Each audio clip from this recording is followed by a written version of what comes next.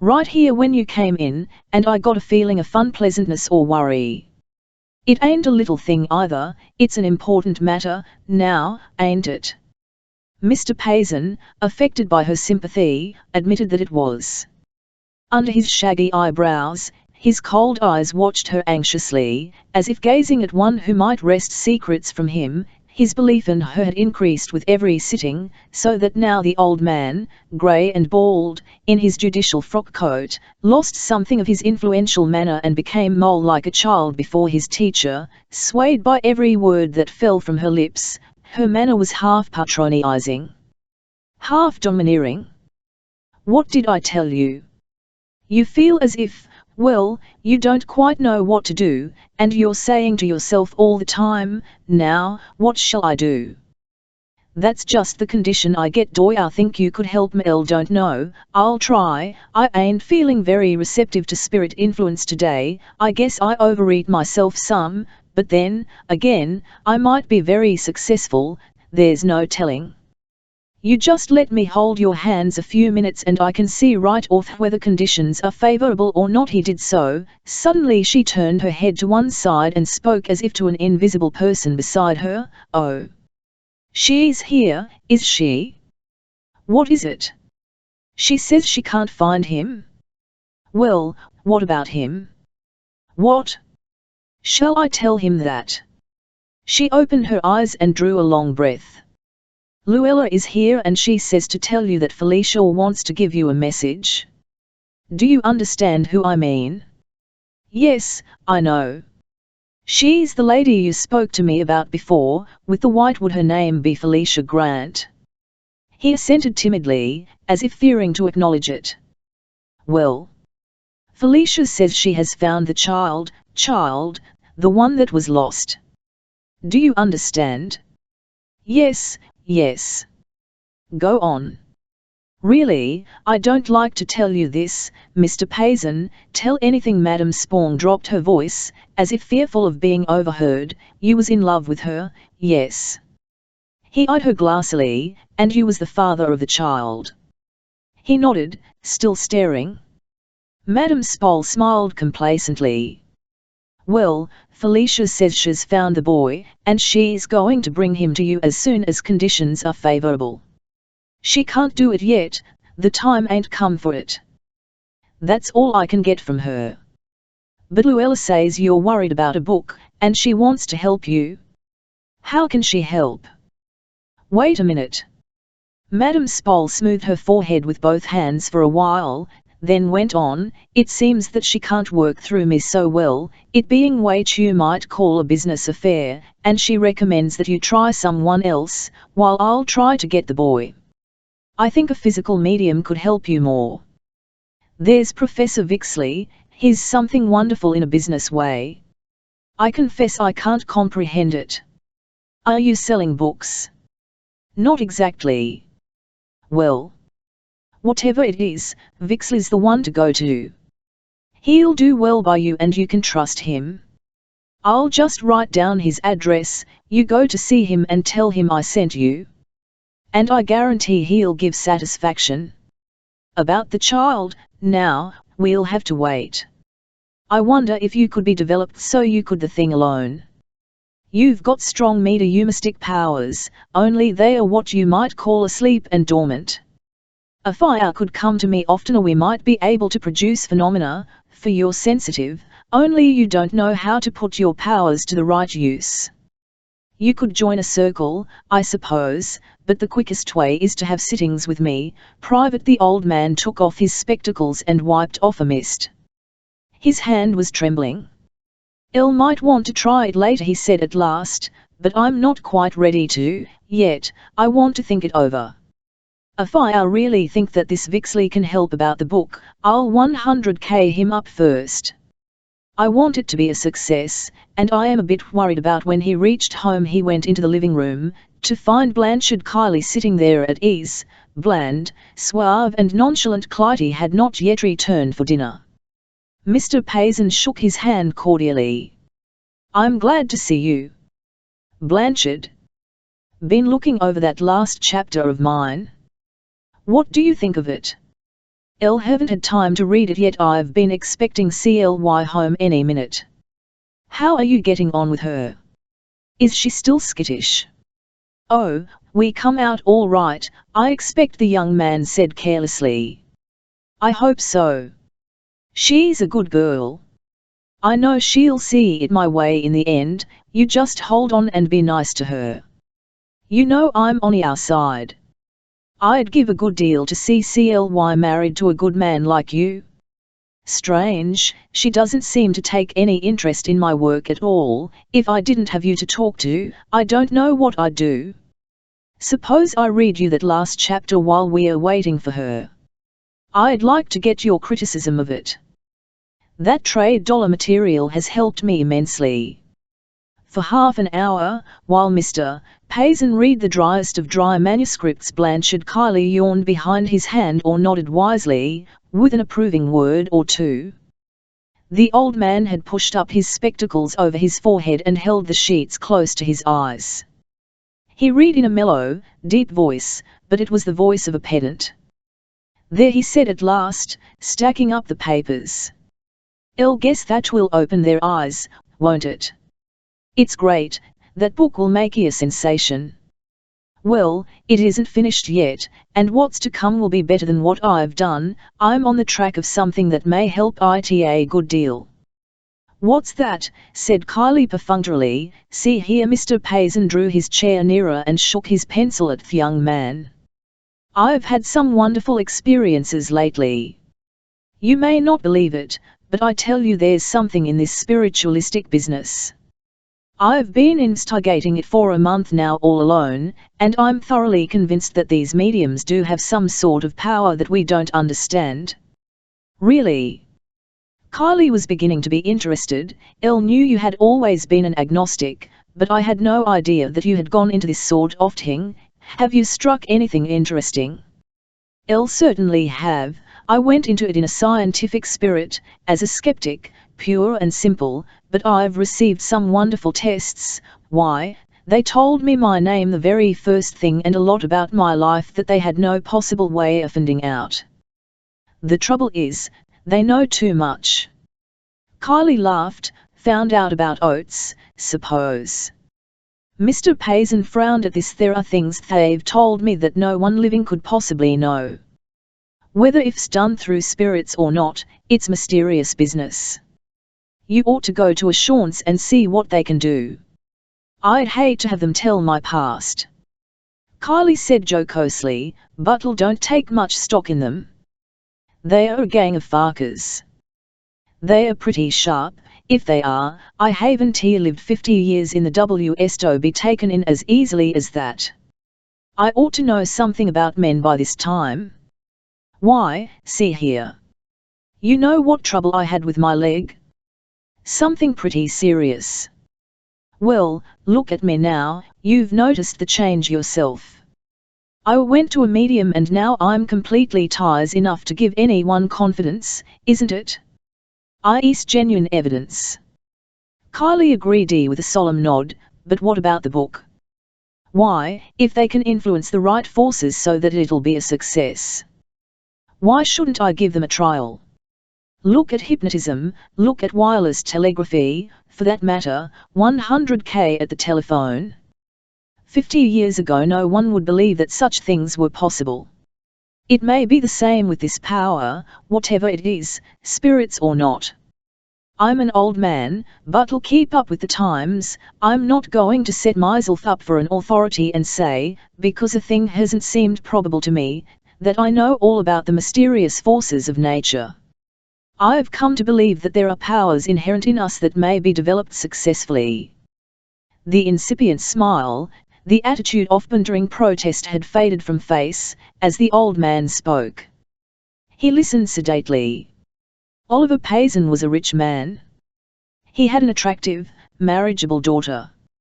Blanchard Kiley was poor, single and without prospects. Of course, there's much we don't yet understand, he said gravely. One hears all sorts of tales. There must be some foundation to them. That's so. Why, just 100K at CLY. She's had queer things happen to her ever since she was a child. Yes, I suppose that's why she's so interested in this palmist person, though I confess I don't take much stock in him." "What do you mean?" Mr. Payson demanded. "Why, I thought of course you knew, Grunthorpe, the palmist, you know, the fellow everybody's taking up now. He has been here, hasn't he? I had an idea that CLY had taken rather a fancy to him." "He was here." Mr. Payson seemed much surprised. "Why, I wouldn't have spoken of it for the world if I had known you didn't know, but I've seen her with him several times, and I thought, of course," Lay threw it out apologetically in apparent confusion at his indiscretion. Mr. Payson stared. "Grunthorpe, did you say? I believe I have heard of him. CLY and a common palmist? I can't believe it. What can she want of a charlatan like that?" "I was sorry to see it myself," Kylie admitted, "but I'll suppose she knows what she's doing. The man's notorious enough. Only, she ought to be careful. Elle won't have it." Mr. Payson began to storm. "Reading palms for a lot of silly women is a very different thing from spiritualism. I don't mind her going to see him once for the curiosity of thing. But I won't have him in the house. I'll put a stop to that in a hurry." "You say you've seen them together? Where?" "Oh, I think it was probably an accidental meeting," he said. "I'll wish you wouldn't say anything about it, Mr. Payson. Very likely it doesn't mean anything at all. Tell me, fellow, you spoke of going to. Do you think he's all? I'll soon find out if he isn't, trust me." Mr. Payson wagged his head wisely. "His name is Professor Vixley, and I've heard he's a very remarkable man. I'm going to see him next week and see what he can do for me. I'm not one to be fooled by any claptrap. I intend to sift this thing to the bottom." "How do you intend to go about it?" Kylie asked. "I'll tell you what I'd do. I'd ask him to answer a few definite questions, if he can do that. It'll be a pretty good test even if it is only thought reading. If there's anything in thought transference, there may be something in spiritualism, too. One's as unexplainable as the other. See here. Suppose I ask him something that I don't know the answer to myself, wouldn't that prove it is not telepathy? Elle should say so, but what could you ask?" Mr. Payson had arisen, and was walking up and down the room with his hands behind his back. He stopped to deliberate beside the bookcase, then he took down a volume at random. "Suppose I ask him what the first word is on page 100 of this book." He looked over at Kylie, then down at the title of book, The Astrology of the Old Testament. "Queer, I should put my hand on that. I'll try it. I won't look at the page at all." He put the book back on the shelf. "Can't you suggest something? Suppose you give me a question that you know the of and don't." Blanchard Kylie sought for an idea. His eyes fixed on the ceiling.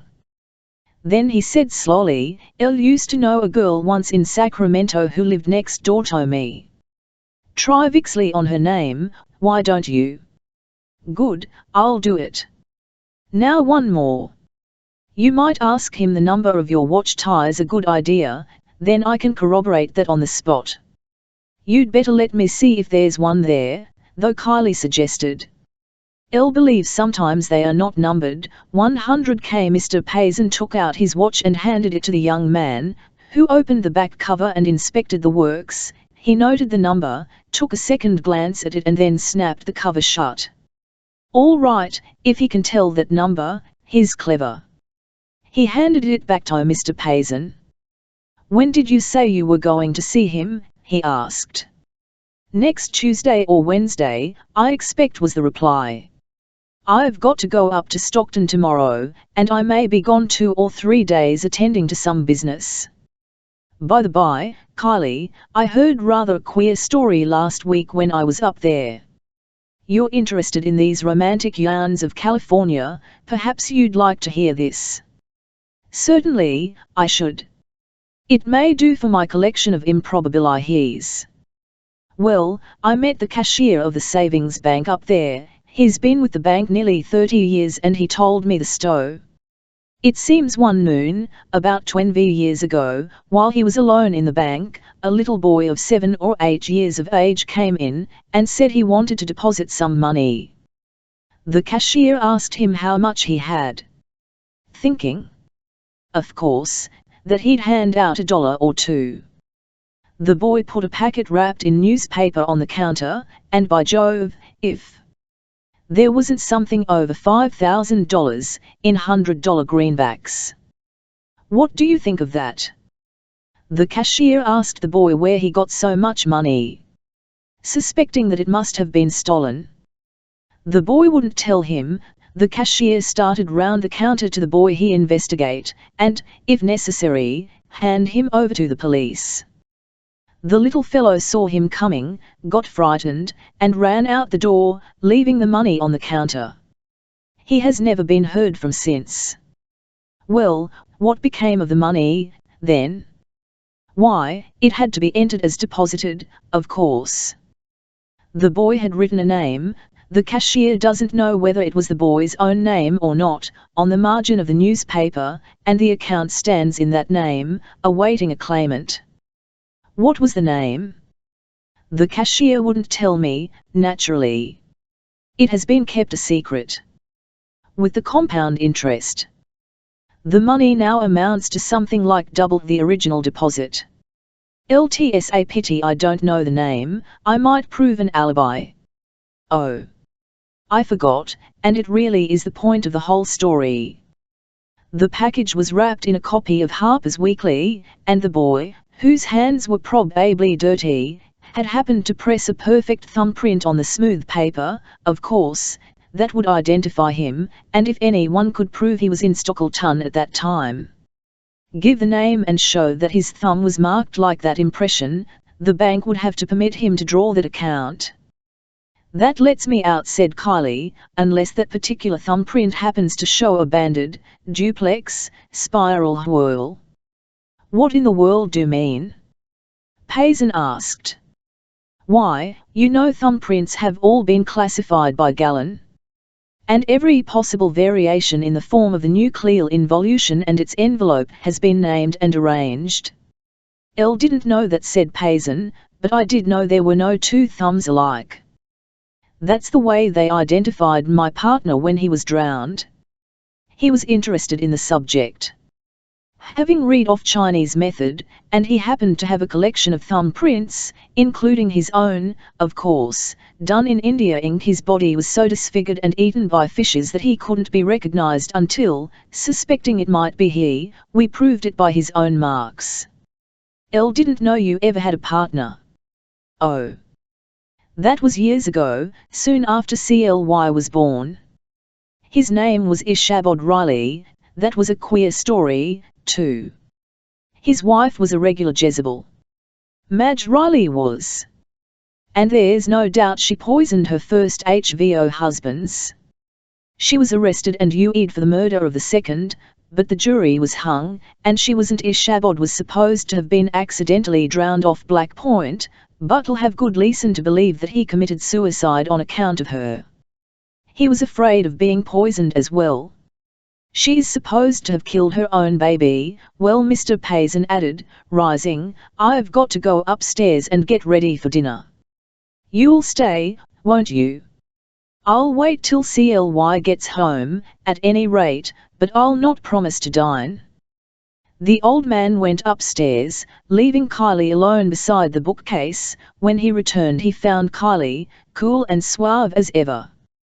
Clytie was with him, standing proudly erect on the other side of the room, an angry spot on either cheek. She held no dreamy, listless pose now. Something had evidently fully awakened her, stinging her into an unaccustomed fervor. Her slender white hands were clasped in front of her, her bosom rose and fell. Her lips were tightly closed. Mr. Payson, nearsighted and egoistic, was oblivious of these stormy signs, and remarked genially, You're going to stay to dinner, aren't you, Blanchard?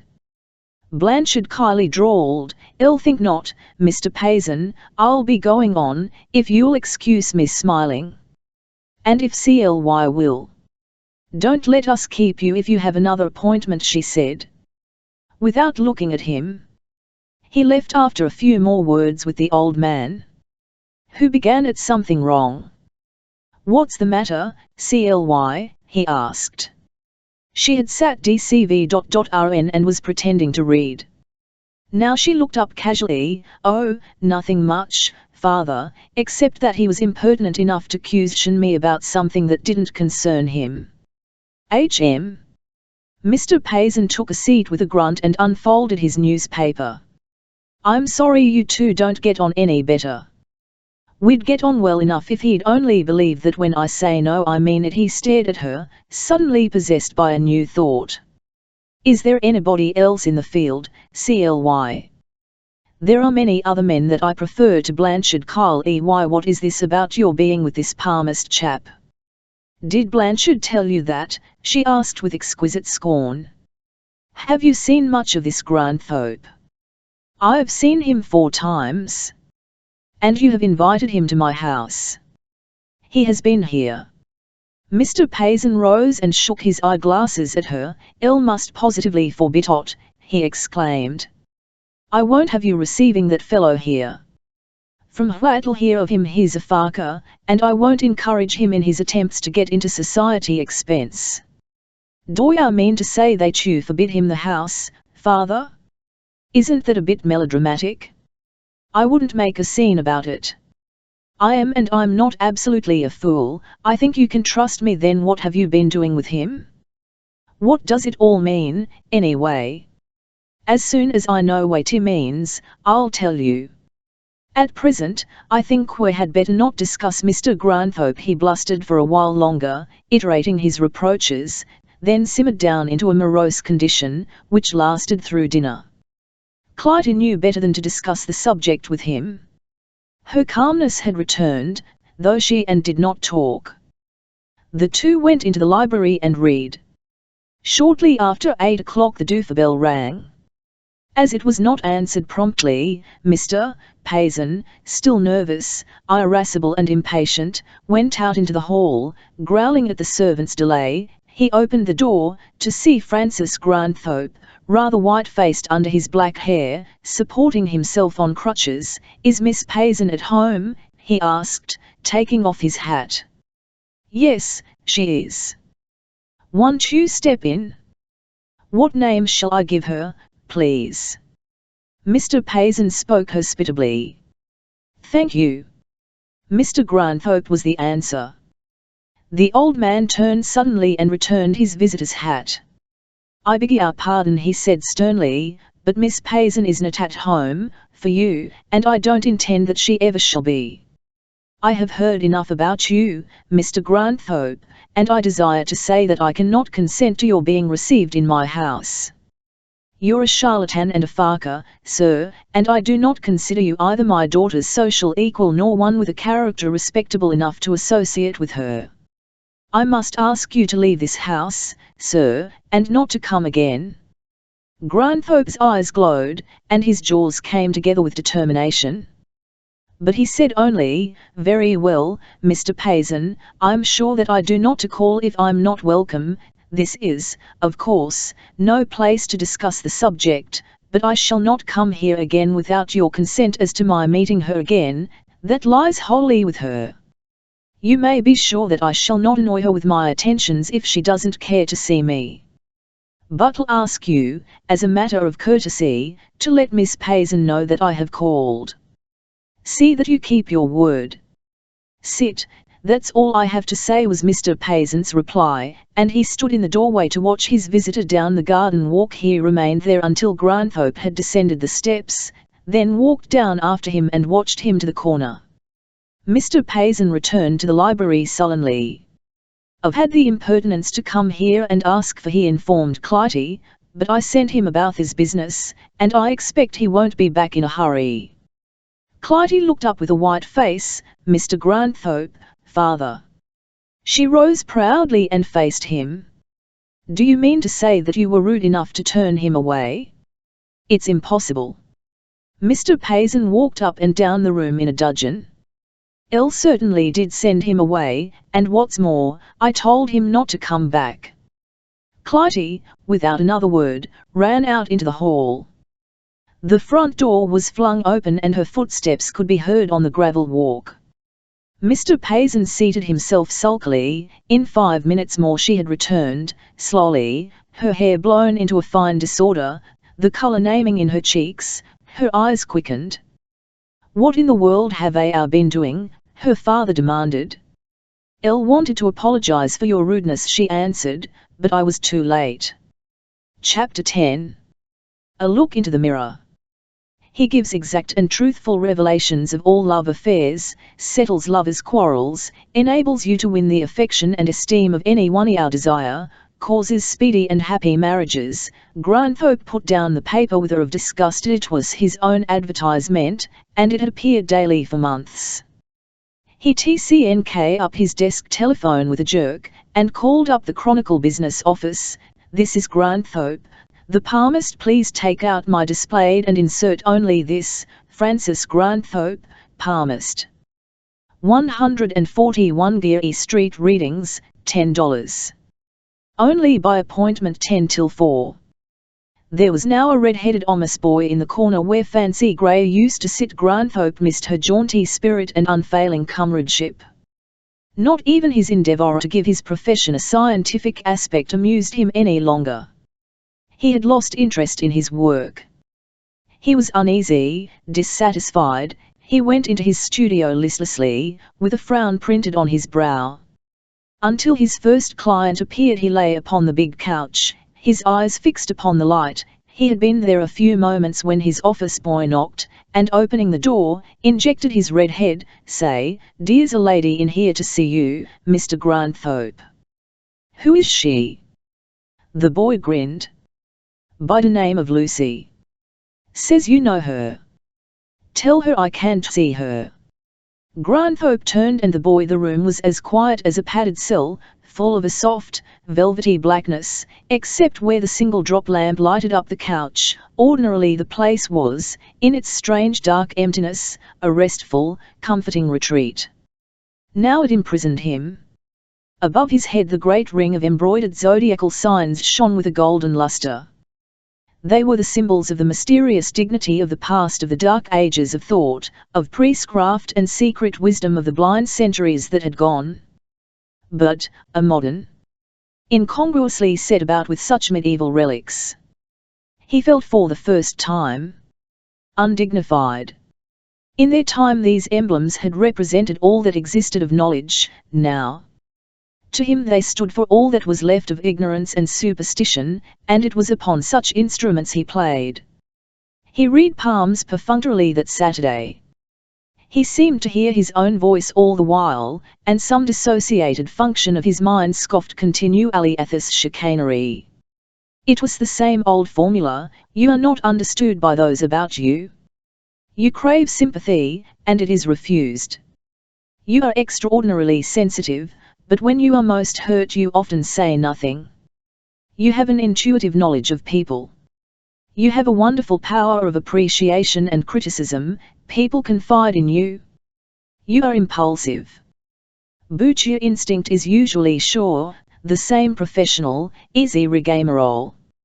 Coloured with what hints his quick eyes gave him or his nagging imagination suggested, women listened avidly, drinking in every word. How could he help telling them what they loved so to hear? They asked questions so suggestive that a child might have answered. They prolonged the discussion of themselves, obviously enjoying his apparent interest.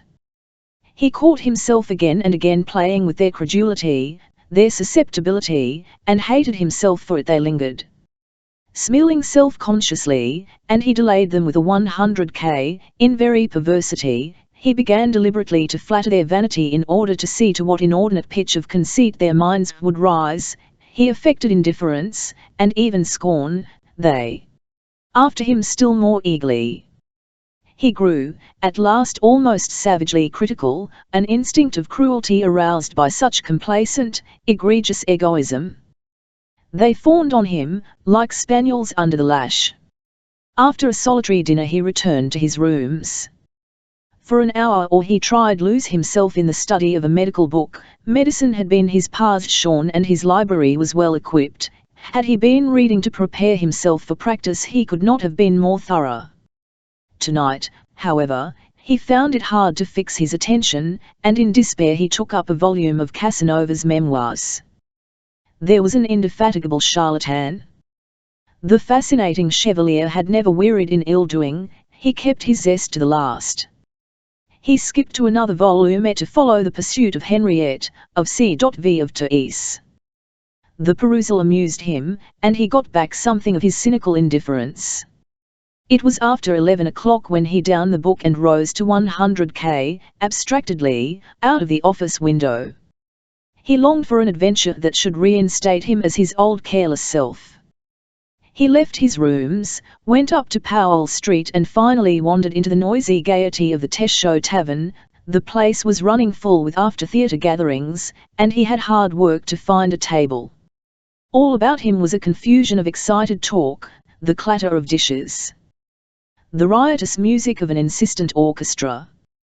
Parties were entering all the while, beckoned to places by the head waiter.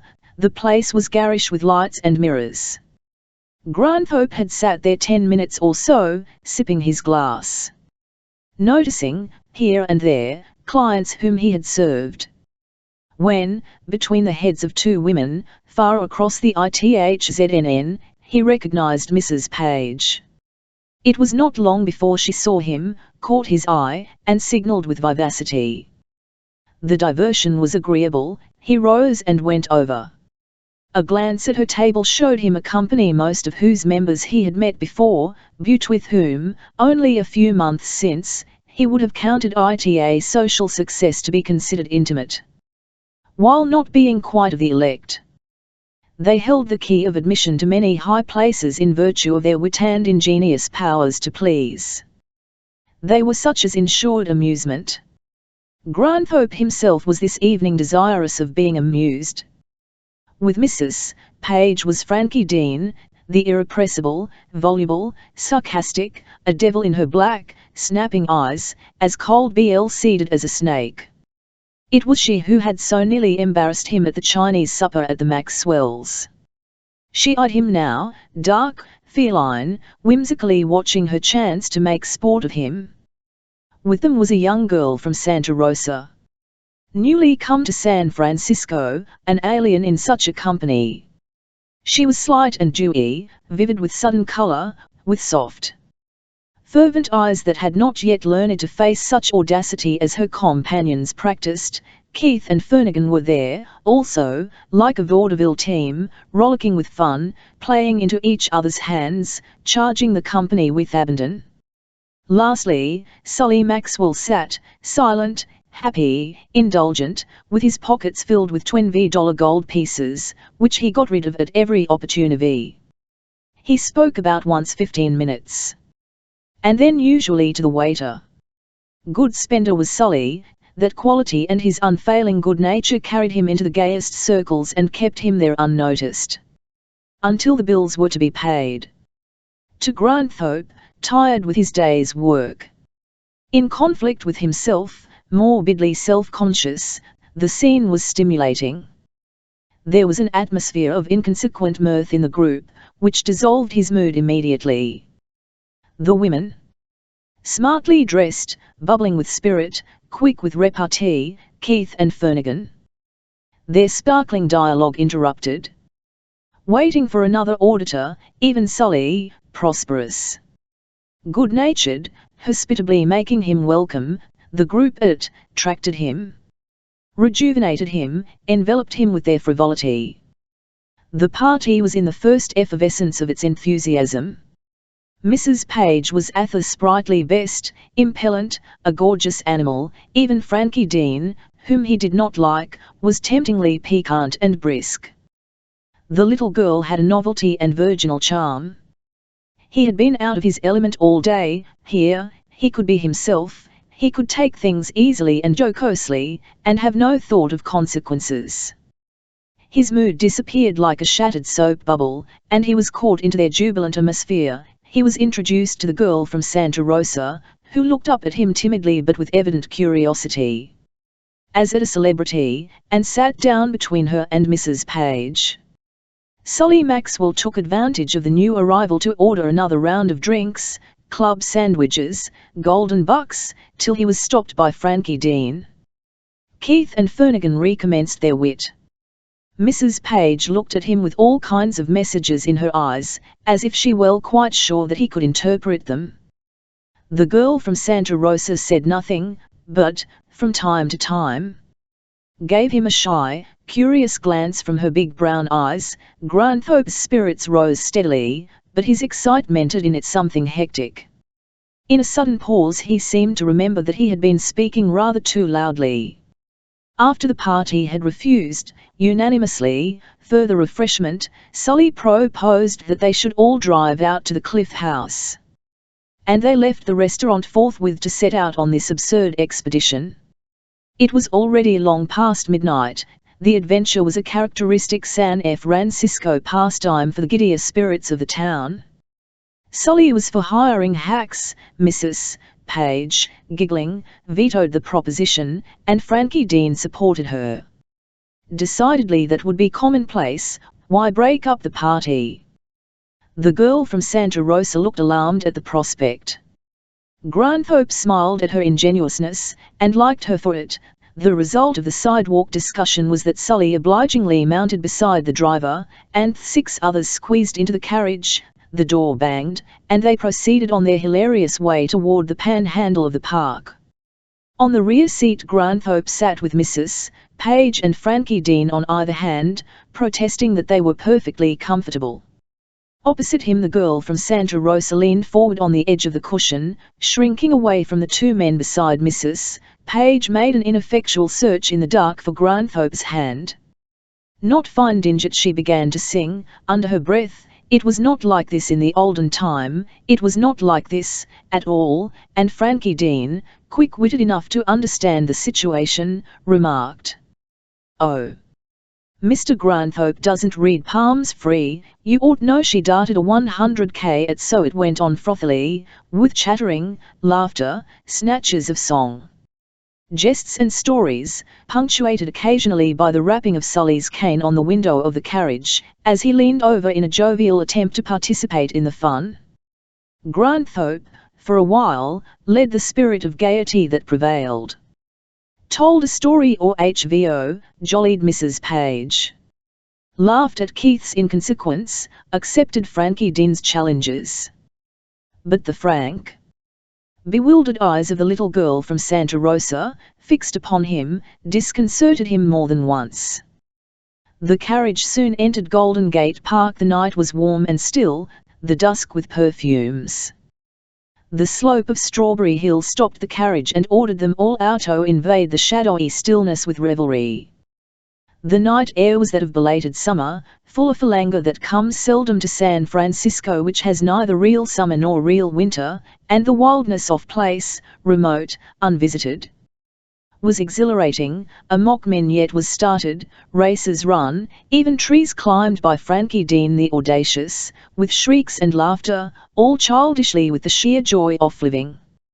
Granthorpe and the girl from Santa Rosa, after watching the sport with amusement for a while, left the rest and walked on past a turn of the road, to stand there, discussing the stars, while the cries of the 2 women came softened along the sluggish breeze. The girl took off her hat and breathed deeply of the night air.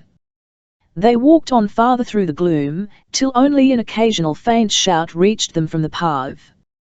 Granthorpe put the girl at her ease, pointed out the planets and the constellations, and explained the principles of ancient astrology. They had begun to forget the rest when they were taken and captured again, and the crowded carriage took its way towards the sea.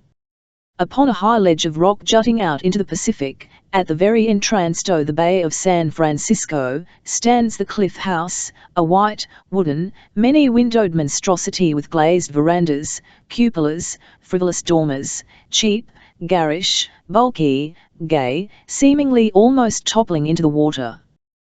Here come not only such innocently holidaying folk as fancy cray and gay pea summer, not only jaded tourists and the citizens who lie upon the warm beach below and doze away a morning in the sun and wind. It was patronized of old by the buggy-riding fraternity, the smokers, the spenders, with their lights o' love, as the most popular of road houses. The cable cars and the two dummy forward/railroad lines have changed its character somewhat. But it is still a show-lace of the town. There is good eating, a gorgeous view of the Pacific, and the sea lions on the rocks below. Here Mrs. Page's party alighted, near 3 o'clock in the morning. The bar only was open. Its white-frocked attendant sleeping behind the counter, this they entered, yawning from their ride. The barkeeper was awakened, peremptorily, and was ordered to prepare what he had for refreshment. With hot beans from the heater, tamales, potato salad, cold cuts, crackers and cheese, he laid a table in a small dining room. Sully Maxwell undertook all the arrangements, fraternized with the barkeeper, selected beverages, not forgetting ginger ale for the girl from Santa Rosa, Mrs. Page, and Frankie Dean, somewhat dishevelled, retired, to appear trig and trim and glossy in the gaslight, ready for more gaiety. Granthope, meanwhile, had wandered out upon the veranda to watch the surf dashing on the rocks, to note the yellow gleam from the Point Bonita light, and smell the salt air, to get his courage up. In short, for another round of animation. The instant he returned, Mrs. Page went at him. "Now, Frank," she said, "it won't do to sulk or to flirt with Santa Rosa. What's got into you, anyway? You must positively do something to amuse us." "Office hours from 10 till 4, Keith murmured audibly. Frankie Dean turned on him. "They never chew out of our carge at all. Furnigan, they're 8. Began an absurd pantomime that half terrified the girl from Santa Rosa. He pretended to be a monkey behind the bars of a cage, eating peanuts, and worse. It was shockingly funny. The company roared. All but Granthope. He was at the point of impatience, but replied with what sounded like ennui, "I'm a bit stale, Violet. You'll have to excuse me if I'm stupid tonight. I came to be entertained." Frankie Dean looked at him mischievously. "Never mind, Mr. Granthope, she'll come back." It was obviously no than a cant phrase, intended for a witticism. Mrs. Page, however, took it up with mock seriousness. "Who's she, now? I'm back in the chorus again. There was a time, Frank," her voice was sentimental, she tilted her head and looked at him, under half-closed eyelids, "against the table. I say, Grant H. Pay, you ought to publish an illustrated catalogue of M. There's nothing doing for amateurs, nowadays. When women pay $5 to have their hands held, what chance is there for us?" This from Keith, with burlesque emphasis. Mrs. Page would not be diverted. "No, but really, Frank, who is she? I've quite lost track of your conquests." "Oh, you know I'm wedded to my art," he said lightly. "Yes, and it's the art of making love, isn't it?" "No further seek his merits to disclose," said Keith, and Furnigan added, "nor draw his frailties from their dread abode." The girl from Santa Rosa looked suddenly bursting with intelligence, using the quotation, she started to finish it. Then stopped, her lips moved silently. Granthope smiled. Frankie Dean had been watching her chance for another at his expense. Now she asked, with apparent frankness, "Mr. Granthope, can you tell character by the lines on the soles of the feet?" "Science of sophistry," murmured Keith to the Santa Rosa girl. "Let's try it," Mrs. Page exclaimed. "Ill will, for one. Do you know my second toe's longer than my great toe? I'm awfully proud of it, I can prove it, go on." Frankie Dean dared her. The girl from Santa Rosa stared, her lips apart. "Why, everyone's is, aren't they?" "No such thing.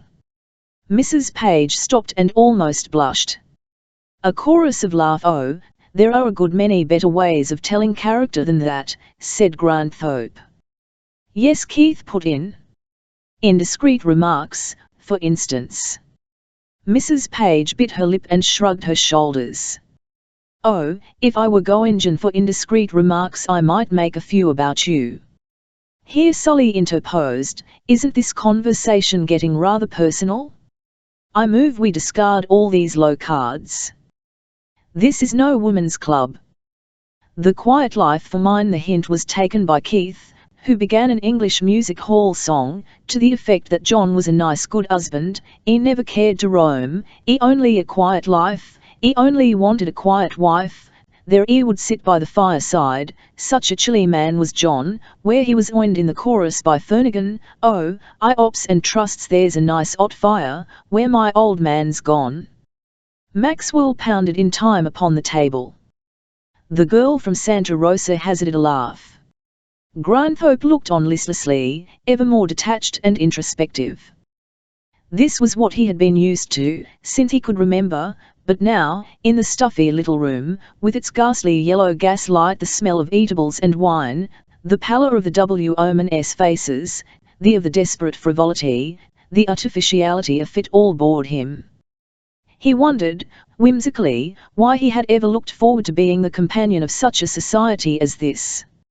It was all harmless enough, unconventional as it was, but he tasted the ashes in his mouth. Perhaps, after all, he was only not in the mood for it. He tried to smile again. Fernaghan seized a small Turkish rug from the floor and hung it in front of him, like a chasuble.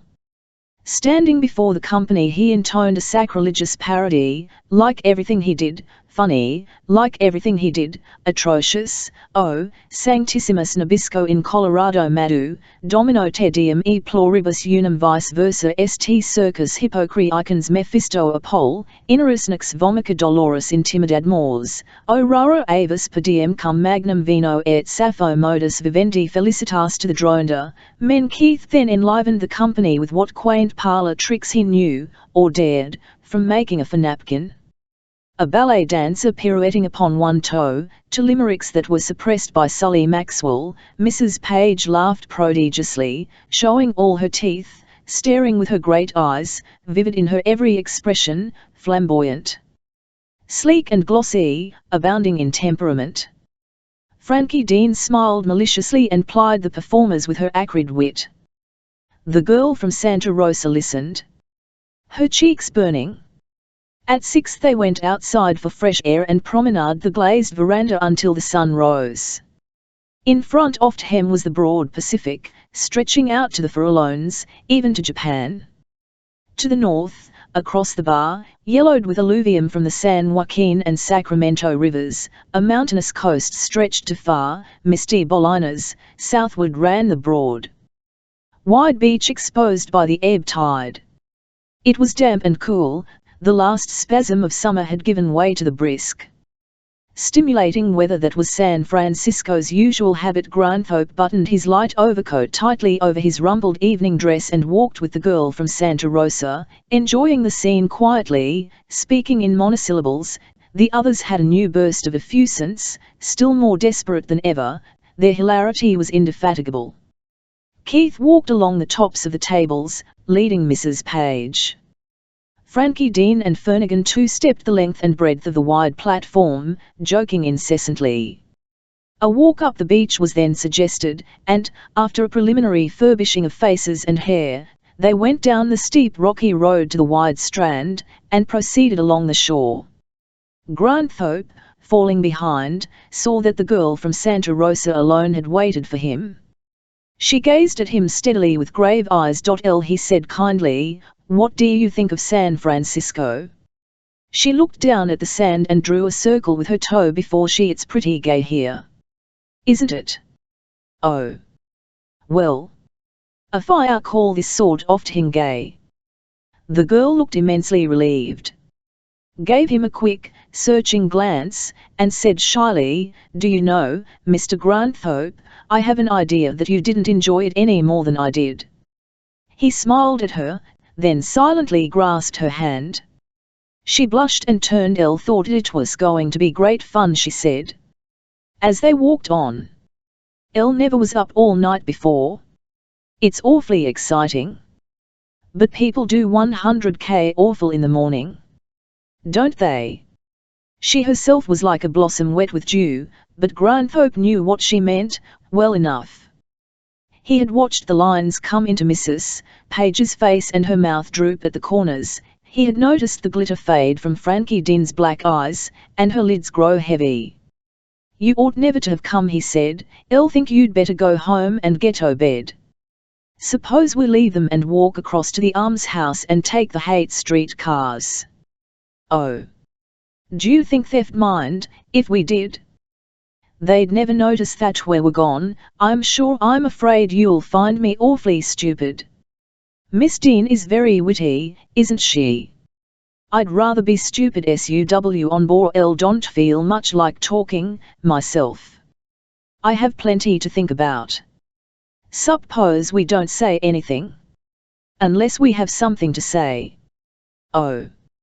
I didn't know you could do that, in San Francisco. He laughed sincerely for the first time that night.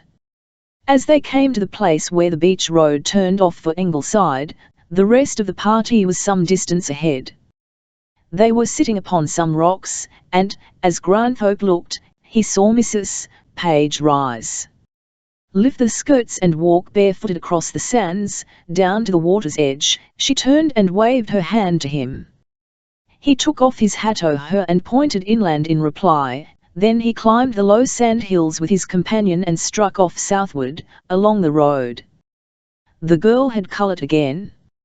Her confidence in him was soothing. She was so serious and innocent, so quick with a count girl's delicate observation of nature, that he fell into a more placid state of mind. She became more friendly all the while, till, despite her confession of shyness, she fairly prattled. He let her run on, scarcely listening, busy with his own thoughts. And so, up the long road to the almshouse, resting in the pale sunshine occasionally, through the park to the end of the Haight Street cable line they walked, and talked ingenuously. She lived in the Mission, and there, having nothing better to do, he escorted her, and at last in that jumble of wooden buildings so multitudinously prosaic, between the Twin Peaks and the old Mission, he left her. She bade him goodbye apparently with regret. Widely different as they were in mind and temperament, they had, for their hour, come closely together. Now they were to recede, never again, perhaps, to meet. He walked in town along Valencia Street, through that curious hot belt which defies the town's normal state of weather, turned up Van Ness Avenue, still with his reflections to up in his studio. Was Sunday morning. He had almost forgotten the day, and he turned up his collar, to conceal what he could of his evening attire and its wilted, rumpled linen, somewhat uncomfortable in the presence of the church-going throngs which pervaded the avenue. He had reached the top of long slope leading to the Black Point Military Reservation, and was pausing upon the corner of Lombard Street, when, looking up the hill, he saw Clytie Payson coming down the steep, irregular pathway that did for a sidewalk. He stepped behind a lamp-post and watched her, uncertain whether or not to let her see him. She came tripping down, picking her way along the cleated double plank, too intent upon her footsteps to look far ahead. The sight of her made him a little trepid with excitement. It focused his dissatisfaction with himself. He knew, now, what had disturbed him. It was the thought of her. She had forced him to look at himself from a new point of view, with a new, critical vision. He longed for her perquel. Her gentle coercion was drawing him into new channels of life, and he felt a sudden need for her help. He was losing his whilom comrades. His old familiar associations repelled him. He had nothing to sustain him now, but the thought of her friendship. But, in his present state, he had not the courage to address her. As a child plays with circumstances and makes his own omens, he left the decision to chance. If she turned and saw him, he would greet her and throw himself on her grace.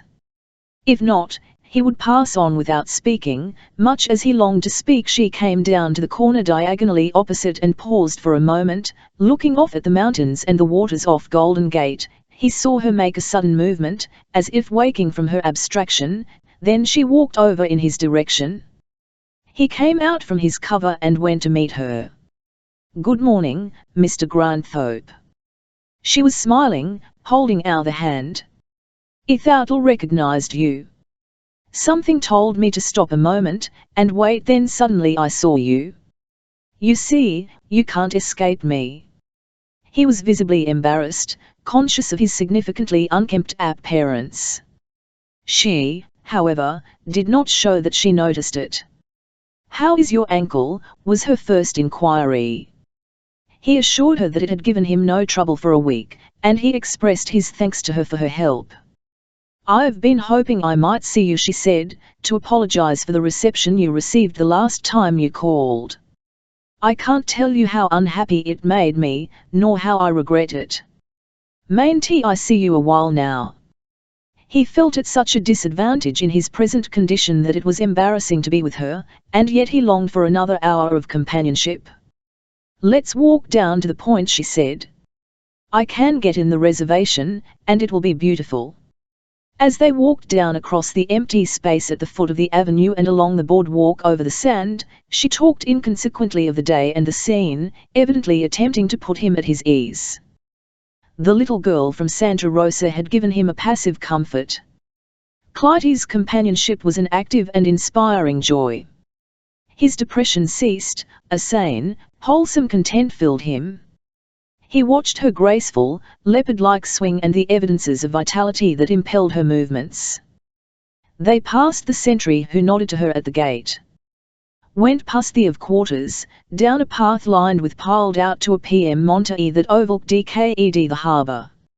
Here there was an old Spanish brass cannon in its WC Den mortar carriage, and a seat on the valley edge of the bluff. The harbour extended wide to the southeast.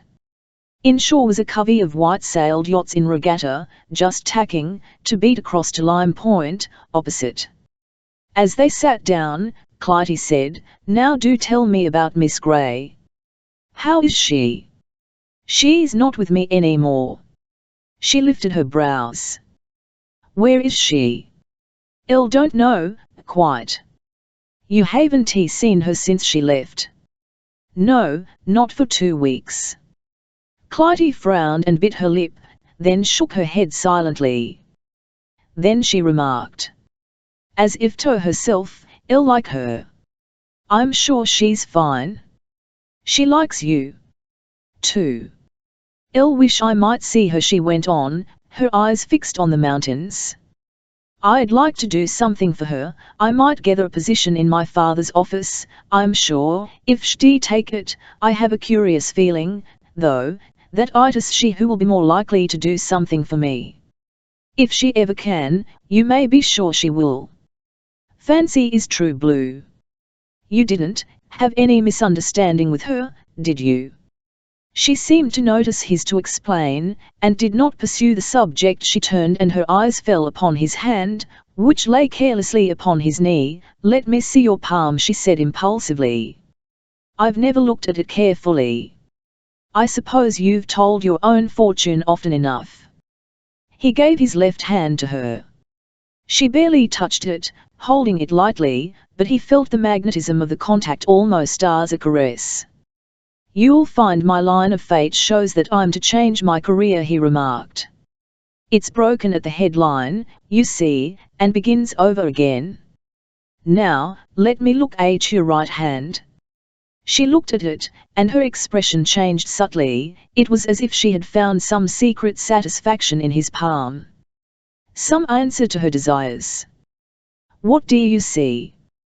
The heart line in his left hand. It began near the 100th off second finger, at the Mount of Saturn, not, as he would have preferred, farther toward the index finger, at the Mount of Jupiter. He wondered if that meant her weight. He did, in his professional capacity, to him, an indication of more sensual tastes.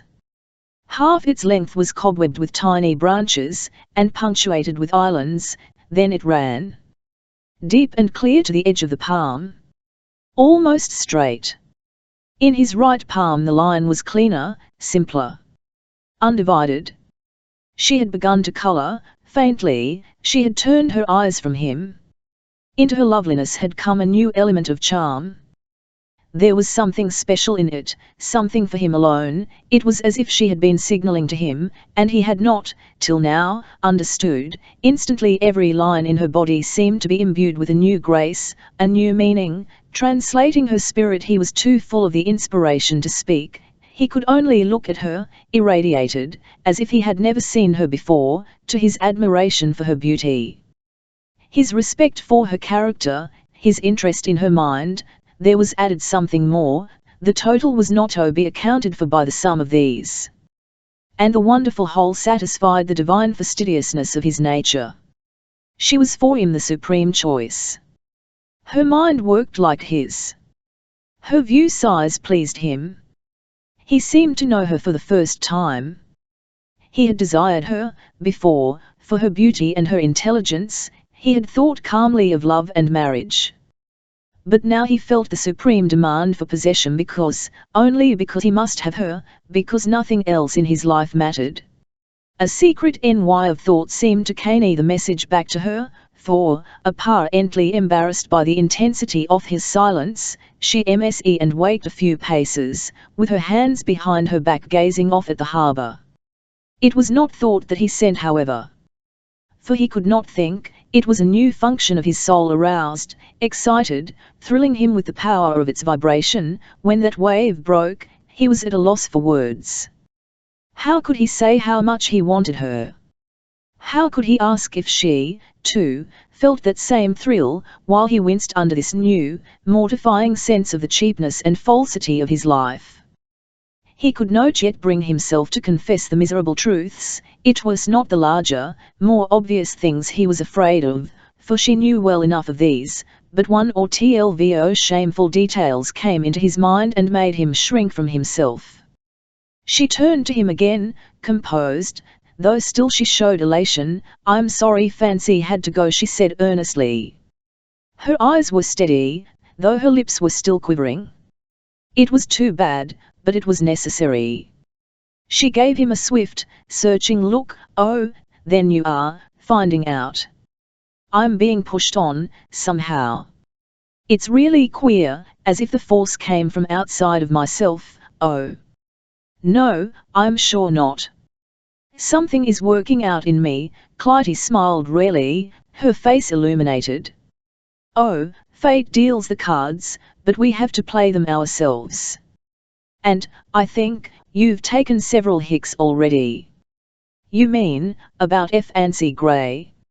"No, that I can't judge. I never have judged." "Your advertisement in the papers." He was immensely surprised, pleased. "You have noticed that already?" "Why, this is only the very first death I have watched for it every day." There was another pause. Her remark was revealing, yet he dared not hope too far. He felt so near to her, so intimate in that revelation that feared to deceive himself. Oh, he was for her, now. His heart clamoured for possession, yet he could not declare himself. They were upon different spiritual altitudes.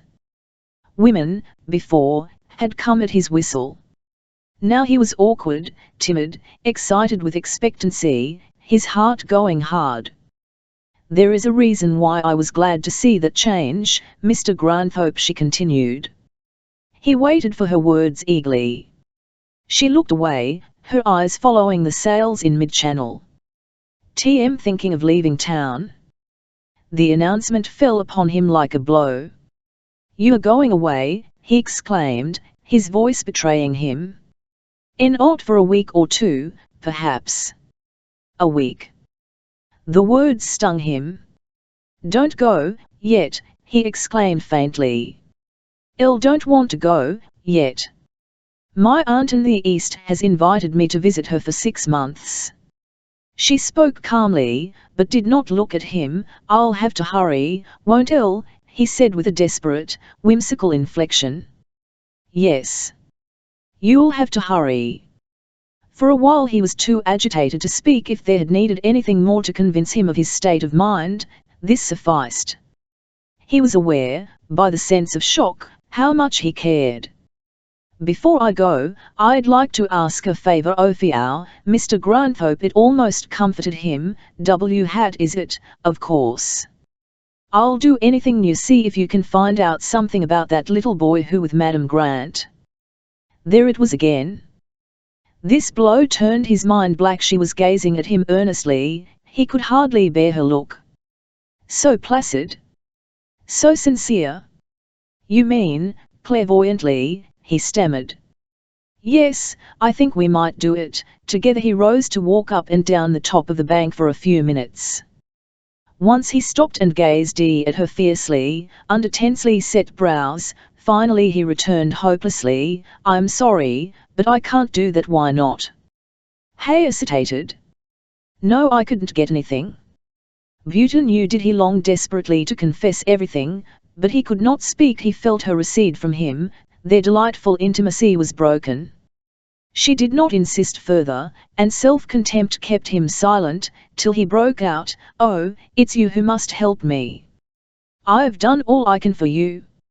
You must find out the rest for yourself. Don't dare to think how much you have to find out about me. Tell me." Haven't the courage. She let her hand fall lightly upon his for an instant. "Well, that only PMVES, doesn't it that, so long as there's anything insurmountable in the way of directness and simplicity, you haven't gone all the way." "I'll wait. I'm so afraid of losing your sympathy and your respect." "But you can't stop still." "I'm afraid of losing you." He saw the tears come into her eyes. "There's only one way I can lose me," she said deliberately. "How?" He was eager. She did not answer, but arose slowly. "Think I must be going."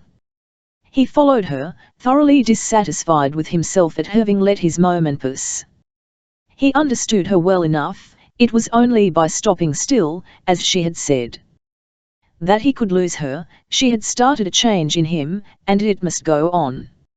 Something which tied his hands, his mind, must be cut. He must be free of that before he could speak. They retraced their steps. She talking, as when they had come, inconsequently, he, moody, troubled inwardly, self-conscious. She was to give him one more hope. However, as she left him, on the avenue, she offered her hand, and smiled. "Don't give it up," she said, and turned away, leaving him standing alone, still fighting his battle with himself. He had enough to think of, as he strode home, ill-satisfied with himself and in a turmoil without regard to her. There was no question of mastery, now. She had beaten him at his own game. It was only a question of surrender. He went up into his office and stood, looking about. The row of plaster casts confronted him. He took one from the row and examined it. There, too, was a heart line split up with divergent branches, punctuated with little islands, beginning at the Mount of Saturn, herringbone to the end. At the double crease which signified 2 marriages. The fingers were short and fat, the thumb being far too small. Small joints, broad lines, deep cushions at the mounts of Venus and Mercury, deep bracelets at the wrist. Granthorpe's eyes read the signs as if the hand were a face, or a whole body. As he turned the cast over doubtfully, to link at the back, it dropped from his grasp and fell to the floor, breaking into a dozen pieces. Bits of wire projected humorously from the stump. He smiled. "Kismet," he said to himself. "Adieu, Violet." He was stooping to clear away the fragments when he heard her upon the door. Going to answer it, he found Professor Vixley waiting. "Hello, Frank," said the slate writer, "can I see you for a few minutes?" "Come in." Granthorpe drew up a chair, but stood himself with his hands in his pockets while his visitor made himself comfortable. Vixley's shrewd eyes roved about the room and rested upon the broken cast. "Hello," he said. "Cat got into the statuary." "Accident," said the palmist. Plenty more where they come from, I suppose. Say, Frank, let's see the paysan girl's hand, will you? Haven't it you mean a cast, of course, eh? I expect you've pretty near got the original, ain't you? Ott frowned, but soon, Granthorpe shrugged his shoulders. It was about paysan I wanted to see you, the professor went on. Seems to me you ain't standing in like you agreed to. Gert claims you got cold feet on the proposition. I thought I'd drop in and chew it over. Granthorpe did not answer, and the frown on his forehead persisted. Vixley took out a cigar and lighted it, threw his match onto the desk, looked about again, and grinned. Then you have got cold feet, he remarked, crossing his legs. Granthorpe looked the professor squarely in the for a moment, then he said deliberately, "What will you take to leave?" Vixley showed his astonishment in the stare with which he replied. His lip drew away from his yellow fangs, and a keen light came into his black eyes. "Oh, that's the game, is it? Something doing, after all, eh? Well.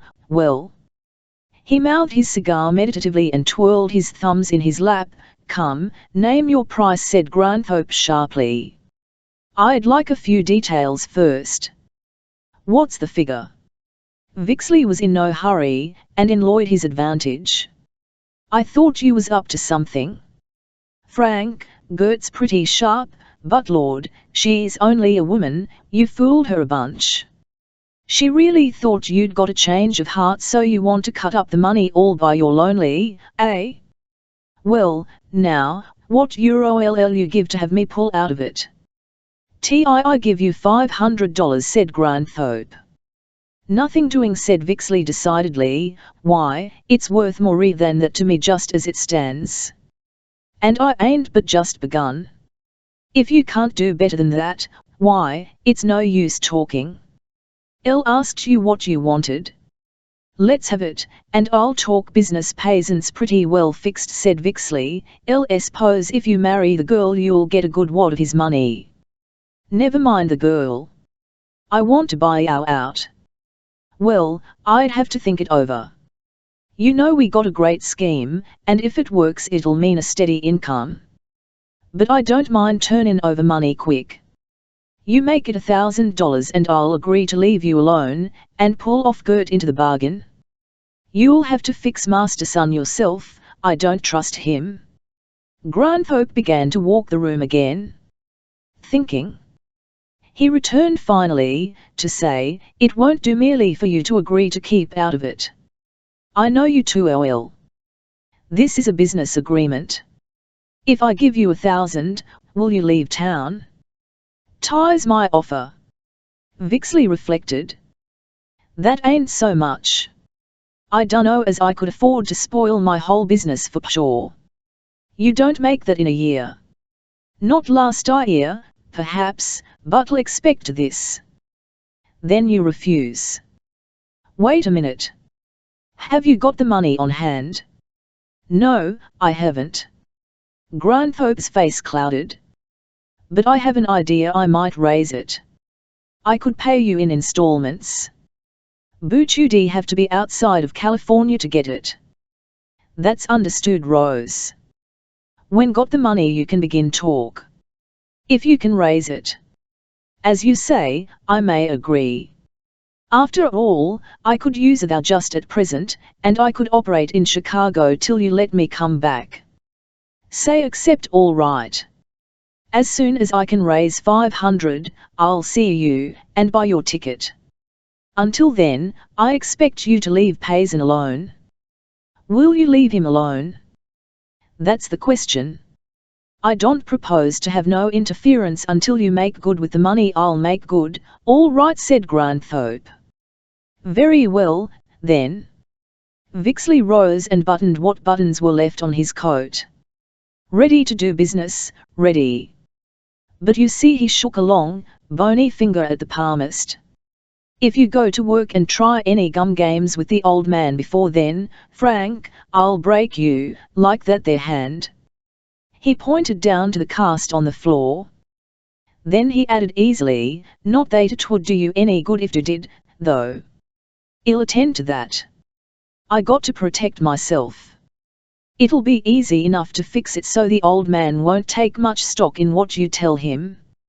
I'll expect that so. Granthorpe his shoulders. I don't mind saying that if I thought I could do anything that way, I would. So long, then, the sooner you make your bid, the cheaper it'll be. He turned from the door and looked the palmist over. You're a good one, Frank, I don't deny you got brains. I wouldn't mind knowing just what you was up to. It must be something elegant. He came up to Granthorpe and gestured with both hands. Say, why don't you let me in? We could work it together, and I'll lose Gertie. I ain't no fool, myself, when it comes right down to business. Granthorpe laughed sarcastically. I'll hardly think you can help much in this. It's a rather delicate proposition, and I'll have to go it alone. Just as soon as I get the cash I'll let you know. For an hour after that Granthorpe sat in his office thinking it over. His offer to Vixley had come on the spur of the moment and, although he did not regret it, he was at a loss to know how he could make it good. He went over his accounts carefully, inspected his maid evaluation of his property. He see no way, at present, to raise sufficient money to buy off, and yet to sit still and let him go on with Clytie's father was intolerable. He had seen men ruined by such wiles, and his own conscience was not clean in this matter. There seemed no way of escape. Late that afternoon he decided to call on Fancy Gray. He had hardly seen her since the night she left. And he was troubled in her regard, also. He dreaded to know just what she was doing. And how she stood it. He had long attempted to deny to himself that she cared too much for him, and always their fiction had been maintained, that fiction which, during their pretty idyll at Alma, so long ago, had crystallized itself into their whimsical motto, no fair falling in love. He had kept their pact well enough. He dared not answer for her. Fancy lived in a 3-story house on O'Farrell Street, near Jones Street, a place back from the sidewalk, with a garden in front and on one side. Fancy had a room on the attic floor, with tuto dormer windows giving upon the front yard. As Granthorpe turned in the gate and looked up at her windows, he was surprised to see one of them raised. Fancy's arm appeared. A straw hat in her hand. The next instant the hat sailed gracefully out into the air, curving like an aeroplane. It dropped nearly at his feet. He picked it up, thinking that she would look out after it, but instead, the sash was lowered. A minute afterward a young man, bareheaded, and apparently violently enraged, appeared at the front door. Granthorpe walked up and presented the hat to Mr. Gay P. Summer, who took it, staring, without a word of thanks, and stalked sulkily away. The door being left open, Granthorpe walked up 3 flights of stairs and knocked at Fancy's room. There was no reply. He called to her. The door was instantly flung open. Why, hello, Frank. Excuse me, I thought it was my meal ticket coming back to bore me to death again. Fancy began to laugh. You ought to have seen him. He simply wouldn't go, after I'd given him them 3 gilt-edged tips, and so I had to throw his hat out of the window to get rid of him. Elle saw him. I think he won't come back. He looked rather uncomfortable. Fancy sat down on the bed unconcernedly, clasping her hands on her crossed knees, while Granthorpe took a seat upon a trunk. Say, Frank, these people who expect to annex all your time and pay for it in 50-cent table d'hotes are beginning to make me tired. There's nothing so expensive as free dinners, I've found. The minute you let a man buy you a couple of eggs, he thinks he's in a position to dictate to you for the rest of eternity. 5. Why, one dinner means he's hired you till 11 o'clock, and I run out of excuses long before that. No, you don't get anything free in this world, and many a girl's found that out.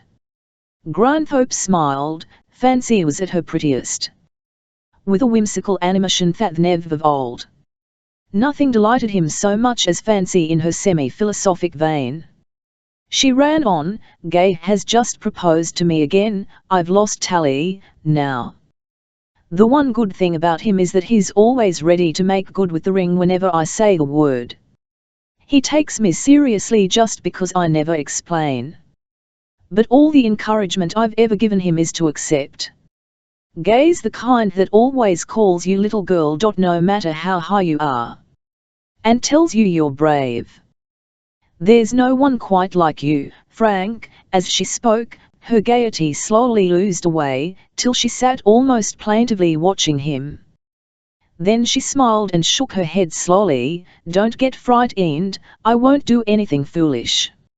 She sprang up and tossed her head, then, turning to him, she said, Say, Frank, do you know Blanchard Kiley? Why, I've just heard of him, that's all. He's a friend of Miss Payson's. She isn't fond of him, is she? Fancy demanded. Oh. I hope not. Why? Nothing. Only, I met him, one night, at Carminity's. Gay had just thrown me down hard. He came round, and Fancy looked the room abstractedly as she talked. Upon the wall was strung a collection of empty Chianti in their basket-work shells, a caricature by Maxim, a circus poster and other evidence of her recent conversion to the artistic life. She spoke with a queer introspective manner. I had a queer feeling about Mr. Kiley. You know, for all I'm such a scatterbrain, I do like a man with a mind. I like to 100k up to a man. He's awfully well read. Of course, he isn't as clever as you, but he sort of fascinates me, I don't know why. He interests me, although I can't understand half he says. I suppose he makes me forget. There's nothing like knowing how to forget. Butchery sure Miss Payson isn't too fond of him. I'd like to be surer, said Granthorpe. He, too, was looking fixedly across the room, at the mops and texts the VIL on the mantel, and over her bed. Do it now. Nothing succeeds like success, and such platitudes as, printed in red and black, are sold at bookshops for the moral education of those unable to think for themselves. Fancy slid gently off the bed. And dropped to the floor in front of him. Her hand stole fondly for his, and clasped it, petting it. How is she, Frank? He put his hand on her hair and smoothed it affectionately. Fine, Fancy. Oh, I hope it's all right. Frank don't know, Fancy. You'd hardly recognize me. These days. I'm losing my sense of humor. I'm becoming a prig, I think. Fancy laughed. Well, there's plenty of room in that direction. But I don't think she'd mind your being a devil occasionally. Women don't have to be saints to be thoroughbreds. And there's many a saint that would like to take a day off once in a while. Have you seen Vixley, lately? Fancy grew serious. No, is he still working the old man? Yes, I suppose so. I saw him today. I offered him $1,000 to leave town, Fancy. Fancy looked up at him with wonder in her eyes. Why, Frank? What do you mean? $1,000? Why, you haven't got that much, have you? No, get it, you mean, that you're too-ing, to save Payson, on her account, Frank. He avoided her glance. On her account, and perhaps my own. Fancy rose impulsively and put her arms about him. Do let me hug you, Frank, last once.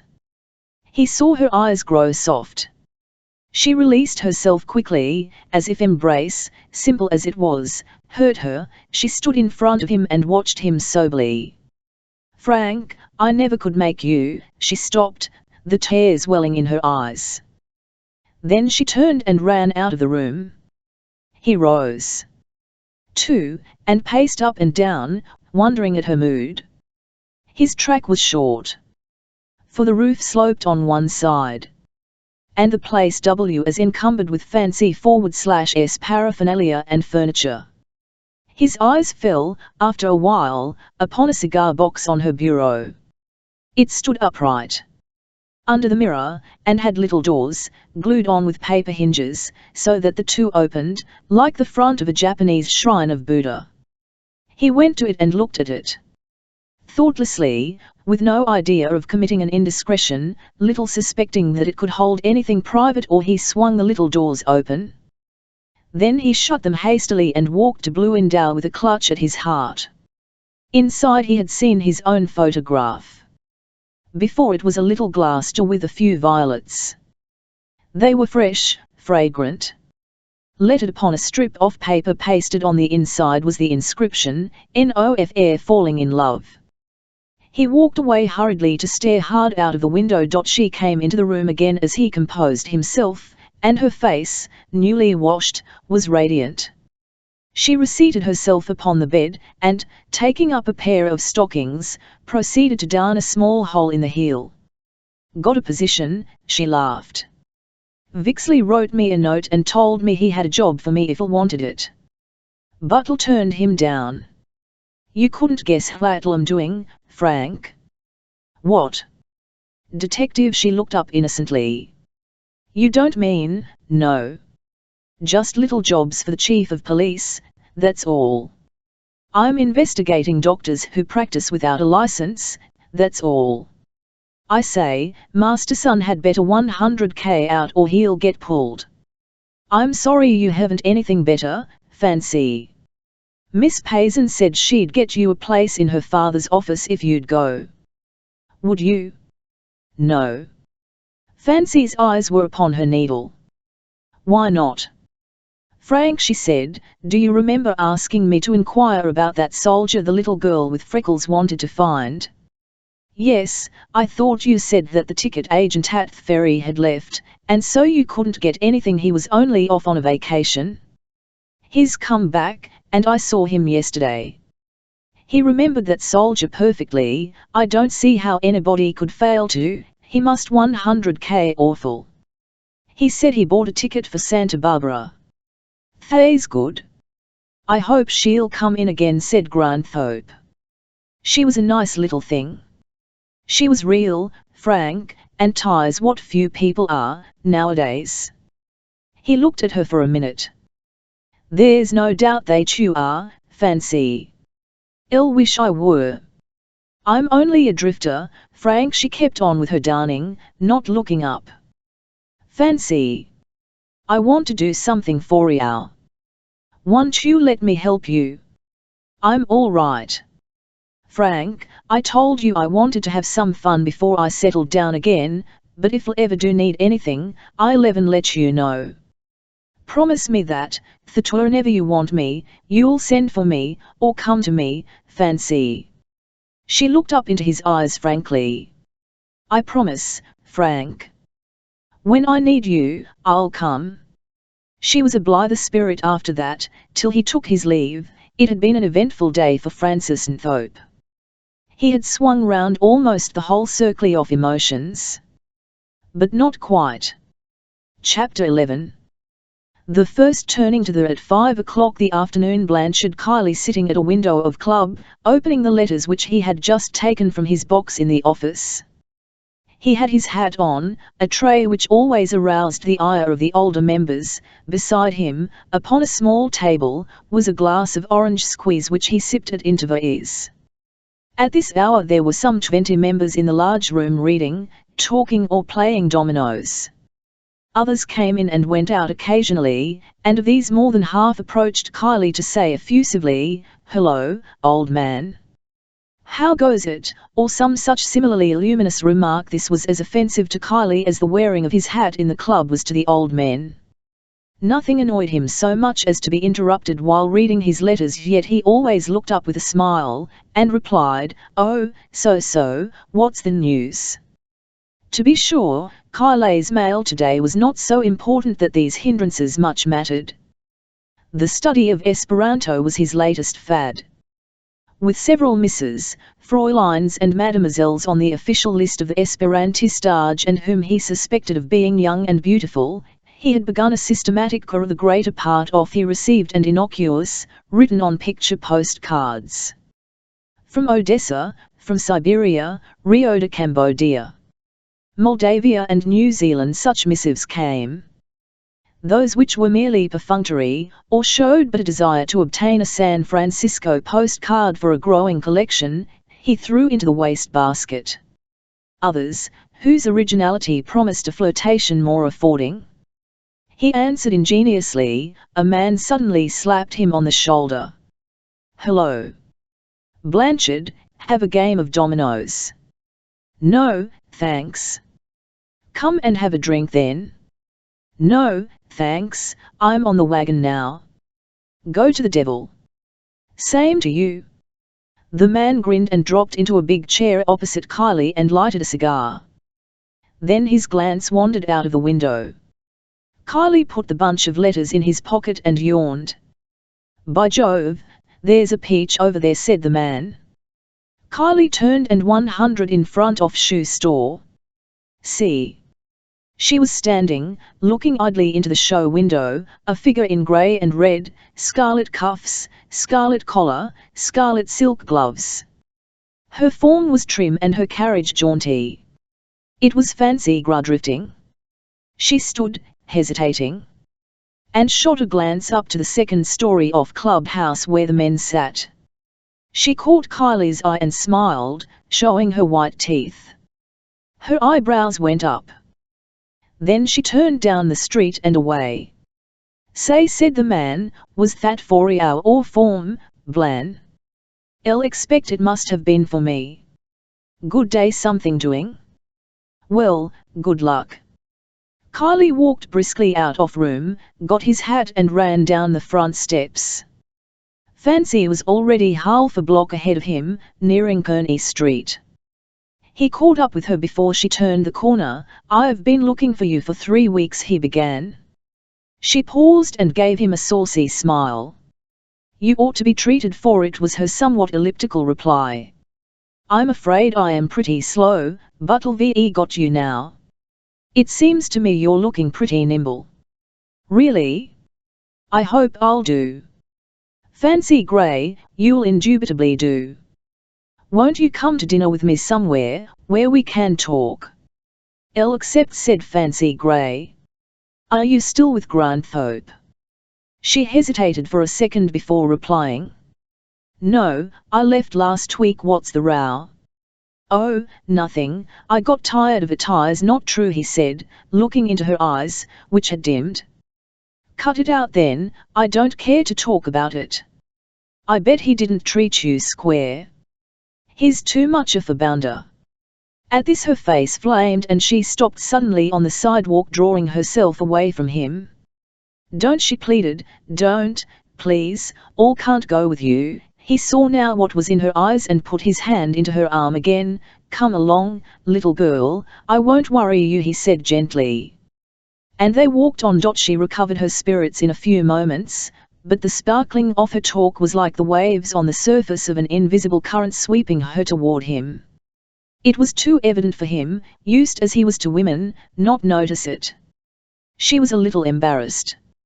And such self-consciousness sat strangely on her face. Behind that flashing smile and the quick glances of her eyes something slumbered, an emotion alien to such debonair moods as was her wont to express, and as foreign to the deeper secret feelings she concealed. Her eyes had darkened to a deeper brown, the iris almost as dark as the pupils. Kylie did, as she had said, fascinate her. Whether the charm was most physical or mental it would hard to say, but her demeanor showed that it partook of both elements. She gave herself up to it. He began to play upon her. He took her arm affectionately, and the tips of his fingers rested upon the little, cool circle of her wrist above her gloves. She did not remove his hand. His eyes sought hers again and again, vanquishing them with his meaning glances. Her pulse beat faster, she talked excitedly. A soft wave of color swept up from her neck. "Suppose we dine at the Poodle Dog," he suggested. She replied, "Like a quiet place where there's no we can get a room upstairs where we won't be interrupted." "Anywhere for mine?" I've got a blue bean and I'd like to be cheered up. She was cheered up to an unwanted pitch by the time the dinner was over. As she sat, flushed, mettlesome with wine, thrilling to his advances, he plied her artfully, and she responded with less and less discretion. She could not conceal her impulse towards him. "Do you think I'm pretty?" she asked, her eyes burning. "Indeed you are, you're beautiful," he said, his hand resting on hers. "Want to be beautiful, that's what you are when and woos like have girls Maxim paints," she pouted. "They are awful frights, they are never pretty.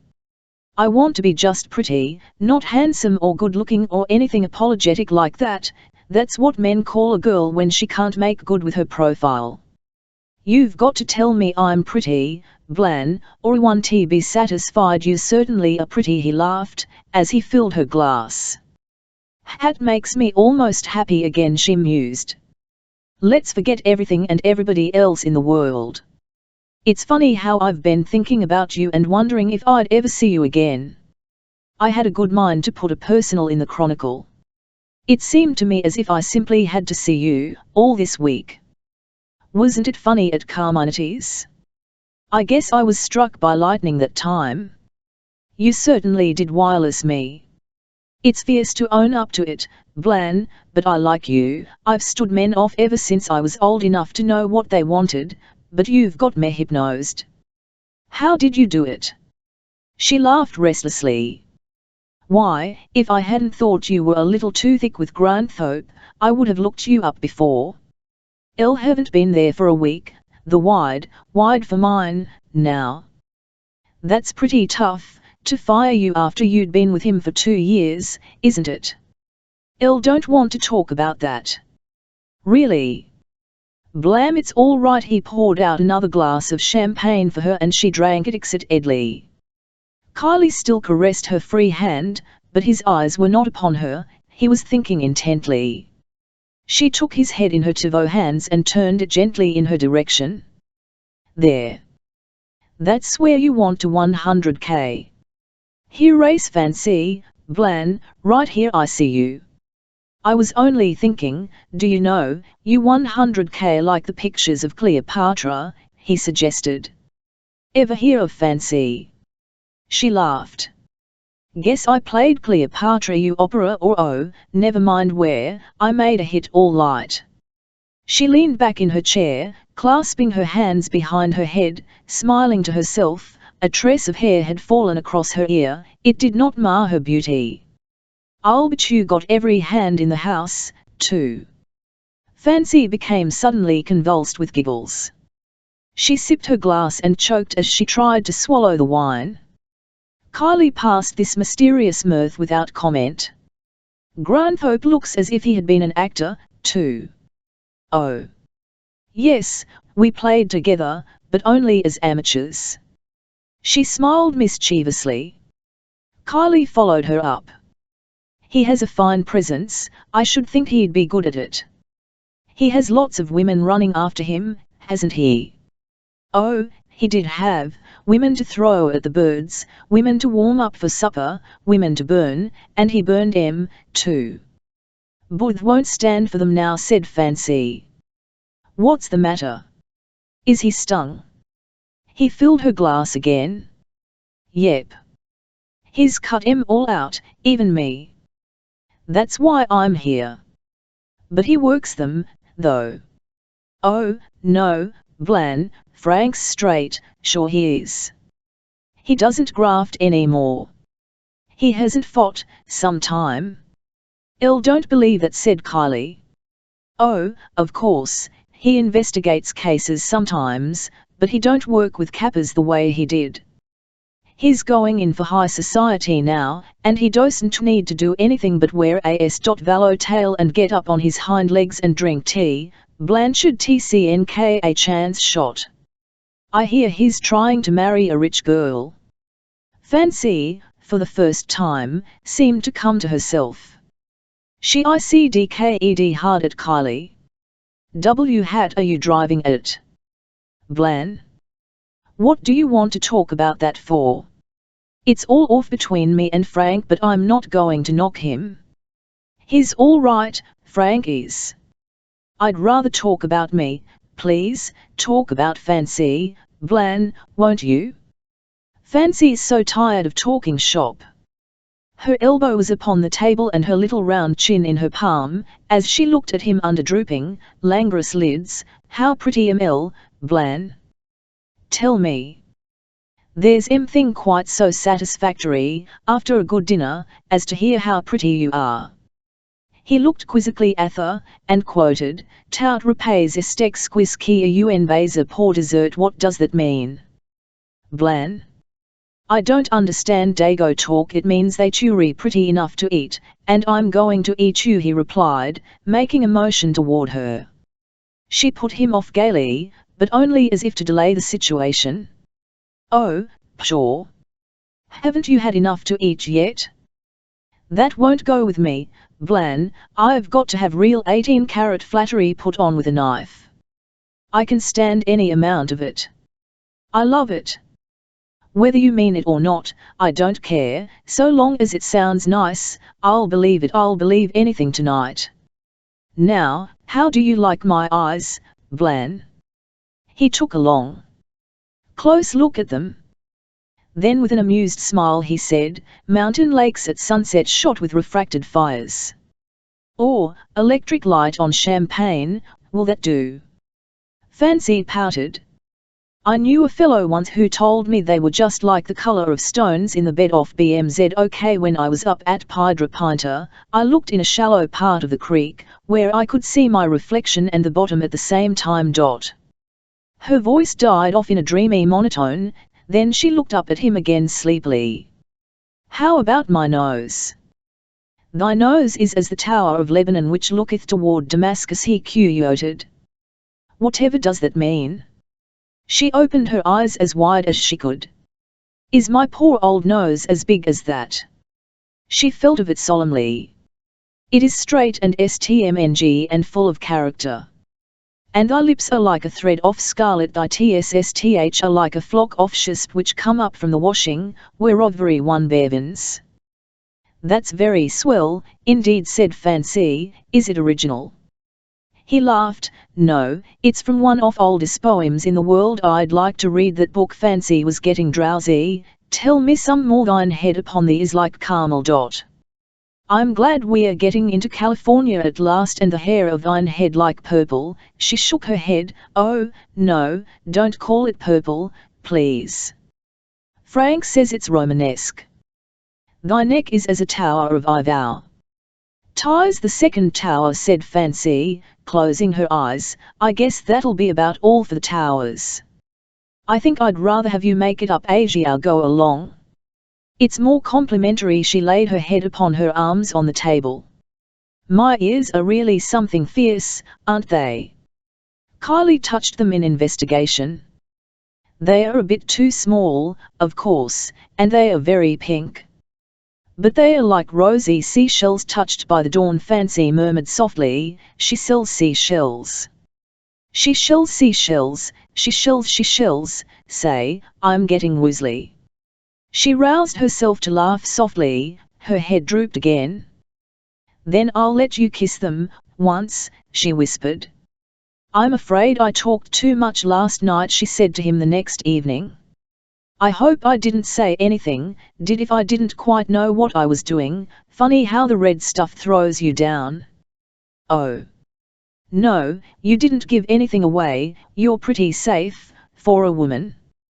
Cough is what makes MS talk, she said. If you ever want to make me loosen up, try about 4 small blacks and I'll use up the dictionary. He saw her nearly every day after that, but, even with the aid of coffee, he was unsuccessful in his attempts to make her more communicative. At the mention of Granthope's name she froze into silence or changed the subject. A few days after the dinner he invited her across the bay to Tiburon, where Sully Maxwell had given him the use of one of the dozen or more houseboats anchored in the little harbour. Fancy was delighted at the prospect of a day with him, and early on Sunday morning she was ready at the ferry. As she waited with her basket of provisions, saucily and picturesquely dressed in a cheap costume of linen, Dougal and Elsie came up to her, "Hello," Queen Dougal cried, and he shook both her hands heartily, his round gargoyle face illuminated with cordiality. "Where have you been all this time? We'll have to try you for desertion. You haven't abdicated, have you? We've been wanting to find you and have you go up to Pinter with us. The bunch is all up there now, Elsie and I were only just able to get off. Can't you come along with us?" "Oh, do," Elsie pleaded, putting her arm about Fancy's slender waist. "No, I'm sorry, but I can't, really. I'm going to Tiburon with Blanchard Kiley." Dougal's face clouded. "Say, what do you want to run with that lobster for? You're altogether too good for him." "I'll guess I'm in love with him," said Fancy, still holding Dougal's hand and looking up into his face with a quaint expression.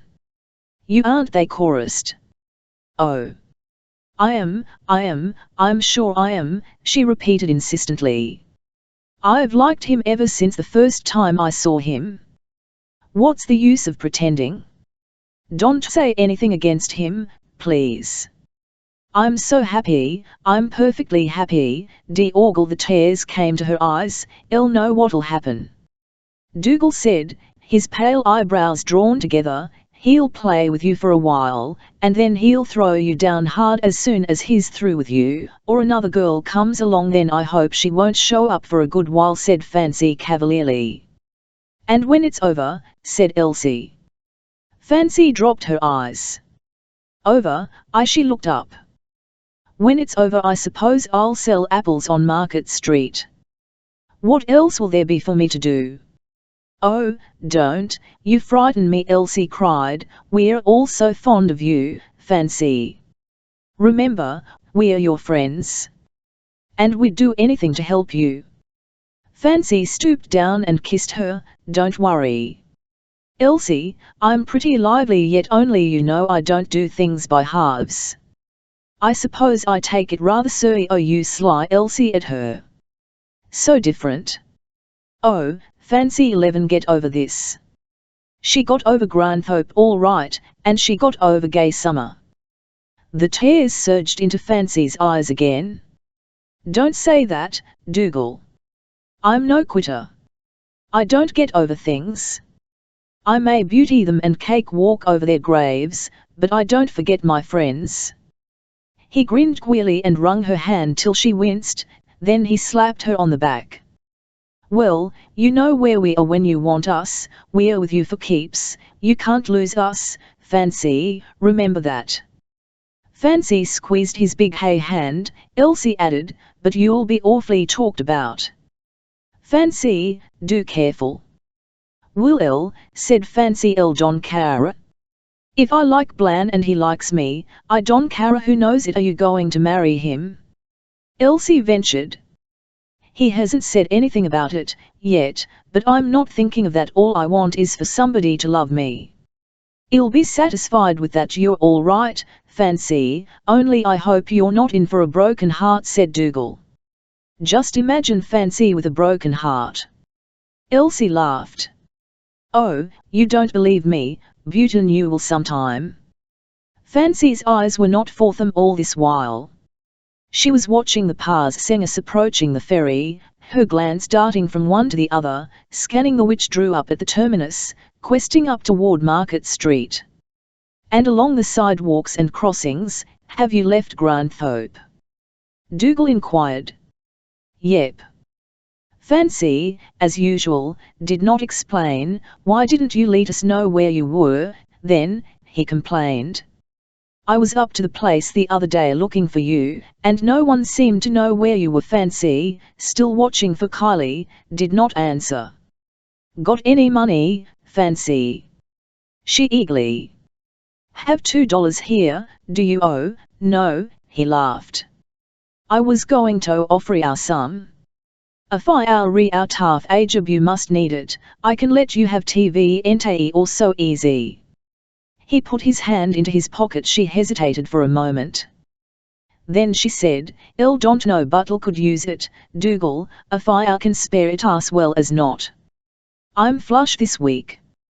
He handed her a gold double eagle. "Grandpope will lend me all I want, or I could get it from Blanchard.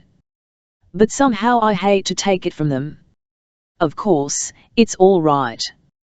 And they have plenty, but feel better borrowing of you. You know they's the best thing you've said yet," he said, beaming on her. "Oh, Dougal. Tell her about the Shaunts," said Elsie, as Fancy put the money in her purse. "Oh, yes. I wanted to see you about a materializing Shaunts. Fancy. Do you know of a good one? We want to go some night and see the spooks.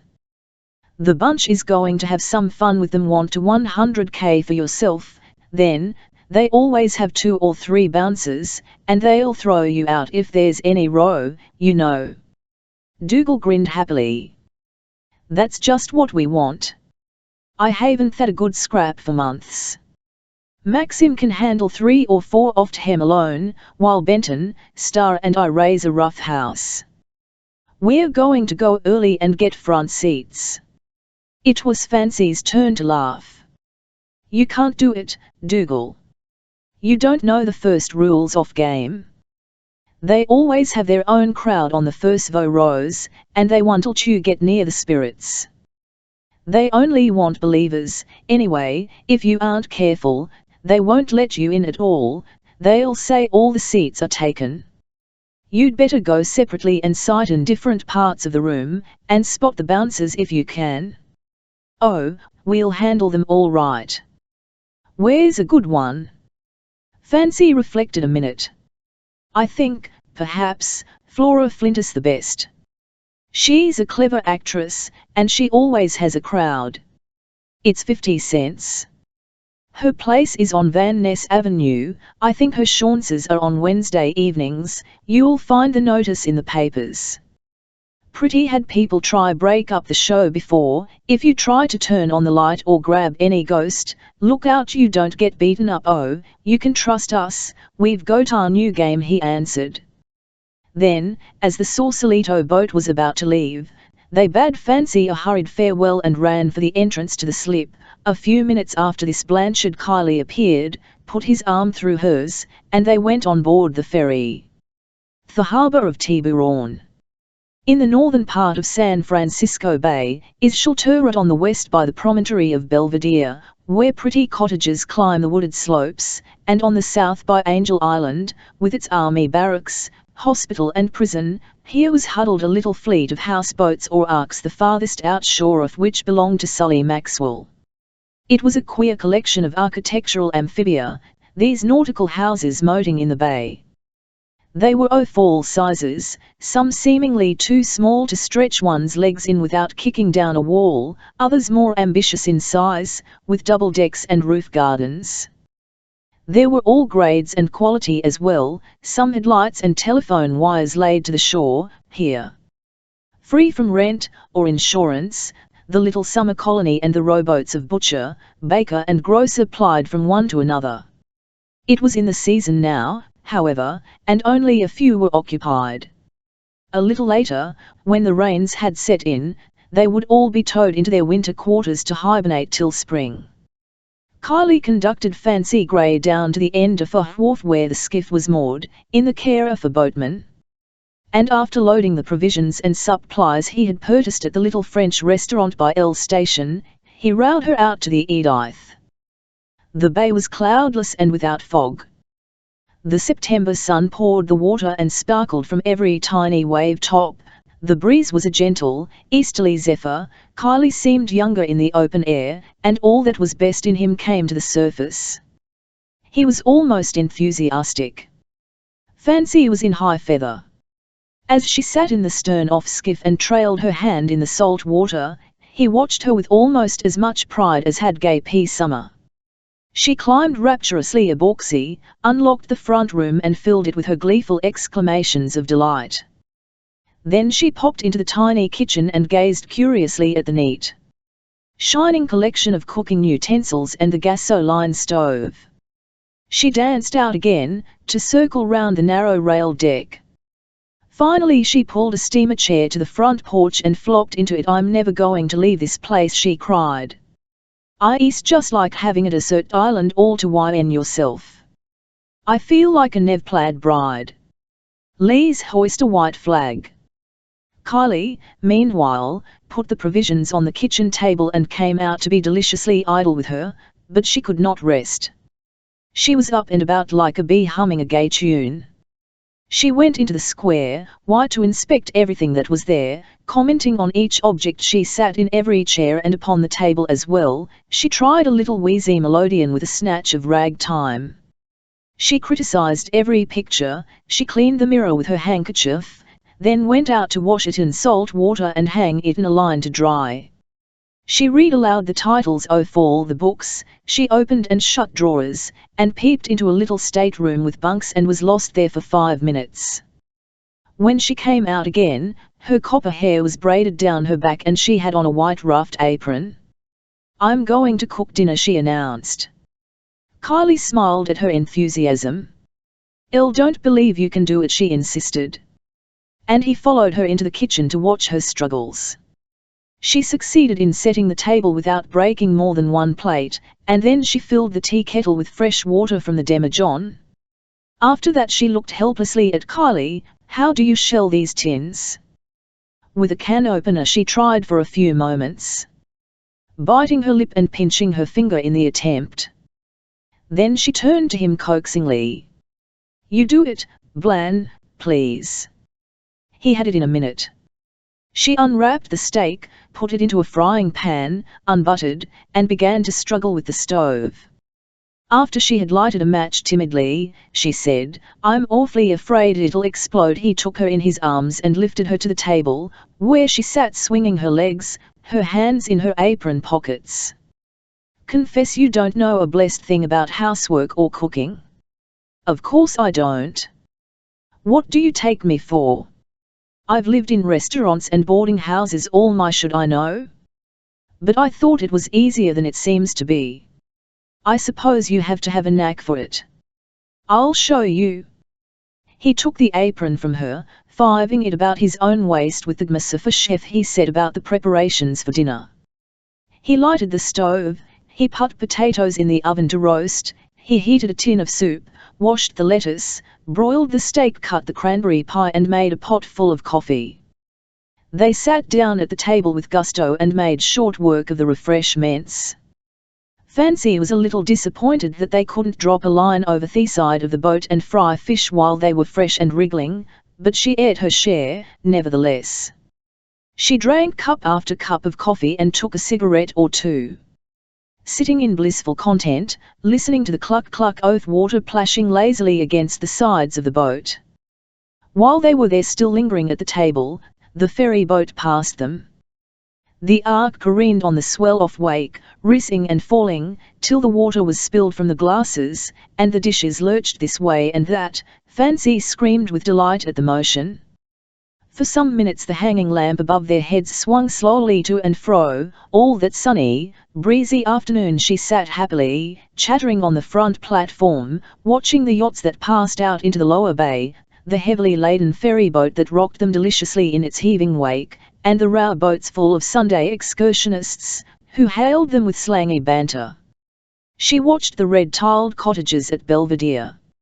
She watched the holiday coleoples walk the Tiburon beach, past the wreck of Tropic Bird, now transformed into a summer home. She watched the mauve shadow deepen over Mount Taipei and the grey city of San Francisco looming to the south in a pearly haze. She was drenched by the salt air and burned by the sunshine. A permanent glow came to her cheeks, her brown eyes grew wistful. She talked incessantly. Kylie amused her all day with his jests and stories. That he was too subtle for her did not matter. She listened as attentively to his explanations of set forms of Japanese verse as she did to his mechanical love-making. Kylie was not of the impetuous, hot-blooded type. He preferred the snare to the arrow. His was the while of the serpent that charms the bird and makes it approach, step by step, to fall into his power. But his system, if mathematically accurate, was also artistic. Fancy's devotion to him was undisguised. He did not need his art. It was she who was frank and affectionate. He only added a few nourishes. Do you love me, Blan? She asked, warming to him as the sun went down. Why, of course I do, haven't I been apodictically adoring you? She at him. Thought there was something about it, perhaps that's it, but you haven't called me dear once. But I've called you Nepenthe and Chloe. He looked down at the patronizingly. Darling is good enough for me, I guess I like the old-fashioned words best, dear, she whispered shyly. He quoted, some to the fascination of a name surrender judgment hoodwinked. And laughed to himself at the appositeness of Cowper's lines. Oh, yes, you know some lovely poetry, Blan, but I'm afraid I'm not poetical. I like the things they say in songs, things I can understand. I'd rather hear slang, illegitimate sister of poetry. She looked up at him blankly. Then she sighed and turned her eyes off to the darkling water. No one ever made love to suit me. Somehow, men queer, they are so blind, they seem to know so little about the things that mean a lot to a woman. She shivered. It's getting chilly, isn't it? I'm cold. Shall I get you a wrap? She took his arm and placed it about her shoulder. That'll do, she said. Fancy, you are adorable, you're absolutely complete, I'd rather be a peach, she confessed, snuggling closer. You are, Fancy, a Clingston. I'd like to kiss you to death. Now, that's the stuff. I'm sorry you don't appreciate my compliments, he remarked, after this little episode. I'm afraid I don't, I'm sorry I'm not intellectual. Blan, but'll dear rather have you call me a damn fool if I said it lovingly, than have you say pretty things I can't understand. All right, then you're a damn fool. She laughed happily. Thank you, Blan, dear, that was nice. I believe Auri improving. Oh, if you prefer Anglo-Saxon, I'll call you a piece, a jade, baggage, Harridian, hussy, minx, yes, but you must put dear at the end, you know, to shcn.thaturi. Not in earnest, I'll try to remember. Fancy went on, it's wonderful to be out here, all alone with you on the water, cut off from everything.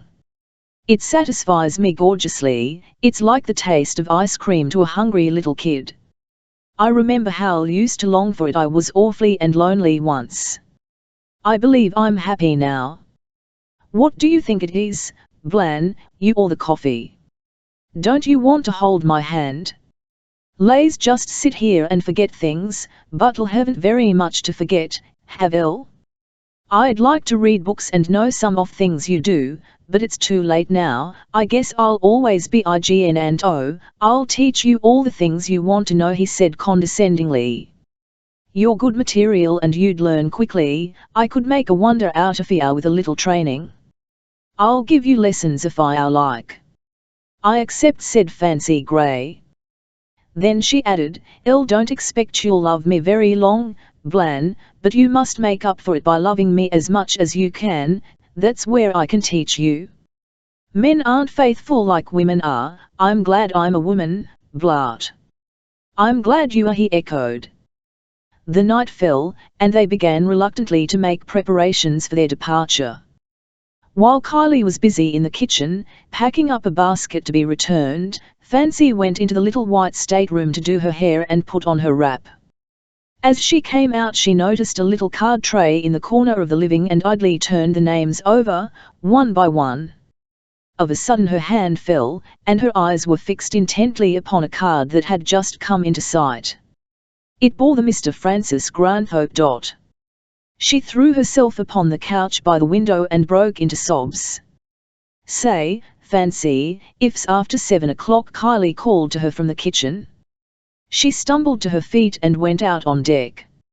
Dipped her handkerchief in the salt water and bathed her eyes. Kylie came out just as she finished. It was too dark, now, to notice her expression. They took the rowboat which had been nuzzling alongside the Nank of the Ark Day, made for the shore and went aboard the steamer. It was crowded with Sunday picnickers, who came trooping on in groups, singing, the girls flushed and sunburned with hair distraught and dusty shoes, the men in jovial, uncouth disarray in canvas and in corduroy, like tramps and vagabonds, laden with ferns and flowers. Hunters, with guns and dogs, tramped aboard, fishermen with rods and baskets, tired families, whining, came in weary procession. Both decks off boat were crowded.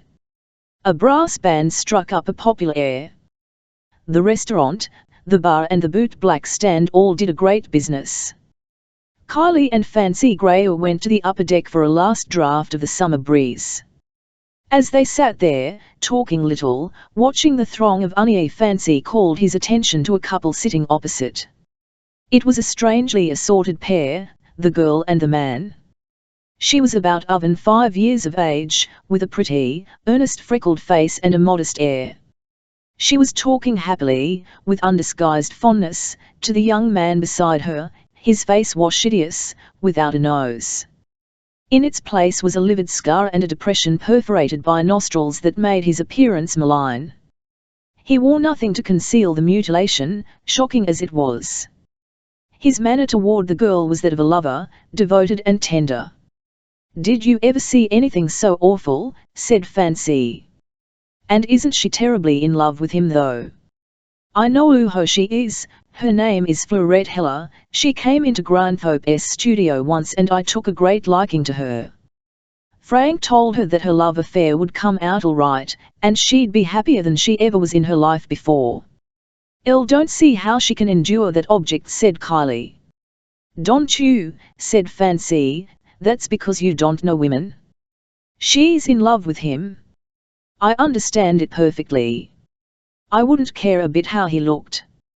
She nodded, as she spoke, to a man who passed just then. He was dark-skinned, with a pointed beard.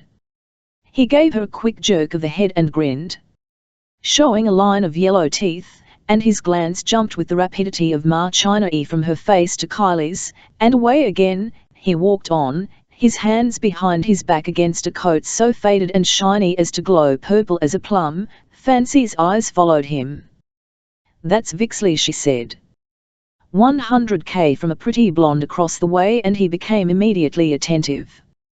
"Who's Vixley, Professor the UO?" "Yes, he's a medium." "Is he? What sort is he?" She shook her head. "Wolf. He makes me sick. I'm afraid of him, too. He's out after Granthope with a knife, and I'm afraid hell'll do for him some day. Frank ought never to have stood in with him. But you know he used to live with a friend of this man's when he was little, and they've got a hold on him he can't break very well. They know things about him." "Yes, in a way. Before he braced up, he's square now, and he's trying to shake that bunch. Poor old Frank." Kylie pulled at his moustache. "Wish I had noticed Vixley." "Why?" "Oh, I'd like to see him, that's all. He must be a pretty clever farker." "Of course he isn't straight." "As a bonot," said Fancy. If he amuses you, I'll introduce you to him. I've got a pretty good stand-in with him." Yet she smiled sadly. "Suppose you do? I'd like to hear him talk." "All right," said Fancy. They rose and walked in the medium's direction, encountering him on the forward deck. He was holding his hat against the fresh breeze and gazing at the approaching lights of the city. The meeting was somewhat constrained at first. Vixley seemed to be embarrassed at Kylie's aristocratic appearance, and evidently wondered what his motive was in being introduced. Kylie, however, was sufficiently a man of the world to be able to put the medium at his ease. He told stories, he made jokes, and gradually drew Vixley out. The wolf talked gingerly, making sure of his ground, his little black eyes shifting from one to the other, whether he spoke or listened. Kylie held him cleverly until the crowd began to descend, making ready for the disembarkation. They went down to the lower deck. Here the crowd had begun to pack together into a close mass, jostling, joking, singing, all sorts and conditions of men in a common holiday mood. Kylie managed so that Fancy went ahead, and, with some dexterous manoeuvring, allowed 2 or 3 persons to pass between himself and her. Vickley was just behind him, when Kylie turned and said quickly, "Me at the hospital saloon at 10 o'clock. What for?" the professor demanded. "Important, something about Payson." "It is decidedly to your advantage to see me. I'll be there." A light gleamed behind Vixley's shrewd black eyes. The two squirmed their way to where Fancy was standing, and accompanied her off the boat. At the entrance to the ferry building, the medium took his leave. Kylie and Fancy had dinner together. After which, utsing an engagement, he put her aboard her car and down Market Street to the hospital.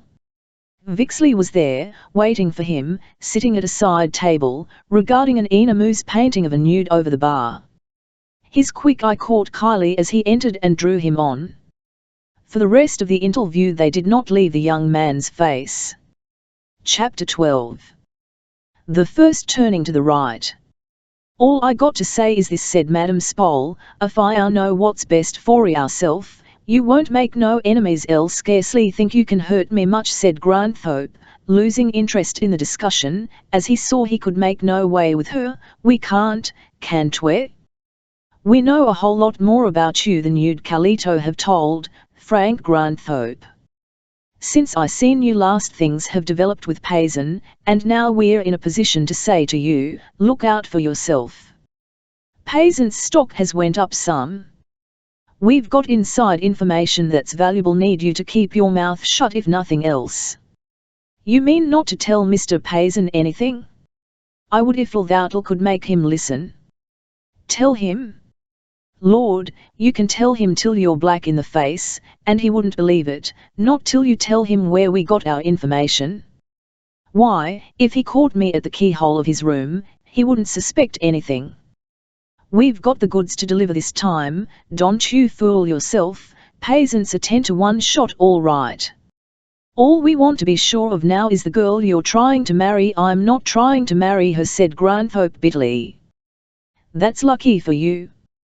"Why?" he demanded suspiciously. Madame Spole spoke very slowly and deliberately without asperity. "Because if you should be fool enough to try it on your own hook without helping us out in our game, why, we'd have to show you up to her.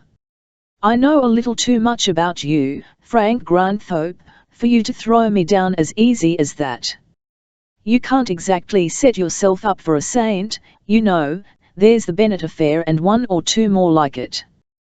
Then, again, there's Fancy Gray and several others like that. It'll add up to a pretty tidy scandal, if the Payson girl should happen to hear about it all, and if not her, there's others that it won't do you any good to have." Granthorpe shrugged his shoulders nonchalantly, looking calmly at the medium. Her face was as placid and unwrinkled as his. She showed not the slightest trace of vindictiveness, talking as though discussing some impersonal business arrangement. "Then I am to understand that you threaten me with blackmail?" "Black, white or yellow, any color you like." She made a deprecator gesture. "But don't put it that way myself. All I do say is, that it's for your interest to leave us alone.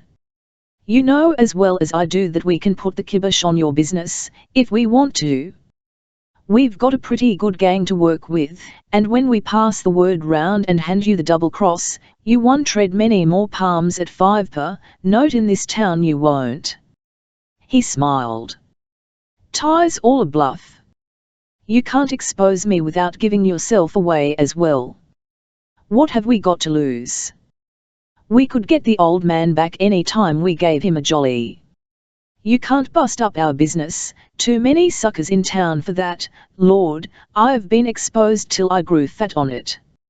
Butch, can break you, Frank Granthorpe, we can bust your business and query with this swell push, easy, not to speak of Clytie Payson." "Well, then," said Granthorpe, rising and taking his hat, "go ahead and do it. We might just as well settle this thing now. Smash my business, I don't care. I wish you would. Ruin any social ambition I may be fool enough to have, it'll serve me right for caring for such nonsense. Tell Miss Payson all you know, save me the shame of telling her myself. God knows I wish she did know it. I'm getting sick of the whole dirty game. Madame Spaull, completely taken aback by his unexpected change of base, stood with a sneer on her face, watching him. You ought to go on the stage, Frank Granthope. You almost fooled me for a minute, she said with an ironic smile. I fully expected you to say you had joined the Salvation Army next. And had come around here to save me from hell. So you've got religion, have you? You'd look well in a white necktie. You would. And your inside pocket full of MASH notes. Well, he said, walking to the door, you've had your say and I've had mine. You can believe what you please, but when you do think it over, you may recall the fact that I usually mean what I say. This was the end of the interview. Madame Spaull, at Vixley's instigation, had sent for Granthope and had put on the screws. Granthope walked back to his rooms in a brown study. He was at bay now, and there seemed to be no escape for him. The red-headed office boy was whistling and whittling a pencil lazily at Fancy's desk as the palmist entered. There was no one else in the room. Has anybody been here, Jim? Granthope asked. Jim looked up carelessly and replied.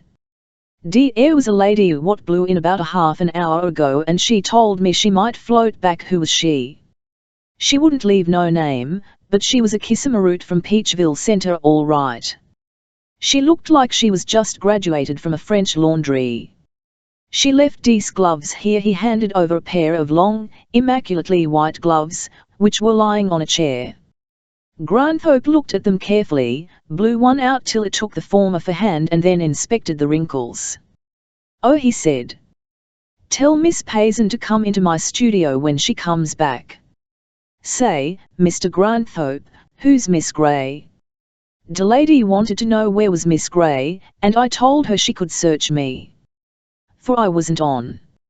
She looked like she took me for a shine to be holding down the desk here. That's right. Granthope walked quickly into his studio without answering. He seated himself thoughtfully and looked about him, holding the white glove caressingly in his hand. His eye travelled from the electric lighted table, round the black velvet arras, the panel where the signs of the zodiac were in gold, then his eyes closed. He sat silent for 10 minutes or so, then he drew his hand through his heavy black hair and across his brow. His eyes opened. He arose, a faint whimsical smile shone on his face.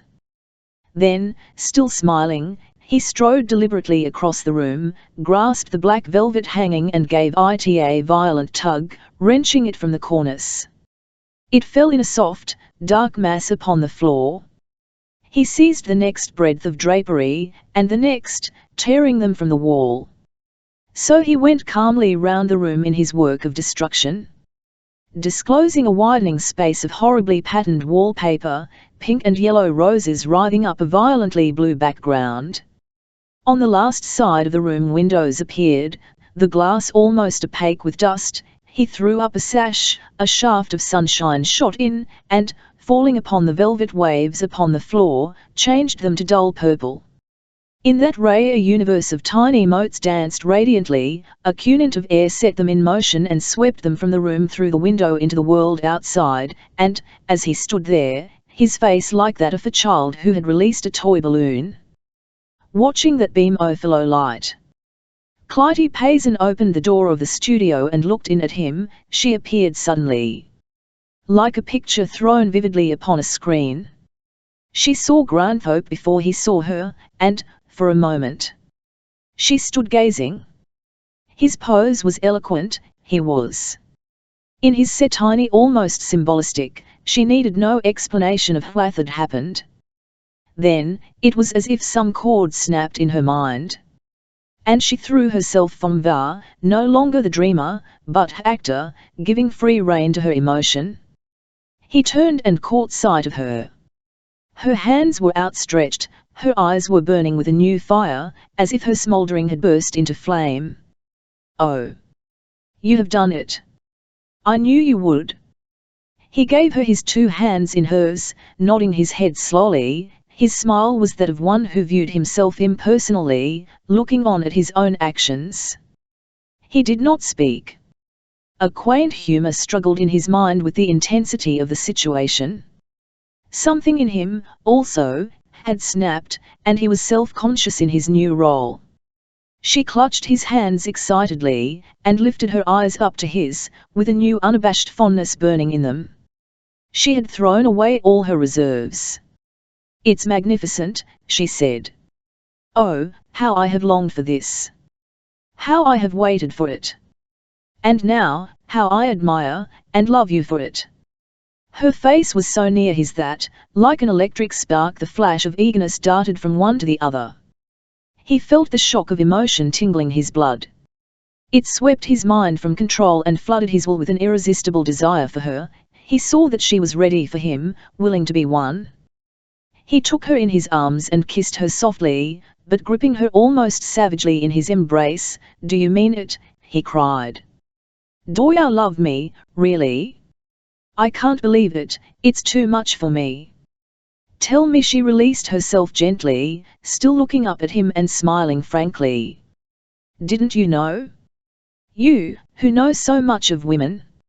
I thought you stood me as I have understood." He still held her, as if he feared he could never get her again so close, and she went on, "Oh, I would never have told you, if I had gone on as you were going, though I should always have loved you, I could never have helped that, but now, after this crisis, this victory, I know what it all means. I must tell you." "Why shouldn't I? It is true, and I am not ashamed to be the first to speak. Yes, I love you." The reaction came. His sight grew dark at the thought of his unworthiness, and he freed her, putting her away slowly. Then, as if to resist any temptation, he clasped his hands behind his back. "I can't stand it," he exclaimed. "It isn't fair for me to eat you say that. Don't say it yet, wait till I have told you what I am. Then you will despise me, and hate never," she said firmly. "Do you think I don't know you? I am sure. It is impossible for you to surprise me. Whatever you have been or done, it will make no difference, for better or for worse. Of course, I can't know all the circumstances of your life. But I feel that I am sure of your motives. I may know an ideal you, but, if that is not what you are now, it is what you are to be. It is that you that I love, all the rest is dead." I hope. She swept her eyes about the wren and her hand went out incomprehensive. "Surely all this can't mean anything less than that? You are not one for compromise or half measures. You have burned your bridges, haven't you?" "Oh, yes," he said. "I don't intend to do things half-way. But it's not a pretty story I have to tell. It's selfish. Sordid, vulgar. Oh, I know something of it already. Mr. Kiley has told me about that Bennett affair, for he suspected, somehow, that you were implicated in it, and I have guessed more. You needn't be afraid, but you had better tell me as much as you can, not for my sake, but for your own. Then it will all be over, and we can begin fresh." She dropped to a seat on the couch and leaned languidly against the cushions, clasping her hands in her lap. He scarcely dared look at her, and walked nervously up and down the room. Dreading the inevitable ordeal, for a while he did not speak. Then he turned swiftly to say, positively, "I don't know where to begin." "You would better begin at the beginning." "Then, with Madame Grant you suspected that, then? It was that suspicion that has drawn me to you. I should never have begun to love you without that, perhaps. It seemed to justify my growing feeling for you. Haven't I hinted at that often enough? I mean that in some way we had been connected before. You were the little boy who disappeared when she died. Yes, of course. But I can't make it out. There was never any child there when I went, though I was conscious of some secret presence, someone invisible. I was locked in the closet. I watched you through a crack in the door." "Oh." Her eyes widened with a full direct stare. Her breath came quickly at the revelation. He watched her, as her expression was transmuted from bewilderment to the beginning of an agonized disillusion. He could not bear it. As he saw that her mind was hastening to the explanation, and he forestalled her next question by his ruthless confession, "Of course, that's the way I was able to give you that very wonderful voyant reading, the picture of you in Madame Grant's room." She TCDK the blow bravely, but it was evident that she had quite ready for it. "Then you are really not clairvoyant at all? You were simply imposing on my credulity? I want to know the exact truth, so that we can straighten matters out." She spoke slowly, hesitatingly. "Told you it was a ghastly story, this is the least oath," he said. Wincing. The smile fluttered back to her quivering lips, and with a quick impulse she rose, went to him again and clasped his hand. "Oh, I'm not making it easy for you," she cried. "Forgive me, please. I can bear anything you say, be sure of that, won't you? Come here." She drew him down to the couch beside her, still keeping his hand in hers. "This is better," she said softly. "Don't think of me as an inquisitor, but as a friend. What you have been cannot matter any longer. But let us have no more deceit or reserve between us. You see, I don't quite understand yet about that day. How did you know who I was? How did you get my name?" He summoned his courage as for an operation desperately necessary, and looked her straight in the eye. "That was a trick. I read Clytie inside your ring." She took it without ninching, "But my last name, that wasn't there." "Oh. That was inspiration, I can explain it. You see, I had happened to hear the name Payson that morning, and it recalled the fact that I had seen it before upon a picture in Madame Grant's bedroom. Your father's name, Oliver Payson it was, in Madame Grant's room? How strange, I don't understand that. Nor Elle, either." "Yet you say he knew her?" queried Granthope, "only slightly, so he gave me to understand, at least. Still, that may not be true. He may have his reasons for not telling more." She turned to him with a strange, deliberate, questing expression, and said, "Who are you, anyway? Then, was Madame Grant your mother?" "Elle don't know. I've often suspected that it might be so, but somehow I don't quite believe it. I don't. At least, feel it. Why did you run away?" "Just before she died she asked me to take some money she had and to keep it safe. I hid it and ran away because I was afraid that they'd find it and take it away from me. I went to Stockton and carried the package to a bank, but they frightened me with their questions and I ran away without any explanations. Of course it's lost, and it was, as I remember it. A big sum. Some thousands. I could never prove that I left it there, for my name wasn't on the package or bills. I had written some false name, if 01% et what. I never let anyone know that I had lived with Madame Grant, after that, for fear that I should be accused of having stolen the money. My Stotty would never have believed, of course." "I see." Clytie's eyes half closed in thought. "I'm sure it was meant for you, Francis." The sound of his name stirred him and his hand tightened on hers. "Perhaps so, but I've always thought that she intended it for some of her kill. It has been impossible for me to trace any of her family, though.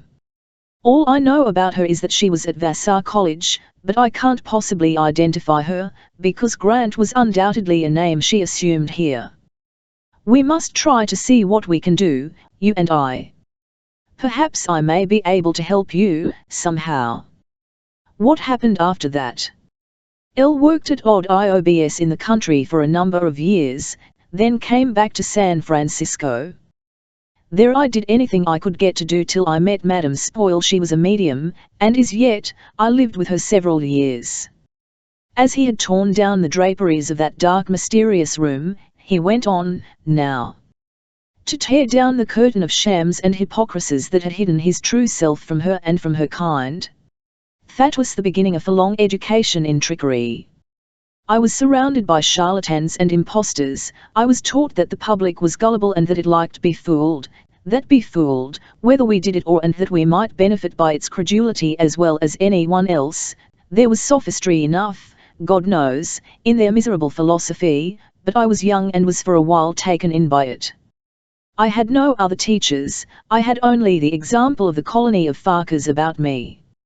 I saw our victims comforted and encouraged by the mental bread pills we fed them. So we played on their weakness and vanity without scruple. I learned rapidly. I was cleverer than my teachers, I went far ahead of them. I invented new tricks and methods. But it was too easy. There was scarcely any need of subtlety or finesse. The most primitive methods sufficed. You have no idea how easily seemingly intelligent persons can be led once they are past the first turning. That was finally why I got out of it and went into palmistry. That had, at least, a basis of science and a dignified history. He arose again and walked to the open window. His self-consciousness was a little relieved by his interest in the analysis. He looked out, and turned back to her with a grim smile. "It's in the air, here, the gambling instinct is paramount," he said. "Almost everybody gambles in San Francisco, you know that well enough. You can almost hear the rattle of slot machines on the cigar stand at the corner, down there. That way all over town, the gold fever has never died out. Everyone speculates or plays the races or bets on ball games or on the prize fights, or plays faro or poker or bridge, or it makes superstitious, all credulous, all willing to take risks and chances, and so the mediums thrive. Tips are sought for and paid for.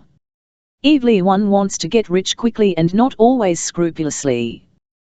Is not a city of healthy GHWTH, it's a town of surprises, of magic and madness and rank enthusiasms. We pretended to show them the shortcuts to success, that's all. You know, perhaps, how the money-getting ability can eclipse all other faculties. And you won't be surprised when I tell you that we made large sums from men of wealth and prominence.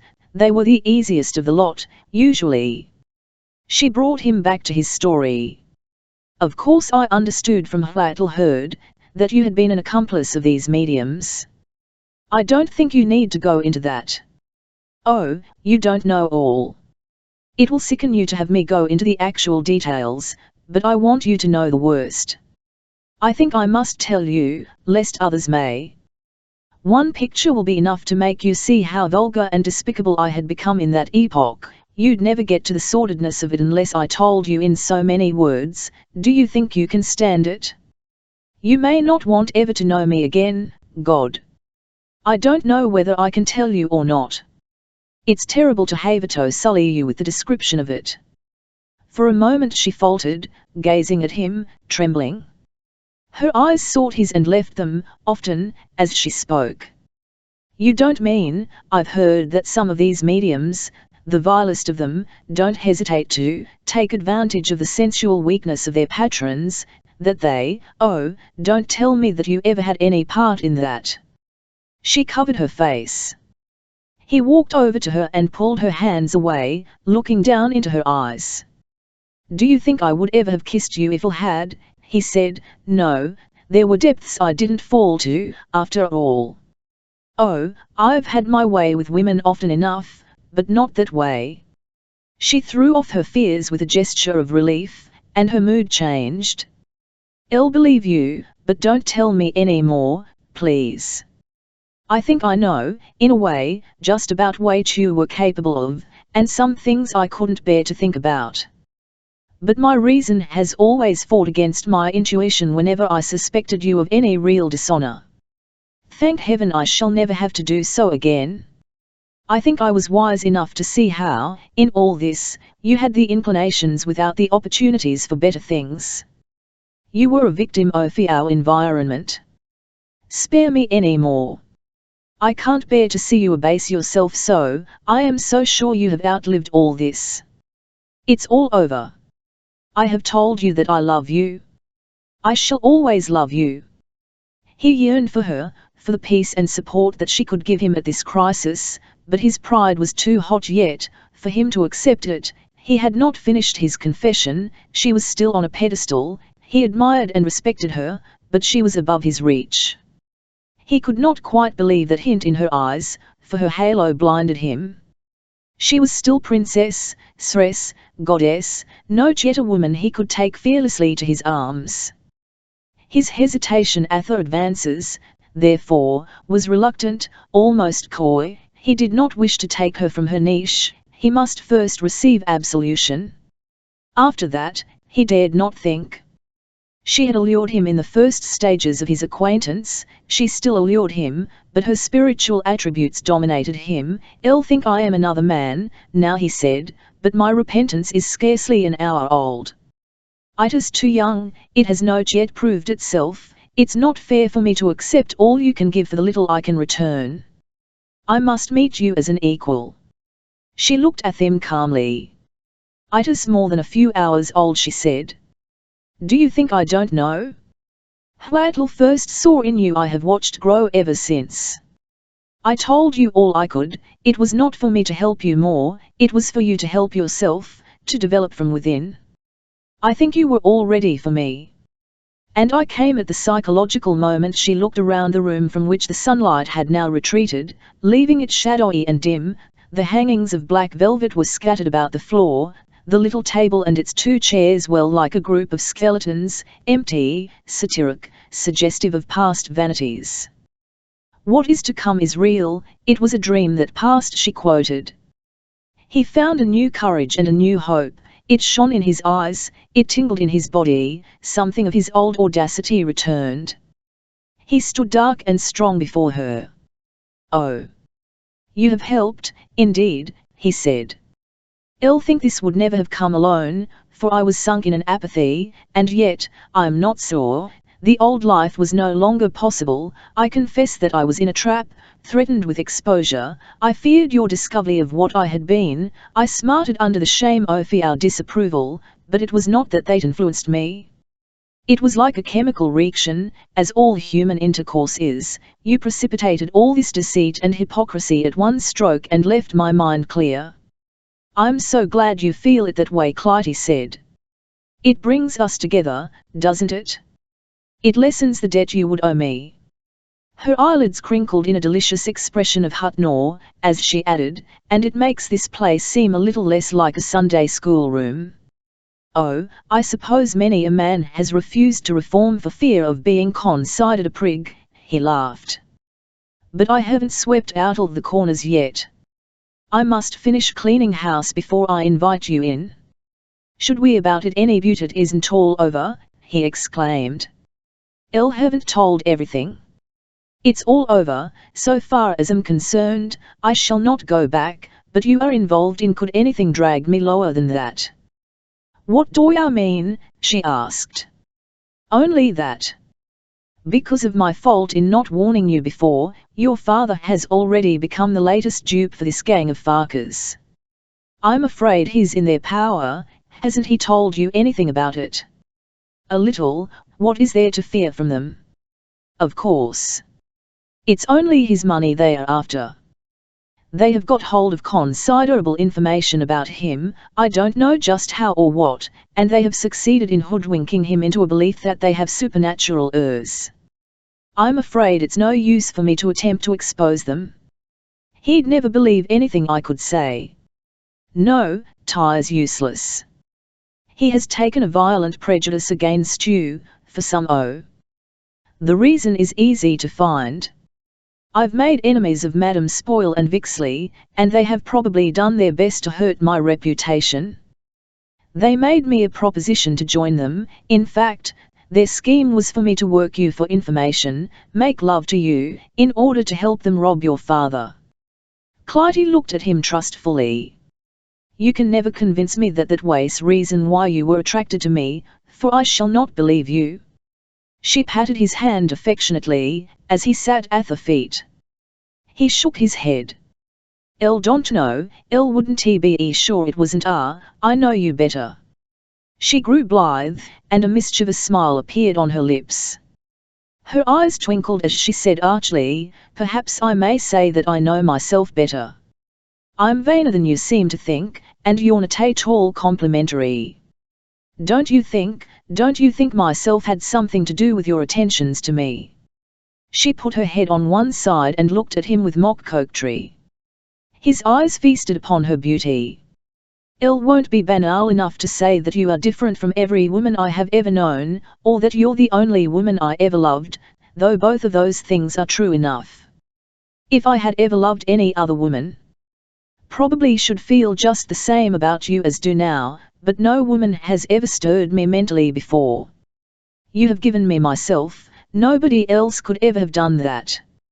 I have nothing to give you in return, nothing but 20-odd mistaken, misspent years. And how many more to be wonderfully filled, I wonder. You're only a child, and I must teach you. Can you trust me? Remember that I knew you when you were a little boy. I'll wonder what will become of me. I suppose I shall get on somehow. It may much yet. But I suppose it have to be considered. Fight it out alone." He looked up suddenly. "Go," she smiled. "Il came down here to tell you That'll should leave on Saturday." He jumped up with a bitter look and walked to the window. She looked over to him with her eyes half shut and an expression upon her lips. "But I've decided not to go, at all." She almost drawled it. In an instant he was back at her side, borne on a flood of happiness. For a moment he looked at her hard. His eyes went from feature to feature, to her hands, her hair in silent approval, then he exclaimed decidedly, "Oh, you can't link yourself with me in any way, I'm a social outcast. Why, now, I haven't even the advantage of being a picturesque adventurer. You will compromise yourself fearfully, you'll be ostracized. Oh, if's impossible, I can't permit it." "You need not fear for yourself, or for me," she said, clasping his hand. "If I love you, what do I care, what should you care? I have come to you like Porphyria, but I am no Porphyria, you'll have no need to strangle me in my hair, my darling, one wish will be easier found than that." There was something in the unrestrained fondness of her look now, that made him jump to a place beside her. What might have followed was interrupted by the sound of a familiar voice in the anteroom, demanding Mr. Granthorpe. Clytie spmng up, her cheeks burning. Granthorpe turned coolly to the door, with his eyebrows lifted. Payson appeared at entrance. He was scowling under his bushy eyebrows. The muscles of his face were twitching. A cane was firmly clenched in his right hand. He bent a harsh 100k at his daughter. "What does this mean, Clytie?" he demanded. She had recovered on the instant and faced him splendidly, in neither defiance nor supplication. "It means," she said in her low, steady voice, "that as you won't permit me to receive Mr. Granthorpe in your house, I must see him in his. Leave this room instantly," he thundered bombastically. "Please don't make a scene. Father. I'm quite old enough to take care of myself, and to judge for myself. You needn't humiliate me." "Humiliate you? If you're not humiliated at being found here with a cheap impostor, I don't think I can shame you. This man is a rank scoundrel and a cheat, I won't have you compromise yourself with such a mountebank." Granthorpe stood watching her unruffled, fearless pose, confident in her power to control the situation. "Mr. Granthorpe is my friend, Father, don't say anything that you may regret. I don't intend to leave you alone with him till you are master of yourself, and can say what you have come to say without anger. He has respected you on me at the house, and I came here of my own without his invitation. And he has always treated me as a gentleman should." "A gentleman?" Mr. Payson sneered. "I'll know what he is, he's a damn trickster. I've always suspected it, but since I kicked him out of my house I've had proof of it. I know his turn to persons who know you well, sir. I'll suppose you mean Vixley or Madam Spoil. You can't deny that they know you pretty well. Your daughter knows more, I think." I have just taken the liberty of informing her as to just how much of a scoundrel I am, and you have the impertinence to consider yourself her social equal. I think Miss Payson's position is sufficiently assured for her to be in no anger. Well, yours certainly is not. I've heard of your lady killing. I suppose you want to add my daughter's scalp to your belt. Haven't you women are running after you yet? Sawyer wheedled her with a mock confession, tried the crybaby on her. Well, it won't work with me. I'll even tell her all about you, don't be afraid.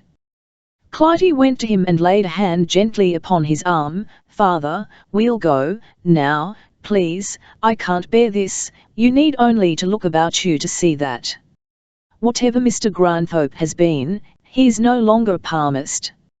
You see, this room is already dismantled. If I'll only listen, I'll explain everything. Does 100k rather? Mr. Payson looked piles of velvet on the floor, then turned again to the young man. It seems that you have the audacity to want to marry my daughter. No doubt this little scene a part of the game. It's very pretty, very effective, but let me tell you that this sensational tomfoolery won't be of any use. You are a charlatan, sir. You've always been one, and you always will be.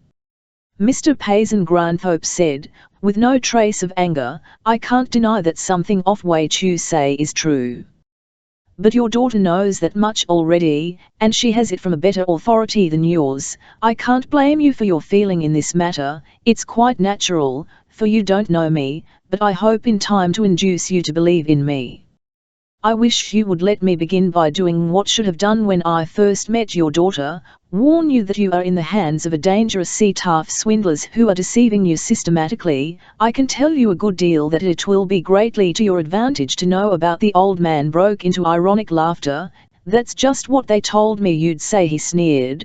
They warned me that you'd try to libel them and accuse them of all sorts of impossible tricks. Set a thief to catch a thief, eh? No, that won't work, Mr. Granthorpe. Happen to know too much for one to listen to what he has to say, father? It can do no harm. What do you know about those persons, after they are undoubtedly to deceive you? Clytie said earnestly. Granthorpe added, I can tell you of tricks they habitually practice. What's that to me? Haven't I got eyes? Haven't I common sense? Can you tell me how they find out things about my own life that no one living knows but me? I can tell you how it was done in other cases. Aha, I thought so. You can tell me, for instance, how to crawl through a trap in the mopboard, can't you? I'd rather hear how you impose on silly women. Affin, you're going in for your confessions. What do you expect me to believe? I am quite satisfied with my own ability to investigate. I haven't lived for 50 years in the W.S. to be imposed upon by flim-flam. I'm not suffering from senile decay quite yet. He took Clytie to the door. There he paused dramatically, to deliver his parting shot. I'll notice you've hidden away that young woman you're living with. You might as well send for her. My daughter is not likely to be back again in a hurry as they left. Clytie gave him a look which denied her father's words. Granthorpe waited till the hall door had slammed, then went into the office, where the red-haired boy was lolling out of window. Jim, he said, laying his hand on the boy's shoulder, I shall not need you any more. Here's your pay for the week, you needn't come back. Jim shuffled into his coat, whistling, pulled on his cap, and left without a trace of regret. Granthorpe pulled a chair up to the grate. The dusk fell, and he still remained, watching the fire. It was after 6 o'clock when a knock awoke him from his reverie. He called out a moody, annoyed, "Come in," without rising. Mrs. Page rustled in, bringing an odour of sandalwood. She was dressed in a squirrel coat and a car-sack cap, from which a long veil floated. Her cheeks were rosy with the wind, her glossy hair over her forehead in dark, springy curls. She stopped, her head on one side. her arms saucily akimbo, as Granthorpe sprang up and snapped on the electric light. "Oh, I'm so glad I found you," she bubbled. "You're run after so much now that I knew it was only a chance, my fine dingy Owen. I hope I didn't disturb you at silent prayer, or anything. Did I? You looked terribly serious. Were you thinking of home and mother? If you don't look out, someday you'll be framed and labelled pictures in the fire. Now, you're angry with me. What's the matter? Don't frown, please, it isn't it." She walked up to him, her hand outstretched. Lightly he evaded her and forced a smile. "What an iceberg you are, nowadays, Frank," she laughed. "Don't be afraid, I'm not going to kiss its only little Violet, the pride of the Presidio. Please laugh. You used to think that was funny. Do have a seat, won't you?" he said, in a half-hearted attempt to conceal his distaste. "Thanks. Awfully. But really I can't wait. I just simply tore to get here, and I must go right off. You must come along with me, so get on your hat and coat." She looked about the room for them. "What is it?" he asked without curiosity. "Why, a dinner, of course. What else could it be at this time of day? It's Mr. Summer's affair, and I promised to get you. Mr. Summer is the latest, I suppose." She came back to him and took his coat by the two lapels, smiling up at Ty's mean, "Frank. You know I never went back on you. Boot you as much as gave me notice, as if I was a servant girl. Gay's a nice boy, and I like him, that's all. I'm educating him. Of course, he doesn't know what's what, yet, but he's rather fun. Do come, we are going to have dinner at the Poodle Dog. And the Orpheum afterward perhaps, heaven knows where end. There's an awfully swell New York girl coming. A Miss Cavendish, and she's simply dying to meet you. Her. She's a sport, you fees her, and she's pretty enough to suit even you. You can have her all to yourself, come on." "I'm sorry, but I can't go tonight," he said wearily. "Oh, Frank, please. No teeflebagiow." She looked at him languishingly, and tried for his hand. "Really, no, I'm sorry, but I'm too busy." Mrs. Page pouted and turned slowly toward the door. "I'll suppose you're afraid Gay'll bore you. I'll manage him. I've got him trained, or, if so, we'll go alone. Just you and me. I can get rid of them, some." He shook his head decidedly. "Did you have such a dull time the last time over at the Hermitage?" she tempted. "We might go there. I don't know when I'll have another chance. Edgar will be back soon." She raised her brows meaningly. "It's awfully good of you, but I can't, possibly. You might say you'd like to really care to, if you must have." She bridled and tossed her head. "Oh, very well," she sniffed, and was off in a huff. Granthorpe went to the desk, and, taking a bunch of keys from his pocket, unlocked the two lower drawers. The first contained a collection of photographs of women. He drew them out in handfuls, stopping at one occasionally, or turn inches over to see what was written upon it. The most were inscribed, on the back, or scrawled across the face, "To Mr. to Francis, 1 or 2 Mto Frank. With love." All types of beauty were represented. All sorts of costumes. All ages, all phases of pretty women's vanity. He looked at some with a puzzled expression, searching his memory for a clue to their identity. At a few he smiled sarcastically, at some he frowned, once or twice his face softened into tenderness or pity. There was one of fancy amongst them, showing her in costume. It had been taken years ago, while she was acting. He looked at her with a sort of wonder, she seemed so young, so girlish. On the back was written, NFFIL. He put it back into the drawer and gathered up the others. He made a heap of them and threw them upon the fire, then dropped into the armchair to watch them burn. The flames passed from face to face, licking up the features. It was like a mimic death. The other drawer was filled with letters, tied into bunches. They were all addressed in feminine handwriting. Mostly of the fashionable, angular sort. The envelopes were postmarked chiefly Home San Francisco, but there were not a few from eastern cities and abroad. 1 out of 5 bore special delivery stamps. A scent of mingled perfumes came from them.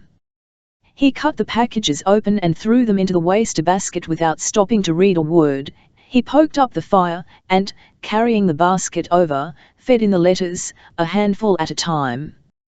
The flames roared up the chimney, sending out a fierce heat. It took an hour to destroy the whole collection. A mass of distorted, blackened, filmy sheets remained.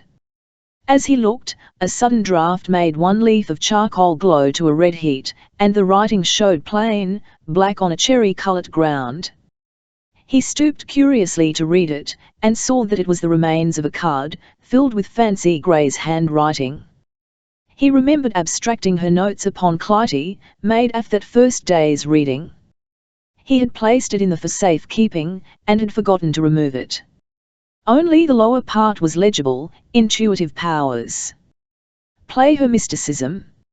Easy, sympathetic fool. The glow suddenly faded. The charred paper writhed again, black and impotent. He gave it a vicious jab with the poker, and scattered it to ashes. Chapter 13. The Professor Vixley's place was on Turk Street, the lower flat of 3, whose separate doors made a triplet at the top of a divided light off wooden steps up from the sidewalk. The door had a plate glass window, behind which was a cheap lace curtain. At the side, nailed over the letter slip, was a card bearing the written inscription inside. A narrow hall ran down into the house, doors leading at intervals on the right hand, to small box-like rooms. The first one was the professor's sitting and reception room, the shearing place for his lambs, the small typewriter on a stand and his roll-top desk attempted to give the room a business-like aspect. While the homelier needs of comfort were satisfied by the machine-corked Morris chair, a padded, quilted couch with hand-painted sofa cushions and a macrame fringe along the mantel, art was represented by the Lincruston Ralton dado below the blank white plastered walls, partly covered with spirit photographs, and a small parlour organ in the corner.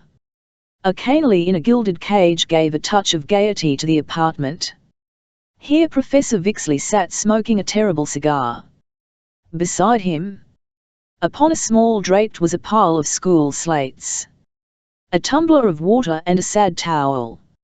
Opposite him, in a patent rocking chair, was a young woman of some 24 or 5 years. She was a blonde, with pompadour citron-yellow hair, her eyes well deep violet, her nose slightly retrous, giving her a whimsical, almost petulantly juvenile look that was decidedly engaging. She was dressed in black, so fittingly that no man would remember what she wore 5 minutes after he left her. This attractive creature, for she was indubitably winsome, was Flora Flint. By profession a materializing medium. Her past was prolific in adventure. By her alluring person and the dashing spirit shown in her eyes, her future promised as much as her past. Are you busy today, Vixley? She said. That's what, said Vixley. I've got a good graft doped out, and liable to be a big thing. First time today. One of Gertie Spol's strikes, and we're working him together. Old man Payson it is. Oh. That's the one Doc Masterson expected me to help him with, isn't it? Flora asked. I'll wish you'd let me in on that. He ain't in your line, FIO, I expect. Ain't you doing anything now? Only the regular set, the same old standbys, and there's nothing in it at 4 bits apiece. Got so many people to pay if I or 50 in a circle, my expenses eat it all up. Then I have to keep thinking up new stunts and buy props. You don't have to spend much on gas, Vixley laughed, as he began washing off his slates. Flora smiled. No, but it comes to about the same thing in luminous paint. Why don't you make it yourself? It ain't nothing but ground oyster shells and sulphur. Oh. It ain't only that I only use the best silk gauze that'll fold up small, that's expensive, then there's a lot of work on the forms. Don't you get your forms from Chicago now? Vixley asked. No, they are no good, I can make better ones myself. Oh, occasionally I send for a rubber face or some cabinet attachments and extensions. I wish I was clever enough to do the slates. She watched the professor sharply. Oh, they ain't nothing in slates nowadays, it don't seem to take, somehow, they mostly prefer the psychics. I suppose slate writing has been wrote up much, I know a dozen books describing the tricks. And here's this Drexel chap teaching 'em at $1 a piece, even, he's a queer guy. When he can get a book and he travels as a magician, during his off times he sells his tricks to amateurs, and then when he's down on his uppers he does the medium. I'm sorry I went into physical mediumship, the graft's about played out, people is getting too intelligent, I've a good mind to try the developing stunt again. Say, do you think Madame Spole has any real power? Flora asked. Vixley stopped in his work to become epigrammatic. Some mediums are on and some are honest, them that's honest are fools and them that's on are foolin', Gertie's on all right. And she does considerable fishin'. I don't say that when she some faculty, she used to scare me good, sometimes, and she could catch a name occasional. But Lord, fake it, you can generally depend on human nature, and you can't on psychometry. I can tell things sometimes, Flora ventured. Can you? Said Vixley. Say, I wish you'd give me a reading, they's something I want to know about pretty bad, perhaps you could get it for me. Oh, I know you too well. I can't do it much. Except the first time I see a party, but sometimes, when I'm materializing, I can go right down and say I'm Henry or whatever the name is. I'll guess they are more likely to say, are you Henry? They are so crazy to be fooled that it's a crime to take their money, women are. They are easy. They simply won't go away without a wonderful story to tell to their friends, but men are more skeptical, as a rule. Hay's right. But, Lord, when they do swallow it, they take the hook. Bait and sinker. Why, 100K here, I had a Patty what used to come regular about a girl he was stuck on, a sweet he was. Well, one day he went up to this Drexel and he showed him 1 or 2 easy ways o' working the slates, proving it was all tricks. The Swede comes back to me and says, oh, says he, I'll know it's all a fake now, you can't me no more. I looked him straight in the eye and I says, don't you know that fellow is really one of best mediums in the business, and he's controlled by Martin Luther? He was just trying to test your belief by denying the truth o' spiritualism, and if have the courage to stand up for what you believed. If our faith ain't no stronger than that. After the tests I gave you, you'd better go into Mormonism and be done with it, did Thathold him. I've got that fellow yet, twice a month, regular, I get his little old $2, Lord, he swears by me now. No, them that want to believe will believe, and you can't pry 'em off with a crowbar.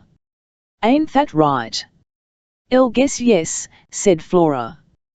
But what gets my game is the widow that used to quarrel like cats and dogs when her husband was alive and leaks on his shoulder when he comes to her in the spirit. They're the limit. When a woman once gets it into her head that the dear departed can take possession of a living body, there ain't anything she won't stand for. My brother heard a lovely case once. It was a woman whose husband hadn't passed out more than 2 months and she was all broke up. Well, Harry gathered to believe that her husband could get control of his body and talk to her. At first the woman wasn't quite sure, so Harry, talking to her as her husband, claimed that he himself was in a dead trance. Why, he said, if you should stick a pin into this medium's leg here, he wouldn't feel it at all. That was where he was foolish, Farth woman said, is that so? I guess I'll just try it and see. So Harry had to stand for it while she jabbed a hat pin into him. Booth was game and didn't whimper. Of course that convinced the woman that she was really communicating with her lawful husband, and she begun to kiss and hug Harry to beat the cars. She was so glad to get hubby back. Well, it's all in a day's work. Vixley showed his sharp yellow fangs in AO. You have to make it pleasant for sitters, sometimes. Flora yawned. I'll guess it's no trouble for you, Vixley said, looking at her with admiration. Flora yawned. Well, guess we earn our money, skeptics and all. Now, if you have any of these reporters come in, you can get rid of them easy. Book.2 can't. We've got to make good for the sake of the rest of the crowd, unless they get so gay with us that we can fire 'em out. Hayes right. I never bother with skeptics. What's the use? I don't want their money enough to risk their jumping up and getting onto the game. No, sir. When any of these slick chaps that look like newspapermen or sports come in, I just do a few lines and then tell 'em conditions ain't satisfactory and let 'em go. It ain't no use taking chances. You're in luck, Vixley, I tell you. I've had no end of trouble. Why, last week a couple o' fresh guys come in and scattered a package of tacks all over the floor. When I come out in my stocking feet I thout'll die, it hurt so. But I had to just grin and bear it. My feet are so sore yet I can hardly walk. I have to sweep the carpet now, just as soon as it's dark every time, unless Lulu's there to watch out. Vixley laughed for almost 5 minutes. He had to dry his eyes with a silk handkerchief. Oh, Professor, said Flora, I almost forgot what I came for. You know Harty's doing the Middle West now with Mademoiselle Lanham, the inspirational contralto, and he wanted me to ask you if you had anything on Missouri and Iowa. Would you mind lending him your test book? You was out there a few years ago, wasn't you? Sure, I'll look and see if I can find it. And Vixley arose and left the room. He was gone a few minutes, and returned with a small, blue-covered notebook. Here's my test book, he said, handing it over. It's rather behind the times. It was 5 years ago that I was out there, but maybe Harry can get something out of it. How did you get the dope swapping? Oh. No, I done it all myself, and it's okay. I went through the country first as a book agent, and I kept my eyes and ears open. I took a 100k or 2 through the cemeteries. When I had time, and I read up the local papers pretty good. Of course go back till a year after got it planted, but then it was easy graft. I'll suppose these abbreviations are all plain. Yes, Harry will read that all right, he knows the regular cipher. The name after the first one is the party's control. I've written a few messages THAYI work. And all the tests I know. She opened the book and ran through the pages, which ran something like this: Jefferson City, Mo. Mrs. Henry Field Mayflower H.B. John died pneumonia 1870, good wishes from little Emily Broken Leg, Cameron, Mo. Mrs. Osborne Pauline Hub Lames calls him Jimmy the disappeared July 1897. Found DMWNED in Red River August. Aunt Molly is happy love to Belle and Joe. Flora put the in her bag, and then reached over and took up one of the slates. The one on top was marked diagonally with 2 chalk lines, and over this was written in slate pencil the following inscription: 801.101 Chapter Marigold.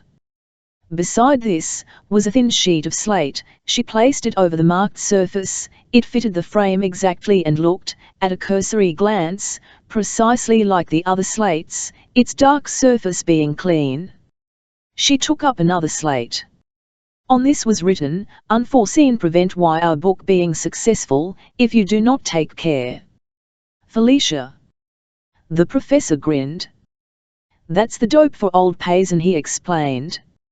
"He ought to be here any time, now." He went to the window and looked out. "What game are you going to work with him?" Flora asked. "Oh, only a few of the old stunts. He's so easy that it won't be nothing but child's play. I got a lot of the old-fashioned slab slates for a starter, and I can change 'em on him whenever I want. He won't insist on test conditions. Anyways, if he does, I got my little spirit friend here handy. He reached up his sleeve, and down a thimble attached an elastic cord. To the end of thimble a piece of was affixed. The only hard part about it is learning to write backwards and upside down, he commented, as he let instrument snap back out of sight. Say, I wish TL had a double-jointed leg like Slade. I tell you, I'd give some sittings in this town that would paralyze the psychical research. But what's this stuff on the slates mean? Oh, them is the answers I've prepared. You see, I happened to get hold of some questions he's going to ask. From a young fellow who goes to his house, and so having inside information, it saves considerable trouble. Funny thing, this chap wants to marry the daughter, who'll have money, I suppose, and he's standing in with me on account o' what I can do for him, the old man. Why, I heard that Granthorpe was setting his traps for her. Vixley scowled. That's right. 2. Frank's got something up his sleeve that'll can't fathom. He's been trying to buy me off, in fact, but he'll never do it. This fellow Kylie naturally has got it in for him, Frank being pretty thick with girl. So I got to play both ends and work the old man for Kylie and against Frank. Buttle can do it all right. The old man's a cinch. Flora walked up to him. You're in luck, she said. She permitted him to put his arm about the small trim waist and looked at him good-naturedly. Say, Vixley, if he's as easy as that, why can't you fix it for some good materializing? We could do all sorts of things for him. I'd thought of that. It might be a good idea later, and we may talk business with you. Well, when you're ready, I'll do anything you say. You know me. At that moment the front door bell rang. Here he is now. Vixley exclaimed. Say, Flora, you go out back through the kitchen, will you? It won't do for him to see you here. Sure. I'll spare him. The doc says he's scared to death of a pretty woman, and she disappeared down the hall. Professor Vixley went to the front door, welcomed Mr. Payson with an oily smile, took his hat and coat and then led him into a small chamber next to the front room. There were 2 straight chairs here on either side of a table which was draped with an embroidered cloth. Behind was a high bookcase. Well, I'm all ready for you, Mr. Payson, said the medium. We'll see what we can do. If we don't get anything, I won't charge you a cent. Have you ever seen any done before? No, I haven't, said Mr. Payson, but I've heard a good deal about its a very interesting phenomena. Now, we begin. Perhaps you'd like to examine this table. W's examined so often, that W's pretty well used to it by this time, but I want to have you that there's no possibility of trickery or deceit. As he spoke, he took off the cover, and turned the table upside down. Mr. Payson looked it over gravely and knocked on the top to see if it were hollow. The investigation finished, Professor Vixley said, may I ask who recommended you to me? Madam Spall, I suppose you know her. Oh, yes, and I admire her, too. Madam Spall is a wonderful woman. I don't know how this community could get on without her. She's brought more satisfaction to them desire in communication with their dear departed than all the rest of us mediums put together. She's doing a great work, Mr. Payson. Butch has more success with what you might call affairs off heart, while I find my control prefers generally to help out in the way of business. We're all specialists, nowadays, you know. Elle should think that the spirits could help in one way as well as another. Now would you, said Vixley, fixing the old man with his glittering eyes. Spirits ain't so much different from people on this side. Some o' them is interested in one thing, and some in 'em the same as we are. Some is nearer what might call the material plane, and some has progressed so they don't take much interest in earthly affairs. It seems to me that I'd always have an interest in my men, said Mr. Payson. Does it? Vixley replied. Where was you raised? In Vermont. I lived there till I was 10 years old. Well, are you much interested in the kids you knew when you went to school there? Perhaps not. Well, then, that's the way it is with spirits who have got progression. Their life on earth seems like childhood's days to them. Lord, they have their own business attend to.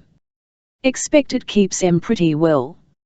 I don't know. Mr. Payson shook his head and seated himself. It's all very strange and mysterious. But I'm only an investigator, and what I want is the truth. No matter what it may be, that's the right frame o' mind to come in, said Vixley. You treat me right and I'll treat you right. Have a cigar. He took one from his pocket and put it unlighted into his mouth, offering another to Mr. Payson.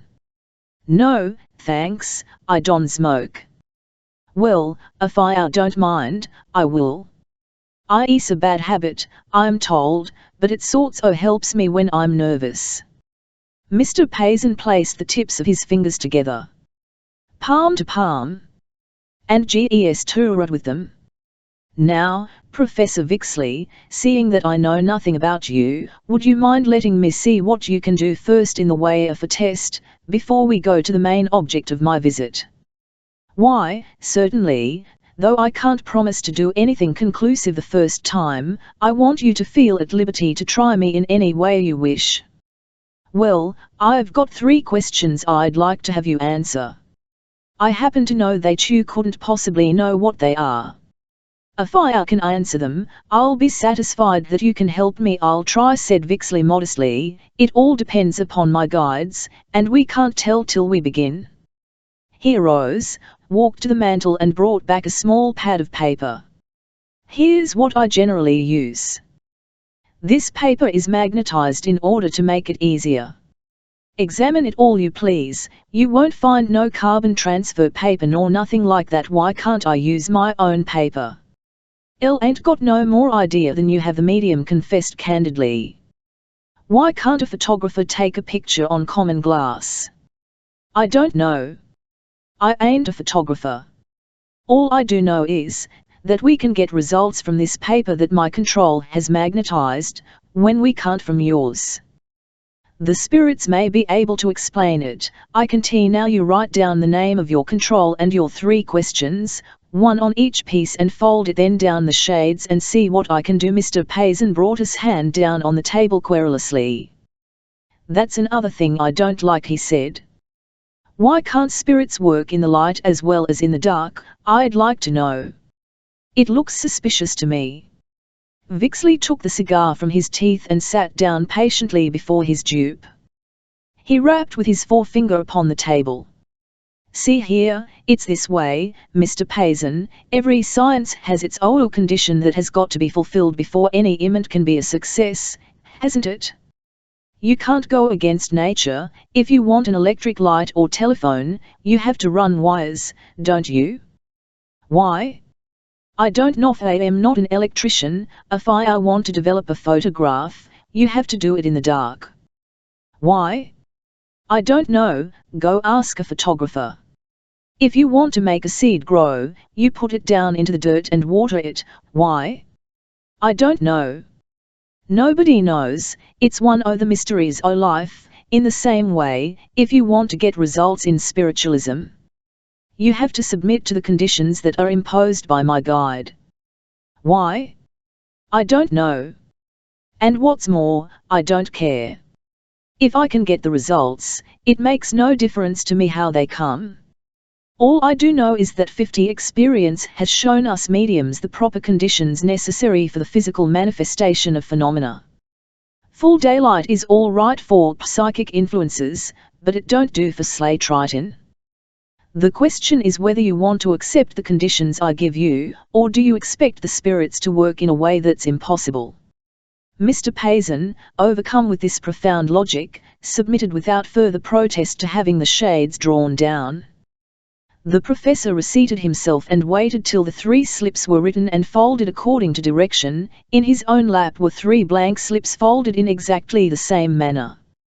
Vixley now pressed his brow and smoothed it with both hands. Some farkers will palm a blank slip and exchange it for your written one. But you see I ain't got nothing in my hands, he said, showing them empty.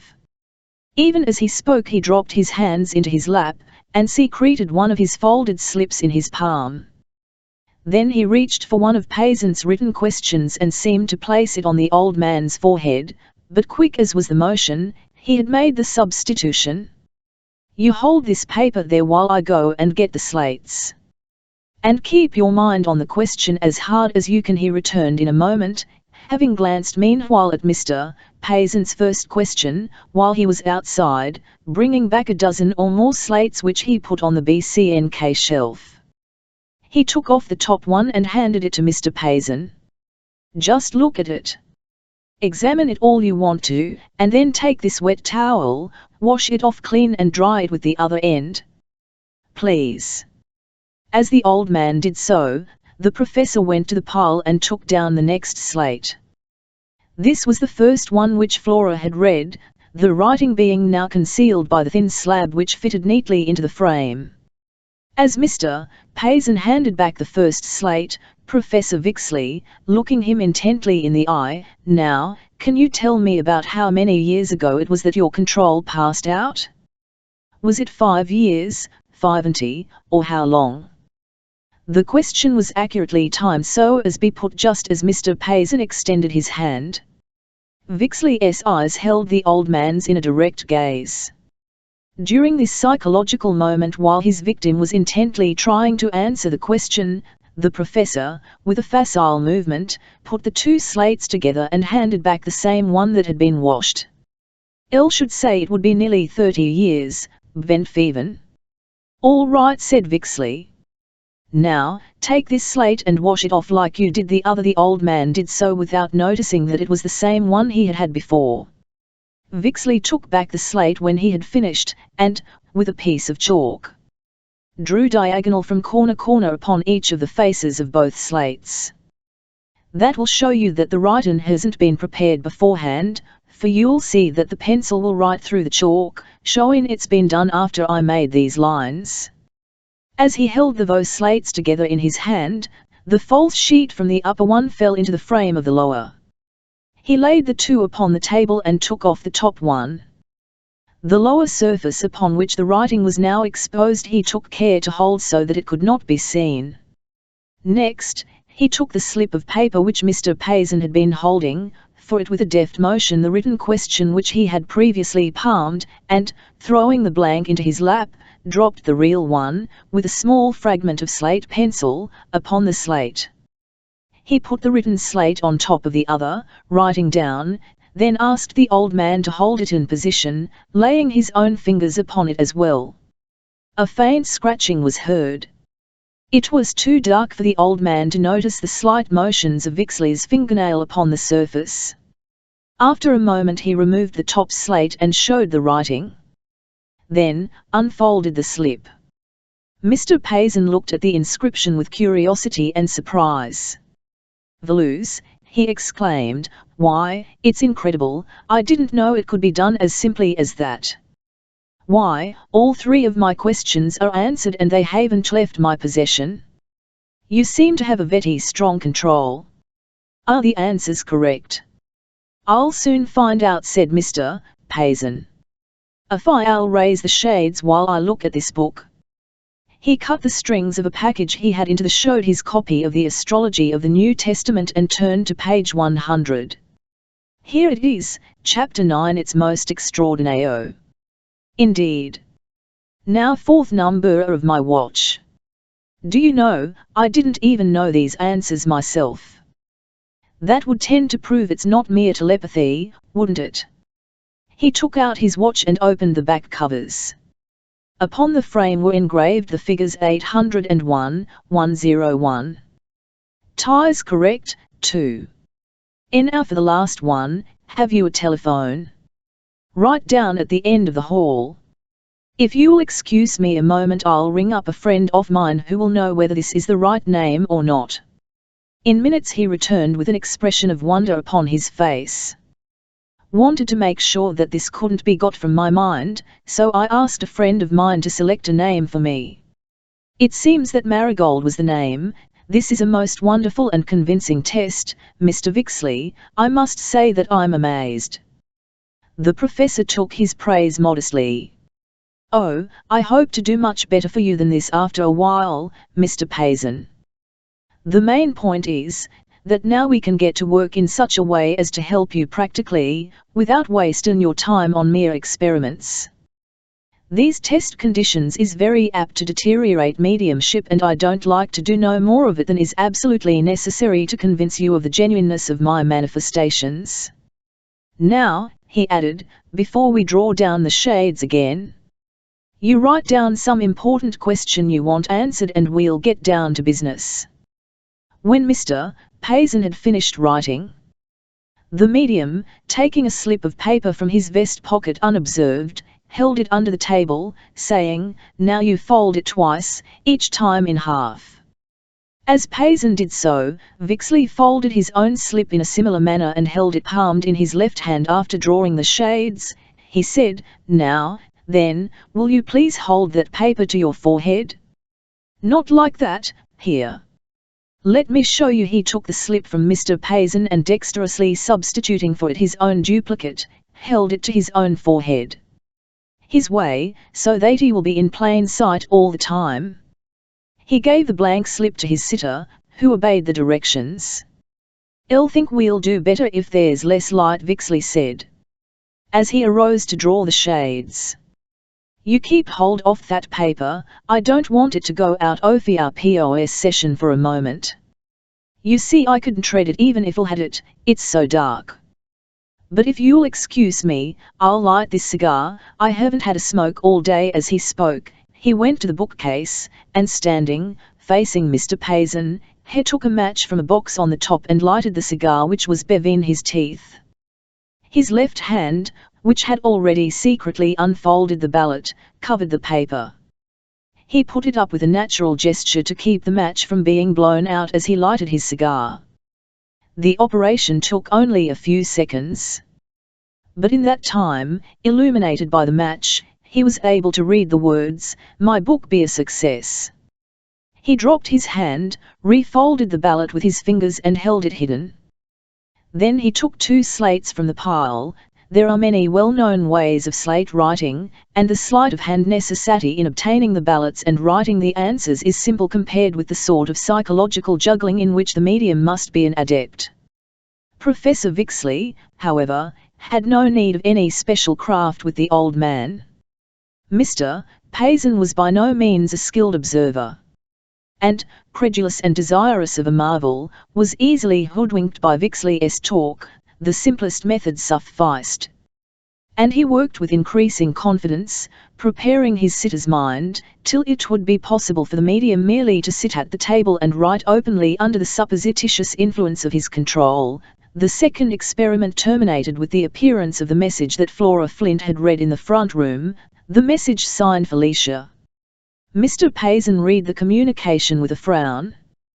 "That's bad," he said. "I'm very sorry to find that this answer isn't favorable." "The matter?" the professor asked sympathetically.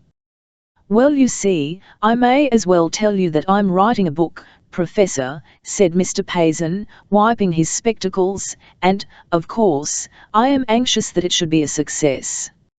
It seems from this that there is likely to be some trouble about it. I don't quite understand how." Vixley tipped back in his chair with his hands in his pockets. "I thought you looked like an intellectual-minded man. O' course, it wa'n't my place to ask no questions, but when you come in I sized you up as a party who wa'n't entirely devoted to a pure business life. So you've written a book, eh? Well, I'm sure my control could help you. I'll ask him, and see what's to be done. But for that, I think we'll be more liable to be successful at automatic writing than by independent slate writing. It's more quicker and satisfactory all round." "How do you suppose the spirits can help?" said Mr. Payson. "Why," said Vixley, "all sorts o' ways. It's like this, I don't know nothing about your book, but I do know what's happened before. Take Gibbon's Decline and Fall of the Roman Empire, for instance. He that there wouldn't never be no more wars, he claimed we'd outlived the possibility of it, and everything would be settled peaceably. What happened? Why, Napoleon arose inside 50 years and they was wars like never had been seen on earth. Now, if Gibbon had only been able to put himself in communication with the spirit intelligence, he wouldn't have made that mistake. The spirits would have told him what was going to happen. Look at Voltaire.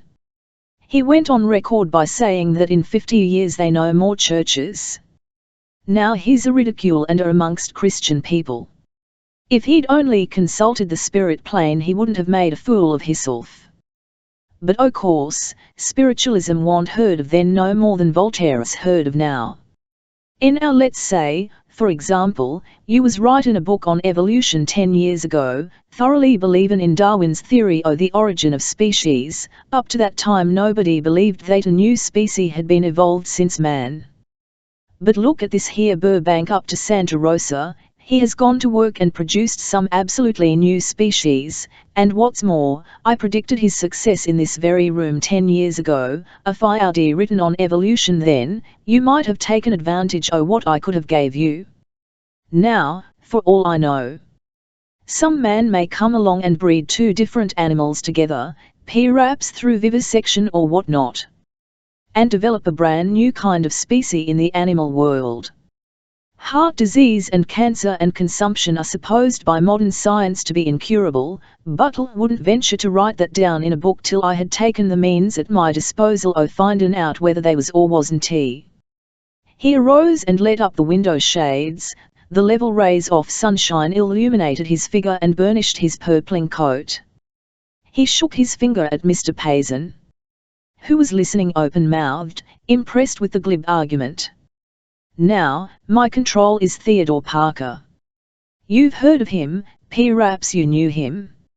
You wouldn't hesitate to ask his advice if he was still on the Nesh plane, for he was a brainy man. How much more, now he's passed out and gone beyond, into a fuller development and comprehension of the universe. I don't know which your subject is, but whatever it is, he can help and he will help. I'm sure o' that. It's for you to say whether you'll avail yourself of his guidance or not. I can give you all the tests you want, but I tell you, you're only wasting your time, while you might be in daily communication with one of grandest minds this country and this century has produced.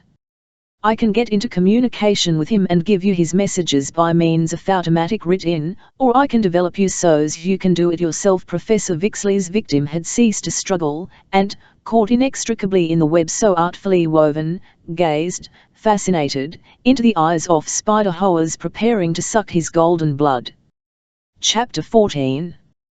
The outward, across the narrow, mile-long mole, the Oakland local, a train of 12 coaches swept on from to, beckoned by semaphores. It threw itself with a roar into the great train shed upon the Oakland pier.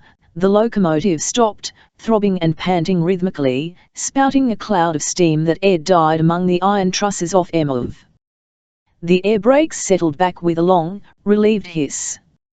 The cars emptied streams of passengers, the Furley station became as populous and busy as a disturbed ant hill. Up the broad stairs and into the huge waiting room the commuters poured, there to await the boat. It was 9:30 in the morning. The earlier trains, laden with clerks and stenographers and the masses of early workers, had already relieved the traffic across the bay. The present contingent consisted chiefly of more well-to-do businessmen, ladies bent on shopping in the city, and a scattering of sorts. Some clustered in a dense group by the door-off gangway, the better to rush on board and the favourite seats. The rest took to the settees and unfolded their morning papers, conversed, or watched the gathering throng.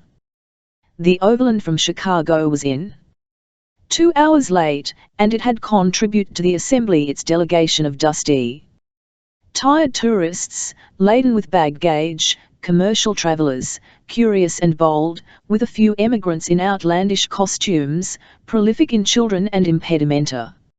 Another roar. And the Alameda local thundered into the shed and emptied its lesser load. The Barclay train had arrived also, and the waiting room was now well filled. Through the glazed front of the hall the steamer Piedmont came into view, entering the slip. It slid in quietly and was deftly tied up. The gangplank was lowered and its passengers disembarked, filing through a passageway separated from the waiting throng by a fence. Then the heavy door slipped upward. The made entrance and passed on board the boat. As each party off the gangplank someone would say, "Do you want to sit outside or inside?" The continual repetition office question kept the after part of the deck echoing with the murmur. Clytie Payson, finding all the best outside seats occupied, went into the great open cabin and sat down. The saloon soon filled. In a moment there was the creaking of the gangplank drawbridge, a deep, hoarse whistle overhead, the jangle of a bell in the engine room, and the boat started, gathered way, and shot out into the bay. An Italian band started playing. It was not long before her eyes, roving from one another passenger, rested upon a couple across the way. Both looked jaded and distrait. They talked but little. The lady was crisp and fresh and glossy, in her blue serge suit and smart hat. Her form was moulded almost sumptuously, but there were soft, violet circles beneath her roaming eyes. She leaned back in her seat. Her attitude had lost, in its California tendency to abandon, an imperceptible something of that erect well-held poise that such corset-modelled white-gloved creatures of fashion usually maintain. Clytie recognized her. It was Mrs. Page. The young man Clytie did not know. He was a dapper, immaculate, pink-cheeked person, who leaned slightly nearer his companion than custom sanctions when he spoke an occasional playful word to her. In his gestures he often touched her arm, where, for a second his gloved hand seemed to linger affectionately. Mrs. Page gave him in return a flashing, ardent smile, then her eyes wandered listlessly. Before Mrs. Page had a chance to notice her, Clytie arose and walked toward. Just outside the door she stopped upon the wind-swept deck for a moment to look above Goat Island. Melting into the perfect bow of its profile, lay the crest of Tamalpais. The mountains surrounding the Bay of San Francisco were wild and terrible, with naked brown slopes void of all grass. To the northwest they came down to the very edge of the water, tumbling precipitately, seamed with gullies, forming the wall of the Golden Gate. Southward was smoke and haze, forward the peninsula loomed through murk. The whole aspect of harbour was barren, chill, desolate. One felt that one was thousands of miles from civilization, in a land unique, grim, isolate, sufficient unto itself, shut off by sea and mountain from the great world. Yet it had its own strange beauty, and that charm which, once felt, endures forever. The immortal lure of bigness, wideness, freedom of air and sky and water. Clytie stood, holding her hat against the nimble breeze for a while, gazing at a flock of gulls that sailed alongside the boat circling and screaming. Then she turned and moved to the right and walked aft. There was a young woman sitting in an angle of the seats, by the paddle box. Her arm was resting on the rail and she was gazing DCV.RN at the swirling rush of water. From her chic shepherd's plaid frock, so cunningly trimmed with red, so perfectly moulding her svelte form, it should have been fancy grey, queen of Piedra Pinte, but it was a poor, tired majesty, whose face was filled with infinite longing, whose traitor mouth was lax, whose head, bent sidewise, seemed too heavy to be held in its whilom-spirited pose. She was off her guard. She had dropped the mask she was learning so painfully to bear. Clytie stepped in front of her. Fancy suddenly looked up. There was a moment when her face was like that of a child awakened from sleep. Then, in a flash, Fancy was alive again. First confusion, then a 100k of pain, lastly an expectant, almost a suspicious expression passed face. "Why, Miss Payson?" Fancy sat erect, and, by her tone, was immediately upon the defensive, waiting to find out what her welcome might be. "Won't you sit down?" Good morning, Miss Gray. Clytie's voice was low and sympathetic. Fancy took the hand, grasped it for a brief moment and let it drop. Then she waited for to give her cue.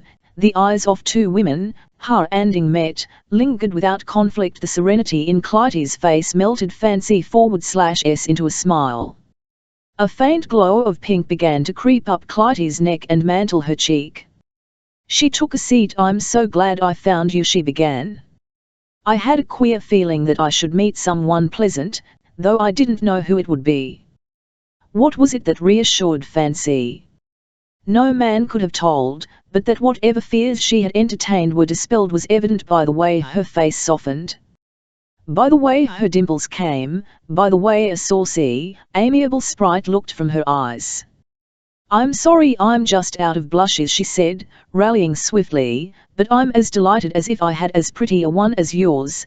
Did you really want to see? I've been wanting to see you for some time. I've thinking about you. Think of you wasting your time on me. Why, anyone with your brains could think me to a finish in 5 minutes. Elle wanted to tell you something. I hope it's something sacred, said Fancy with a bewinkle in her eyes. I love to have people tell me their most sacred thoughts. She smiled like a spoiled child. This was too much for Clytie, who laughed aloud, but she persisted. I hope you won't think I'm trying to patronize you. You look awfully pretty when you're patronizing. I don't mind it a bit. I'm afraid it's no use, you're incorrigible. Tie's a dandy word. I never thought of that. May I use it? Will you be serious? You mustn't mind me, Fancy said. Elle never could do that running throb in my voice. Lost lots of things by not being able cry to order. But what is Elle? No, you will left Mr. Granthorpe's office. Oh, yes. I got tired of routine there. It's awful to sit and watch women who come to hear themselves talked about. It got on my nerves. So I told Frank I'd have to quit or tell them the straight truth about themselves. Clytie looked at her curiously for a moment. Fancy turned away from her glance. Clytie went on, Tia wanted to see if I couldn't get you a position, perhaps with my father. Guess Fancy cast her eyes down. Go to work, just it. I'm going to drift a while. It's awfully kind of you. Though. Can't you come and stay with me a while? I thought I might teach you bookbinding and we could work together. Clytie herself was getting somewhat embarrassed. Fancy shook her head.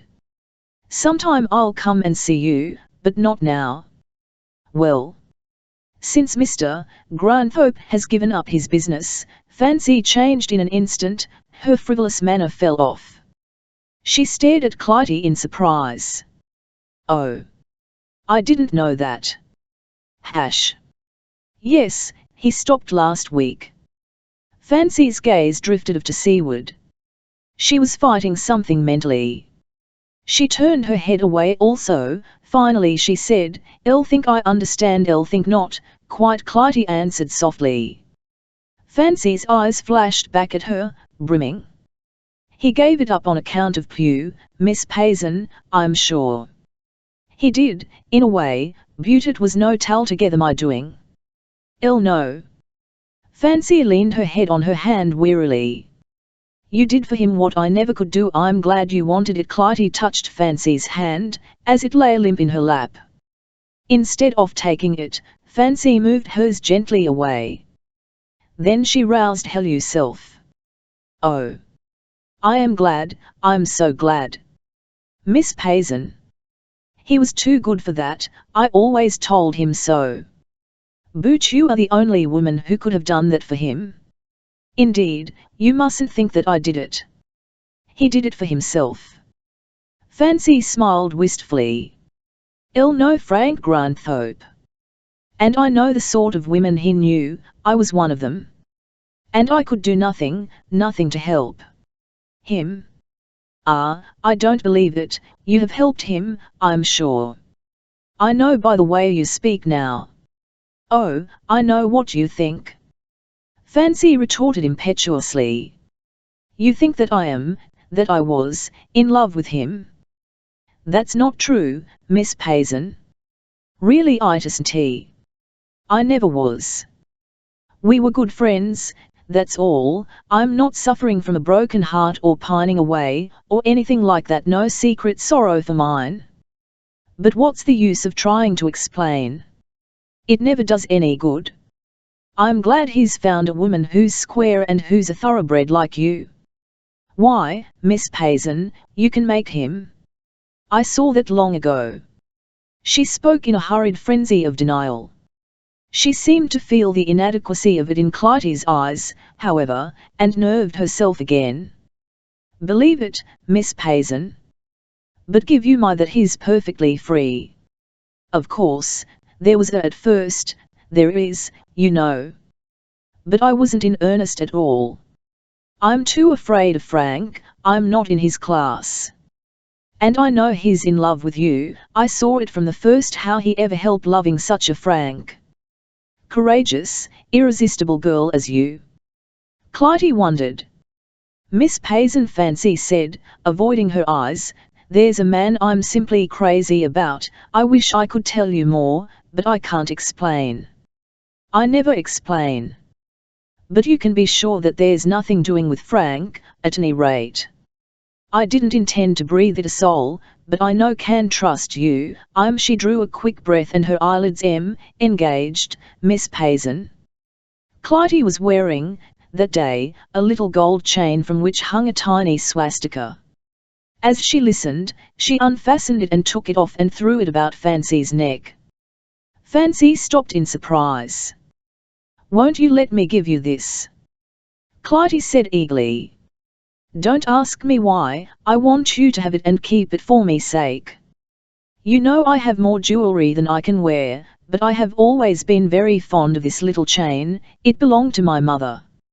Fancy's eyes filled suddenly and her lips parted, her hand knew up to caress the chain affectionately, then she cast down her eyes and a timid smile trembled on her lips. I'll accept, said Fancy Grey.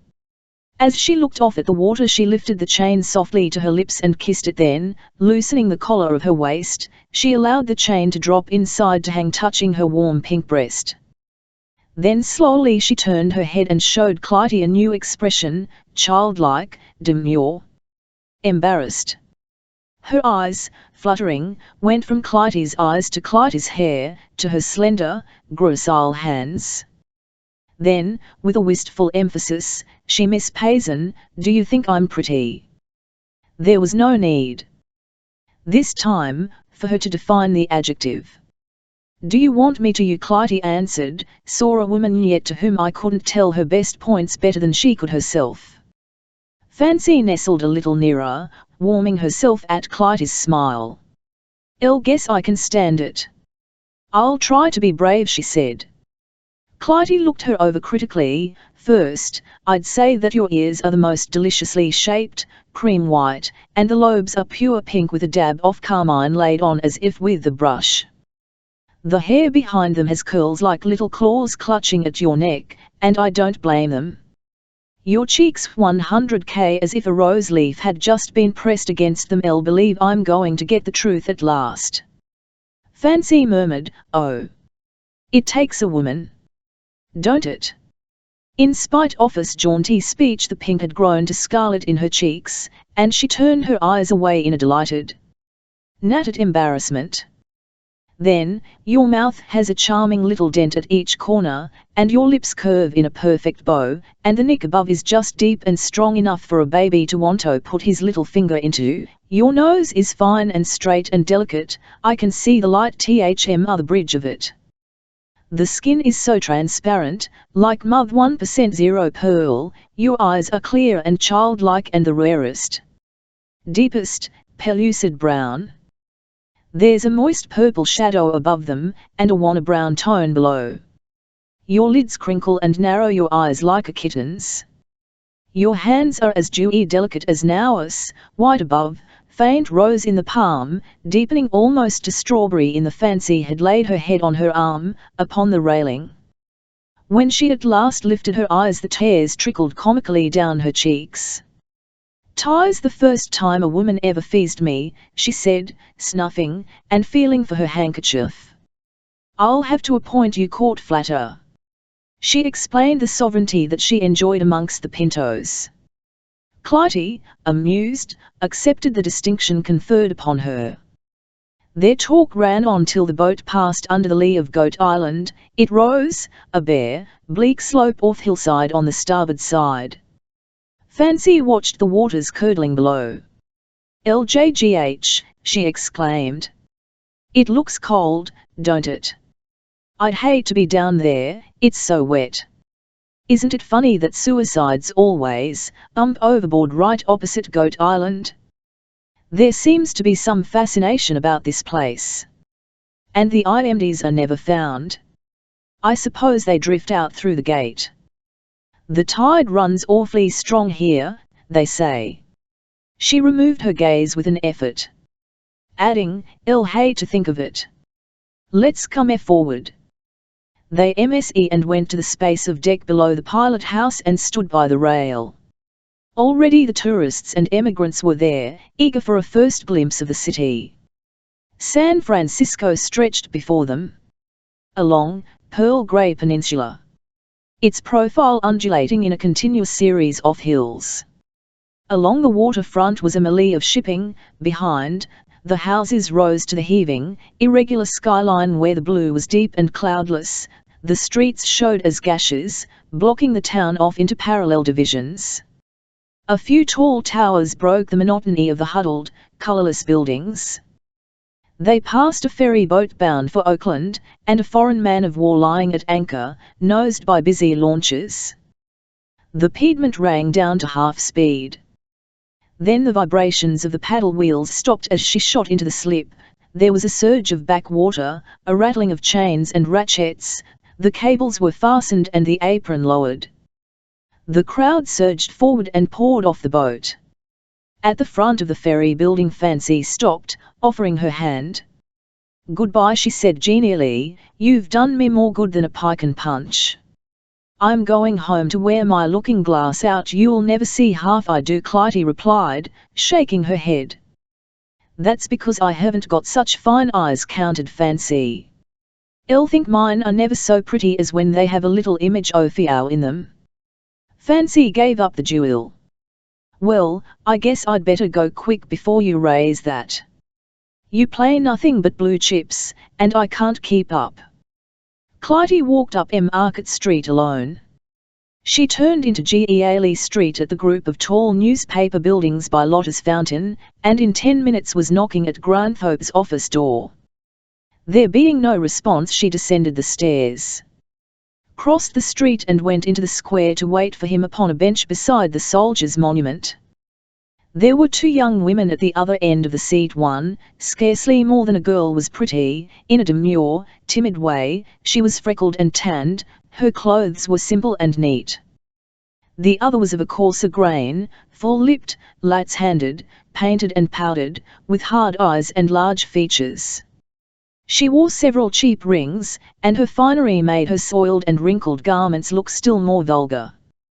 Clytie gave the 2 a glance and took no further interest in them until she caught the mention of Granthorpe's name. She turned, astonished, to see the younger woman looking seriously at the other. There was a charming earnestness in her face, and, though her lower lip drooped tremulously, it was not weak, nor was her chin, nor her nose, nor the gracefully reliant poise of her head. "You ought to go see him, Kate," she was saying. "I'll tell you he's a wonder. Why, if I hadn't gone there I don't know where I'd be now.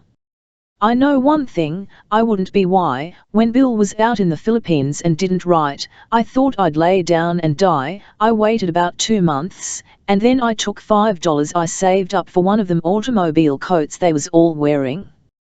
And I went to see Granthorpe. What, you wouldn't take a cent off me? That's the kind of a man Granthorpe is. He said it would be all right and Bill would come back and marry me, but I'll tell you, I had to do most of courting." "You did you?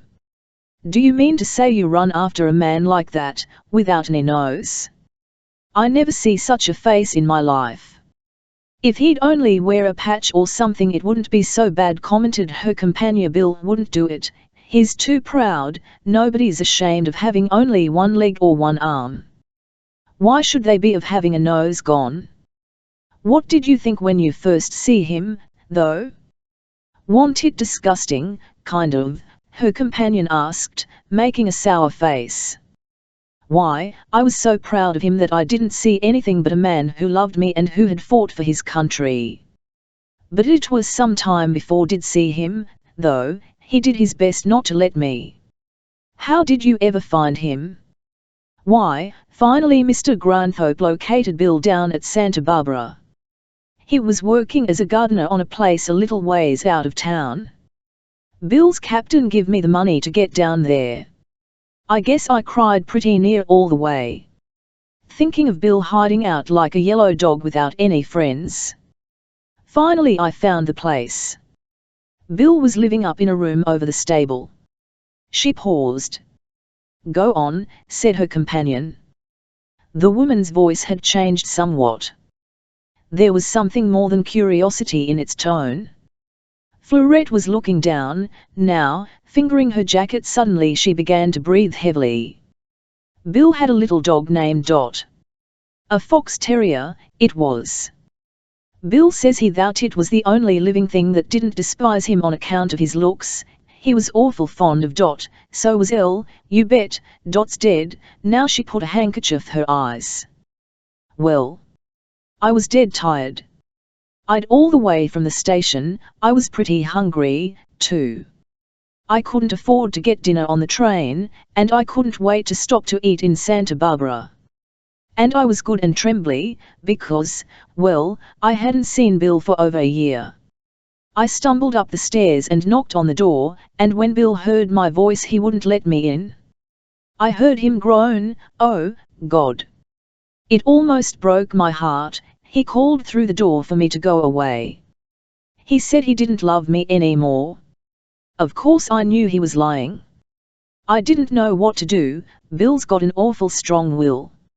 I didn't know how to make him believe I didn't care how he looked. I just sat down on the stairs and begun to cry. Then Dot begun to whine and scratch on the door.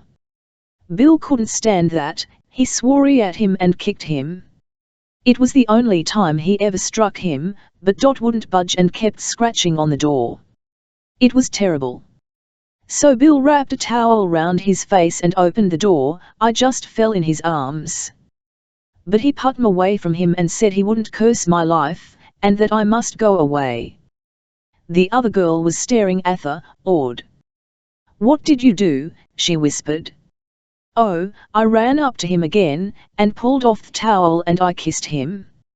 She spoke almost impersonally. Kate kindled, now. Oh, Fleurette, did you? Gee, you were game. She giggled somewhat hysterically. Lucky his mouth wasn't shot off, wasn't it? Fleurette gazed off across the green and spoke as to one who knew not of life's realities, saying, simply, oh, I didn't kiss him on the mouth, Kate, there was plenty of time for that. I kissed him right where that Morrow bullet had wounded him. Kate shook her head slowly. I'll guess you done right, she said. Then, say, I'd like to see Bill again, Fleurette. Clytie Alous gave the girl one swift glance as she left and walked away. She had met the heroines that day, and her nerves were vibrating like tense strings. She walked up and down the square, keeping her eyes on Granthorpe's doorway. In half an hour she saw him striding up Geary Street. She followed him rapidly, ran up the stairs and knocked again at his door. He opened it and took her instantly into his arms. She lay there without speaking, and there was a of silence after his kiss. The stimulating newness of possession thrilled him. She was still strange, mysterious. Of a different caste, and there was something deliriously fearful in this familiarity as she lay captive, unresisting, trembling in his embrace. He had set his trap for a sparrow and caught a bird of paradise. He knew his power over her, now, though he dared not test it. He dreaded to break the spell of her wonderful condescension, her royal grace and favour. He was in no hurry to remove her crown and scepter. The piquancy of his romance fascinated him. She broke away from him with a gentle insistence, and looked at him, rosy and smiling.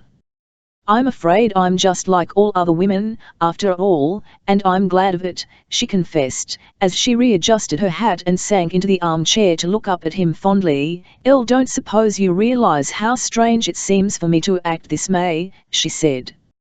"No man has ever held me in his arms before. I have never thought of the possibility of it, even with you. All that sort of demonstration has been inhibited. I have always wondered if I had any passion in me.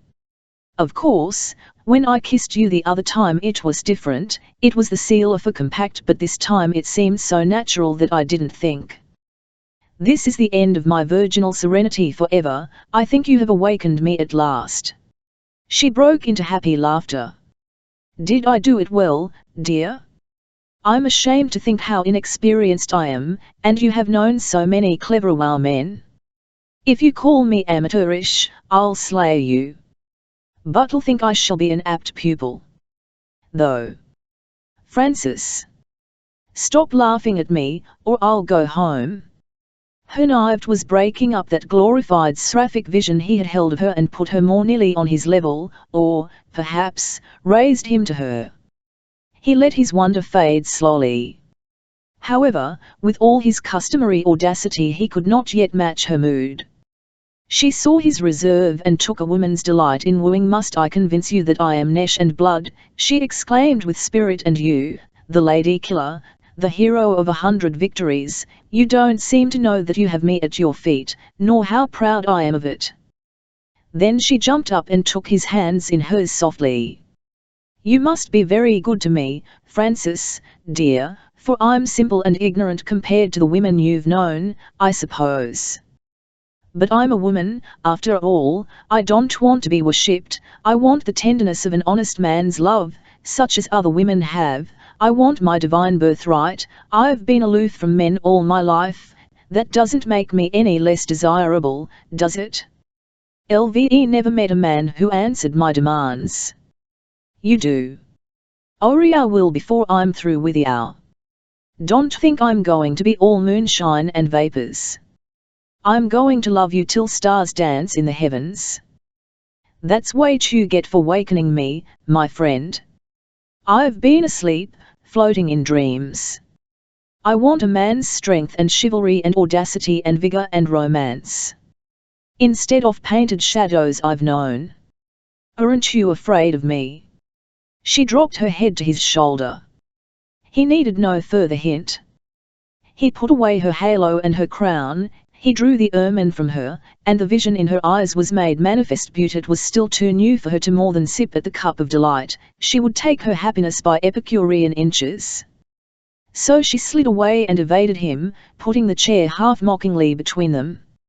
"My father has forbidden me to come down here to see you," she said. "It's really quite romantic, but of course I told him I should come, nevertheless, so we can quite call it clandestine.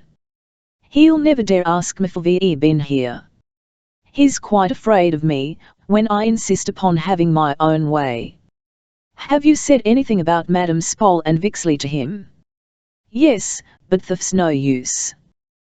They certainly seem to have given him some wonderful tests. I don't see how they could have done so well, and he's absolutely convinced. I don't see what we can do, unless we wait for them to go too far and arouse his suspicions. I can't think he's feeble-minded. They are making him pay, though that's the least of the matter. I have had an idea that I might get hold of one of the gang, a Dr. Masterson, and induce him to sell them out. He's a turncoat, and if he only knows enough about their game he could be bribed. Leave it to you, Francis." "Like that method?" "Exactly. Must do what we can, perhaps it settle itself." "We can do nothing yet, at any rate. Today come down to ask you to invite me to lunch." "With pleasure, only, if I must confess, I don't know that I can offer you a very good one." "Wait, I'll see how much money I have left." He felt doubtfully in his pocket, and added, "Oh, that's all right. We can go to the palace." Clytie was instantly suspicious. How much have you? Quite enough, answer me, sir. She gasped. Do you mean to say that's all you have left? Everything, but my rent is paid for a month in advance. Have you any debts? Naturally. $200 or so, that's all. She came up to him and worked her finger into his buttonhole. Francis Granthorpe, she said solemnly, are you really ruined? Her eyes danced. Oh, I've got enough junk in my chamber to pay that off, I expect, but it won't leave me exactly affluent. She burst into a delicious chime of laughter. Why, it's positively melodramatic, isn't it? I never happened to know anyone who was actually bankrupt before. Of course happen, sometimes, but somehow I thought people could always raise some money, even if they had to scrimp. How exciting it is, aren't you nervous about it? Why, I'd be frightened to death. And yet it seems terribly amusing. He laughed with her. Elle can't seem to take it very seriously, while you're with me, at any rate. To tell the truth, I haven't begun to think about it yet. Of course my fees have always been in cash, and consequently there's nothing coming in. And I've always spent every cent I made. And a little more. But I've been broke before, and it doesn't alarm me, except that of course, I can't depend upon living by my wits in quite the same way as I would have, if I hadn't chucked that sort of thing. If I didn't care how I did it, I suppose I could make 100 or so a week easily enough. She listened and grew more serious. Of course that's all over. Book.2-2 have money. Let's see what I have with me. She took her purse from her bag and emptied it upon the desk. Several $10 and $20 gold pieces rolled out. Granthorpe shook his head sharply. No, don't do that, please.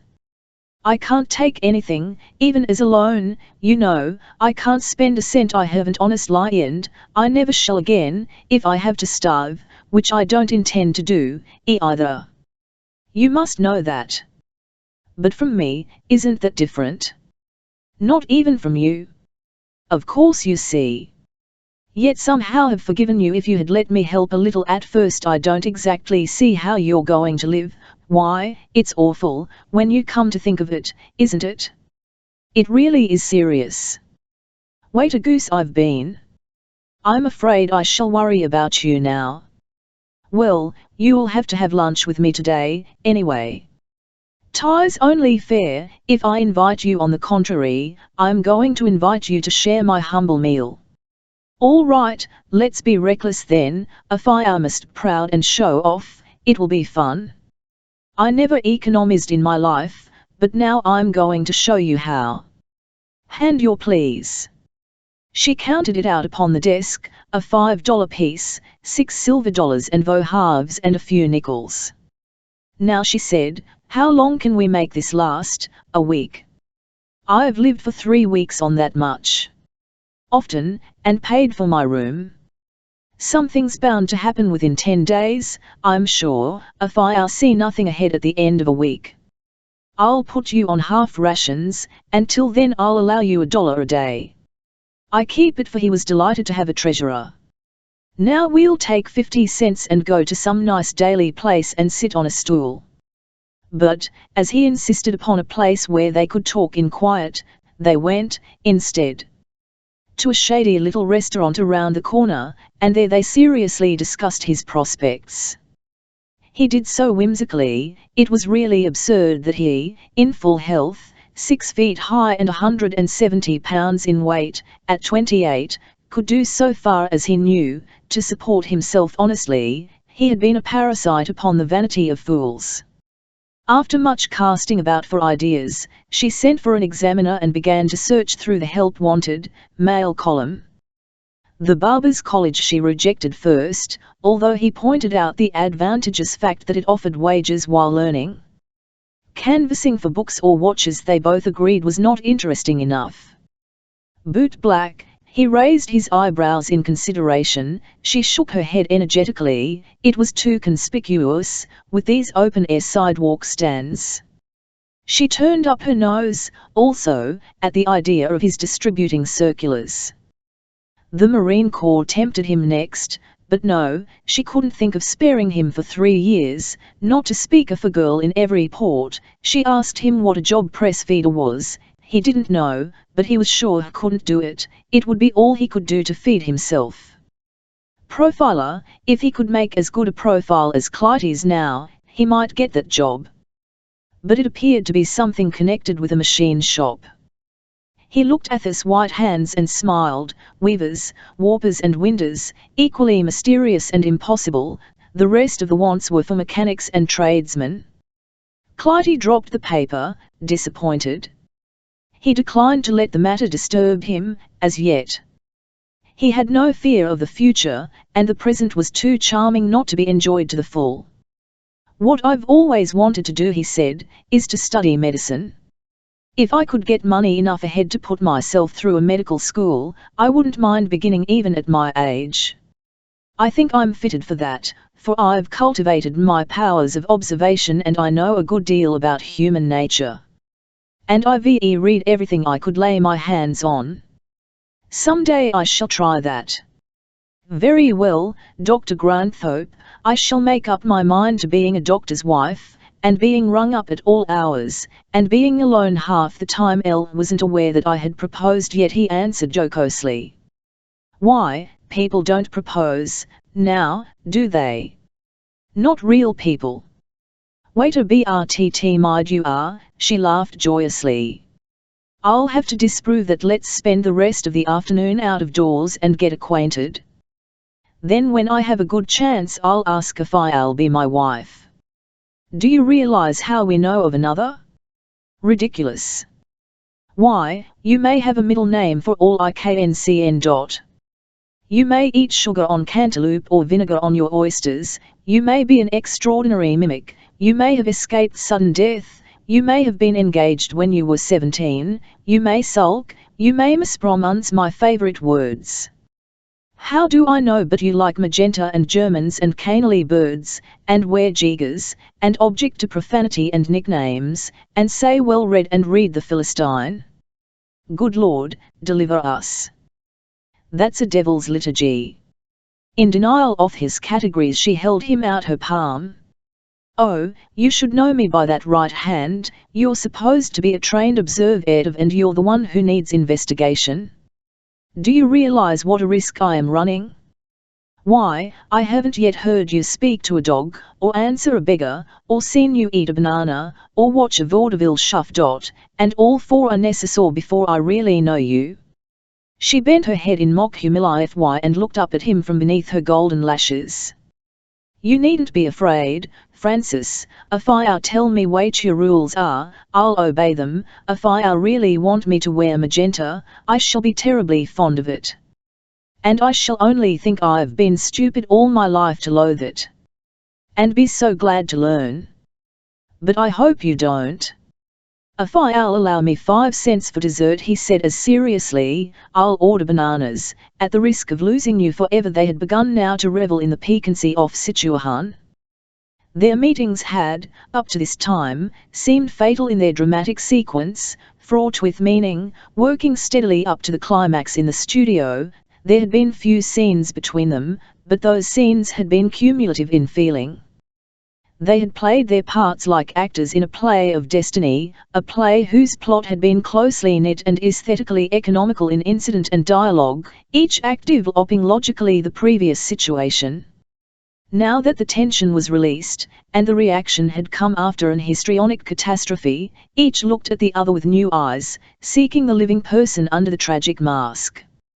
In this delightful pool 8 they came upon such fantastic surprises, such rare coincidences, such lovely similarities of whim and taste and prejudice, and, above all, such a rare harmony in their points of view on life, that their talk was as exciting as if they had just met for the first time. The talk ran on. Back and forth, lively with continual revelation. It came out, not in dominating trends of thought or principled opinions, but in many charming lesser exemplifications of their mutual fastidiousness, she reached for a plate, and his hand was outstretched to give it to her at precisely the same instant. Their fingers touched, and their eyes spoke in delighted surprise. He discovered that she, like himself, took no sugar in her coffee, and on that consanguinity of taste and imaginative structure arose to be destroyed with equal delight when he found that she was resisting a temptation use cream. She quoted spontaneously a line from Stevenson for no reason whatever: he had always loved, for to my mind one thing is as good as another in this world, and a shoe of a horse will do. She knew his language, he fulfilled her test. Such were their tiny psychological romances at table. They had reversed the usual order of progression in their friendship, or rather fate had reversed it for them. Had they become betrothed in the ancient manner without previous knowledge of one another, their position could have been no more alluring and delicate, for, strangers physically and, to an extent, mentally, their intimacy of spirit was as certain and irrevocable as a blood relationship. They played with a series of little embarrassments. Today they had changed their characteristic parts. He was timid, as he had never been timid with women; she was bold, as she had never been bold with men. The primitive woman had come to life in her. They were, however, both of that caste which can notice, analyze and discuss the subtleties of such a condition while still enjoying it to the full. It delighted them to glean the nuances and overtones of that harmony. It was a new experience to Granthorpe to be with one who understood and was sensitive to the secondary and tertiary thrills of delight without having become out of vibration with the primal note of passion. That sharing of the wonderful first fruits with her, mentally as well as physically and spiritually, kept his appetite for her whetted to a keen edge. He could not get enough of her from sight or hearing, and each touch of her hand became a perilously exciting event, a little voyage of poetic adventure. They were both learning swiftly the art of loving. But, though one goes far in the first sensational lessons, one cannot go all the way, no matter how reckless is attempt. Passion has to be adjusted to tenderness, and affection to experience, or there is discord. For her, perhaps, that love held more of more freshness and delicious abandon, more mystery, for her nerves had never been dulled by contact, but for him there were newer and truer wonders as well. He had taken another degree in sentiment, and the initiation was as marvellous for him, an apprentice, as for her, a neophyte. And, in that sacred, secret lodge, when the time came, she would jump in a single intuitive moment to his level and surpass him. Already she was tuned the emotional; she would notice false move, every mistake in his devotion, as well as if she had been with him past master in the rites of love. She could already teach him, and already she began to hold him back sensitively, to linger over every transient mood of feeling, every minor phase which women in that stage been wooing and winning and so care to taste to the last sweet drop. Every reflex, every echo, she would bid him answer to, indefinitely prolonging. Now that she was sure of him, the fineness of the reward of her moment delaying the definite end. He had taught her the rapture of a caress; she would teach him the excitement of a smile. A tone, a gesture. Lingered long at the table and then went forth into the sun. The cable car carried them, bantering, to the gate of the Presidio, and they set out rollicking across the golf links. The open downs stretched in front of them in long, sweeping lines, like the ground swells of the sea, skirted to the north by groves of cypress and eucalyptus trees. Beyond, to the west, the ground grew sandy as it approached the ocean, and from that direction a sea breeze sailed, salt and strong. Behind them was Lone Mountain, with its huge cross on top, and from there in a scattering quadrant a multitude of little houses, the outskirts of the city, skirmished towards the park. The turf was hard and smooth as a carpet. Burned, here and there, in patches of black, but elsewhere of a pastel green, coloured by the hardier weeds that had sustained the drought and fought their way through the matted, sunburned stalks of dry grass. Dipping down through a wide, sandy hollow, tangled with fuzzy growth, they climbed up again, making for a shoulder of the hill where the road curved sharply round the summit. They were alone in the world, now, no one was in sight. At least, and the glory of this free space of earth and air brought them as near to one another as if they had regained childhood. Clytie's hat was off, and her hair wantoned over her forehead and neck. She gave him her joyous laughter unrestrained, and he listened as to a song, and attempted by every while new to provoke it again and again. If she had been high priestess before, now she was pixie, and he was, at first almost as afraid of her in this new guise. He explored a new world with her, as Adam did with Eve. As Adam did with Eve, he marveled at her. It came to him, as they walked, that what had kept them apart. Mentally, was an odd lack of humour. He saw how his whole life had been opposed towards himself as well as towards the world, repressing what now, the costume and custom gone, would come forth bubbling without care. He had kept a straight face so long. What mirth he had felt, in presence of his dupes, had been strained fine, escaping in the corner of a smile, while he fashioned his glib phrases. It had been a preacher's sobriety, the sedateness of priestcraft aging him. She held him her hands now down the years, back to decent, cleanly fun.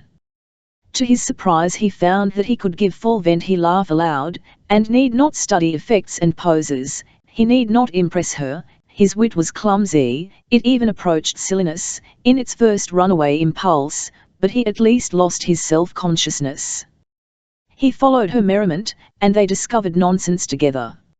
So, jollying, they tramped up to the road and came suddenly upon the sea, faming peacock blue, at the foot of the cliff which fell almost vertically at their feet.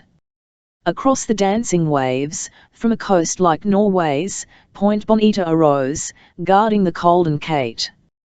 At the end of a semicircular cove to their left a ragged cliff jutted into the channel, behind its promontory the hills rolled back. She gave a cry of joy and happiness and sat down on the verge of the bluff to feast upon the view. He dropped beside her and took her hand. An automobile whirred past them and she did not flinch. There he underwent a revulsion of feeling. Image, he dropped beside her and took her hand. How can you love me, he said bitterly. What good am I? I have no capacity, no prospects, no purpose, even.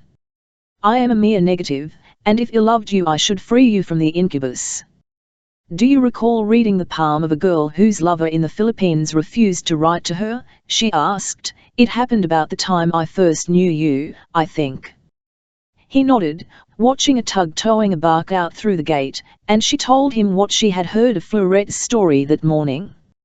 It was no slight relief to him to think that he had helped someone, though his assistance had been based upon deceit. She said, "Understand how women, it makes no difference how poor or how dishonored a man may be, if she loves him her happiness must be with him. Oh, a physical deformity is easy enough to forget, but how about a moral one? You'll be the wife of an outcast if I refused to accept my love. If I left me, now, you would be inflicting a far greater pain than any gossip could ever give me. The mere problem of living appalls me," he went on gloomily. "Elle would never think twice of it, if I were alone. But you know what a coward marriage makes of one." She laughed in his face. "I'll be your first patient, Dr. Granthorpe, and I'll pay you well. If there was some way of getting that money of Madame Grant's, I've never even thought of trying to claim it, but perhaps I might go up to Stockton and inquire about it. Of course, there's no fear of being accused of stealing it, now, but even if I had it, I don't know whether or not it would be right to use it myself. You might at least borrow it for a while, but for my own part I'm convinced that it's yours. There's no reason why the bank should have the use of it for nothing. I wish we could clear up that matter of Madame Grant." They set out again. She was buoyant and strong. It was not till her muscles relaxed that her characteristic dreamy languor was apparent, and this trait was slowly disappearing under the influence of the new interest in her life. It was as if she had found, now, what she, in her former quiescent moods, had been watching and waiting for, and Granthope's presence stimulated her with energy. She was almost coquettish with him at times, now, the mood alternating with a noble frankness, the boldness of a gambler who has cast all hardily upon a single stroke.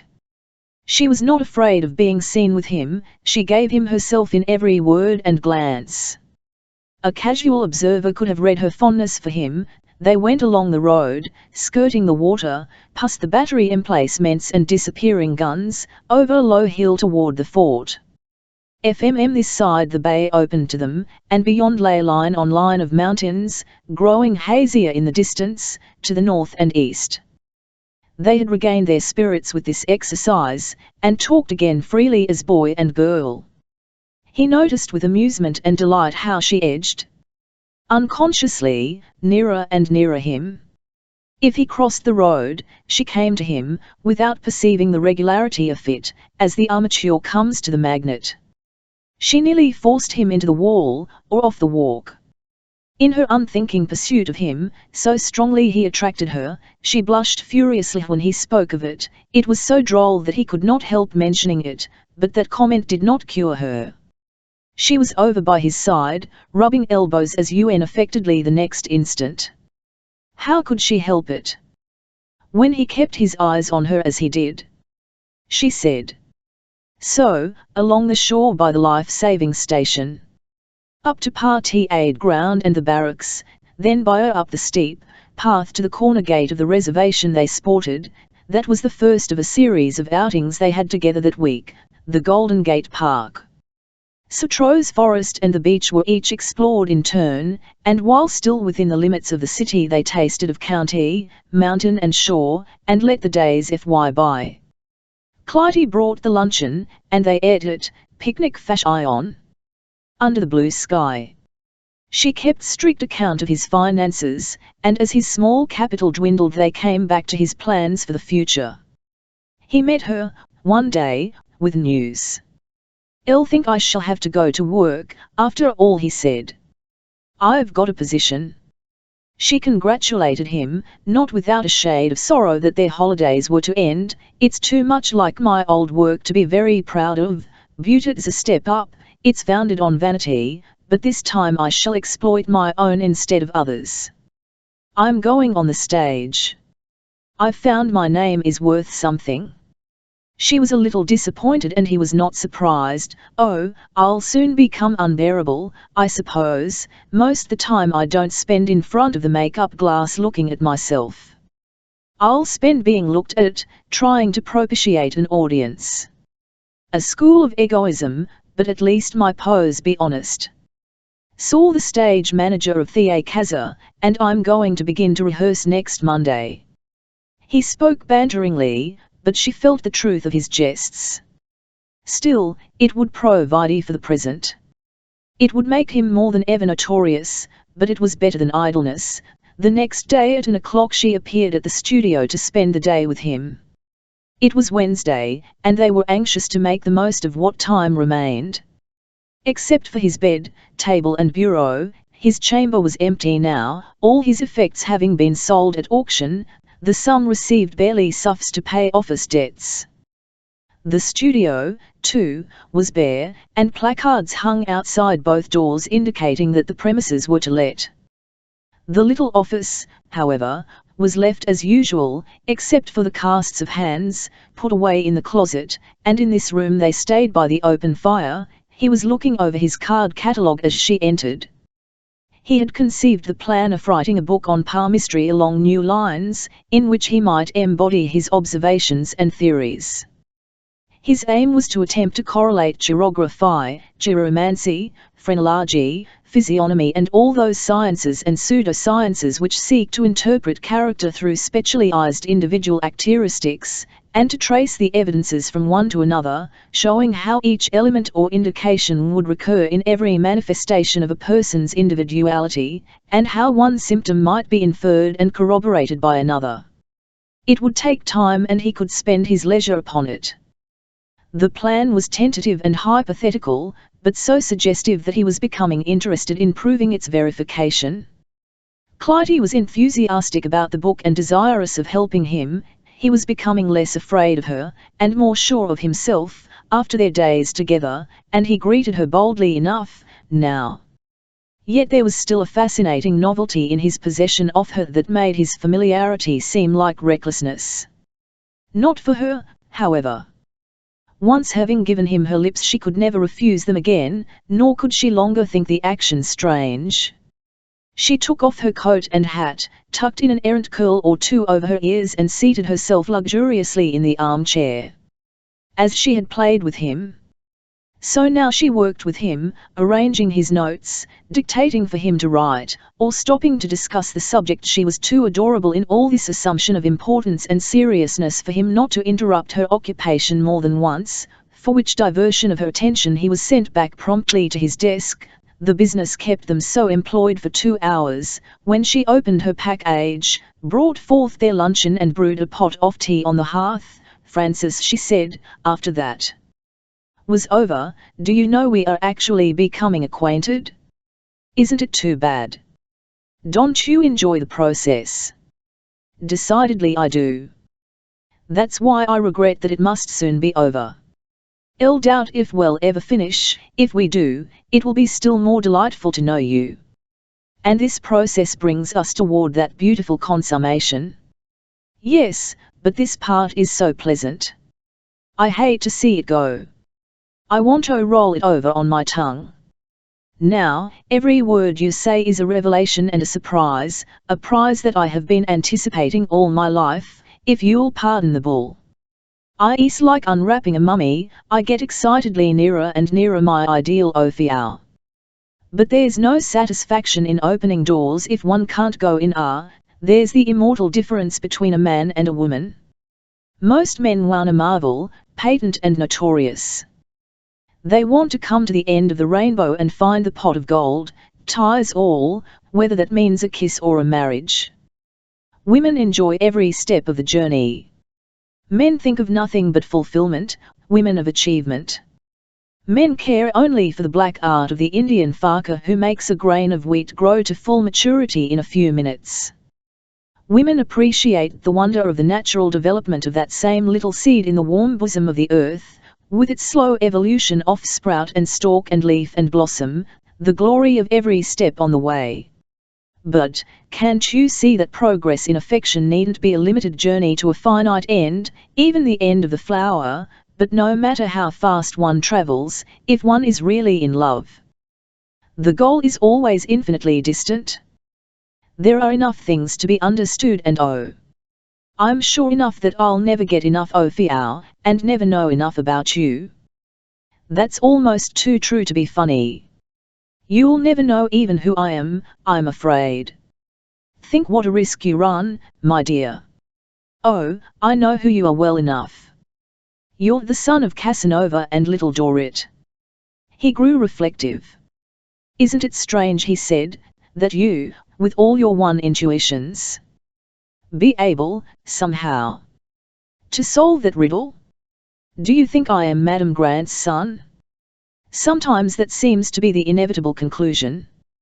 I can't quite think you are, Francis. Everything you have told me about her has brought her very near to me, somehow, and I feel as if I knew her, but you don't affect me in the same way. I think you're a changeling, myself. It is strange that I can't quite get you now, though, not nearly as well as I used to. My power seems to have waned ever since what? Since that first kiss. You see, I've exchanged that elusive power for something tangible." She put him away with a gesture. "No, not now, I want to be serious. And here's what I found in my father's scrapbook." It seemed to have been cut from a vetty old paper. Somehow it seems to point to her.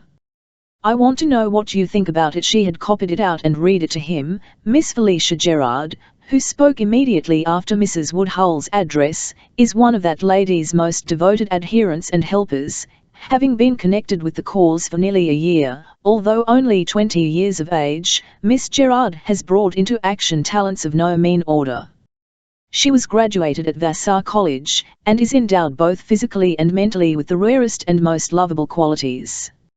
She was first presented to Mrs. Woodhull in Toledo, where the remarkable clairvoyant IMD was shared by the two women drew them naturally together.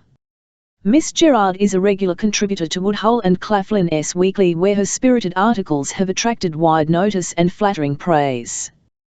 "That must be Mamsie," he said. "I'm sure of it. I shall ask my father as soon as I get the opportunity." For the rest of the afternoon they talked as if they were never to meet again. Once or twice there came a knock and the door was tried, but Granthorpe did not, and they were left alone in peace. She rose to go at 6, and as she was to be busy all the next day, the parting was long delayed. They were, indeed, getting rapidly acquainted. Chapter 1. The Reentrant Angle. Blanchard Kiley strolled into the Mercantile Library one afternoon, and, nodding to the clerk at the desk, walked to an alcove in the corner of the main hall. He stopped at a shelf and sat down on a stool. He had done this several afternoons a week for years. Going through the library as a businessman takes account of stock. Examining every book in order, of some he read only the titles, glancing perhaps also at the date of the edition, of some he looked over the table of contents. Others he read, nibbling here and there, a few he took home. He had, by this time, almost exhausted the list. He read, not like a bookworm, with relish and zest, nor like a student desirous of a mastery of his. He read, as he did everything, even to his love-making, deliberately, accurately, with an elaborate scientific method that was, in its intricacy, something of a game, whose rules he alone knew.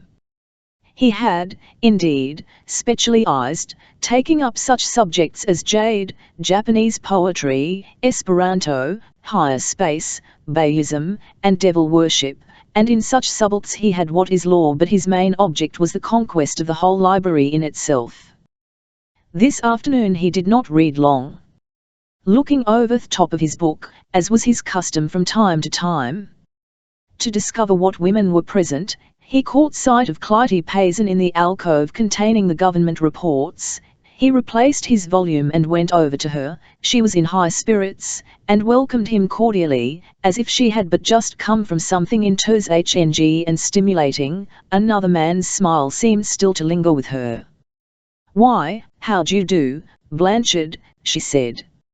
"I haven't seen you here for a long time. What has happened? Have you finished the library yet?" "Oh, no, not quite. LVE still a few more shelves to do, but I've been studying psychology on the side." She looked at him with an indulgence that was new to him. "In petticoats, I presume, then?" He shrugged his shoulders. "No, I've been studying a man," he said. "What are you doing?" She the purport of his question and answered lightly, "Oh, only looking up some statistics for father. I've been coming here quite often, lately, but I'm almost finished, now. Is there anything in the world duller than a statistic? I always think of the man who went for information to a statistician at Washington and was asked, 'What do you want to prove?' How is your father getting on with the book?"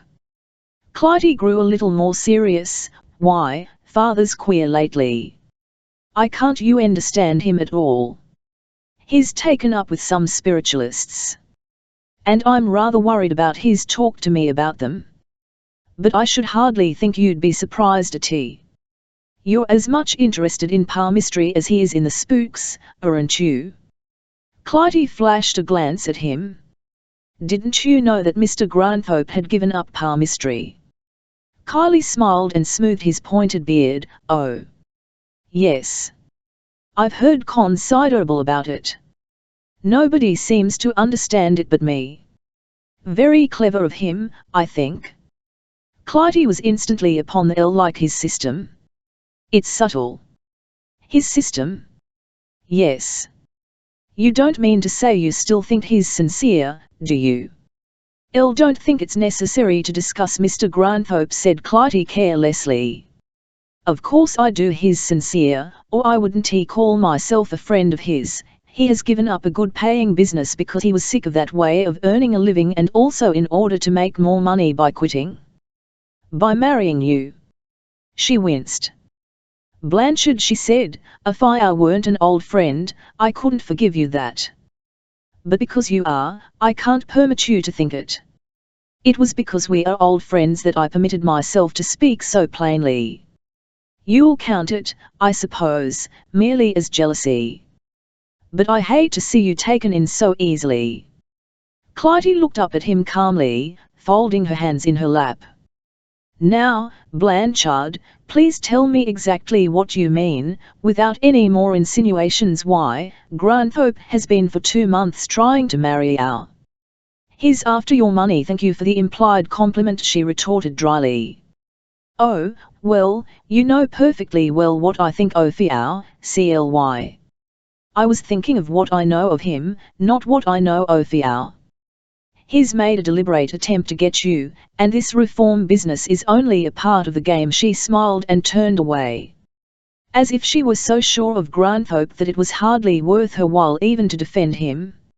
It's not pleasant to say it, he went on, but you spoke of being distrustful of these mediums. Your father knows, and my point is that Granthorpe's tarred with the same brush. He has worked with them and plotted with them. She was as yet unruffled. The spell of her happiness was still upon her, and she answered mildly. Oh, one can hardly blame you for thinking that, perhaps. I suppose I might myself. If I didn't know him so well. But I do happen to know something about his life, and I'm sure you're mistaken. He's told me a good deal. And I have my own intuitions besides. Kylie was as serene. Do your intuitions tell you, for instance, that he has a definite understanding with these mediums, in regard to you? No, they do not, she answered calmly, looking him fair in the face. It's true, nevertheless. Kylie, with sharp eyes, noted her flush. Her eyes were well schooled, but her quivering mouth betrayed her trouble. She took up her book as if to dismiss the subject. Kylie watched her with impassive eyes. You may be his friend, as you say, but there are things about, no doubt, she replied without looking up. And there are things which you ought to know. She ICDKED at him now, to say, do you fancy that you are helping your own chances any by attacking him? Will it help his chances any if you find that he has given away particular facts that he's discovered about you and your father? She had begun to be aroused, now, and she showed fight. Don't believe, still unperturbed, he went on in his mechanically precise way, I've made it my business to find out about Granthorpe, Cly. It shouldn't surprise you, you know I'm in earnest about wanting you. I'm as earnest, too, in wanting to protect you. I don't propose to hold my tongue when I find that you're trusting in a man that's knifing you behind your back. Her voice rang with pride and scorn as she rose, saying, I don't care to discuss the matter further, Blanchard. Not when I say that I have seen notes in Granthorpe's own handwriting that were given to a medium as a part of a deliberate scheme. These notes were on definite things he had learned, I'm sure, from his conversations with you. Some of them are personal matters that I'm sure you wouldn't at all care to have made public. You could easily prove it if I saw them.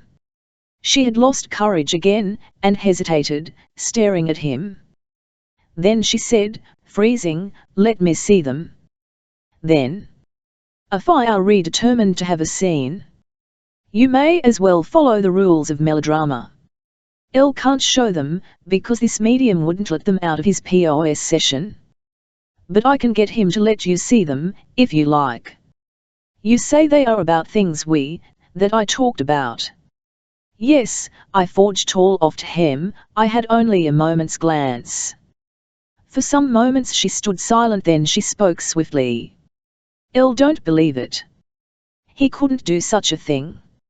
My dear Cly, you must remember that one's whole mental evolution is merely the history of the conflict between reason and instinct. And reason is bound to win in the end. That's the way we develop. The fact is, he could do it and did do it. he's a charlatan and he has used a charlatan's methods. I said he was clever. This giving up his studio was merely a kind of gambit. But he made a mistake when he tried to use a lot of cheap fuckers to help him out with you. Oh, she clenched her fists. Don't. I won't stand it. Her head dropped as if she were weary. Her eyes burned. There's in everybody, the copybooks he returned. The fact is, CLY, he isn't in your class, and never was. You should have seen that.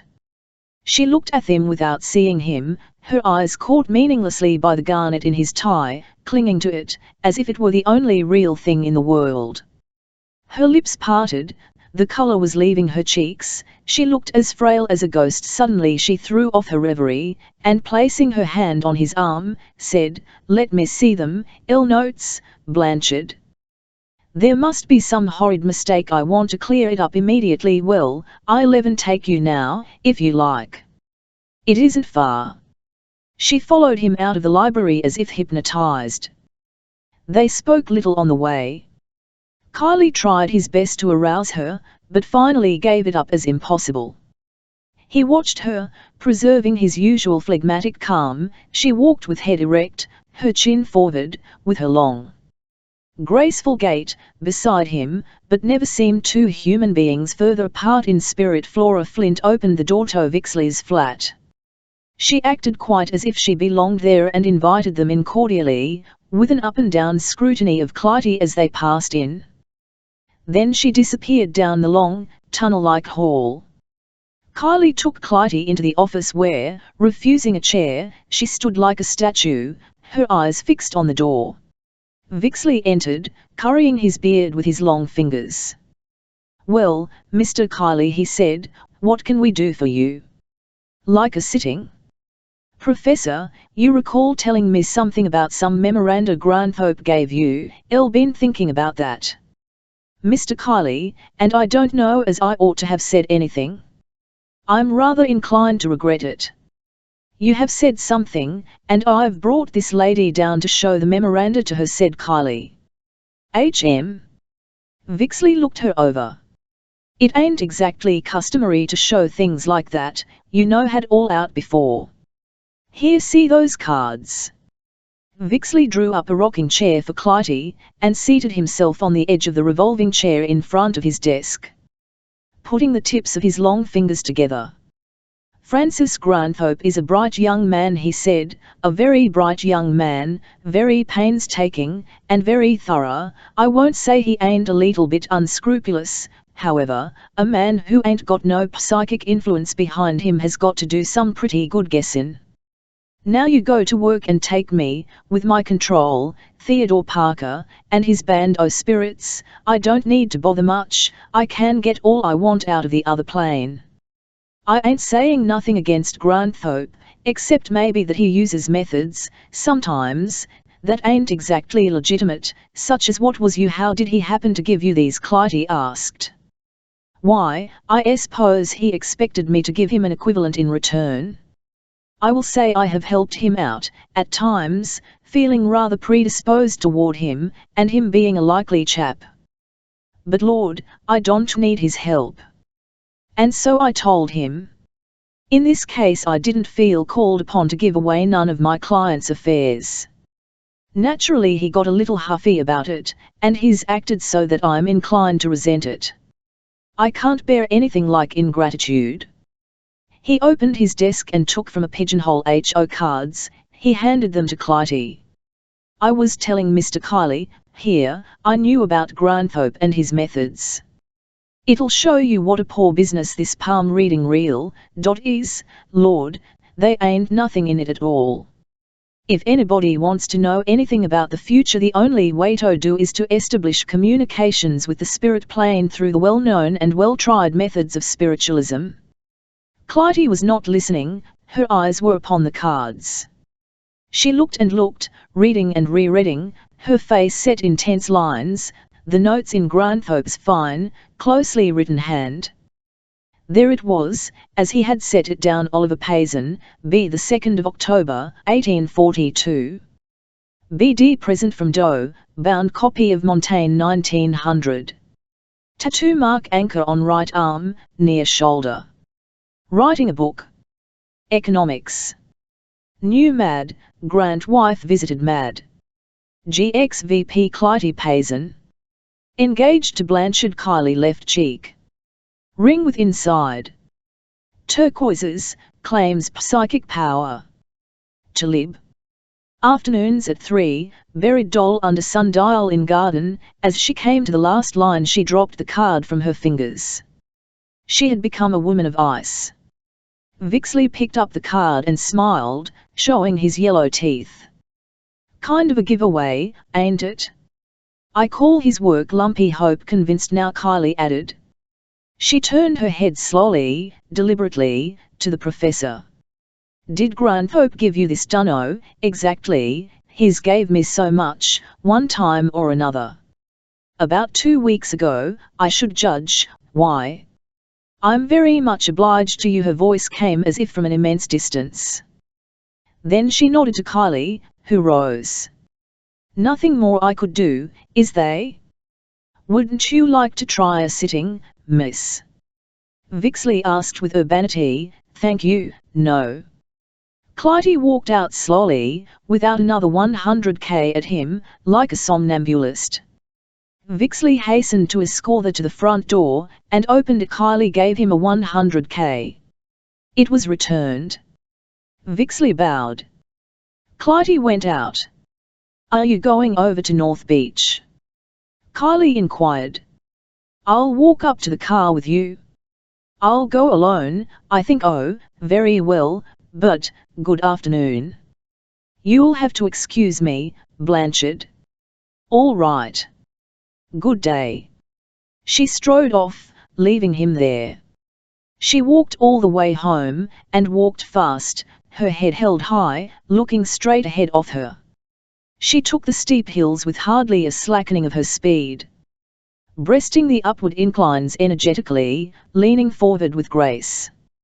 Up Knob Hill and down she went, along the saddle, up Russian Hill and over, without her customary pause to enjoy the glorious outlooks.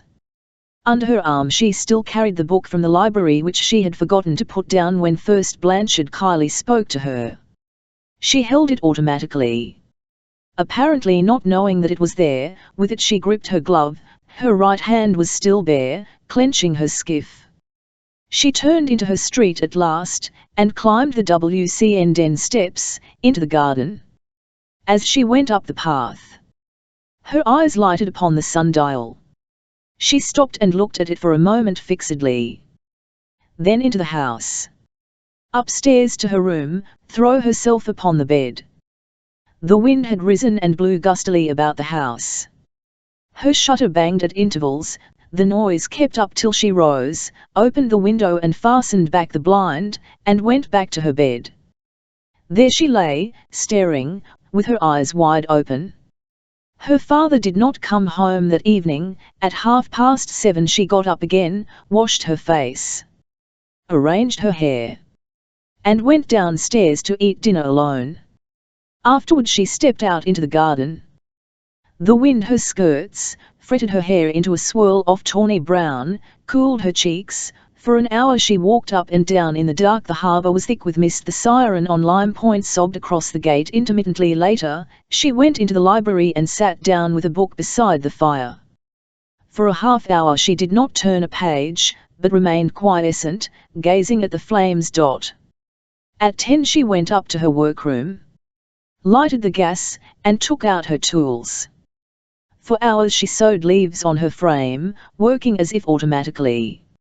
Her gaze was intent. One would have said that she was completely absorbed in her task. Slowly the sheets piled, one on another, each stitched to the back with deft strokes. Finally the whole volume was completed. She bound up the loose threads and put the book away. Then she heated her irons, got out her gold leaf and spent an hour tooling a calf cover, pressing in roses and circles and stipples while her lips were sternly set. She arose, then, and looked out into the night. She undressed at last and went to bed. Long after midnight there was a sound below of her father coming in. His footsteps went to and fro for a time, then they came upstairs. His door was closed softly.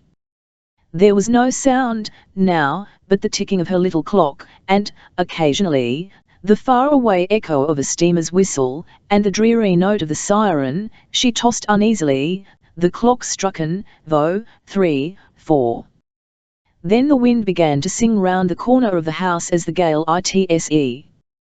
The noise was soothingly monotonous, hypnotic, anesthetic. At breakfast she was cool, serene, quiet, showing no traces of her emotion.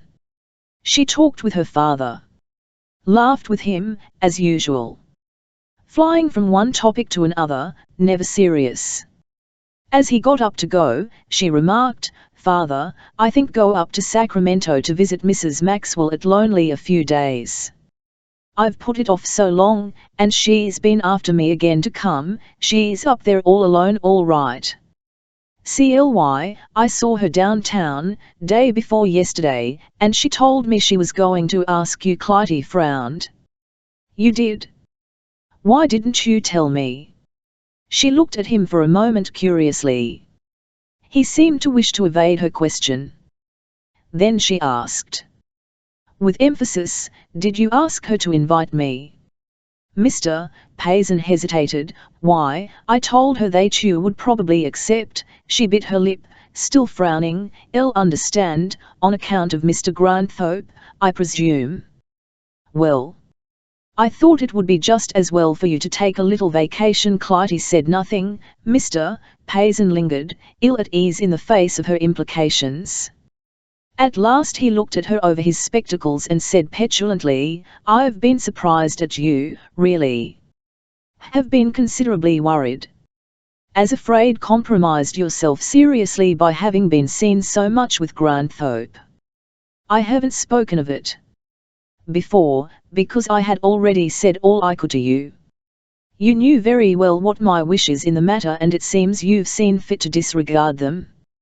Clytie still kept silent, listening to him calmly. He had worked himself up by his own words to an irascible pitch. But her non-resistance balked his temper, and it oozed away, as he continued. "I hope this trip will give you a chance to think it well over, CLY, and I have no doubt that you'll come to see it as I do." "Oh, think it over," she replied listlessly. Mr. Payson, having won his point in getting her out of town, shook his head without replying, and prepared to leave the room. But Clytie continued, "At least I am sure he was sincere in warning you against those mediums you are going to, Father." He turned to her, his irritability rekindled by her remark. "That's exactly what I most dislike about the man," he exclaimed. "If he hadn't attempted to prejudice me against them, I might believe in his own change of heart, or whatever it was. But he went back on the very people with whom he's been associated for years. Isn't that suspicious? Didn't he do that to save you from their tricks?" Her voice was low and evidently troubled. She seemed to be attempting to convince herself, rather than her father. "I'll notice he didn't explain how they managed to give me my tests," Mr. Payson retorted, shaking his head emphatically.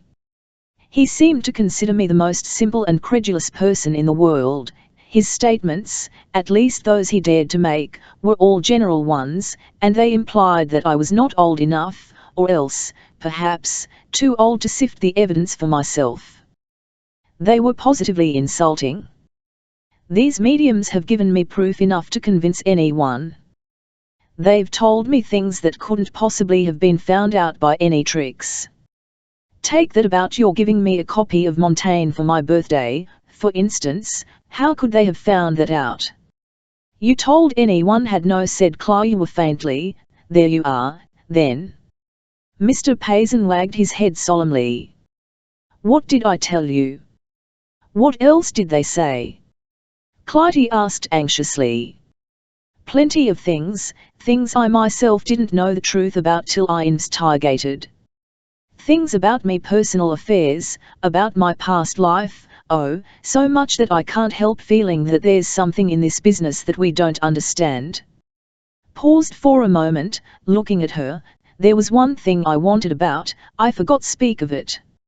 It sounded like nonsense, at the time, you know that spirits are sometimes and there were so many other more important communications at the time that it slipped my mind. Vixley's control said something once about a doll that was buried underneath. Oh, I forgot to ring up Mrs. Manville, Clytie interrupted, springing up. I must tell her I'm coming. If I don't do it right away now I may not catch her, it takes so long to get a long-distance connection. She went up to him and putting her hands round his neck kissed him. Don't wait, father, if you're in a hurry, goodbye. She walked to the door. Well, then, I'll go along downtown, he said. Be sure and write when you get up there. She left him hurriedly and ran upstairs. At 10 she was at the ferry, waiting for the boat which connected with the Sacramento train. There was a crowd coming and waiting in the long arcade outside. As she approached the ticket office a man was at the window. He was tall, dark-haired, distinguished. At sight of him, Clytie withdrew out of sight, and let him finish his business and leave. Then she approached, bought her ticket, and, watching sharply, dodging behind groups here and there, she succeeded in passing the ticket collector and losing herself in the assembly in the waiting room without being she her way forward near the gate, and with the first rush of passengers. After the gate was raised, hurried on to the side and went immediately into the ladies' room. On the other side she acted as cautiously, she remained till almost the last passenger had left the boat. Then walked swiftly thm the train shed to her car. For an hour, as the train sped on, she scarcely looked to the right or the left. The train slowed up at Stockton, and stopped. Clytie looked carelessly out of window. Just as the train started again, Granthorpe appeared on the platform. He went up to a cab driver and began talking. Clytie, flushing deeply, watched him so that as attracted by some mental telepathy, he looked round and caught sight of her. His hat came off to her immediately. He gave a quick glance at the now rapidly moving train, as if intending to board it. Then he gave it up as impossible. Clytie's eyes lost him, and she was carried on. It was a long time before the colour faded from her cheeks. Chapter 26. Tat Professor Vixley had prepared his campaign with Mr. Payson with the scientific delight of an engineer. His cunning was not too low to prevent his love of the sport for the sport's sake, and his elaborations and by-plays were undertaken with relish and enthusiasm. The pleasure was vastly heightened for him by the character of his dupe. Mr. Payson was a figure in the community, a man of weight and influence. He had an established position and an assured wealth. Heavy and slow, mentally, he had the dignified respectability that is usually associated with business success. In the mental manipulation of such a personage Vixley felt of power as enjoyable as the pecuniary reward. The giant, he had his charge, by this time, well in hand. The old gentleman's use mentality had been managed like an ocean steamship lying at the dock. One by one the lines of doubt and distrust and prejudice had released. It was no time to fire his intellectual boilers. By means of their tricks, eavesdropping methods and clever guesswork, and with Kylie's help, they had fed him fuel for the imagination until now he was roused to a dynamic, enthusiastic belief in spiritualism, or that version of it which best suited their ends. Captain and pilot were aboard and in command. It remained but to ring up the engines, turn over the wheel and get under way for the voyage. Many another such argosy had been fitted out and had sailed forth from their brains, to return laden with treasure. There was hazard of collision or shipwreck, but the only obstacle now in view was Granthorpe, and Vixley felt sure that he could be blown out of the way with the explosion of a few scandals.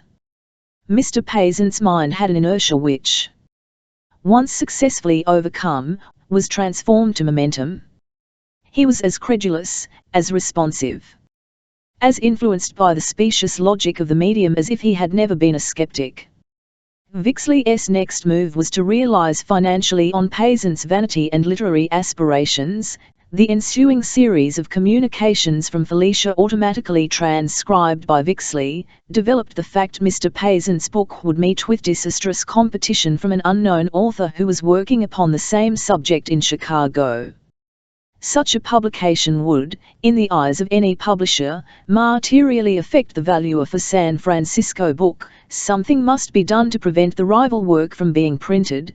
The first step necessary, Vixley asserted, was to send a man to Chicago and investigate case and report upon it. This preliminary reconnaissance cost a considerable sum. Payson did not see the emissary, for Vixley had warned him of the possibility of blackmail. Felicia now informed the sitter that the aid of the spirit world could be invoked to forestall the competing writer's efforts. There was a band of spirits on the third sphere, it seemed, who, though usually maleficent, could be placated. These Dyakas could, and possibly would, exert certain magnetic or psychic powers so as to prevent competition. It was difficult, however, to win over spirits so fantastic as these, even when one had established communication with them, itself an intricate and dangerous process.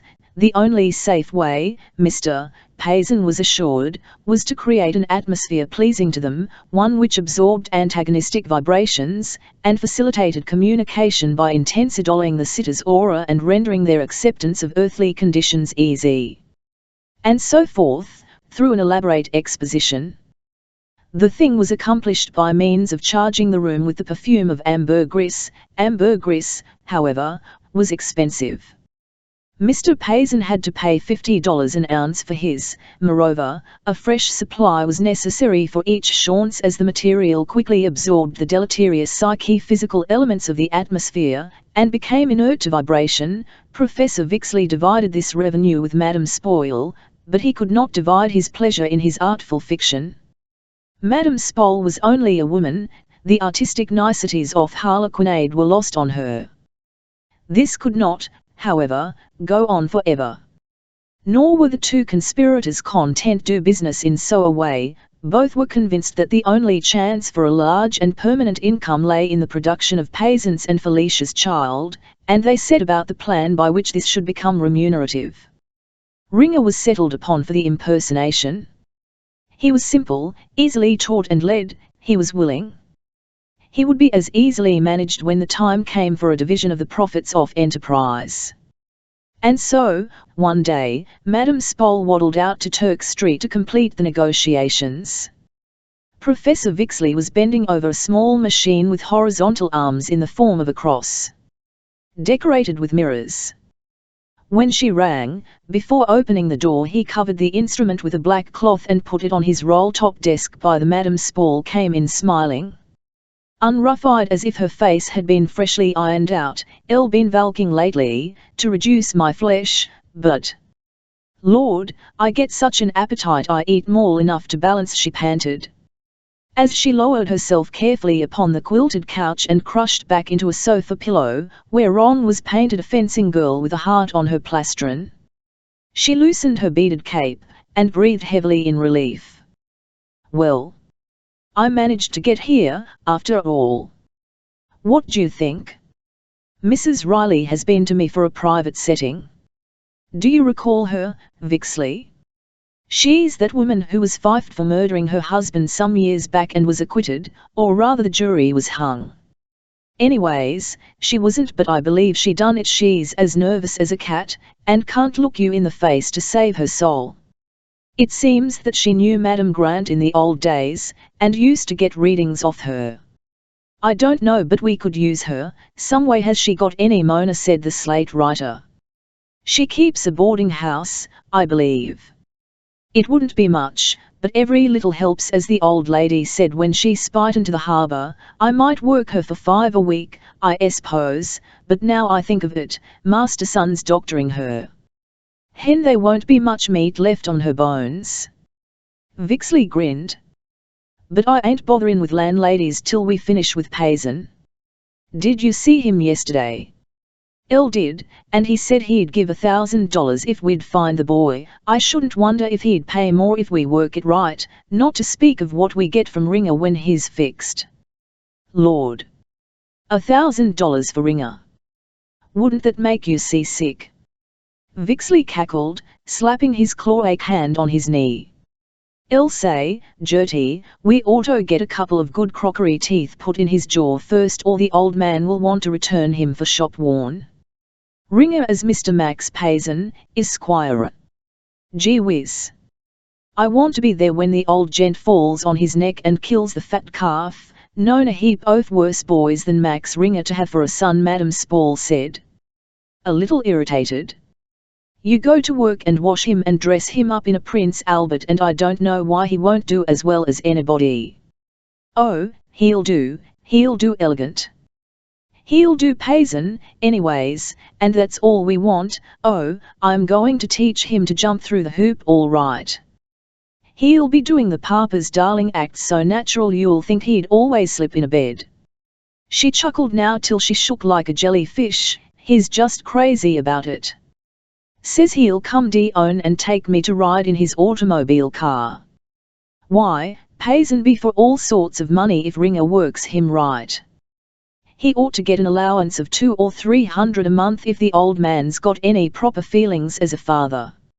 It's more 'n likely he'll pay Ringer to stay away," Vixley remarked cynically. "I've seen these here fond parents before. I don't seem to see Ringer doing society somehow. I'd be trying to blow the foam off his champagne and chew in tobacco in the ballroom the first thing. But he'll do for a starter. If worse comes to worst, we can hold the old man up to keep the story dark, and then there's the weeklies, they wouldn't mind getting hold of it, say." Madame Spall suddenly exclaimed, "What's become of Fancy Gray, now that Frank has thrown her down? Why, ain't you heard? She's TCDK up with this fellow Kylie." "No." Madame Spall's eyes were opened wide at the bit half gossip. "What's he up to with her, anyway?" "Why, I expect he's trying to use her some way, so as to queer Frank's game with Miss Payson. Fancy knows all about Frank. If she can be induced to tell. If Kylie can show Frank up, he stands a better show to catch Miss Payson himself. At least, that's the way figure it. Idea that Kylie cares a rap for Fancy, but he's smooth, and as long as he can use her he'll keep her jollied along." The madam had been thinking hard. Fancy ought to be pretty sore on Frank, she offered. Don't blame her. He's treated her bad. And there's no doubt about her being stuck on Kylie. It certainly looks like it. She's with him all the time. Well, then, what's the matter with getting Kylie to work her so she can help us out with Payson? I believe we could use her good. She's a saucy chit.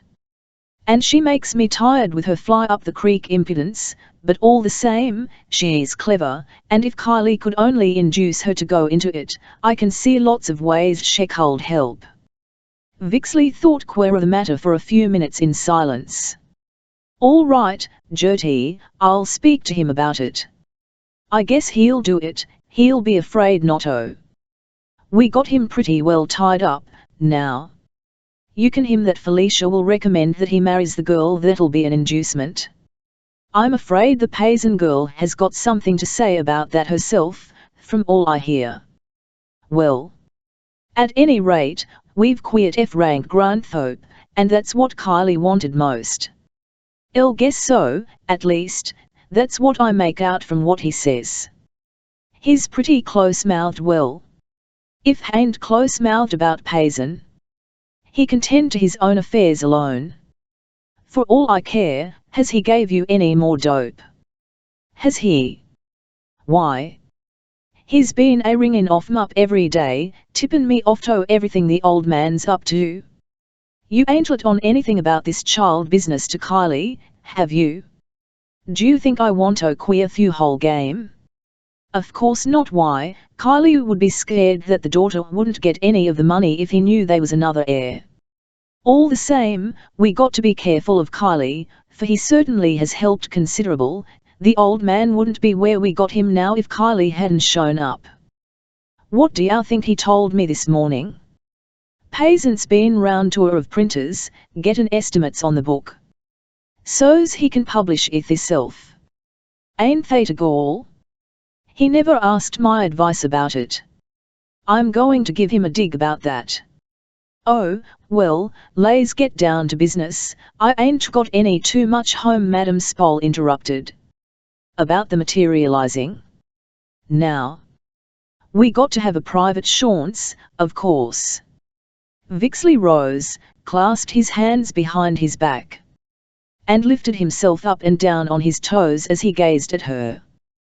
Been thinking it over, Gert, and I come to the conclusion that it ain't best, Payson ain't prepared for it yet, and we got to go easy. He ain't actually convinced of physical mediumship yet, as itis, I think we better spring it on him at a public. Flora can pack the room with believers and cappers, and then, after Payson's seen a lot of other folks recognizin' spirits and gettin' messages, why, he'll be more inclined to swallow his test. I've made a study of him, and that's my opinion. Has Flora got plenty of help? She wants one more girl to play spirit, for she's just lost a dandy she had. She was attested for sharpliftin', I believe. We can fix her up, though. There's your Miss French, for one. I don't trust her much, but she'll do on a pinch. But Perry we must have. It's to use our own people. Who's Flora's cabinet control? Little Starlight. Flora does her with a telescope rod. Oh. Flora's slick. A crackerjack of a ventriloquist, she's got 6 good. How does she work, now? From the front seats. No, mostly through the fold-in. As soon as the room is dark and the singing has commenced, she has the door rolled back the wrong way about a foot, and her players come in that way. They don't show against the black cloth, and they's no danger at all, for if anybody wants to examine the cabinet they ain't no panels nor nothing to be exposed. Flora's just got up a grand disappearance act, she tells me. She wears a white petticoat and her overskirt is lined with white. When she comes out of cabinet her skirt is lifted up and wrapped round her head inside out. As natural as life. Then she gradually lowers it and the whole form slowly disappears down to the ground like a snowman melting in the sun. No, sir, you can't beat that girl, not in this town. Vixley, I don't see no end to this graft. Why, after we've materialized we can etheralize. Can't we? Yes, and then we'll develop him till he don't know where he's at, and spirit pictures, too. Felicia'll take a grand photograph. You bet. I'm going to them big cloth ones that you spray with prussiate o' potash. You can get blue, yellow, and brown fine. I been working on a ring at the front. Doc Bell interrupted her colloquy. Vixley tiptoed to the window and peeped, then he turned with a scowl. Doc, what the devil does no good, I'll bet, she replied. I got to let him in, I suppose. It won't do to send him away, the old snake in the grass. He's too smcdth. Oh, I ain't afraid of him, I want born ice today, was her contemptuous reply. All the same, you be careful what you say to him, Gert Vixley cautioned. As he went out into the hall, he reappeared with the doctor. Madam Spoyle smiled sweetly. Dr. Masterson greeted her with a sour expression, and shook hands limply. He sat down deliberately, and, pulling out a soiled silk handkerchief, wiped his creased forehead and his bald pate. Then he cleaned his iron-bound spectacles, blinking his red eyes as he breathed on the lenses. Vixley, from the 01-ear bench, watched him shrewdly, and offered him a cigar. No, thanks, I don't smoke, said the doctor peevishly. Since when? Vixley asked in surprise. Since you give me that last Flora to Chinatown or whatever it was. When I want to smoke rag carpets again I'll try another. He showed his black teeth in a vicious grin. Vixley tittered. What's wrong, Doc? Looks like you had a grouch. Been taking too much of Hassandika's medicine lately. You didn't come round here to look a gift horse in the mouth, did you? The doctor cleared his throat and pulled down his plaid waistcoat. No, I didn't. Buttle didn't come round for to give you any hot air, neither. I'm glad I struck Madame Spole here, for what I got to say may interest her, TCD. Spit it out and get rid of it, then said Vixley, don't mind us. The fact is, said, neither of you treated me square. I fully expected to be in on this Payson game, from what you led me to believe, and you not only let me out with only a month's work, but you've shut me off from the main graft. Madame Spole fired up. We never told you we was going to whack up with you, at all. Seems to me you got considerable nerve to try and butt in. Who's running this thing, anyway? You got all that's coming to you. We ain't never took him into partnership, Vixley, have we? Ain't seen no contract to that effect. You ain't got no call to complain. Doc, they ain't enough in it for three. Payson ain't loosened up enough for us to retire on it, yet. Masterson's thin lips drew back like a hound's, to show his fangs. His Adam's apple rose and fell above his celluloid collar, as he swallowed his irritation. Oh, very well, he said quickly. Of course, if you want to freeze me out, you can. But I don't call it a square deal. I was the one what got him going. Warn't I?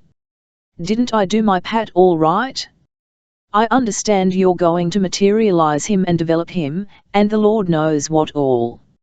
I don't see why you can't find room for me, somewhere. You ought to be thankful for what you got out of it. Madame Spole exclaimed. We have to take you on, there's plenty of others we could have used. You're 300 head off game as it stands, and that's more than you've ever made in 6 months, before. Don't be a hog. Hay's a nice thing for you to say, he sneered. When I get up to 200 pounds I'll begin to worry about that, Vixley interfered craftily. Well, think it over and each you know, Doc. We may be able to use you, perhaps, but we can't tell yet a while, not till we see how this thing turns out. Madame Spole broke in again, shaking her fat finger at him. Don't you believe it, Masterson? Me and Vixley can work this thing alone, and you better keep your nose out of our business. If you come here looking for trouble, you can't find it fast enough. Vixley winked at her, but she was too angry to notice it. Masterson rose stiffly and faced her, his thumbs caught in the armholes of his plaid waistcoat. All right, he said. Ain't going to get down onto my knees toy hour, but the next time I'm asked for a good clairvoyant, it won't be you. I only ask what's fair, and come here for to be. Oh, get on to yourself, Vixley said, taking him by the arm. Nobody ain't insulted you. You can't blame us if we want to do this our own way, can you? The doctor shrugged his shoulders and took a few steps toward the door. You may think better of it when you talk it over, he hinted darkly. You may see my side of it. Good afternoon, Madame Spole. I won't take no more of your valuable time. He walked out. Was a fool, said after the door, let him get down on us. He knows too much. Who? She flouted, bridling. Ain't afraid of Masterson, nor anybody like him. He ain't got enough blood in his neck to do anything. He just came round here like a panhandler to see if we wouldn't give him a poke out. I'll see him further. Ain't so, Vixley replied, rubbing his beard thoughtfully. My rule is, don't make no enemies if I can help it. But of course we got to cut him out. Madame subsided and changed the subject. Got that developing machine yet? She asked, her eyes roving about the room.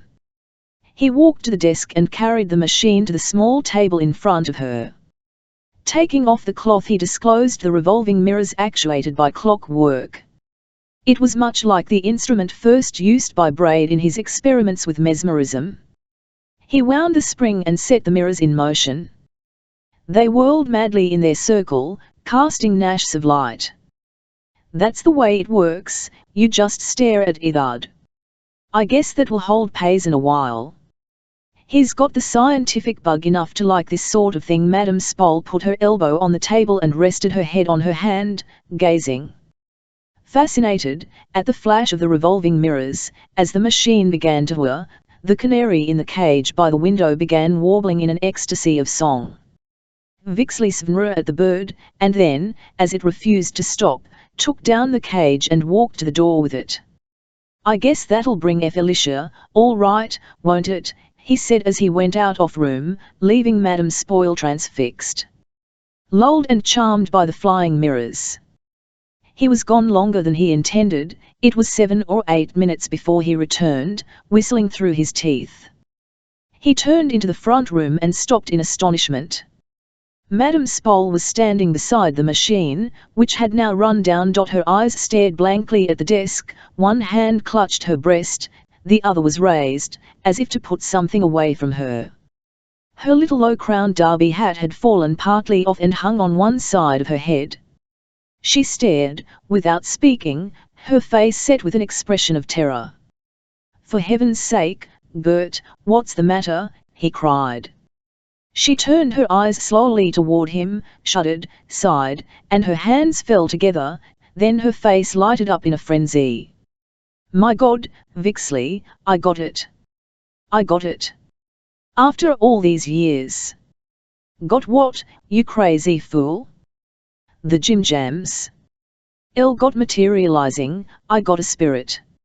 She was right over there by the desk, a woman with white hair, it was, and she give me a message. Rats. Vixley was contemptuous. He took her hand and gave her a little shake. "Is they tall?" "I guess I was hypnotized, Bert, that's all. That's what I got this jigger for, only I never thought you'd be one to go off half-cock like that." "Vixley," she said emphatically, "don't you be a fool. I see a spirit for the first time in my life, and you can't make me believe I didn't, and I know who it was. Now, it was Felicia Grant, as I'm a sinner, and she came to warn me about Payson." "Oh, you can laugh, I suppose I would if I was you, but this was the real thing, sure." She reseated herself on the sofa and put her hands to her eyes. Vixley sat on the arm of the Morris chair and laughed loudly. Well, he exclaimed, "if that ain't a good one." "Spirit. Was it? Well, I guess if it'll work on Gertie Spoll it'll work on Payson, all right. Oh, Lord." She shook hands wildly, almost hysterical with excitement, the tears flowing. "My God! We can't go on with Payson now. I don't dare to. I'm frightened." "Oh. You just got an attack of nerves, that's all. You'll get over it and laugh at it. You keep still and cool off." She wagged her head solemnly, unconscious of her hanging hat. "See here, Vixley, you know me. I'm too old a bird to be fooled with fakes. I've done too much of that myself. I've always claimed that I had clairvoyance, but I lied. I never got that nor clairaudience, no matter how I tried for it. And I've had to fake. I've had a gift o' guessing, perhaps, but that's all. But I'll swear to God, I got materializing just now. I've scoffed at it all my life, but I believe it now. I see her just as soon as you left, standing right square there by the desk, she was, and she turned to me and she says, 'If you persist you will come to harm, take my advice and don't you do it,' and then she faded away." "What do you suppose it means?" "It means you need a drink," he said, and, walking to the desk, he took out a whiskey bottle and poured out a stiff dose. "Them's the spirits that'll help you most. You put this down and see how you feel." She put it away with an impatient gesture. "Oh, you don't believe it," she cried, "but I'll see her just as plain as I see you this minute, and I heard her, too." "What'll I do, Vixley? I can't give up my business, can I got to live the matter with you? See as anything WRY about, granted it was a spirit, which it wasn't one, o' course." She said, "If I persist you will come to harm." What else could that mean but Payson? Let's call it all off, before anything happens. Bosh. It ain't likely it meant Payson any more than it did anything else. Why, the thing is as simple as a rattle. Spirits be damned. You leave that to the suckers, with money, although his incredulity and sneers prevented her from actually withdrawing from the projected chaunce. She was by no means restored to calmness. She gave but a reluctant, distracted attention to his plans, and talked little herself. She went home oppressed by the sinister suggestions of her vision, muttering her dread for the future. Chapter 17. The Materializing Chaunce. Flora Flint's marvelous spirit messages and grand materializing test chaunce tonight. 50C 5203 Van Ness Avenue. Come, skeptics. Dougal pointed to this notice in the call one night at Fulder's. There were 6 at table, he and Mabel and Elsie, Maxim, Starr and Benton. Benton took up the paper, with a gleam in his eyes, as one who smelled the battle from afar. Starr was for going. Most enthusiastically for it, he wanted another chance of seeing Benton in action. Maxim was always to be depended upon, he never refused to go with the others. Elsie smiled and did not commit herself to an opinion. She was a fatalist. If things went well, she smiled. If they went wrong, she was equally, perhaps even a little more, amused, and smiled as enigmatically. Mabel giggled hysterically, her eyes slhne, she held up 2 fingers, the sign of acquiescence. No project was too mad for her to accept and welcome, the madder it was, the more enthusiastic she grew, in her the spirit of adventure still breathed. She was one to whom things always happened, for she never refused fate's invitations. Fate, having invited her, usually saw her through the affair with gallantly.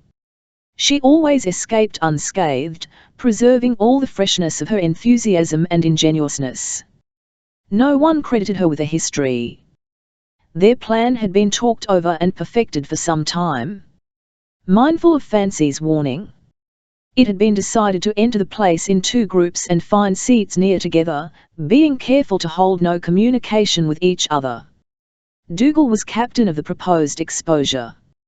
He carried an electric torch and was to choose the PM per moment for attack. When he flashed the light upon the spirit form and rushed forward to seize the actor, Maxim was to follow at his heels and help, while Starr and Benton interfered for him as in a football game.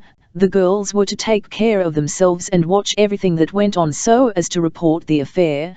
There was no adjournment to Champoyos that night, for it was necessary to be at Flora Flint's early and attempt to get front seats. 7:30 found them at the house on Van Ness Avenue, where they divided, Mabel going in with Dougal and Maxim, Elsie with Starr and Benton.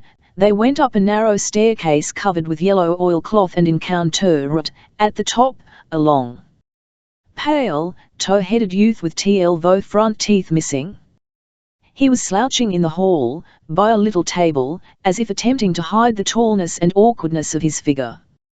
Collecting the entrance fees without a word, he pointed to a door and the seats inside. The room was square, and had 2 windows upon the street. It was lighted dimly from a chandelier in the centre, and was crowded with chairs arranged on each side of a central aisle. There were already a score of visitors, and prominent in the second row was Mr. Payson, solemnly calm, impassive, his hands upon the top of his cane. Vixley sat in front and was conversing over the back of his chair with Lulu Ellis. Dougal and his companions found seats on the end of 4th row. The others had to go farther back. Hung about were the usual mops, worked in coloured yarn on perforated cardboard, and, in addition, a notice warning visitors against disorder. It was evident that the materializing business was not unattended with risks. The air was stuffy and smelt of Kemsane oil. A curtain of black cambric was stretched across one corner of the between the folding doors and the mantelpiece, opposite the windows. The hangings parted in the centre, and were now draped up to each side, revealing the interior of cabinet. Professor Vixley rose to announce that anyone wishing to examine the cabinet might do so, but nobody seemed to think the investigation worthwhile. He then went on with an audible conversation with the plump Miss Ellis. He described, first, the wonderful willingness of little Starlight, who was frequently sent by Flora with astral messages to her mother in Alaska. Lulu played up to him. She saw spirits in the room already. An old man was standing by the door, looking for someone. Another spirit was sitting down beside that young lady in green. Vixley regretted that he couldn't get materializing himself. Though he had tried all his life, he had occasionally got clairvoyance. But it couldn't be depended upon. Clairaudience, of course, was easier. It could be developed in anyone who had patience. With his revolving mirrors he could guarantee it in a month.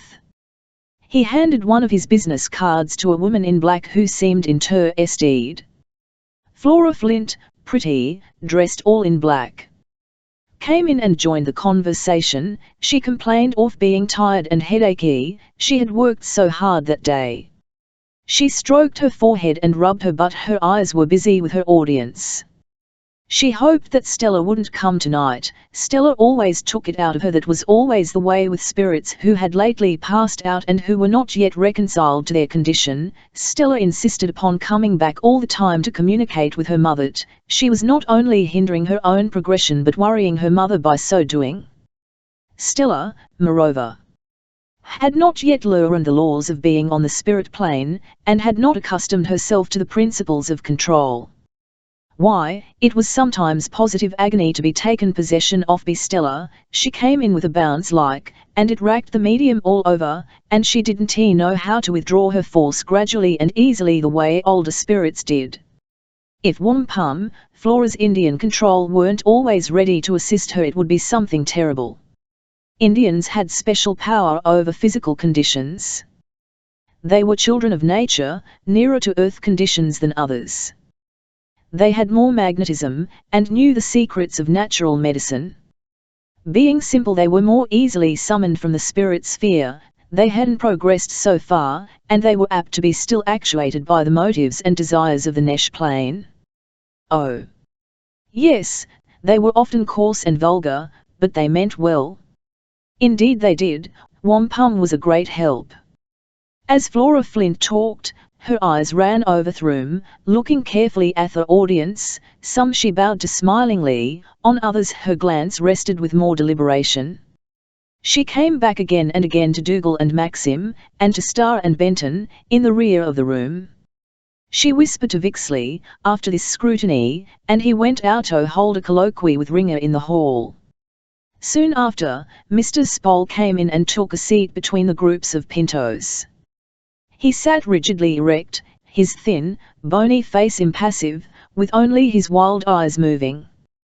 The pintos listened with delight to Flora's jargon. Starr, placing his notebook under his hat, on his knees, made copious notes.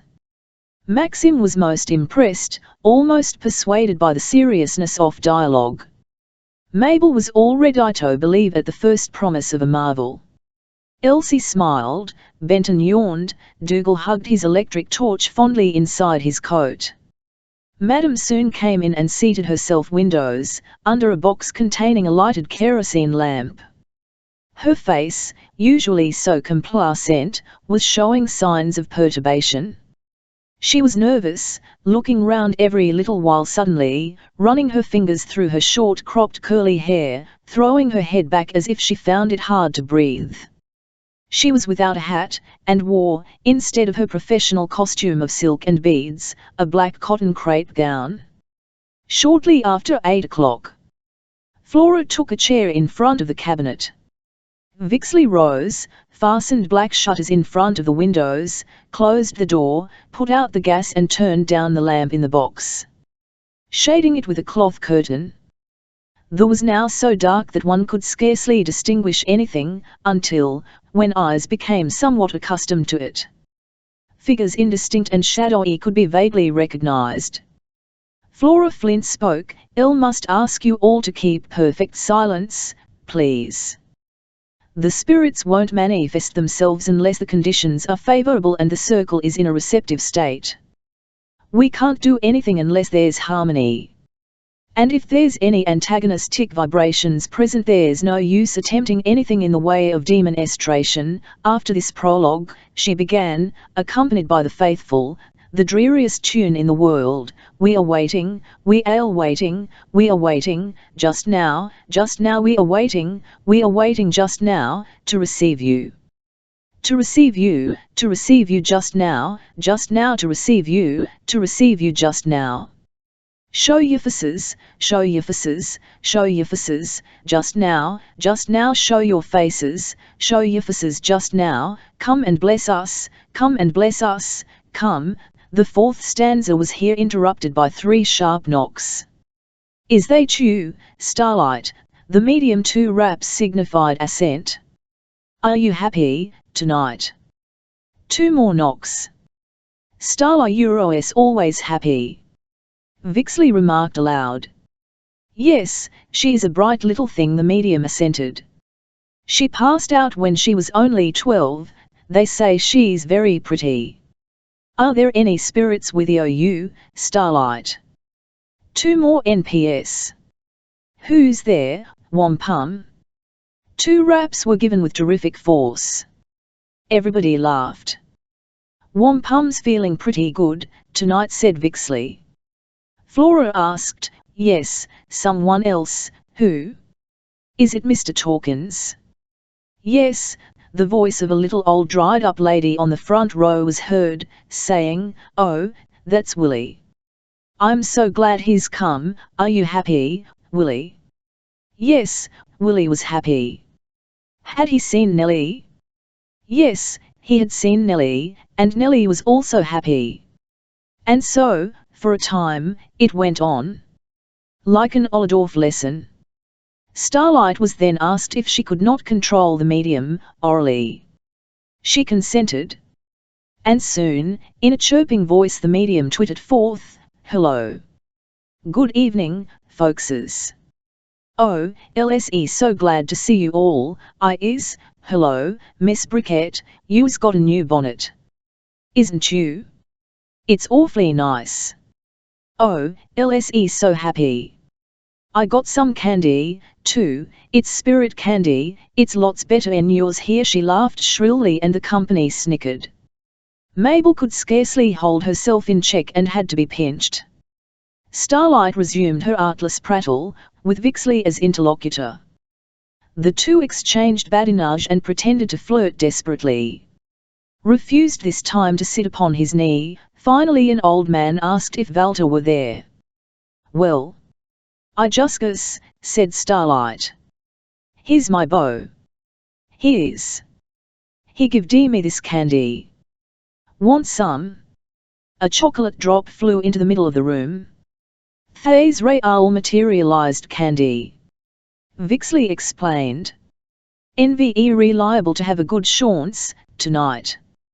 Starlight, after giving a few messages, announced that the spirits had consented to materialize, and requested the company to sing. Flora went into the cabinet, Madame Spole turned the light still lower, and Vixley, stating that the medium would now go into a dead trance, took the chair in front of cabinet.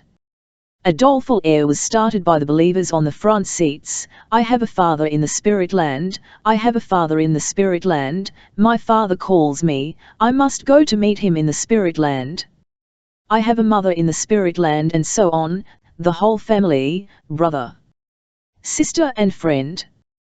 The darkness was now thick and velvety, the sitters could not see what they touched, and, gazing intently into the void, their eyes filled it with shifting colors and spots of light conjured up by the reflex action of the retina, as if their eyes were shut. As the song ended, there came an awed silence to add to the stifling darkness as they waited for the first manifestation from the cabinet. Then the hush was broken by excited whispers, and a tall form, dimly luminous, was seen in the opening of the curtains. Why, here's the Professor, said Vixley, shattering the solemnity, and making of this advent a friendly visitation. Good evening, Professor, we are glad to see you. It's good to have you here again. A deep, slow voice replied, articulating its words painfully. Evening, friends, I'm very glad to be here tonight. Every word was chopped into distinct syllables. The figure moved forward a little. It was a typical ghost, a vague, unearthly, draped figure, wavering, indistinct. The face melted into amorphous shadows. It glided here and there noiselessly. The professor was an affable celebrity, but somewhat verbose. He spoke to several of the company by name, and interspersed his greetings with jocular remarks to little Starlight, who was supposed to be flitting invisibly about the room. "She's a little darling, loves little Starlight," he said. In answer to Vixley's comment, he retreated silently to the cabinet, and the curtains closed upon him. Someone asked if they couldn't see the Egyptian hand, and Starlight's voice from the cabinet gave assent. Forthwith it appeared and made a hurried circle off front part of the room, shedding a ghostly, phosphorescent glow, and, on its way, patting the heads of the faithful. "Oh, I feel something so nice and soft," cried Mrs. Briquette. "It's perfectly evenly, right on top of my head." "What is it?" "That's hair." Starlight called out. The PM-fessor bellowed FMM the cabinet. "Oh, ho, ho, ho. You mustn't mind little tonight. She's so lovely we don't mind her, do we?" Vixley gave the cue for another song to cover the next entrance. This time it was My Bonnie Liss Over the Ocean, its special appositeness seeming to lie in the line, "Oh, bring back my Bonnie to me." Another shorter form appeared and stood wavering in front of the curtains, then, without a word, withdrew. "That's Stella," said Vixley. "She's only come to get progression. She ain't very strong yet, so she can't stay but a minute, but we're always glad to see her, and help her along all we can with our thought." A woman, with a sob, rose to go forward. "No, not tonight. Mrs. Seeley, the medium ain't strong enough," said Vixley. "How these spectral visitors?" nobody asked. "They just alike, except, perhaps, for height." All were wavering, white and mysterious, without distinguishable faces. At the entrance of another, like all the rest, Professor Vixley startled the company by saying, suavely and patronizingly, "This is Mr. McGinley, friends. It's good to see you, Mr. McGinley. I'm glad you come." "We're always glad to see you. Come again, come any time you feel like it."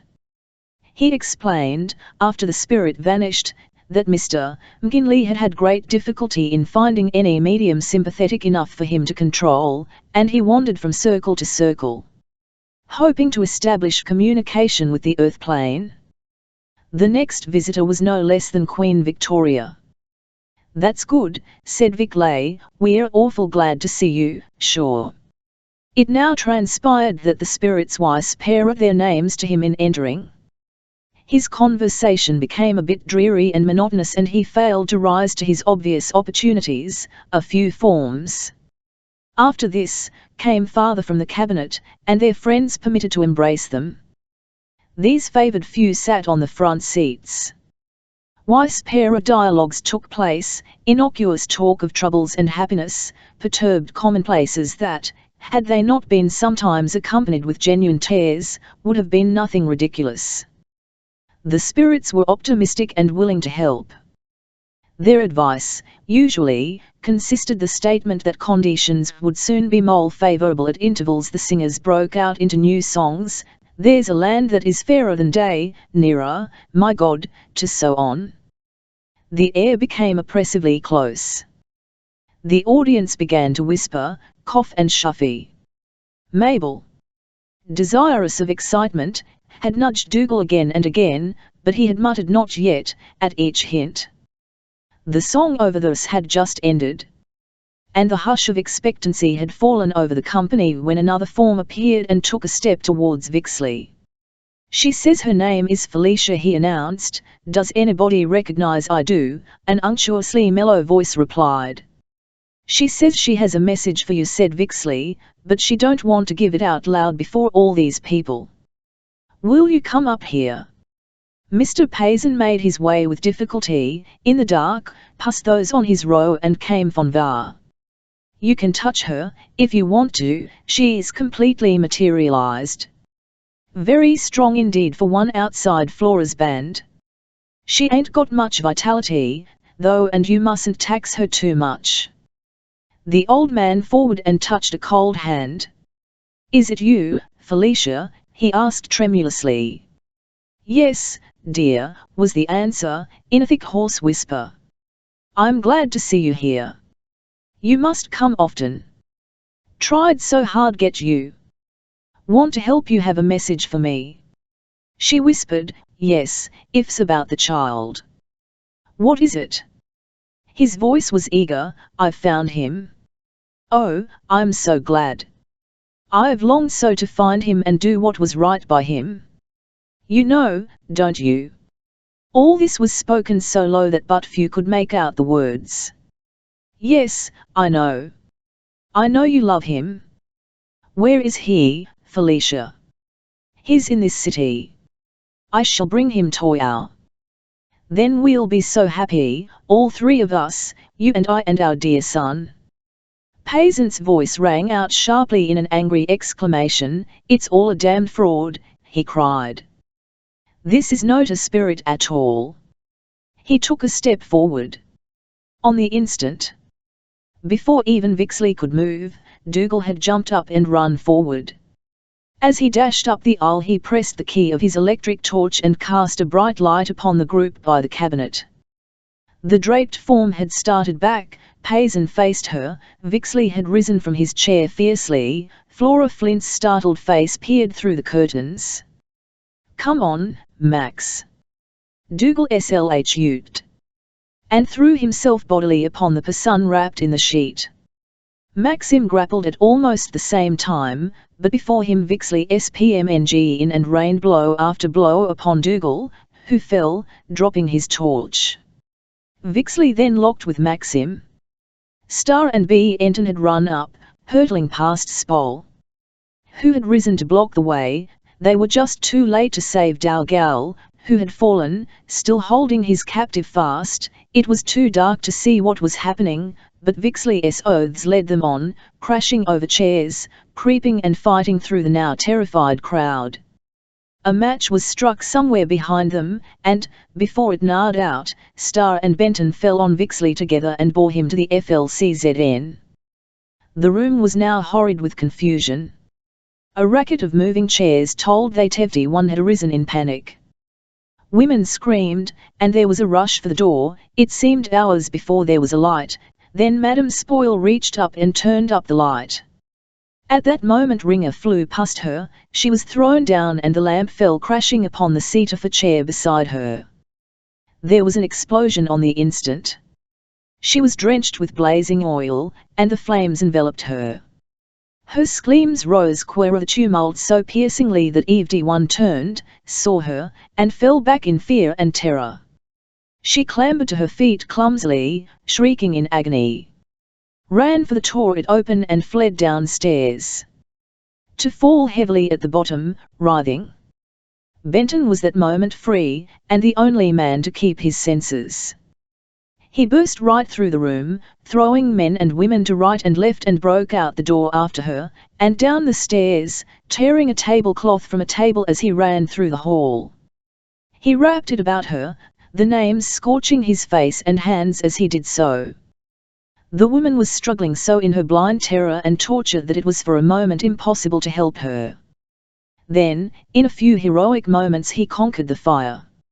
At last he called to the crowd abque for help, and they carried her up into a small side room and laid her upon a bed.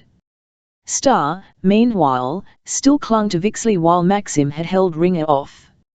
Spol was busy extinguishing the fire on the carpet. Then someone at last lighted the chandelier, showing a skull of white, frenzied faces, men and women in wild disarray, chairs broken and strewn upon the floor, a smoking, blackened place on the carpet where the remains of the lamp had fallen. The room smelled horribly. Vixley lay in a welter of ornaments that had been swept from the mantel in his struggle. He was still cursing. Dougal had held his captive fast through all the turmoil, yelling continuously for a light. Now Mabel and Elsie, who had flattened themselves against the wall, joining their screams to the din, crept trembling up to him to see what he had caught. He turned the limp figure in his arms and sought amongst the folds of the sheet, and turned them away at the face. Elsie gave a little cry. It was Fancy Gray. Chapter 18. A returned T.O. Clytie Payson had come home after a week's stay at Lonely with Mrs. Max Rel, poised, resolute, calm. She seemed sustained by some inward faith manifesting itself only in a higher degree of self-consciousness, as of one inspired at breakfast. On the morning after the materializing chaunce, Mr. Payson read the morning journal interestedly. So intensely absorbed in its columns that he scarcely spoke to his daughter. But he did not mention the evening's event, and was moody and morose. The affair had received an extensive notice. Madame Spall, it seemed, still lingered at the point of death. Although Mr. Payson's name was not mentioned, he was much disturbed and apprehensive of publicity. Clytie, noticing his abstraction, did not disturb him with questions. After her father had left the house, she went up to her workroom, put on her pink pinafore and commenced her bookbinding. She worked at the bench near the window where she could occasionally look out upon the shadows that swept over Mount Tamalpais. The day was alternately bright and lowering. It promised rain before night. At 10, as she was pausing from her work, with a lingering look out into her garden, she saw a young woman coming up the path. It was Fancy Gray, looking about her as if uncertain whether or not she had found the right place. Fancy wore a black and white shepherd's plaid suit, bright and tightly fitted, which picked her out in an errant glance of sunshine against the dull green shrubbery. She stopped for a moment to look at the sundial, raising her white-gloved hand, her red and white hat, then passed on toward the house. Out of Clytie went downstairs herself to answer the bell, and opened the door with her ink of pleasure on her face. Fancy hesitated. "Are you busy, Miss Payson?" Clytie out both her hands. "Were. Be so glad have our interrupt, Miss Gray. Do come in, how charming our 100K. I'm so glad." See, Fancy accepted the welcome, looking long into Clytie's eyes, as if she expected to find in them something of special significance. Her own were steady, and had in them an evidence of resolve. "I've been hoping you'd come to see me, Miss Gray," Clytie began. Fancy stopped on the threshold. "Fancy Gray, please," she corrected. With an elusive smile, "Fancy Gray, I'm glad to be permitted to use such a lovely name." "Make it Fancy, straight, then I'll be more natural. I'm always stiff and stupid when people call me Miss Gray. I always feel as if they were talking about me behind my back." Fancy's smile broke out now, as if in spite of herself. "I'd love to call you Fancy, it's good of you to let me," Clytie answered. Her smile was as delicious, in this gallant interchange. Fancy's smile seemed as much a part of her natural expression as the brightness of her open eyes. It was embracing, like a baby's. Clytie's had the effect of a particularly gracious favour, almost a condescension. A special gift of the Fancy stopped again at the entrance to the library. "Say, this is awfully orderly," she said. "Haven't you got some place that isn't so tidy and clean? I'm afraid I wouldn't be comfortable here, and I want to talk to you." Clytie looked at her amusedly. "So you're one of those who think dust is artistic? Come up into my workroom, then. You'll find that untidy are upstairs." "They to the my," said Fancy, "if I call this place untidy, you ought to see my room. Why, as neat as she entered, nevertheless, and looked about her with curiosity at everything. "Haven't you a looking glass here?" she asked in astonishment. "No, but I'll get you one." Fancy laughed. "Elle couldn't live an hour without a mirror," she confessed. "You're really queer, aren't you? And you don't even wear jewelry." "I'm afraid modesty isn't my favorite stunt." "It's very becoming to you, though. I suppose it doesn't go with painted hair." She sighed. "Believe that even you could improve on nature. I'm sure nature intended me for a blonde, and got careless. Did you ever know a brunette who didn't want to be a blonde?" She looked at Clytie's tawny hair with evident admiration. Clytie shook her head, smiling. I'd give you my hair for your complexion. Done. Fancy rubbed her handkerchief across her pink cheeks and handed the bit of cambric to Clytie. After this comedy pantomime, she took the little silver watch from her chatelaine pin, opened the back door, where, inside, was a bright and shiny surface, and regarded her face, pouting. Then she looked across at Clytie. You're so pretty, Miss Payson. You're 4 times and a half as pretty as I am. Clytie ventured to touch her little finger to the dent in Fancy/S upper lip. Fancy retreated a step. My dear, Clytie asserted, if I had that, I'd be sure that men would be crazy for me till I was 70 years old. Fancy shook her head. I'll guess I can't beat that. That's what Gay calls the pink penultimate. And the worst of it is, I suppose it's true, but I'll never be 70 if I can help it. She turned away, suddenly grown serious. The room grew dark.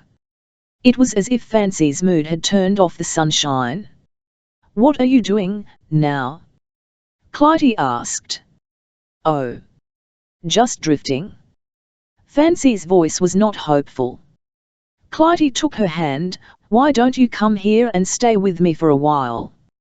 I'd love to have you. Fancy gently released her fingers in Clytie's and did not look at her. Oh, I wish you wouldn't be quite so kind to me. Miss Payson, I can't stand it. Her mouth trembled, her gaze was serious. Beaut, it would be so kind of you to come. Clytie urged. Fancy smiled wanly. I can't do it. Miss Payson, I won't explain, I never explain. It bores me. But I simply can't. Well, you know, if you ever do want to come, I'll come, sure. Fancy looked at her now, with fire in her eyes, not flaming but burning deep. Whenever I forget what a thoroughbred is like, I'll come. Whenever I need a teaspoonful to last me overnight, I'll come. Whenever I want to know how much finer and kinder women are than men, I'll come. She would have gone on, but Clytie interrupted her. Whenever you want to make me very happy, whenever you want to do me the greatest favor in your power, you'll come. Fancy's eyes narrowed and fizzled. I'm all out of breath trying to keep up with you. I give it up. Take the pot. She turned to the bench and examined the tools in a box. IJGH, she commented. They 100K like dentists' instruments. I don't ever had to suffer from them. It doesn't seem possible, said in response. Fancy engagingly showed her double row of small, white, zigzag teeth. Then, with a sudden access of frivolity, she favoured Clytie with an exhibition of her little, pointed tongue, which she erected and waved sidewise. This done, she dropped into a chair again. The sun had returned and visited the room, making a brilliant object of her jaunty figure as she sat under the window. She wore the fine gold chain with the swastika that Clytie had given her. She fingered it as she spoke. Miss Payson, she said, I'm going to ask you something that perhaps is none of my business. Ask what you please, said Clytie, but she looked at Fancy with something like alarm. Have you seen Mr. Granthorpe lately? Clytie shook her head. No. Could you tell me why not? I'm afraid I can't. Fancy, I'm terribly worried about it. I'm sure there's some trouble. Oh, Miss Payson, I know he's awfully unhappy. And I can't bear that. Clytie alked to the window and out, standing there with her hands behind her back. There was a faint line come into her forehead. I'd rather not about, she said quietly. But I'm sure that if there is any misunderstanding, I might help you. Oh, Miss Payson, I don't want to be impertinent, but I can't bear it to think that he isn't happy. Can't you tell me about it?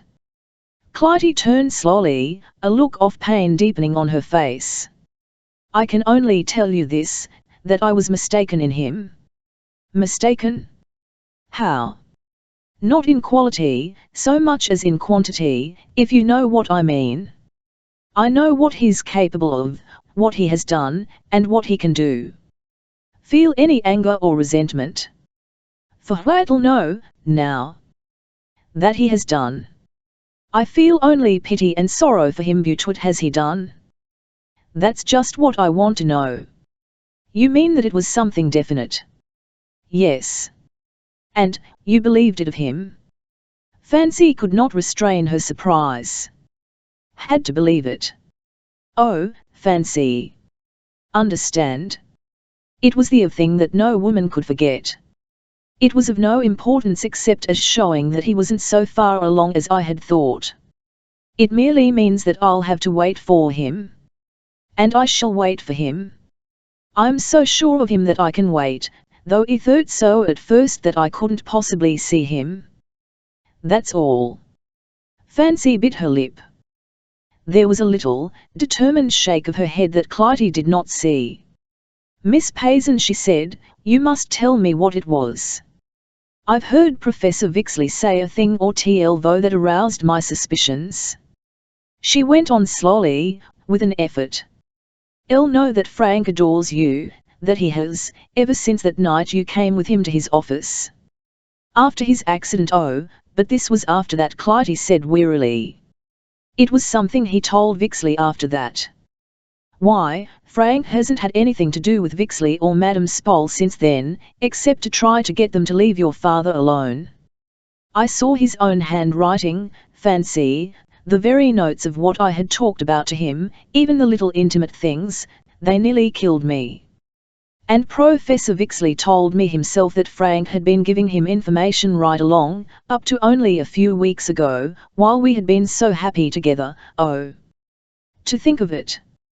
Fancy's face had varied in phase, like the opening and shutting of the clouds. Now it was eager, rapt. Oh, I understand, now, she cried, jumping up. Why, Miss Payson, Vixley can no more be trusted than a gambler. Don't you know that he's wild with Frank?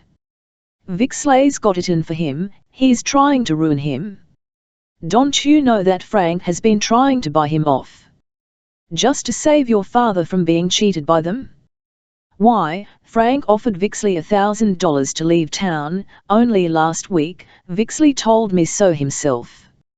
$1,000?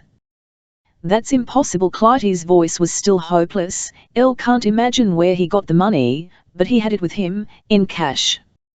Vixley said so. How long ago was that? 2 weeks ago, about. Clytie reflected. I saw Frank on the platform at Stockton. 2 weeks ago. Yes, it was the day after he got back, I remember now. Oh. Clytie's face lightened as if another person had come into the room. She looked as if to greet an unseen visitor. Her hand was raised. I see. Her voice came suddenly, definitely. Then she stared hard at Fancy. Oh, Fancy, I'm almost frightened at it. I don't dare to believe it. Oh, if I've made a mistake in suspecting him. If I've accused him to myself unjustly, how can I ever bear it? But I saw those notes, and you didn't ask him to explain them. Fancy spoke very slowly. She did not accuse, she only wondered. No.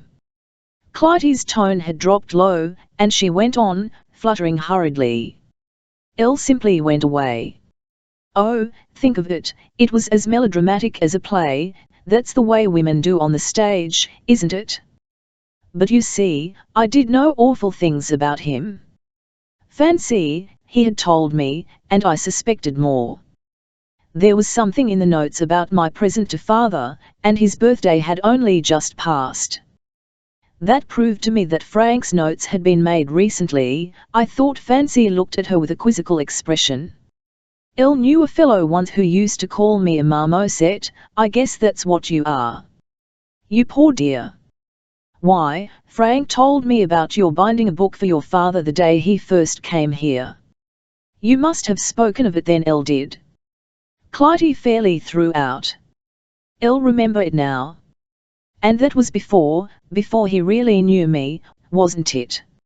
Oh, what shall I do, Fancy? Her look was, for the moment, as helpless as a child's. Do?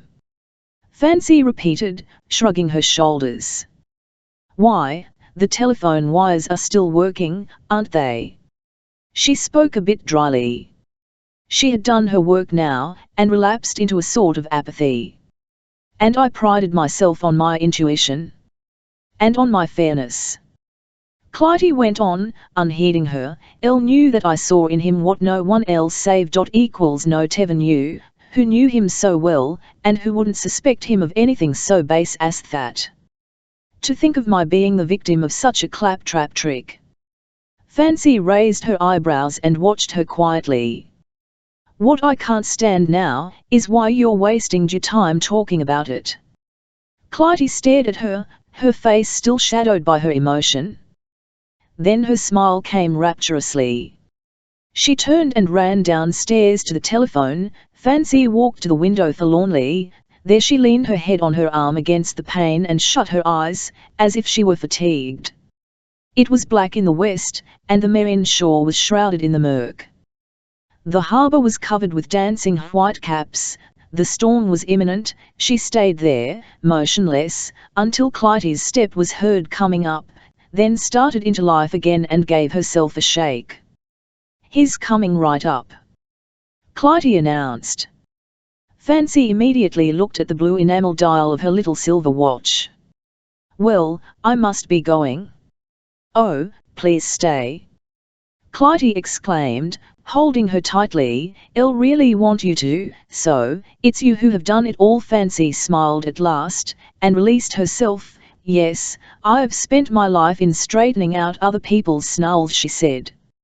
Sometime I hope someone will be able to straighten mine. But I've got a date, really. Oh, do tell me that you're as happy as I am, Clytie exclaimed. I've been so selfish, I'm afraid.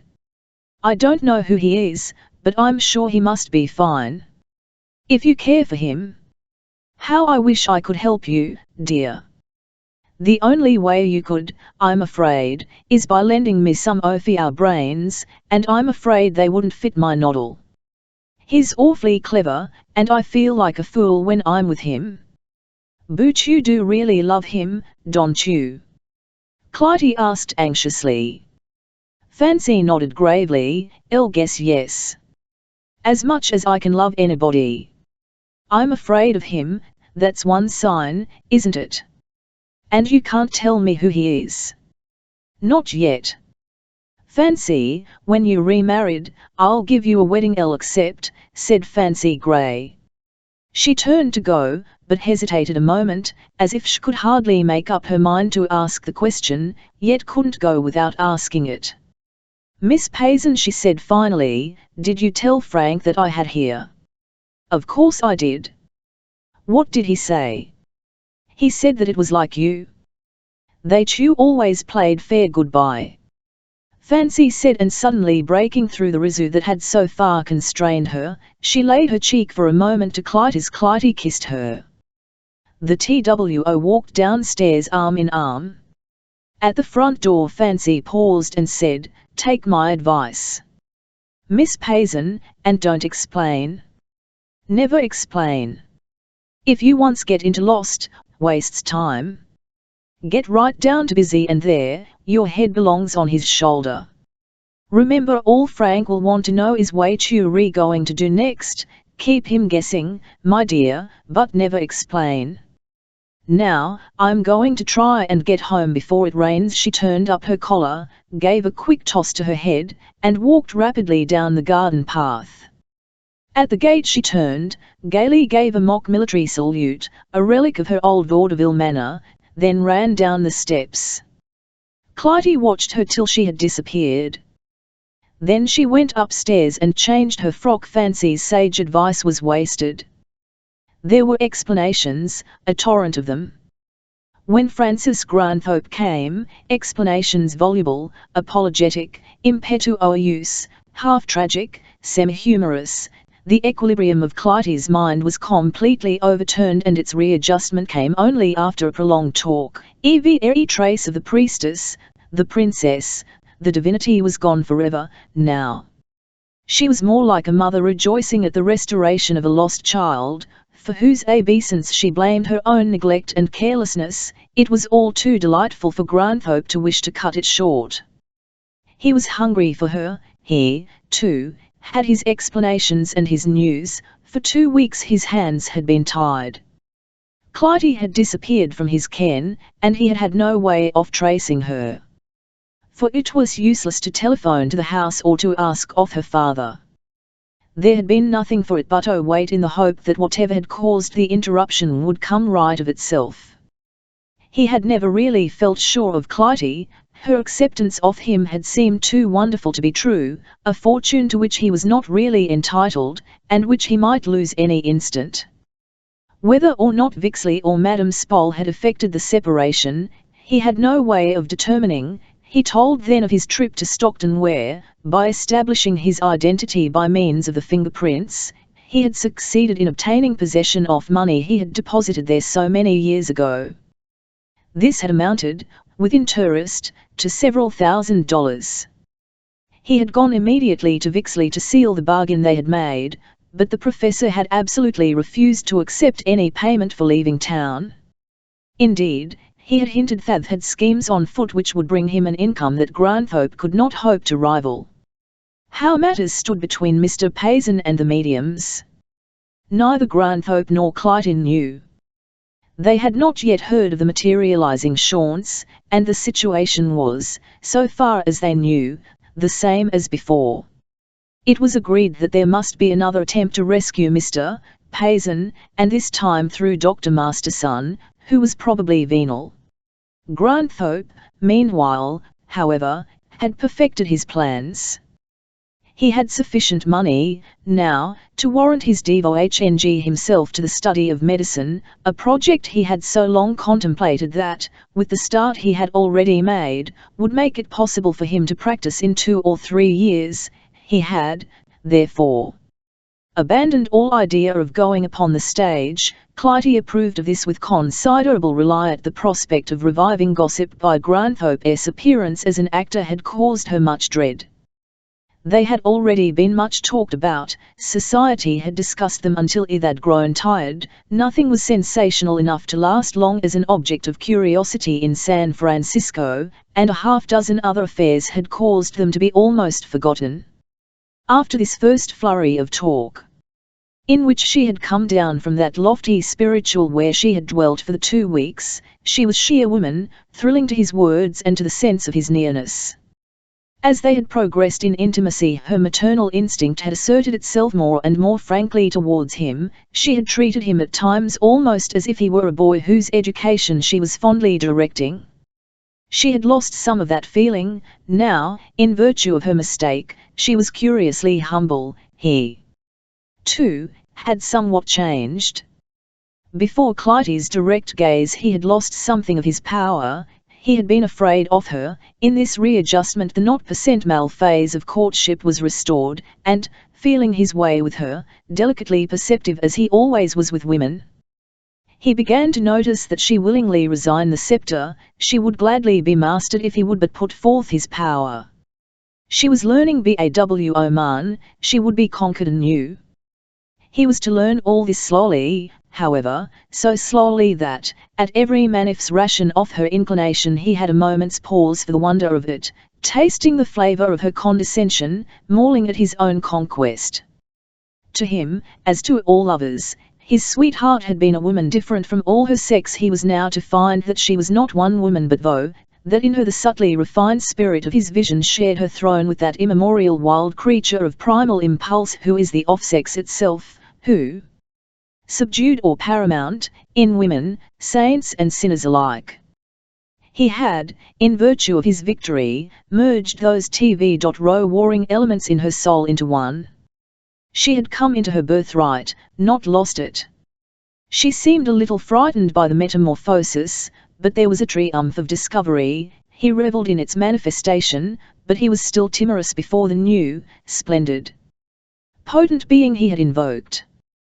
There was an intoxicating excitement, now, as he saw in her traces of every woman he had known. It was as if, after exploring a strange land and meeting its people, he had at last come upon the queen who combined all the national characteristics and fused them with the unique distinction of royalty.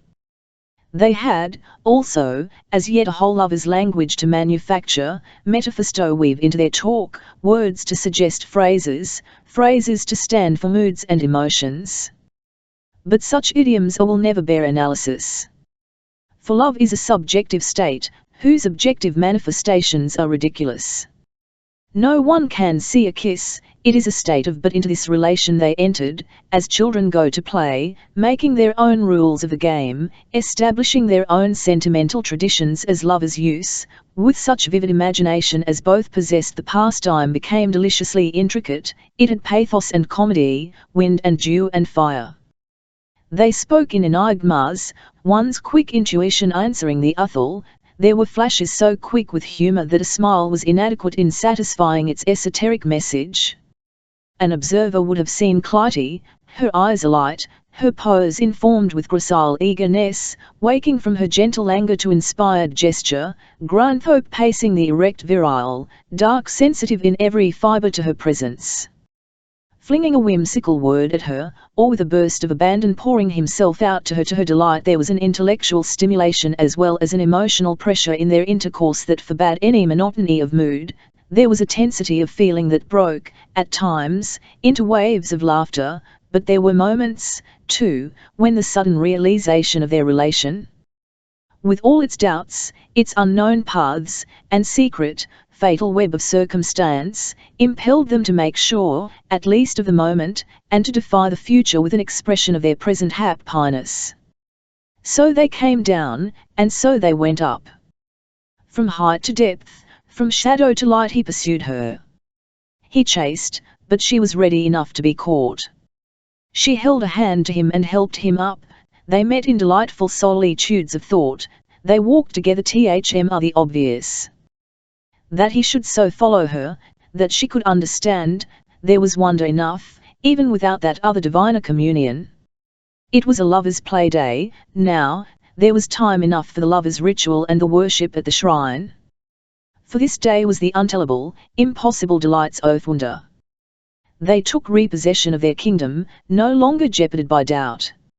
It was Clytie, who grew more bold, more definite. She rose and put her two hands on Granthorpe's shoulders, smiling at him with pride in her possession. "I can't wait any longer," she exclaimed. "I've suffered enough. Before anything else comes between us, let's settle it so that nothing can separate us. You see, my instinct has triumphed after all. I'm sure of you, indeed, I always have been. I must speak to father tomorrow, and if you like," she hesitated, in a sudden, maidenly access of timidity. "We'll be married, instantly. Dare you?" He crushed her impetuously in his arms, not even this time without a wonder that she should permit him, not quite daring even yet to believe that she was more than willing. She freed herself with an expression that should have reassured him. "There's nothing, now, to be gained by waiting, is there?" "Nothing, if you can live on what I can provide." She laughed at the very absurdity of it. "It may be hard, but think I can manage, father," she went on. "He's too fond of me really to oppose what I'm set. I'll only wish I could do something to assure him, to propitiate him," said Granthorpe. "My position has been so undignified that I've had no chance. I have been meeting you surreptitiously, and I suppose he suspects me of being after your money. While the truth is, I'm after yours. I'll wonder if, after all, it is mine," he said thoughtfully. "I have never been able to find any heirs of Madame Grant, and her last message to me seemed to be that should have what she owe. It's ours, I'm sure," she said. "I'll long so to know about her. If I could once convince your father of my sincerity, there's much I'd like to ask him. Father is a strange man. He is often unreasonable and prejudiced in his judgment and treatment of people, but there's a warm vein of affection neath it all. There's something hidden, something almost furtive, even in his attitude toward me, sometimes, that I can't understand. I happened on a queer evidence of his emotional side only a little while ago. There is a big trunk upstairs in our garret where my mother's things are stored. It's always kept locked, never seen the inside of it. Well, I started to go up the attic for something, and as I was halfway up the steps where I could just see into the loft, I heard a noise up there. Father was on his knees, in front of the trunk. He was examining something in his hand. There was a tenderness and a pathos in his posture. I got only one glimpse of him before I went down again.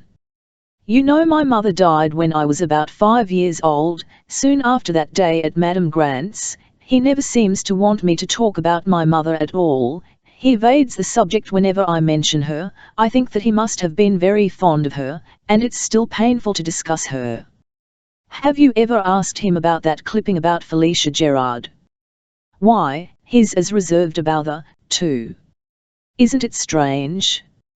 But I'm sure that she was Madame Grant. There's a mystery her I can't fathom. Do tell me more about her. You don't know how queer it seems that I have actually seen her. He gave her all he knew of the strange, mad woman's life. It was not much, as he had been so young then, his straying into her rooms. Her adoption of him, his education, his loneliness, his love. She warmed to him anew as he told the ties the part of you I know and love the best, she exclaimed. How good you were to her. If anything could make me love you more, it would be your devotion to that poor ravaged. It seems as if you have me in serving her, and I would like to think that I could pay you back by my love, for all you gave her. It stirs me so to think of her pain and her despair. Let's make a pilgrimage, he said impulsively. I haven't been inside the Siskia Hotel since I was a child, though I've passed there often enough. It's a pretty disreputable place now, I'm afraid. Oh. Yes. Clytie caught up with his eagerness. Think of seeing that place again, where we first met. It will be a celebration, won't it? How long is it? I don't quite dare think. 3, and all the time we've been coming together. Oh, was a wide curve my orbit traced. It's one of mysteries of life that while we seem to be going away from each other, we're as really coming together, but we'll travel the rest of the course together, I'm sure. They set out, forthwith, on their quest for what had been. It had begun to rain, but their spirits were unquenchable by the storm. The excursion was, indeed, an adventure. Granthorpe himself felt his fancy aroused at the thought of the revisitation of old home. It had a double charm for him now, as the spot where the 2 women who had most affected his life had been. He left her under the shelter of an awning while he went into the saloon to interview the bartender who rented the rooms in the building. The man had heard of Madame Grant, though it was so long since she had lived there. There were still stories told of her wealth and her eccentricities, as well as of her occult powers. The rooms had even, at one time, been reported to be haunted. But they had always been let easily enough. At present they were occupied by some Russians. Yes, Granthorpe might go up, perhaps they would let him. They ascended the narrow, dingy stairs together. The wall was grimy where many dirty elbows had cubbed the plastering. The rail was rickety and many balusters were missing. Granthorpe rapped at the door in the hall with a queer, sick feeling of familiarity, though it was as if he had read of the place in some story rather than a place he had used to inhabit. A Jewess opened the door, her sleeves rolled to the elbows, her face plump and good-natured. She smiled pleasantly. Would you mind our coming into 100K at your RCNMS? He asked. What for? She said. Why, I used to live here when I was a child, and I'd like to show this lady place if I want to. You can, I suppose. It ain't much to look at now, though.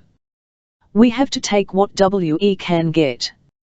Down here. Her curiosity was appeased by the coin which Granthorpe slipped into her hand, and she sat down to her sewing phlegmatically, looking up occasionally with little interest. The place was, of course, much changed. The windows were washed, the floor scrubbed and partly covered with rag rugs. It was well furnished and well aired. Granthorpe pointed but the little chamber where Madame Granthard slept, where his own bed had been. And, finally, the closet from which he had first spied upon her. Clytie looked about silently, much moved, and trying to bring back her own recollections of the place. "If I'll close my eyes, I can almost see it as it was," she said. "I can almost get that strange feeling I had when I came here. If I could be here for a while alone, I think I could see things. I'd like to go into the closet again. Let's see if the crack is still in the door." It was still there. She asked permission to go inside, and the Jewess rather uncomfortably agreed. The place was filled with clothing. It was close and use. The shelves were filled with boxes, rags and household belongings. Clytie went in rather timidly. "Go over where I sat in the front room that day," she said. "T-want-o 100K through the crack, Asia did. I'd like to be locked in, too, but key is gone." She closed the door on herself while Granthorpe to the end looked idly out. It was such a strange sensation, being in the old place again, that for some moments he lost himself in a reverie. Then, turning and not seeing Clytie, he walked rapidly to the door and opened it. She stood there, leaning back against the wall of clothing with a wondering, faraway expression, her eyes staring. Her face white, her breath coming fast through her parted lips. He took her hand, thinking that she was fainting, and led her out. She recovered herself quickly and drew him into the front room. "Elle saw my father while I was in there," she whispered. He was looking about the room furtively, as if searching for something. "What can it mean? I'm afraid something has happened to him. I'm alarmed about it. I must go right home and see if anything's the matter. I had a strange feeling, like a pain, at first, in the dark, and I was frightened. Then I saw him. Come, let's go away." She went up to the Jewish woman and shook hands with her, thanking her for the courtesy. The old lady patted Clytie's hand approvingly. "That's funny, what everybody wants to see my room for," she said, "but I don't care when I get $1 every time, do Elle? Last week there was an old gentleman here, like you was, to see it." "What was he like?" Granthorpe inquired. "Oh, he was bald-headed, with spectacles and some beard." Granthorpe and Clytie exchanged glances. "He must have been down here for something," she said. "Elle can make it out. I'm afraid that there's some trouble. It worries." Chapter 19. Fancy Gray accepts. The rain had come in a vigorous downpour, washing away the mantle of dust that had so long hung over the city.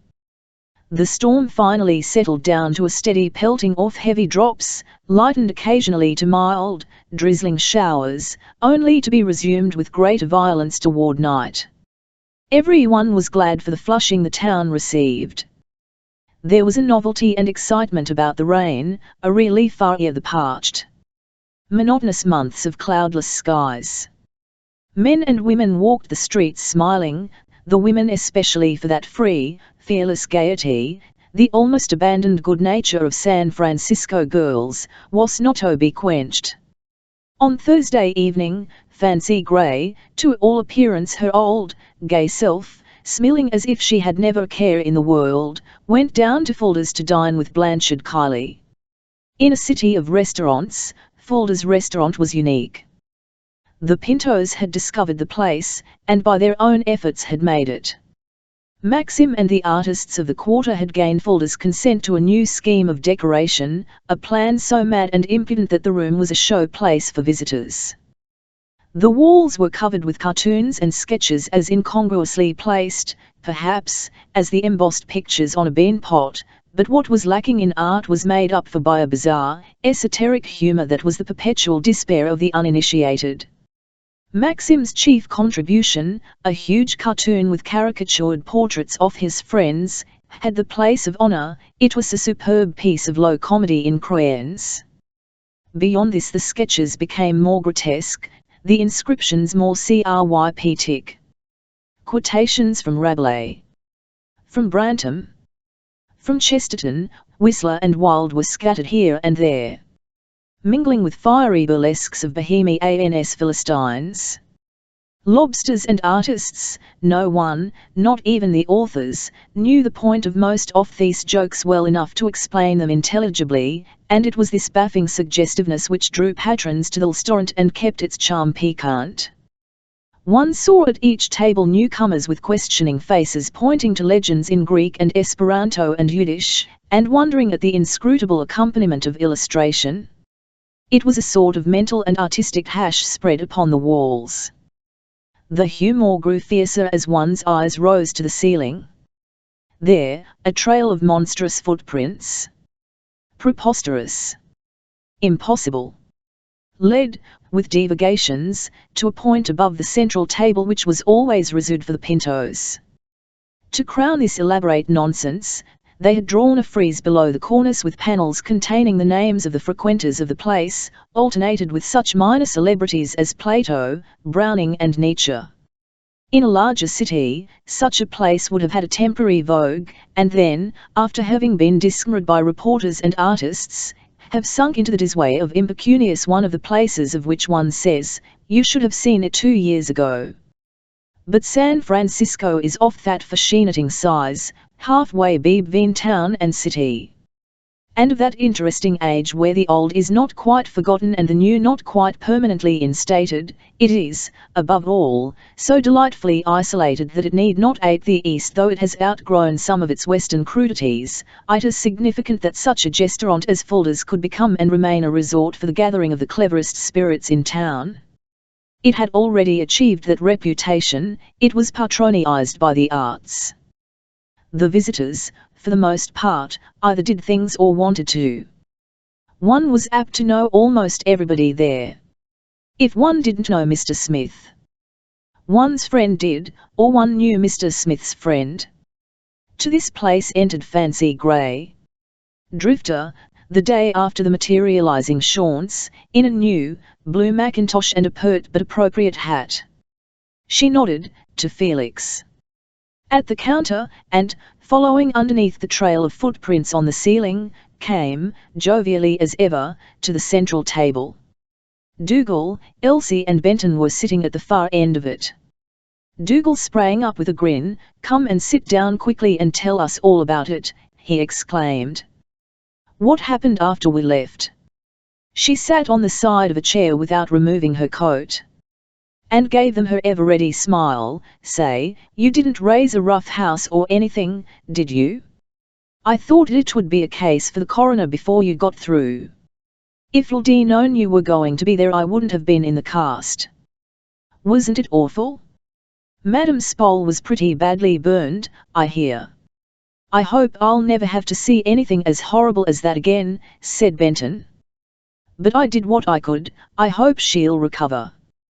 "We waited till the police and the ambulance came and then we got out," Dougal added. "There was nothing more to do but testify.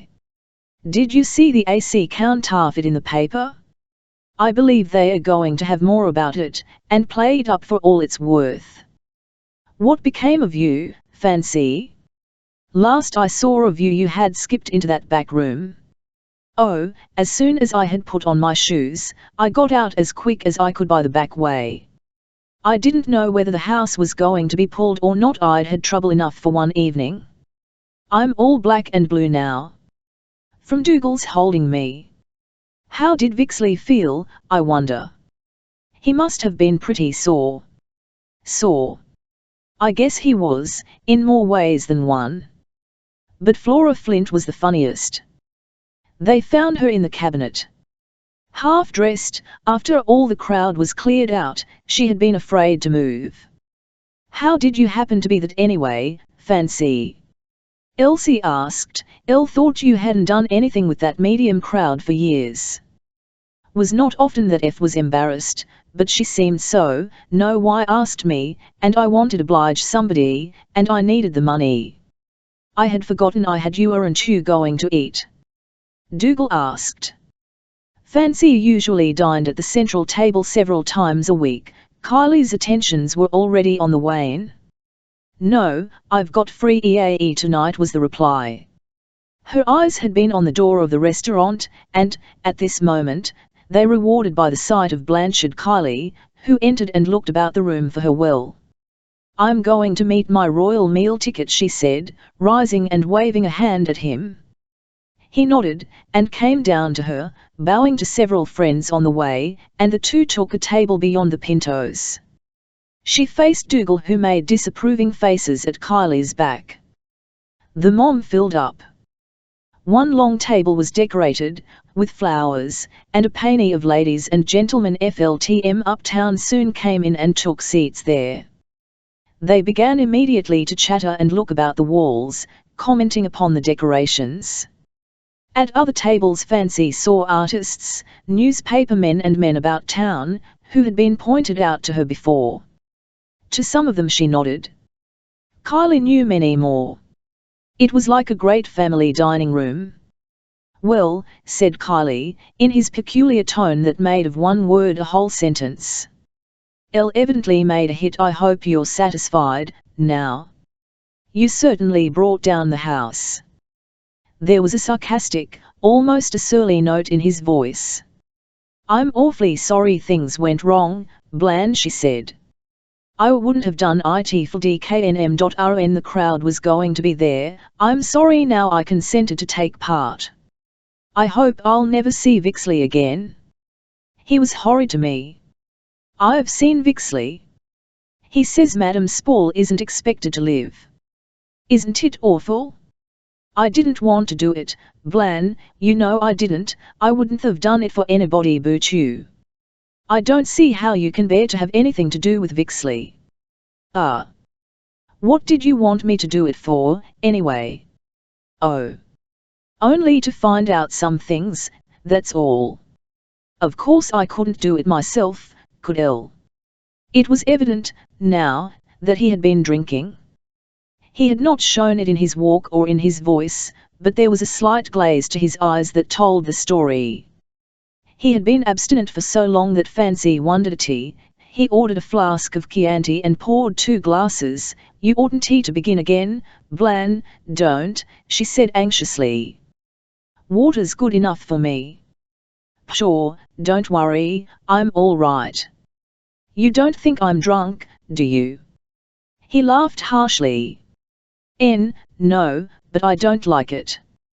"Forget it, Fan, nobody ever saw me drunk. I only get confidential, that's all. In vino veritas, there's a double meaning there, exoteric and esoteric." At this moment the waiter appeared with a stone bottle and 2 Chinese cups. "Mr. Dougal sent this over with his compliments, it's sake," he explained. Fancy kissed her hand to Dougal, and poured for herself and Kylie. "Ah, it's horrible," she said, "isn't it?"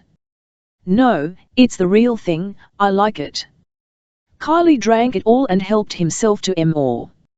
"Did you find out what you wanted to know?" said Fancy, proceeding with her dinner daintily.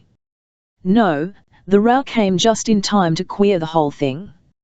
Of course you know that if Dougal had had any idea it was me, oh. It wasn't Dougal, it was old man Payson, he caught on." Fancy laid down her fork, and narrowed her eyes. "Payson," she repeated. "Yes, of course, the old chap you were talking to, weren't you?" She ICDKED at him with a strange expression. "Payson? I didn't think, I was too excited to realize, Vo is he, Blan?" Her hands fell into her lap and clasped one another tightly. "Oh, an old boy I know, a good sort, beautiful, no fool like an old fool, is there?"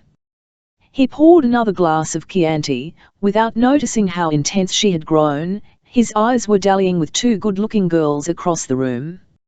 "Is Miss Payson, the one who was with you at Carminity's, his daughter?" He looked up at her sharply, now, but her frown meant nothing to him. He returned to his tagliarini. "Yes, why?" he said. "Tell me about her, Blan, please," Fancy begged. with an unusual air of anxiety, "nothing to tell, except she's a disdainful beauty, and a little too haughty for me. Fastidious, pre-Raphaelite, and super-civilized, and all that. You wouldn't care for her, any more than you would for a Utamaro." He smiled to himself at what Fancy had once said of Japanese prints. Fancy put her chin in her hands and kept her eyes on Kylie. "So that old gentleman was her father," she said in an unimpassioned voice. "Was Miss Paysan's father. I was hired to fool." Suddenly she spoke up more sharply, but with a tremor in her voice. "What did you want me to play spirit for, man? Out with it." He saw now that something was wrong. It made him peevish. "What do you know about Miss Paysan, anyway?" he demanded. "I've seen her." "Well, what did you think of her?" Elle thought she was a thoroughbred. Kylie over, looking somewhat abstractedly at a picture on the entitled, "Je connais les fautes d'SSBs." Then he turned with an open countenance to her and said, with an air of candour, "You see, Fancy, I happened to know Paysan was in the clutches of Ixley and this Spole woman. They were sucking his blood. I thought I could rescue him if I would play spirit, and then tell Paysan afterwards what a fraud it all was. Understand now?" He smiled blandly. "I see," she said, and went on with her dinner. Then again Kylie remarked, "Elle thought you wouldn't mind getting even with Granthorpe." This brought her up again with an angry flush. "What has he got to do with it?" "Well, he played it rather low down on you, didn't he?" "What do you mean?" "Oh. He fired you." "He didn't. I left of me own accord." Fancy's like came impetuously. "Know that after Miss Paysan? So I've heard. You're remarkably amiable about it." "My dear. You didn't really care for him, then?" His smile was unendurable. "I'll never explain. If people can't understand without explanations, they never can with them." "Then you don't mind it at all?" he insisted. "No, I don't mind it. I'm glad." The words came from her slowly, this time. "What do you mean?" Fancy was silent. "Well, don't you think he ought to be shown up a little?" He was on his third cup of sake, but his hand was as steady as ever. Her lips parted, and her breath came suddenly for an exclamation, but protest got no further than her eyes.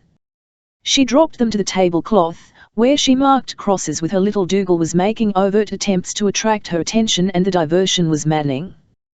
"What do you mean?" she asked. "If I were really a good enough friend of mine to help me out, oh, I'll help you out." "Blam, what do you want me to do?" she said quite eagerly. Now, he did not notice her suppressed excitement. "Well, I suppose you know a good deal about him?" She nodded wisely. "And some things, I suppose, might make considerable difference if they came out?" "You know what I mean." "Do you want me to tell them?" she flung fiercely at him. He took alarm, and, reaching across the table, attempted to touch her hand. She evaded him. "Of course I don't want you to do anything dishonorable, but, you said yourself she was a thoroughbred. Do you think it's quite the square thing to stand by and let a man like him marry a nice girl like Miss Paysan?" Elle thought you said she was supercilious.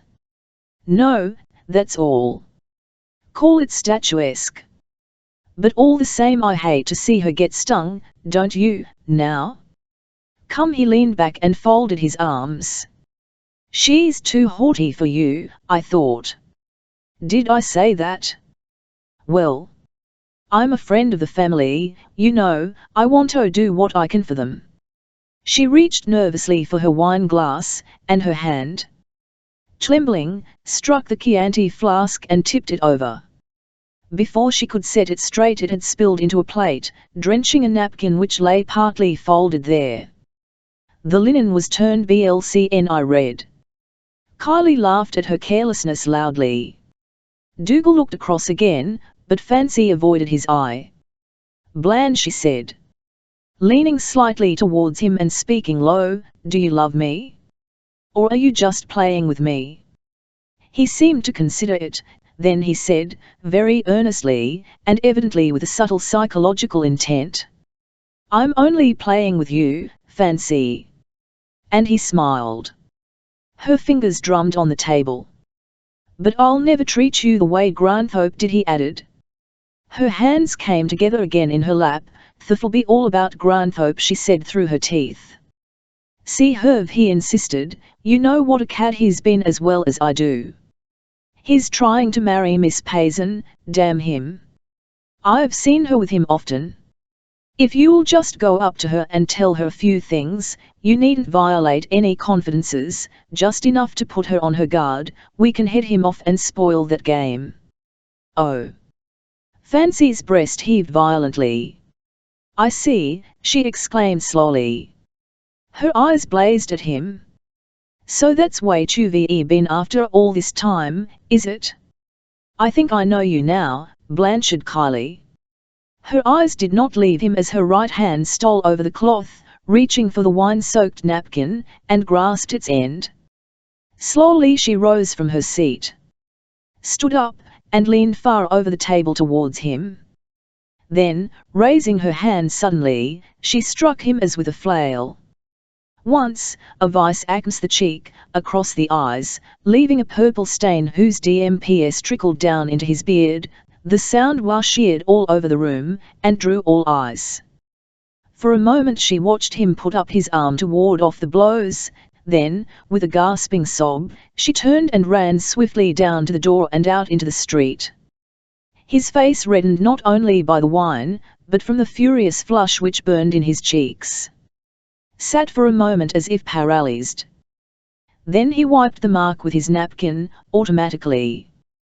His face worked like a maniac's. He rose deliberately, reached for his hat and strode down the aisle after her. Dougal saw the pursuit just in time. Quickly his foot shot out into the passage, and Kiley, passing, tripped over it, and fell headlong upon the floor. Dougal, cigarette in mouth, leaped out of his chair and held him lightly. Benton jumped up and stood by him, ready.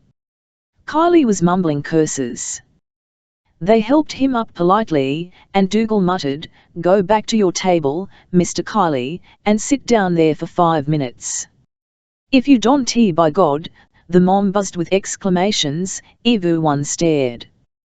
Kiley stared sullenly, his mouth open, then turned back and sat down and puffed his hands to his forehead, leaning on the table. Dougal conferred with Benton. "You wait here, Benton, and wherever Lay goes, you follow him. I'm going out after Fancy. There'll be the hell to pay tonight if we don't find her. I've never seen her that way before, and it looks like trouble too with that." He hurried out of restaurant. She had run out into the rain without either coat or umbrella. Turning down Commercial Street in the direction of the Furley, she walked hurriedly, as if bent on some special errand, but at the foot of Market Street she hesitated. Then crossed. Walked along East Street past the waterfront, saloons and sailors' boarding houses, stumbling and slipping on the uneven, reeking, board sidewalks. Then she went up Howard Street, dark and gloomy, all the way to 4th Street. Here she made back for the lights of Market Street, crossed, looked idly in at a drugstore window for fully 5 minutes. A man came up and accosted her jocosely. She turned and stared at him without replying a word, and he walked away. Then, almost running, now, she knew straight for Granthorpe's office. Looking up from the street, she saw a light in his window. She ran up the stairs and paused for a moment to get her breath outside his office door. Just at that moment a voice came to her from inside, and then a man's answered, followed by a chorus of soft laughter. She stood transfixed, biting her lip nervously, listening. The woman's voice went on, evenly. Fancy staggered slowly down the stairs and went out again into the storm. Down to Market Street, down Market Street, hopelessly, aimlessly. Here the rain beat upon her mercilessly in great sheets. Again she stopped, looking up and wildly. She turned the corner and went into the ladies' entrance of hospital. A waiter led her to a booth where she could be alone. The hospital was, perhaps, the most respectable saloon in the where women were permitted. The whole rear of the establishment was given over to a magnificently fitted-up department devoted to such women as were willing to be seen there. One might go and still retain a certain relic of good repute. If one went with a man, there were married women enough who did. And reckless girls, too, who took the risk, but it was on the frontier of vice, where amateur and professional met. From a wide, carpeted passage booths opened to right and left, little square rooms, with partitions running up part way, screened off with heavy red plush portieres hanging from brass rods. Each of these compartments was finished in a different kind of rare handsomely designed arching FNMA heavy, mould cornice, where owls sat at stately in tuiles, an elaborately coffered ceiling rose, and in the centre was suspended a globe of cathedral glass, lighted, glowing like a full moon. Fancy hung up her jacket to dry and ordered a hot lemonade. Then she went down to the telephone and called up Gay P. Summers' house number. She got him, at last, and asked him, tremulously, to come down to the hospital and see her. She would wait for him. He seemed surprised, but she would not explain, and, after a short discussion, he consented. She went back to the TOA room and waited, sipping her drink. All about her was a persistent babble of voices, the women's raucous, hard and cold, mingled occasionally with the guffaws of men. Across the way, through an opening of the portieres, she could see an overdressed girl tilted back in her chair puffing a cigarette. White-aproned waiters passed and repassed, looking neither to the right nor left. She was staring fixedly at the wall, her elbows on the table, her chin on the backs of her hands. When Gay entered a little crossly, she looked up with a smile, almost her old winning smile, though it drooped in a moment and was set again with an effort. "Hello, Gay, here I am again," she said. She gave him her cold little hand. He drew off his raincoat and sat down, as fresh and pink as ever, the drops still glistening on his cheeks. "What's up?" he said, touching the electric button and pulling out his cigarette case. "I'm through with Blanchard Kiley," she said, watching him. "It's about time," he remarked. "Aren't you glad to see me, Gay?" "Sure," he answered, without looking at her. He scratched a match, and, after he had lighted his cigarette, looked up at the waiter who appeared in the doorway. "2 pikin punches," he said. Then he turned to her and folded his "can do for you." "Fancy." He seemed, somehow, to have grown 10 years older since the time they had frolicked together at the beach.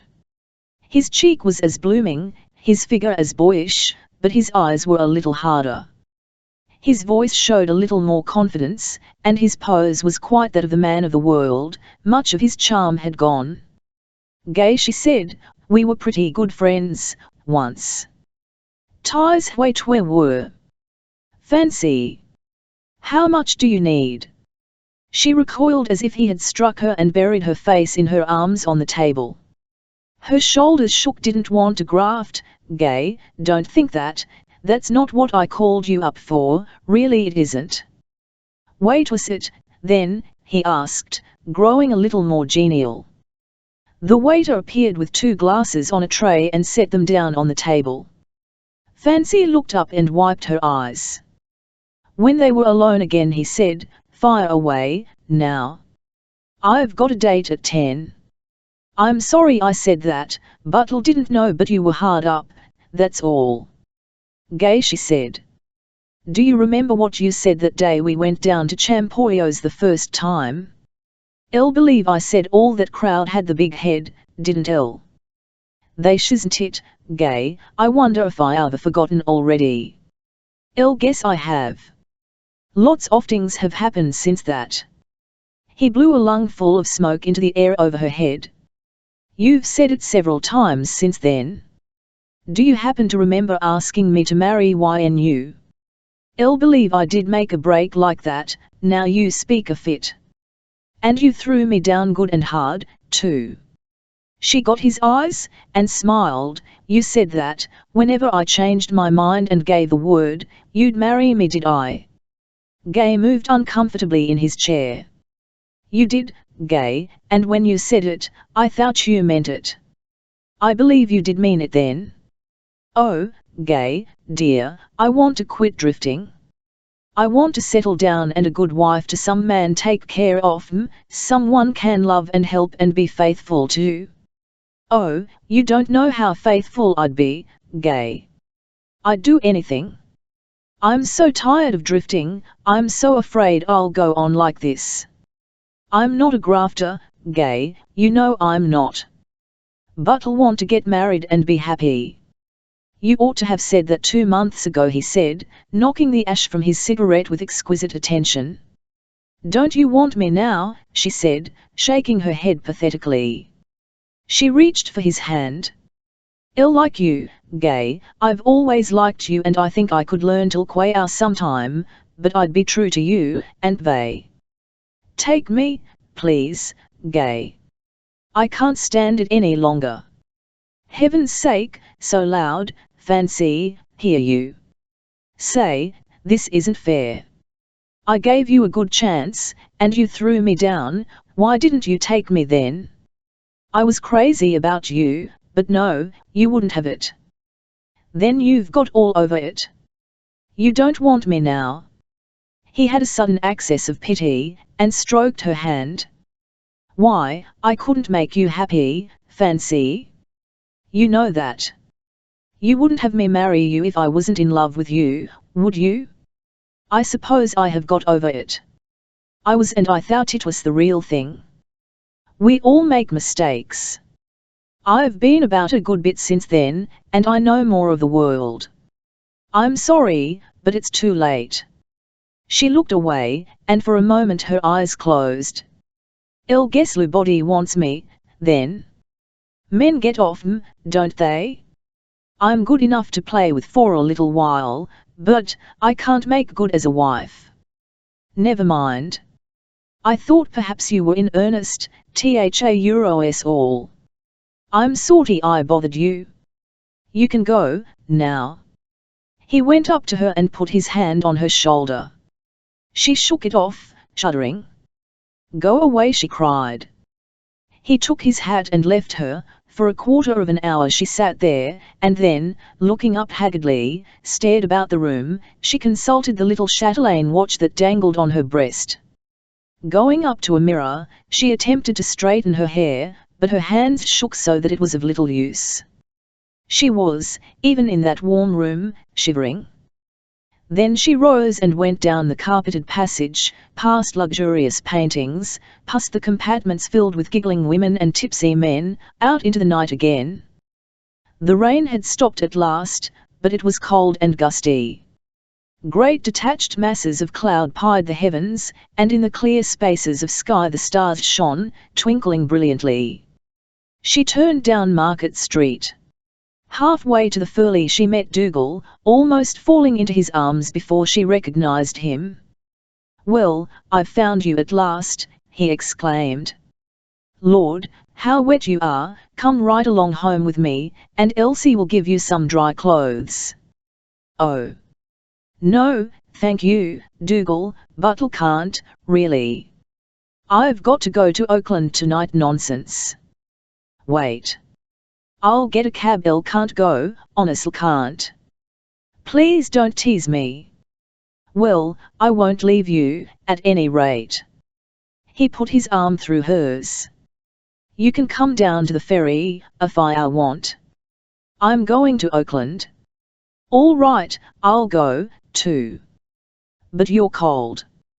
You oughtn't cross the bay tonight, you ought to go right to bed. Oh. I'll be warm enough soon. They walked along for a while in silence, till she stopped him to ask, have you got a pistol with you, Dougal? Lend it to me, will you? Not on your life. What do you want it for? Never mind, I want it please, Dougal. Not after that scrap I saw tonight. I don't want you in the papers tomorrow morning. UVE had trouble enough without a shooting scrape. If anybody's going to shoot Kylie, let me do it. She sighed. And gave it up. Do want to tell me what's the matter, Fancy? No, Dougal, I'd rather not, it doesn't matter. You'll get over it all right, I expect. Oh, yes, I'll get over it anyway, you just want to remember you can call on me any time for thing you want, Fancy, barring guns. Don't get blue when you have good friends to fall back on. We're with you to a finish, old girl. You're a dear. She flashed a smile at him. He grinned and gripped her arm tighter, then he began to dance her down the sidewalk. Fancy grew hilarious and laughed aloud, excitedly. They began to sing, as they marched, a song they had learned by rote, from Maxim. Neither of them well understood the words. Josephine ist motiert, mort en phasant sa prairie bon Saint Nicolas tu la.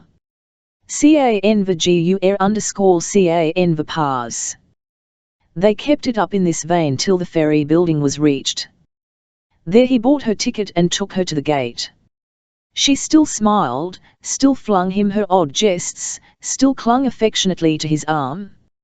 Well, good night. Fancy Grey, he said at last. Don't do anything foolish till I see you again.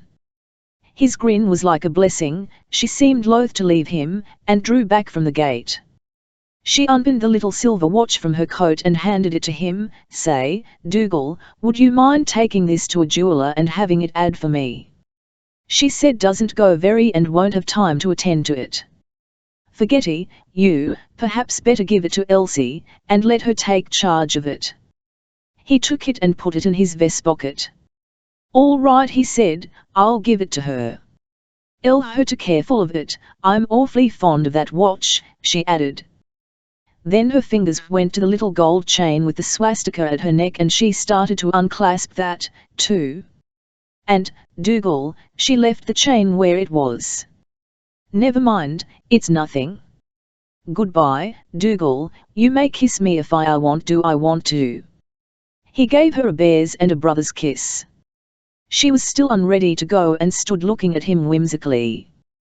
Then, impulsively, she seized his arm and drew him back under an light, and held up her face. Dougal, she said, will you answer me something absolutely honestly? Sure. Do you think I'm pretty? He studied her a moment, and his lips worked silently. Then he said deliberately, don't know as I'd call you exactly a pretty woman, but you're something more than that. Cut it out, she exclaimed dryly, I'll know all the rest. I've heard it before. Stop before you tell me I have fine eyes and am good-natured. I know. Thubrid was a distinguished-looking brunette of great grace and dignity, and wore her clothes well. Never mind, Dougal, you're honest, anyway, she added. He opened his mouth to protest. Repentance in his eyes, but she blew a kiss at him and darted through the gate. He watched her till she passed through the inner door, where she waved a last time. She walked rapidly on board, went up the stairway, and hesitated by the door of the cabin. A girl passed her, looked back and then returned timidly. Excuse me, but ain't you the young lady that works in Mr. Granthorpe's office? She said. I did, but I'm not there any more. He's gone out of business, Fancy managed to reply. Her quick eye had recognized the girl as Fleurette. I'm sorry for that. He's nice, isn't he? He was awfully kind to me, and he said it was on account of you. Did you know he wouldn't even take any money from me? Wouldn't he? Said Fancy, that's like him. And he gave me such a lovely reading. Too, it just saved my life, I think, and everything came out just as he said it would, too. Don't you think he's awfully good-looking? Yes, very. Fancy was breathing hard. And he's so good. Why, I most fell in love with him. That day. I guess I would have. If I hadn't been in love already. I was awfully unhappy then. I'm the happiest girl in the world, now. Say, weren't you awfully fond of him? I'll guess he was awfully too. He said some awful nice things about you. Did he? Fancy's eyes wandered. The girl saw, now, that something was wrong, and evidently wanted to make up for it. She spoke shyly, say, there's something else I always wanted to tell you. I wonder if it would make you mad. Go ahead, said Fancy, you won't think I'm fooling. Well. Fleurette almost whispered, I'll think you're awful pretty. With that, she turned suddenly and went into the cabin. Fancy went downstairs slowly, biting her handkerchief. The lower deck was deserted. She looked carefully about. To make sure of it, she glanced down at the water which boiled up from the paddle wheels and shuddered. Overhead the stars now shone free of cloud, in the darkness of space. San Francisco was like a pincushion, stuck with sparks of light. She crossed to the port side of the boat, and saw a of shadow, with its lighthouse off the bow. It grew rapidly nearer and nearer. It fascinated her. When it was directly opposite, a few hundred away, she clenched her teeth and muttered to herself, well, there's nothing in the race but the finish. This is where I get off. Clambering to the top of the rail, she took a long, deep breath, then flung herself headlong into the bay, and the waters closed over her. Chapter 20. Master Son's MANOEUVRESM. Francis Granthorpe ran up the 2 flights of stairs like a boy, and pounded at door. The doctor appeared, with his in one hand and a half-eaten orange in the other. He was coatless and unshorn, although his office hours, from 9 till 5, had already begun.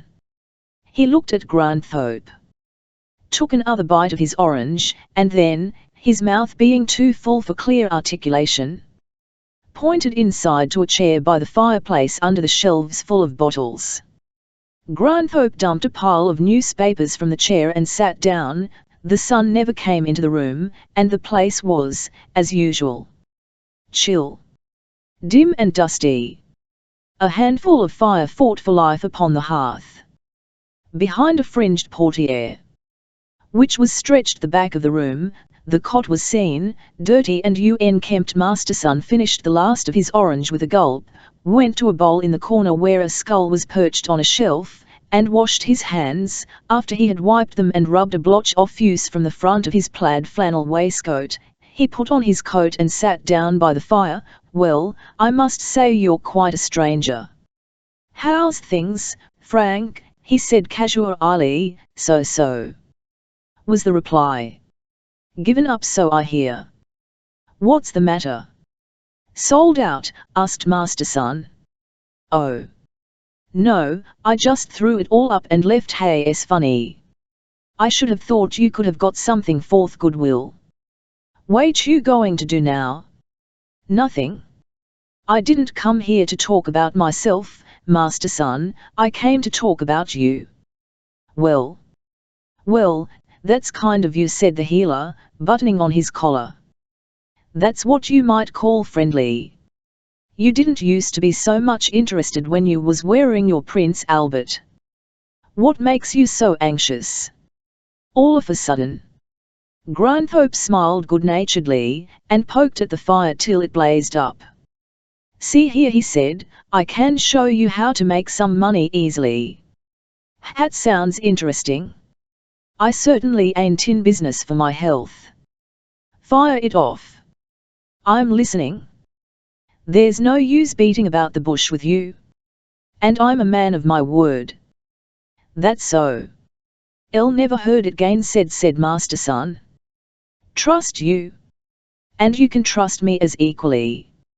Well, I'll tell you how I'm fixed. You know that Madame Spole and Vixley have got it in for me. They've tried to run me out of this town. In fact, that's why you quit. Lord, I wouldn't lay down so easy as that. Well, I'm out of it, at any rate. I won't say why, but they tried to hurt me, fast enough. Now I want to give them as good as they sent. Dr. Masterson grinned and clasped his hands over his knees. That suits me all right. I ain't any too friendly myself, just at present. Then perhaps we can come to terms. What I propose to do, is to checkmate them with Payson. Masterson rubbed his red, scrawny beard. That ain't easy, he said reflectively. Easy enough, if you'll help me. How? Simply by giving the whole business away to Mr. Payson. He'll believe you when he won't me. What is there in you know what my word is worth? If you help me, and we succeed in getting Mr. Payson out of the net, I promise you our $1,000. H.M. Masterson deliberated. Of course, they know I'll spoil their game if I can. So I take no chances in telling you. So it's up to you to decide whether I'll stand in with them, or with me. I can do it alone, in time, beautify our help, so much the better. You stand to win, anyway. It isn't worth that much to work with them, as things are, and you know it. Don't know about that, said Masterson craftily, watching his man. 1,000 ain't much for giving away pals. They're not your pals. They've tried to freeze you out. Fancy Gray has told me that from the inside. They /re going to get rid of you in short order. Besides, you'll have the credit of rescuing a credulous old man from the clutches of swindlers. That's true, said the doctor. They're bleeding him something awful. It had ought to be stopped, as you say. I don't believe in grafting. I'm a straight practitioner, and if any of my patients want fake work they can go somewheres else. Well, what do you say, then? Masterson thought it over as he warmed his hands. His reverie was ruptured by a knock on the door, and he rose to open it. An old, shabby woman stood in the hall. She was wrinkled and veined, with yellowish-white hair, vacuous, watery grey eyes, a red, bulbous nose, and a miserable chin. She had nothing of the dignity of age, and her thin, cruel lips were her only signs of character, all other traits well submerged by drink and poverty. Her skirt was ridiculously short and her black shawl ragged and full of holes. She breathed of beer. How do you do, Mrs. Riley, said Masterson. I'm sorry to say I'm engaged at present and you'll have to wait. Can't you sit down on the stairs for a while? Oh, dear, but that fire looks good, she whined. Can't I just come in and have a seat to rest my bones on? I'm feeling that miserable this day that I can't. Lethea, come in, said Granthorpe, rising. I've said all that's necessary at present, and if you decide to do what I want, we can talk it over later. The doctor grudgingly admitted her. She tottered in and took the chair by the fire gratefully. She had looked at Granthorpe when he first spoke, and now she kept her eyes fixed on him as he stood by the window. Masterson went over to him and spoke in a lower tone. Got to have time to think this thing over, he said. Then, if I accept your offer, we got to discuss ways and means, and so forth and so on. And no, just at present. I'll think it over and let you know. Frank, the woman started at the name. Her lower lip fell pendulous, her eyes were still on Granthorpe. When will you let me know? He asked. I'll tell you what I'll do. I'm busy today, and I got an engagement tonight. Suppose I come down to your office after theatre time? Say 10:30. Will that I'll be there, Granthorpe replied. I'll wait till you come. The outside door is locked at 11 o'clock, be there before that. He took his hat and walked to the door, giving a look at Mrs. Riley as he passed. Her face was now almost animated, as her lips mumbled something to herself. Granthorpe ran briskly downstairs, and Masterson closed the door. That. Mrs. Riley piped that. Why, Granthorpe? The palmist, said the doctor. Busying himself with some bottles on his, he took one up and shook it. Granthorpe? No, sir. Don't tell me, I know better. Masterson was upon her in a flash. What do you mean? He demanded, taking her by the arm. No, I know. You can't fool Margaret Riley, she croaked. He shook her roughly. You're drunk, he exclaimed in disgust. No, I ain't, she retorted. I'm sober enough to know that fellow, I've seen him before, I tell you. Who is he, then, want to? She said. Would you give? No, I'll give you Hail Columbia if you don't tell me, he cried. I'll give you a bloody good reputation, that's what I'll give. I'll give you the name of being a poisoner, old woman, and I take care that your neighbors know all about your 3 husbands, if you don't 100k out. Oh, my cod. Don't speak so loud. Doctor, please. I'll tell you if you'll promise to leave me alone. I didn't mean nothing by it. Let's have it then. The doctor's eyes gleamed. Did you ever hear tell of Madam Grant? She asked. I reckon it was before your day. Yes, I did. Vat about her. Why, this young fellow you call Granthorpe, he used to live with her, he did. The healer came up to her and looked her hard in the eye. How the devil do you know that? Why, I've seen him there, many's the time. I used to know the madam well, me and her was great friends. Why, I was there the day she died. Were you? I never knew that. We used to call him Frankie, then. He didn't call himself Granthorpe at all. I expect he made that up. Is that so? Master Son grinned joyously. Lazy, there was some money missing when the boy left, seems to me. Lord, yes, and a sight of money, too. Madam Grant was a grand miser. They say she had a fortune stowed away in the dirt on the floor. She run a real estate business, you know, and she done well by it. I expect ties where Frankie got his start. Strange, I never seen him afore. You're positively sure it's the same one? Didn't I stare hard enough at him? Why, just as soon as I come in the door I says to myself, I've seen you before, young man. Then when you called him Frank, it all come back to me. I'll take my oath to it. Lord, I could kick myself, said Master Son. To think of all these years I've known him and ain't suspected who he was. You won't give me away, then, will you? Doctor, the old lady added. I'll see, I'll see. He returned to his medicine, thinking hard. He proceeded with his treatment of Mrs. Riley, plying her all the while with questions relative to Francis Granthorpe and Madam Grant. Mrs. Riley knew little, but she embroidered upon what had seen and heard till. At the end, she had fabricated a considerable history. Her fancy, under fear of the healer's threats, was given free rein, and Master Son listened so hungrily that, had there been no other inducement, her pleasure in that alone would have made her garrulous. She went away feeling important. That afternoon, Dr. Master Son, loaded and primed with his secret, took his rusty silk hat and a Chinese carved bamboo cane and walked proudly up Turk Street to hold Professor Vixley up for what was possible. The professor welcomed him with a show of politeness. How's Madam Spoil, was Master Son's first question, after he had spread his legs in the front room. Gertie's pretty bad, said Vixley. The doctors don't hold out much hope, but you know the way they linger with a burn. I wonder could you do anything for her?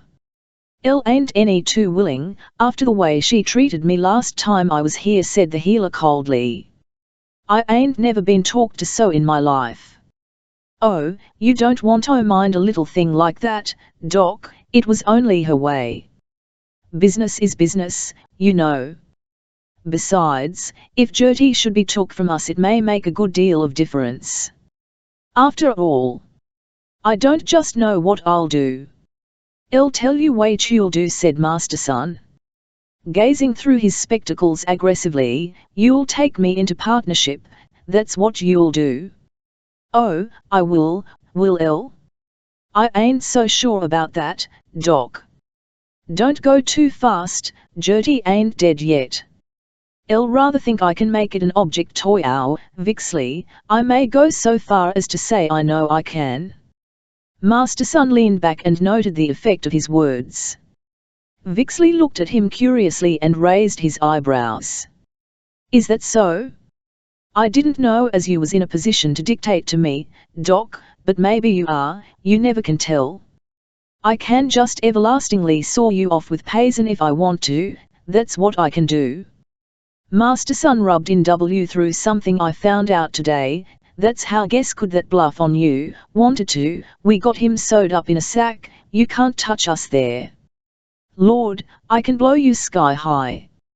He arose and made as if to walk to the door. And, by the Lord Harry, I'll do it, too. I've given you a fair chance, you remember that. Vixley took water hastily. Oh, see here. Doc, don't go to work and be hasty. You know it was only Gertie who wanted to freeze you out. I don't say it's impossible to make a deal, only I don't want to buy a pig in a poke, do I? I can't talk business till I know what you have to offer. Oh. You'll find I can make good all right, said Master Sun, his seat with his hat on the back of his head. See here, as I understand it. You're working Payson on the strength of something about this Felicia Grant, he was supposed to be sweet on. Is that right? Well, suppose we are, just for the sake of the argument, what then? Now, there was a little boy living with her, and he disappeared. Am I right? You got it about right, yes. Vixley's eyes sparkled. Well, then, what if I know who that boy was, and where he is now? How would that strike you? Jiminy! Do you? Vixley cried, now fairly aroused. Elle, don't deny that might make considerable difference. Elle should say it would. I should imagine yes. Why, you simply can't do nothing at all till you know who he is, and what he knows. And I got him? Yes, sir, I got him. Who is he? Vixley asked, with a fine assumption of innocence. Master Sun laughed aloud. Don't you wish you knew, he taunted. I'll let you know as soon as we come to an agreement. What do you think about that partnership proposition now? Good Lord! Ain't I told you all along I was willin'? It was only Gertie prevented me taking you in before. Sure. I'm for it. Gertie's in a bad way, and I doubt if she'll be able to do anything for a long time, even if she should recover. Meanwhile, of course, I got to live. It won't do to let Payson slip through our fingers. Least shake on it, Doc, I'm with you. You help me out, and we'll share and share alike. Done, said Master Sun. Elle kind of outle could make ya listen to Ria Sun. Now you can tell me just how the land lays with Payson. Wait a minute, you ain't told me who the kid is, yet. Master Sun hesitated a moment, unwilling to give up his secret till he had bound the bargain, but it was, of course, obviously necessary. He leaned toward his new partner and touched Vixley on the knee. It's Frank Granthorpe. Vixley jumped to his feet and raised his TWO fists wildly above his head, then dropped them limply to his side. Granthorpe, he cried. My God! Are you positive? Mrs. Riley recognized him today at my office. She used to know Madam Grant, and see him down there when he was a kid. Why? What's wrong about that? Hell! Vixley cried in a fury. It's all up with us, then. Why, what can Granthorpe do? Do? He can cook our goose in half a minute. And if Payson finds this out, it's all up in a hurry. Don't see it yet, Master Sun. Why, here it is in a nutshell.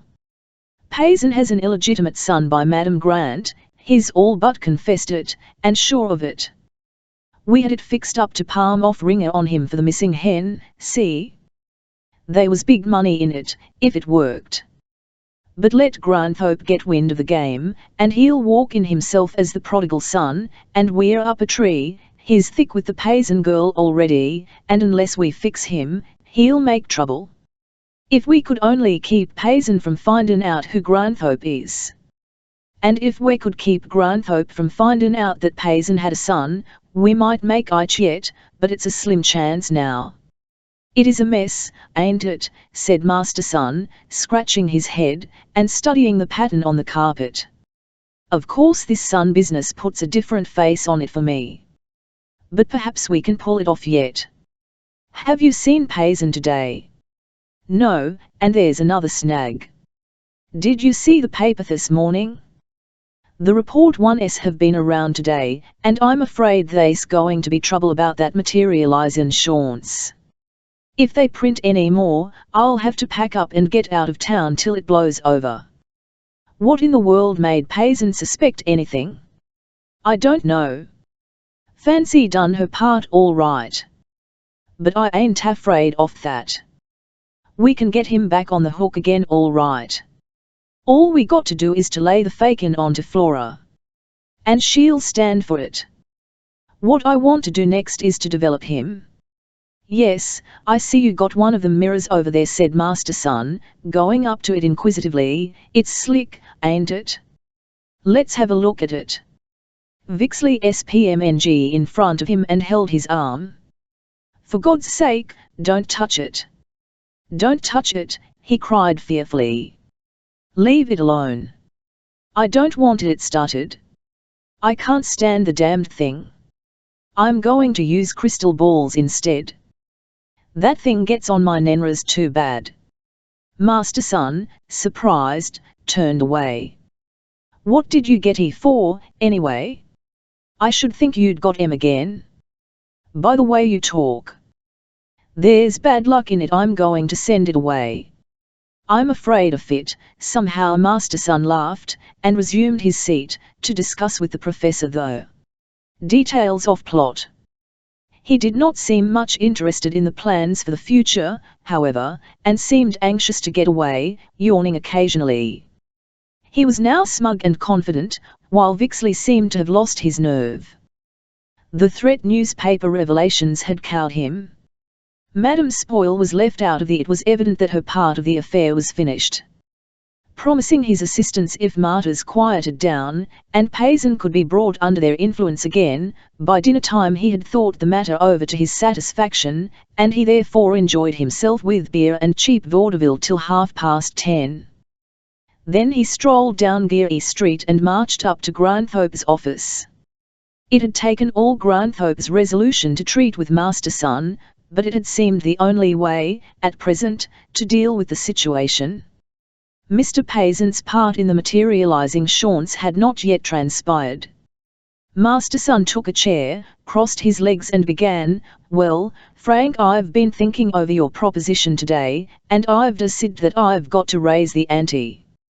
El thought that would be about your style," Granthorpe returned, "but I think I've offered you about all it's worth." "Oh, it ain't only my help that's worth it, it's you that's worth it, so to speak. I'm getting onto your game, now, and I happen to know that you can afford to pay well. You see, I didn't happen to know so much about this Payson girl, as I do now.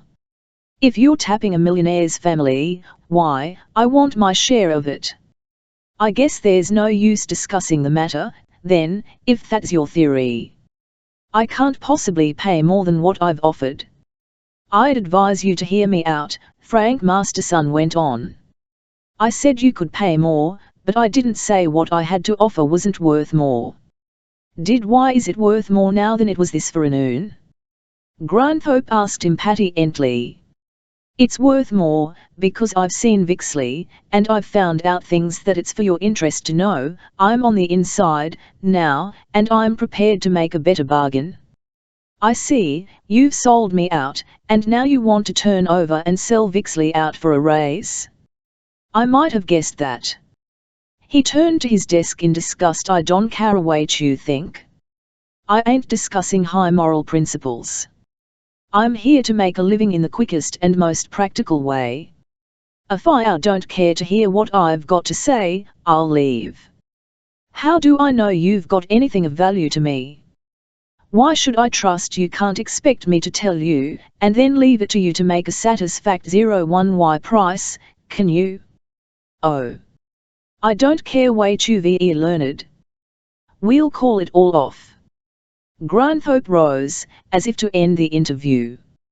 Master Son, seeing his caution had gone too far, became more eager. Let's talk this thing out, Frank. Man to man, suppose I tell you half of it, and let you see whether as important as say, then have a basis to all right, but make it brief, I'm getting sick of the business. He sat down, tilted back in his chair and waited, gazing at the ceiling. Master Son spoke crisply, now. Suppose I tell you that Payson has confessed that he has a son? He shifted his cigar in his mouth and watched the bolt as the words came out. Granthorpe's face, which had shown only a contemptuous, bored expression, changed instantaneously. It was, for a moment, as if a sponge had been passed over it, obliterating all signs of intelligence, leaving it to blank, hopeless bewilderment. Then his mind leaped to its inevitable conclusion. The whole thing came to him in a sudden revelation. A dozen unnoticed details jumped together to form the pattern, and there it was, a problem solved, horror and despair. He was Clytie's half-brother. He sat enthralled by it for a moment. He forgot the leering scoundrel in front of him. He saw only Clytie, inaccessible forever. Then, still without a word, he rose like one in a dream, sought for his hat, went out the door, and ran as in a dream, too, astonished.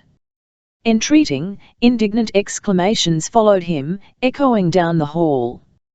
Grandl H. paid no attention. He had no thought but for Clytie, to see her immediately, at any cost.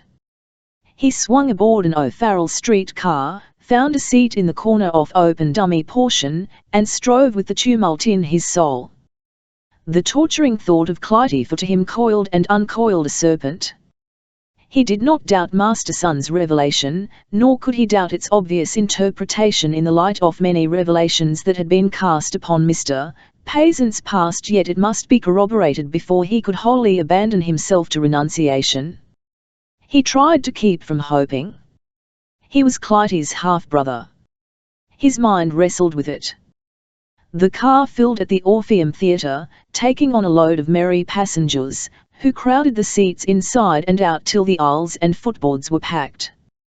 The bell clanged as they drove through the Tenderloin, rolled round the curve into Jones Street and took the steep hill, climbing without slackening speed. It rounded two more corners, wheels creaking, and as it passed, the broad area of Mission and South San Francisco was for a moment revealed in the gap of Hyde Street, a valley of darkness, far below, gorgeously set out with lights, like strings and patterns of jewels. At California Street a crowd of passengers, mostly Jews, overdressed, prosperous, exuberant, transferred for the Western Edition. The car went up and up, reached the summit and coasted down the dip to Pacific Street. Another rise to Union Street, where another line transferred more passengers towards the Presidio. Then, with only one or two inside, and the conductor lazily picking his teeth on the back platform, they climbed again up to the reservoir. Here a long incline fell giddily to the water and the North Beach. The car rolled to the crest, ducked fearfully, and boldly descended the slope. He was Clytie's half-brother. The thought of it was darker than the night about him. Ahead, the black stretch of water, the flash of the light on Alcatraz and a misty constellation in the direction of Sausalito. To left, a huge shoulder of Russian Hill swept back from the northern harbor in a wave toward the south. It was sprinkled with artificial stars, the gas lamps, electric lights, and illuminated windows of the town. One street, directly opposite, was a line of topaz brilliance, loosely strung, scattering over the hill. Fort Point Light. 2 miles away, flared alternately a dash of pale yellow, and short pinpricks of red. Farther away, Point Bonita was flaming, regular as a clock, a periodic spasm of diamond radiance. Electric cars, like lighted lanterns, were painfully climbing the Fillmore Street hill. All about was a sparse settlement of wooden houses, thickening as it rose to the palaces of Pacific Avenue crowning the summit. A dark space of grass and trees lay ahead, the Black Point Military Reservation. The bugles were calling through the night. It was past 11 o'clock when Granthorpe ran up the steps into the peasant's front garden, walked rapidly up the path and stood for a moment outside the door. There was a light in Clytie's workroom. He threw a handful of gravel against the pane, and waited. The curtain was drawn aside. The window raised, and Clytie looked out boldly. She saw him, waved her hand, and disappeared. A few moments later she opened the front door quietly. She wore a soft clinging, blue silk peignoir, her arms were half bare, and her tawny hair was braided for the night. She came out with an ink of alarm. "Oh, Francis, what is it? Did I frighten you, dear?" "Oh, I knew it was you, immediately, but what has to bring you out here? Is your father at home?" "No, he may be back at any moment, though. But come in." He removed his hand from hers resolutely, though her touch thrilled him with delight. "Wait," he commanded. "First, can you get the keys to that trunk?" "Trunk?" she questioned, puzzled. "Yes, the trunk you told me about, with the wedding clothes in it. I must see it now," she asked wonderingly. "Yes, immediately. Please do as I say, and don't ask why, yet. Everything depends upon it. Hurry, before your father comes." The unusual air of command brought her to her senses. She went into the house. "Wait here in the hall, I'll get a light." She was gone but a moment, and returned with a candle in a brass candlestick. Then, without a word, she led the way up the stairs. They passed silently through an upper hall where an open door revealed a glimpse of her bedchamber. All in white, as exquisitely kept as a hospital ward. Here she left him to get her father's keys. They came to a flight of steps leading upward. She waited for him to go first and lift the trapdoor at the top. When he had disappeared into the gloom above, she followed him, handed up the candlestick and took his hand to a place beside him. The garret stretched the full length of this wing of the house. At the far end a dim light came through a gable window, in front of which the bough of a tree waved. The candle cast waveringly widening shadows off rafters against the sloping roof, and picked out with its light the rows of trunks, boxes and pieces of furniture on either side of the floor. It was damp and there was a musty odour of old books. She led the way to the end, where, under the window, a large, black trunk stood upon the floor. Granthorpe's heart leaped with hope. But, in another moment it stood still as death. She had handed him the key, and he had thrown open the lid. There, inside, was a smaller trunk. Covered with cowhide, with a rounded top and a lip of pink leather, studded with brass nails. There were the letters. He needed but one look to recognize it as Madame Grant's. But still, it was a common pattern of the old-fashioned hair trunk, and he must be sure. The lock had been broken, and no key was needed to open it. He threw open this lid, also. Clytie bent over him holding the candle, so near that she touched his shoulder. Neither had spoken. There was the same collection of papers, letters and account books, the same little mahogany box. How well he recalled his first sight of it all, how heavy that tray had seemed to him, as a child. Now he raised it with ease. Below, the same revelation of flowing satin and old lace, even the same tissue paper, shredded to tatters, wrapped about the packages. The boxes of silk stockings and handkerchiefs were there as well. He thought of the package of bills that had Ian in one corner. He knew the place as well as if he still saw the money. Lastly, he groped for the white vellum prayer book. He found it, and drew it out. Opening the cover, he looked once at the NY leaf, then handed it silently to Clytie. Written there was the name Felicia Gerard. He turned his face away from her. She looked at the book and then at him, still bewildered. "What does it mean, Francis? Tell me, I can't stand it a moment longer." "This is Madame Grant's trunk, of course, I see that. But how came it here? Why should my father, you? She set the candle upon a box and put her arms tenderly about his neck, her face close to his, to soothe his agitation. Her smooth cheek against his was rapture. He could feel her body, warm and soft, through her thin peignoir, and the contact inflamed him. He unclasped her arms with a sudden violent gesture and sprang up in an agony of despair. "Don't touch me," he cried. "Never again." She looked at him, terrified at his tone. His panic passed in a wave from him to her, and was unbearable because she did not yet understand the cause of it. "What is it? Tell me." She faced him, and extended her hand. He retreated from her. "It's Mamsie's trunk," he said, trying to control his voice. "Oh, don't you? I'm too frightened to think," she cried, clasping her hands. "I can't think. Tell me quickly, or I shall faint." "Intuition?" he asked bitterly, "should fail you now, when it should be stronger than ever before. It tells me nothing, except that you are killing me with suspense. Oh, but I know you are suffering, too. Let me share it. Francis, you don't doubt my love for you, whatever happens, do you?" He caught her hand again and dashed it away. "Oh, you should see," he cried, "it's so plain, now. I am Madame Grant's son, and my father is your father. I am your half-brother. It's all ended between us, now." "How do you know?" She was trembling. "How does this prove it?" "It is Felicia Grant's trunk, of course, but we knew already that my father had an interest in Het. He must have bought this trunk at the auction when she died, but why it prove you are his son? Why should you think that there was ever such a relation between them? It's horrible. Elle found out tonight, an hour ago, that your father had a child by her. He has confessed it to Vixley and Madame Spoil. They got it out of him, somehow. Ties, how they have got a hold on him, and who else should this child be but I, who lived with her?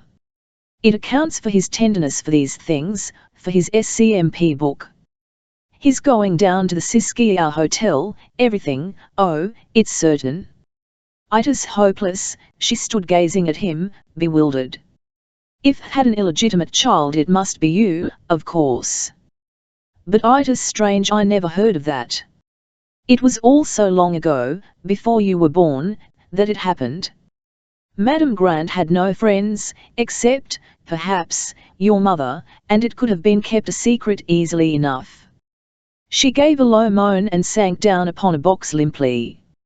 Her eyes fixed on the candle flame, she seemed to be studying some possible way of escape.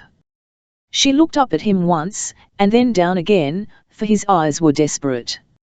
He stood watching her, and for some time neither spoke.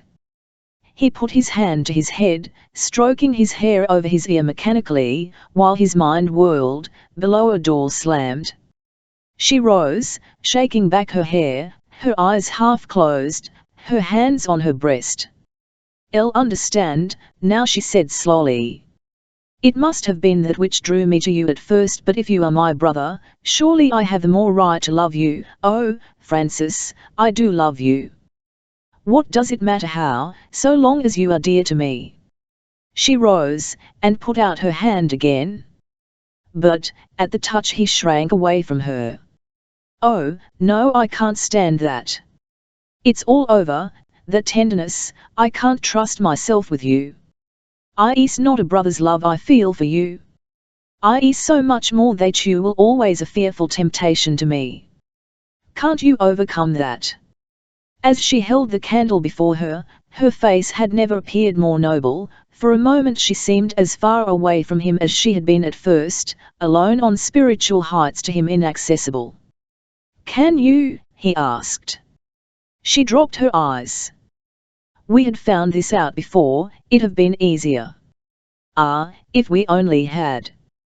Then you would have come into my life as a sister. How proud I would have been of you. How grateful for all you have done for me. But it is too late, now, to accept you on such terms.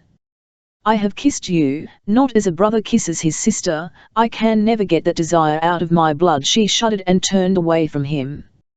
"Yes, you are right, I know. I am a woman, now, you have awakened me.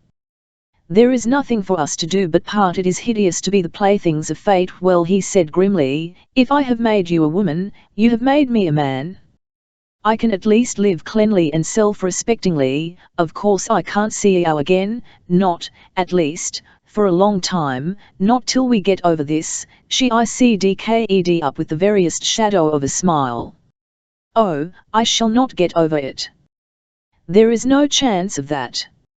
Right or wrong, I shall always feel the same toward you, always long for a fearful confession. Yet, how can help it? It is for me to protect you the more. Can, so that you need not be ashamed of me. But not near you." She sat down again. Her head drooped like a heavy flower, her hands fell listlessly into her lap. A sudden draught distracted the candle and sent her shadow, distorted, to and fro upon the then footsteps were heard on the floor below, and a door slammed again. She looked up to say, "Father has come home.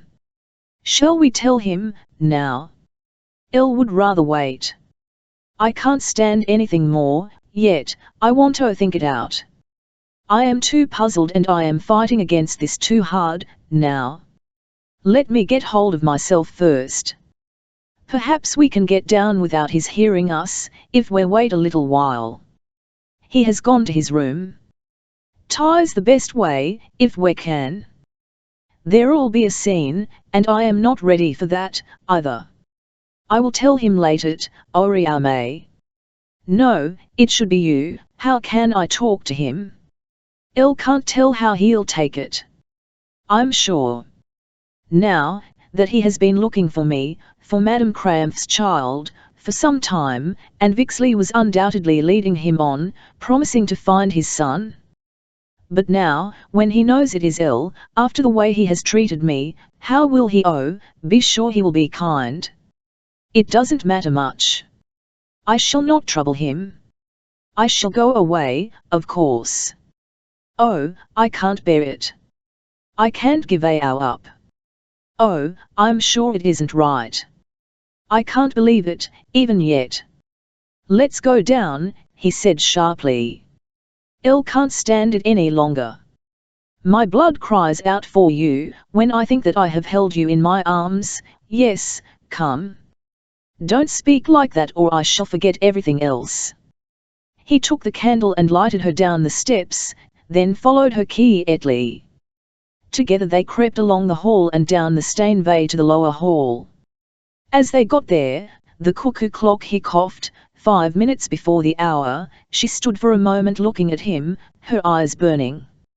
Her peignoir fell in long, graceful lines, suggesting her gracile figure. One braid had fallen over her shoulder across her breast to below her waist. Her beauty smote his senses. "Tomorrow is Saturday," he said. "Elle shall come up to see your father in the afternoon. You had better be away, if I can." "Elle shall be away," she said dully. "I'll have it out with him, settle it beyond all doubt, and then, and then. Elle shall try to show you what you have made of. I shall not see you till we have conquered this thing. Oh, Francis, if I could only feel that it is wrong, but I can't. It seems so right, so natural. I shall not change. I have given myself to you, and I cannot take myself back. If there is fighting against it to be done, you must do it, for both of you must decide. Elle shall take care of our Clytie. That will be my brother's duty." "Yes," she said, drooping. "You must help me. I can't help you any more. I have done what I can, but you have passed me now, and you are the master. Elle must begin now, then, and go. Goodbye." She gave him her hands, and he took them for a moment, then flung himself away before their delicacy could work on him. With a sudden smile, he turned to the door and was gone. She stood, limp and weak, watching him till the door closed. Then the cuckoo clock broke the silence with its interminable midnight clatter, persistent maddening. Chapter 21. The sunrise Clytie met her father, next morning, showing no trace of what she had suffered during the night. He himself had enough to think about without noticing her demeanor. On Saturday the papers had, after considerable of the matter, called public attention to the doings of spiritualistic mediums in San Francisco, and were full of exposures. Record was given, and it was sensational enough to make it advisable for the professor to leave town till the scandal blew over. Flora Flint was reported to have fled at the same time, and, it was presumed, in the same other mediums not concerned in this affair were interviewed, and pseudo-confessions extorted from their dupes. The Spiritual Society protested in vain that none of the mediums exposed had been in good standing with that body of true believers. The wave of gossip drowned its voice. San Francisco was the largest spiritualistic community in the United States, probably in the world, but, for a while at least, it would be less easy for clairvoyants and psychometrists to earn a living. This outburst was one of the periodic upheavals of reform, but the talk would soon die down and business would be resumed in perfect safety by the charlatans. There would be a new crop of dupes to cajole. Clytie and her father both avoided the subject. Breakfast passed silently, and at 9 o'clock Mr. Payson left the house. Clytie went about her work automatically, answered a few letters, listlessly rearranged her jewelry in its casket, sorted the leaves of a book she had taken apart to rebind, cut the pages of a magazine, set her tools in order on the bench. From time to time she went to the front window to look out, returning to stand for minutes at a time in the center of the room, as if she had forgotten what she had intended to do. At 10 o'clock she lay down upon the couch in the library and fell into a deep sleep of exhaustion, the first rest she had obtained since midnight. She was awakened by the doorbell, and had barely time to hurry into her chamber before the door was answered. There, word was brought to her that Mr. Kiley wished to see her. She bathed her eyes, smoothed her hair, put on her Chinese sam and a jade necklace over her house frock and went down to him. Her face was resolutely set, her eyes had a cold luster. "How d'you do, Blan?" she said, holding out her hand to him. "I'm so glad to see you." It was a warmer greeting than he had received for some time, but he did not appear surprised. He drew off his gloves, looking admiringly at her. "Elle didn't feel like work, Day, so I thought I would run out and see you. Certainly are devoted. Shall have to reward you by being very." He smiled. "I'm glad you're beginning to appreciate me." Meaning that in the dictionary sense of the word, or the common interpretation, she said, seating herself. "Both. They are the same, in my case. If I had suspected that you were going to be so amiable, I'm always ready to be that, if you'll let me." This was enough unlike her ordinary manner toward him to make him give her a lully over for an explanation. "All right, I'll take you up," he said. "Just how amiable are you prepared to be?" He sat down opposite her. "Ties for you to find out." "Well, I'll try to discover the line of least resistance." "Oh, you needn't be so elaborate, Blanchard. You never really need more than half subtlety you waste on me. I'm quite a simple person." "Still waters," he began. She lifted her shoulders and her brows. "Run cold," he finished, and caught a smile. "I'll wonder if I am cold," she said. "Granthorpe didn't succeed in firing your." She showed no evidence of pain except that the two lines appeared in her forehead suddenly. Then she shook her head as if to cast off some annoyance. "Oh, you're quite off the track. There. Don't make it harder for yourself than necessary. What did you come today for? Tell me." He laughed comfortably and said, "Reconnaissance." Elle thought there was a reason. "Well, reconnoiter away, your precautions are infinite." Her chin went up. "That's one of the qualities of genius, I believe. I think in the end I shall justify my system." "You haven't produced any psychological condition yet then?" She looked at him with her eyebrows raised. No smile. Not quite. Hasn't it ever occurred to you I sought his with a quick glance? And drifted such a condition, might come without your whoring produced it yourself? Accidentally, so to speak, confess haven't been modest enough to anticipate I thought you were a diagnostician, as well as a physician. She threw another quick look at him, withdrawing her eyes immediately. Prognosis is my specialty. Oh. I shall take care of myself. There's no defense like a vigorous attack. I'm not going after you, she protested. But is there a psychological condition, CLY? That's not fair. You ought to be able to tell yourself it's your own theatre. The trouble is that you're too theoretical. You've left me quite out of the question and tried to do it all yourself. She put her head on one side with unaccustomed coquetry. There was a new glitter in her eyes which seemed to baff him. For the first time she had the upper hand of him at his own game. He was like a man who had started to lift a heavy weight and had suddenly found it unexpectedly light. The reaction threw him over. Are you willing to help? He asked. If you had only begun that way. Clytie, do you mean? Oh. I don't mean anything. She got up and took a turn about restlessly as she spoke. It's my turn to be theoretical, that's all. He leaned toward her very seriously. Clytie, I terribly in earnest, I'd like more proof of it. Would you? What proof can I give? There you are on the other side, now, making me do more than my share. I don't intend to teach you, you know. She walked away, her hands behind her back. Could you, if I wanted to? Oh, I think I might show you a few things. I have my ideas, most women have, you know. Perhaps I'm not quite so cold as you think. She shut her eyes a moment and trembled. But there's plenty of time. He let that go, gazing with curiosity at the spots of red on her cheeks. It was not a blush, the color was sustained. She never looked at him steadily, giving him only a flashing glance, now and again. Her nostrils were expanded, her head was held majestically erect. There was, indeed, plenty of time for him, and he took it coolly. He betrayed still a puzzled interest, that of a hunter whose quarry was fluttering so that he could not get in his shot. You're looking very beautiful today. CLY. She emphasized the word. He laughed. That's the time I put the mucilage brush in the ink bottle. Queer how hard it is to give a girl a compliment that shall accept. I beg pardon, it was ungracious of me. Try me again. No, I was clumsy. But compliments aren't my business.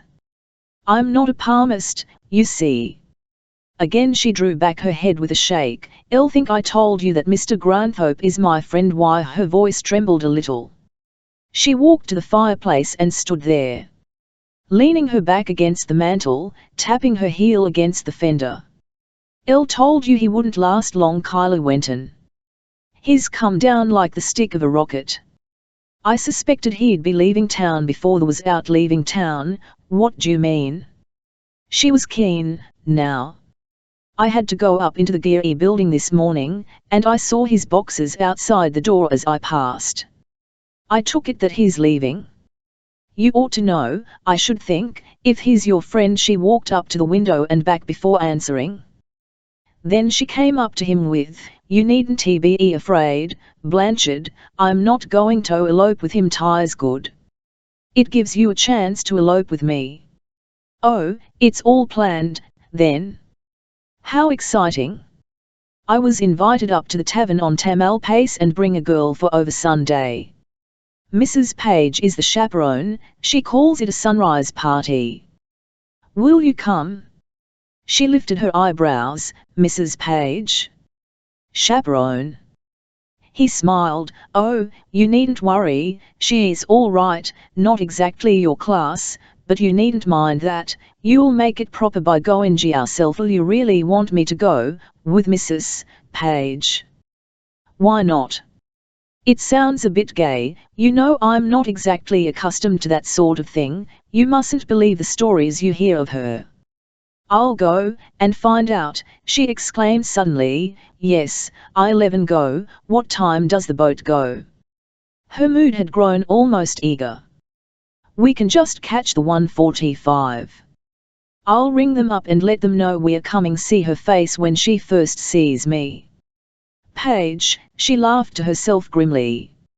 Cly, what's the matter with you today? He demanded, turning upon her suspiciously. She opened her oh. You're different. So are you.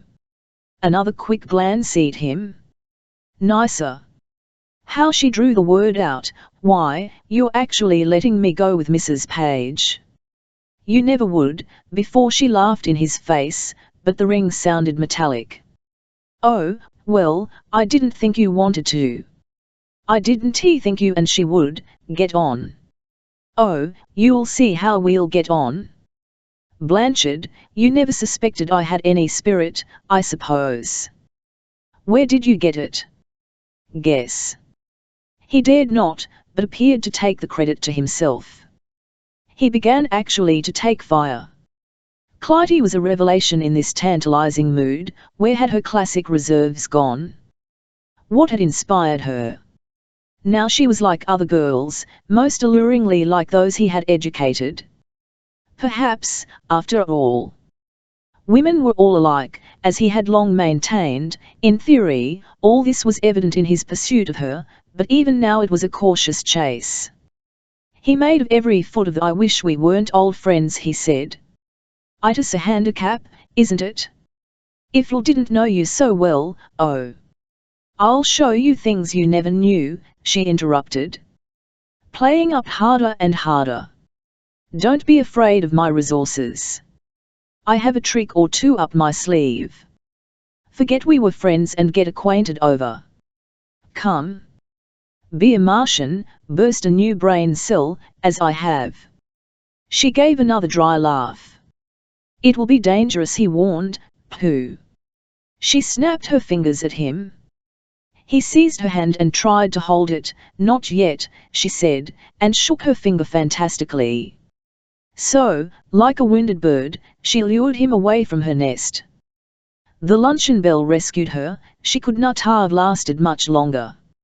During the luncheon, she kept him skillfully at arm's length, and before they had finished, Mr. Payson came in and surprised them, and himself. When Clytie went upstairs to prepare for the trip, he put his hand cordially on Kylie's shoulder. Well, I'm glad to see you and Clytie on such good terms. It looks like old times. I'll think perhaps the modern method is going to succeed, Kylie said with a satisfied smile. Cly's been nicer than she has been for weeks. I hear Granthope's disposed of. Oh. I guess I finished him. I gave him a piece of my mind, and her, too. Cly's got too much sense not to see through him. I hope you'll win her, Blanchard. I'm getting to an old man, and I want to see her happily settled. This exposure has hit me pretty hard, and if Clytie had taken up with that palmist on top of that, I don't know what'll do. Go in and get her, Blanchard. I'm glad she's consented to go off on this trip. It'll do her good. It ought to give you a good chance. You can trust me for that. I think the time has about come to force the game. I may have something to say to you by the time we come back. I hope so, indeed, said the old man. Clytie came down with her bag and kissed her father affectionately. Are you going to be at home this afternoon? She asked him. Why, yes, I thought of it. Is there anything I can do for you? She hesitated. No, only if anyone should call. Never mind, only there's no knowing when we may be back, she added, looking at Key. Blanchard has threatened to elope with me, you know. I'm terribly afraid he won't keep his promise, though. She took his arm and ran him down the steps madly, tossing her father a kiss from the path. Mr. Payson watched them complacently, as Clytie hurried her escort through the gate. They had plenty of time to catch the boat, and her haste was unusual. She had hinted that the clock was slow, but his watch assured him that that was not so. He shook his head. They had not been gone 15 minutes when word was brought upstairs to Mr. Payson that a gentleman was waiting to see him. The visitor would not give his name. The old man went down, at sight of the caller, his face set hard and grim. His brows drew over his spectacles. He stopped suddenly, but before he could speak, Granthorpe had come forward. "I must beg your pardon, Mr. Payson, for not sending up my name, for coming here at all. In fact, but it is absolutely necessary for me to see you this afternoon. My business is important enough to be its own apology." "Sit down, sir," said the old man, taking a chair himself, and speaking with deliberation. "We'll listen to what you have to say. But let it be brief. After our last interview it must be important, indeed, to bring you to my house after my expressed request that you should stay away."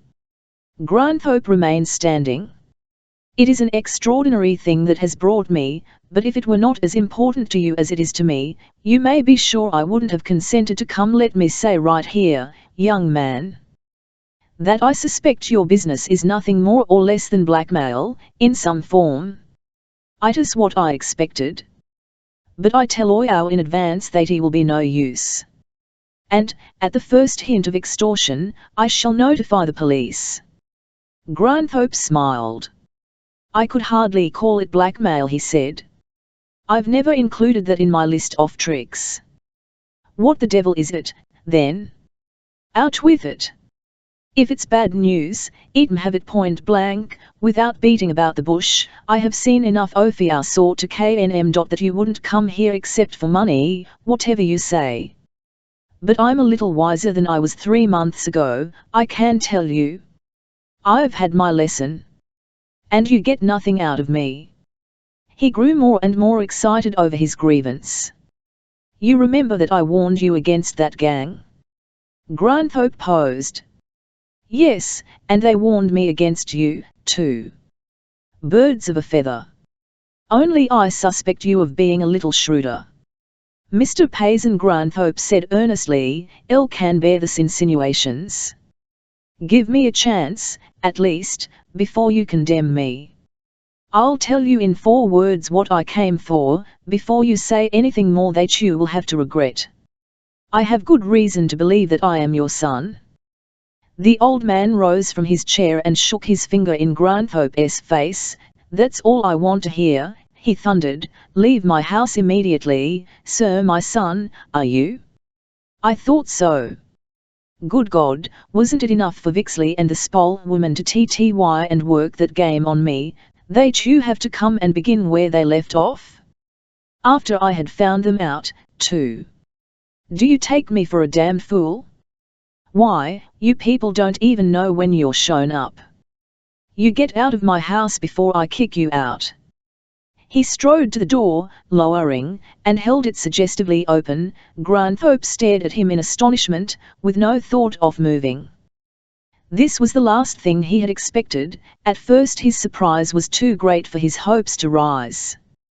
He thought of nothing but the Anglewye man in front of him, wondering why he should deny the truth so vindictively. "Do you mean to say that I am not your son?" he said, with a queer hesitation. "Ask you to leave my house, sir? Do you think I'll even permit myself to discuss such a subject with you?" Mr. Payson's scorn was towering. Granthorpe still stared. What did it mean? He spoke again, earnestly, trying his best to keep calm. "Do you deny that you have a son?" "Sir? I beg you to answer. What devil should I deny it for? What business is it of yours?" the old man roared. "Why should you come here asking me such outrageous questions?" "Mr. Payson," Granthorpe tried again. "One told you that I had to believe that I am your son. You must admit that that gives me an interest in the matter. I have never known who my parents were. You needn't be afraid of my fortaying myself upon you against your will, or attempting to get money from you. That is not my motive. But I have a right, for my own sake, to know the truth, and I demand that you answer." The old man quailed before his look and his seriousness, and began to be impressed with his sincerity. "Very well, then, I will answer you. No, sir, you are not my son. Because I never had one, to my knowledge, at least. Does that satisfy you? Vixley and the spoil woman tried that game on me and failed. Now, I'll ask you to leave me alone in peace. I have had trouble enough." His first burst of anger having burned itself out, he weakened under the strain. Granthorpe was for a moment at a loss for words. He was not prepared for this denial. He must begin all over again. He stcni with his hands folded for a while, and then said, "Very well, Mr. Payson. I will tell you now what I know, and you may judge for yourself whether or not I was justified in coming." The old man's countenance was irresolute, his mouth had relaxed, he faced Granthorpe silently. "Did you ever know Felicia Grant?" said Granthorpe next. Mr. Payson exploded again. "Oh, you've got hold of that, have you? I thought as much. So you've been in league with that gang all along? I see, all this pretended enmity was only a part-off game. Very clever, sir, very clever." He began to walk up and down, bobbing his head. "Lived with Madam Grant when I was a child," Granthorpe persisted calmly. "What is that?" Mr. Payson went up to him, now, and took him by the arm. "For God's sake, man, don't to me. Elle lived with her for 3 years. I was with her when she died." "You," the old man exclaimed. He stared into Granthorpe's face as if he could surprise the truth from him. "If I could be sure of that," he cried in distress. "For God's sake, don't play with me," he implored. "I have no faith in anyone anymore. How can I believe you?" Granthorpe dropped his voice to a soothing pitch and took the old man's hand in his with a firm clasp of assurance. "My dear Mr. Payson," he said, "Elle can give you plenty of proof of if you will only to me. Came her, where from I never knew. Ace a child of 5. She took me in, and I lived with her till she died. She was like a mother to me. I would be glad to hear that she was really my mother, for I loved her. I have come to you because I thought that she must have been that. And you my father, but I would be the happiest man alive if I could assure me that there is no relationship between you and me. What'll know of you? I found out through Master Son, and he may have lied. But it seemed probable that it was true. I beg you to tell me the truth. For if you are my father, it means more to me than anything else in the world." "I'll think I can believe you now," said Mr. Payson, still with his eyes fastened on Granthorpe. "You seem to be honest, though I have about lost my faith in human nature. So I will be honest with you. But I can only repeat what I told you before. You are not my son. I never had a son." A wild hope sprang up in Granthorpe's heart, though as yet it seemed impossible. "But you knew Felicia Grant?" "Yes, indeed, I knew her well. Your picture was in her room, an old newspaper cut." The old man grasped his hand again with both his own. "Ah, I know you are the boy, now," he exclaimed. "I have looked everywhere for you. Thank God, I have found you before it was too late. Do you know how I have longed for you, for the boy who stood by Felicia through that long, terrible time, when I could do nothing, nothing? Granthorpe, I don't care what you have been, charlatan or faker or criminal, there's a debt I owe you, and I shall pay it. Oh, you don't know, you don't know." He stopped and held out his hands pathetically. "Why, it was to find you that I first went to Madame Spole. I don't know how I can apologize or make up for the way I've treated you, you, of all men in the world." "But I can't understand yet," said Granthorpe, touched at the old man's atonement. "I heard, from Vixley, it came, that you had acknowledged, you must forgive me, to an illegitimate son. Can you blame me for thinking that it must be ill?"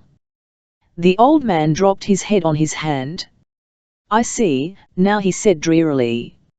"Oh, it must all come out, I suppose. I owe it to you to tell you, at least you need tell me nothing more than you have told Granthorpe, said eagerly. Elle didn't come here to pry into your secrets, Mr. Payson, or to make use of them. Oh. I know, now. But it's hard to speak and I don't know even whether I have the right to tell or not. It's not my secret alone, but tell me first what else you know. He took a chair again and motioned for Granthorpe to sit down. Elle know that Madame Grant had a wedding trousseau that she kept in a trunk. And that the same trunk with the same contents is now upstairs in your garret. How can you know that?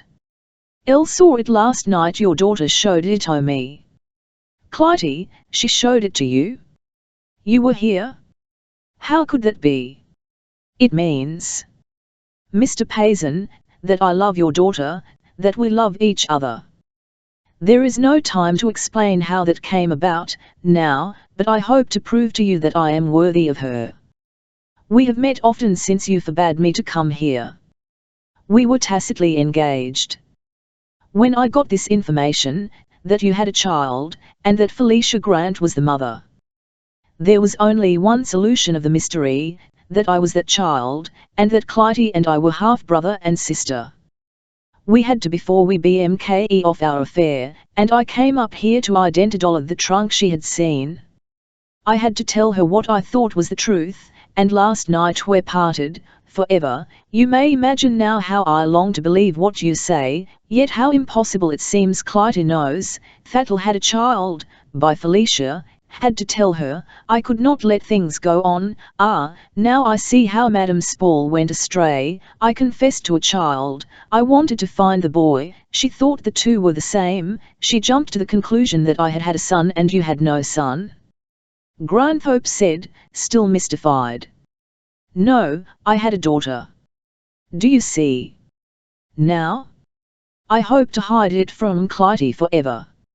I thought I had hidden it successfully, and it was better for her, so.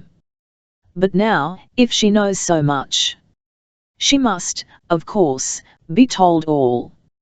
It's right that she should know, poor child. But you knew Felicia, you know that she was no common woman, that ours could have been no common affair. Elle know that well. And you needn't fear for Clytie, Mr. Payson. I don't think it will be even a shock for her. It's as if she had known Mrs. Payson well. The old man leaned back in his chair and closed his eyes. They were two wonderful women. Granthorpe. I could scarcely know which was the more so, which was the more magnanimous and true. He was quiet a while, then he added, Do you remember Felicia well? No, not well. I was young then. And the memory has faded. But she seemed to be very beautiful to me, though her face would often grow suddenly strange. She was kind to me. She seemed to be extraordinarily well educated, too, different from anyone else I have ever known. Mr. Payson rose and saying, Waiter please, lefty room, he returned after a few minutes with a small photograph, faded with age, but still clear enough to portray the features of a woman, apparently of some 20 years or so. The face was frank and open, the eyes wide apart under level brows, looking directly out of the picture. The mouth was large, but well formed, the face had a look of candour and serene earnestness that was engaging, that was taken in 1869, when I first knew her. You can see, perhaps, how I must have felt towards her. There is enough of Clytie in that face for that, I suppose. But I doubt if I were capable of passion I had for that woman. As Granthorpe held the portrait in his hand, watching the face that grew every moment more familiar, the old man went on, Can tell you only the outline of story now. Felicia Gerard, when I first knew her, was working with Mrs. Victoria Woodhull, a wonderful woman. Have you ever heard of her? Granthorpe told him of the newspaper clipping Clytie had found, and how they had, in the library, looked up the history of Mrs. Woodhull, who had been a prominent figure in the East 30 years ago. It was more unusual, then. for women to compete with men in business affairs, but she, with her sister, had Reid own a successful banking firm on Wall Street. What had interested Clytie most, however, the stories of early experience as a medium, and the fact that she had been calumniated, persecuted and ostracized on account of the false interpretation of her views upon social questions. You may imagine the effect that such a person would have. Such a spirited girl as Felicia, said Mr. Payson. She was carried away with her enthusiasm and envy, and the conflict inspired her. I followed them from city to city, urging Felicia to marry me, but, having adopted the radical social theories of that cult, she was firm in her refusal not to bind herself or me to an indissoluble union. Well, I could get her in no other way than by accepting her as a partner who should be free to leave me the moment she ceased to love me. You may be sure that her action was inspired only by the highest ideality. We settled finally in New Orleans, where, for some time, we were absolutely happy. But New Orleans was, and is, I believe, a more conservative sort of community than most American cities. People shunned us, and talked. At last, isolated and away from radical centers, she consented to a marriage ceremony, and went to work to prepare her trousseau. We were to be married in San Francisco. The old man's face had grown wistful and tender as he spoke. He pulled off his spectacles to wipe them, and looked up at Granthorpe with a sort of pride in the story, in the beauty and pathos of it evoked by his memories. Then he rose, and walked up and down the floor, his hands behind his back, and his mellow, unctuous voice ran on. To Granthorpe, who had known the woman, and loved her, the story thrilled with romance, was curious. She insisted upon a formal wedding. A reaction. Suppose she had returned to the normal instincts of womanhood? I was only too willing. Well, it was in New Orleans that the crisis came. We were living in an old Creole house on Royal Street. It had been Paul Morphy's, the chess player. Felicia saw his spirit in the end loom, where he died. One night there was an old gallery around the courtyard and garden, with magnolia trees, where we used to sit in the evenings. Heavens, what nights we have spent there! She had told me that the grandmother had been insane. It was Felicia's horror, her dread. The spirits had told her that she would go mad, too. That was, I suppose, the reason why she had refused so long marry me, but she had almost forgotten about it by this time. We were happy enough to forget everything. Are you interested, Granthorpe, or does this bore you? He added suddenly, turning. I'm an old man, after all, and I have an old man's ways. The past is very real to me. Go on. Please, said Granthorpe huskily. Happened just before Mardi Gras. We had decided to stay and see the fun. That Monday, when I came home, Felicia was gone. She had left a note, saying that she would never see me again. I show you that, and a lot of other things. They will help you to understand Clytie. It seems that day she had gone suddenly out of her head and had wandered across the street to another house, where they kept a girl shut up in a room on the gallery. They carried her home, raving rather wildly, and she came to her senses in an hour or so, but she was terrified by the attack. She saw that she would probably be subject to such attacks in the future, that they might become worse, that it was not fair to me to marry. I don't need to tell you, I hope, that it would have made no difference to me. I would have been glad to my life to attending to her through thick and thin, but she didn't wait to put it to me. She left. With all her clothes, even the trousseau, she left no address, nothing by which I could trace her. That was her way, the only fair way. She thought it must have taken some courage. It was, I think, the bravest thing I ever saw done. Let me see that photograph a minute, Granthorpe. What a lot of hair she had. I've seen it to her feet. Cly has fine hair, but not like her mother's. The same eyes, you see, full of, but they wake up. Why, oh, you may find out, sometime. level brows and a foolish lower lip. Do you know what that means? I do. Elle didn't see her again for over a year. I hunted everywhere she had ever been, Boston, Toledo, New York, every here. Finally I gave it up in despair, and went abroad, trying to forget part of it. There I met my wife. I married her in sheer despair, but I found out how fine she was when I told her the story. I didn't think that there were two such women in the world. I have here a beautiful painting of her, done while we were in Florence. But never dared put it up, on account of Clytie. It didn't seem right. But you'll see it in the dining room tomorrow, I think. Where was Elle? Oh, yes. We came to San Francisco for business reasons. Before I had been here a week I happened upon Felicia downtown. She had followed Mrs. Woodhull's example and had gone into business herself, real estate. She did well at it, too.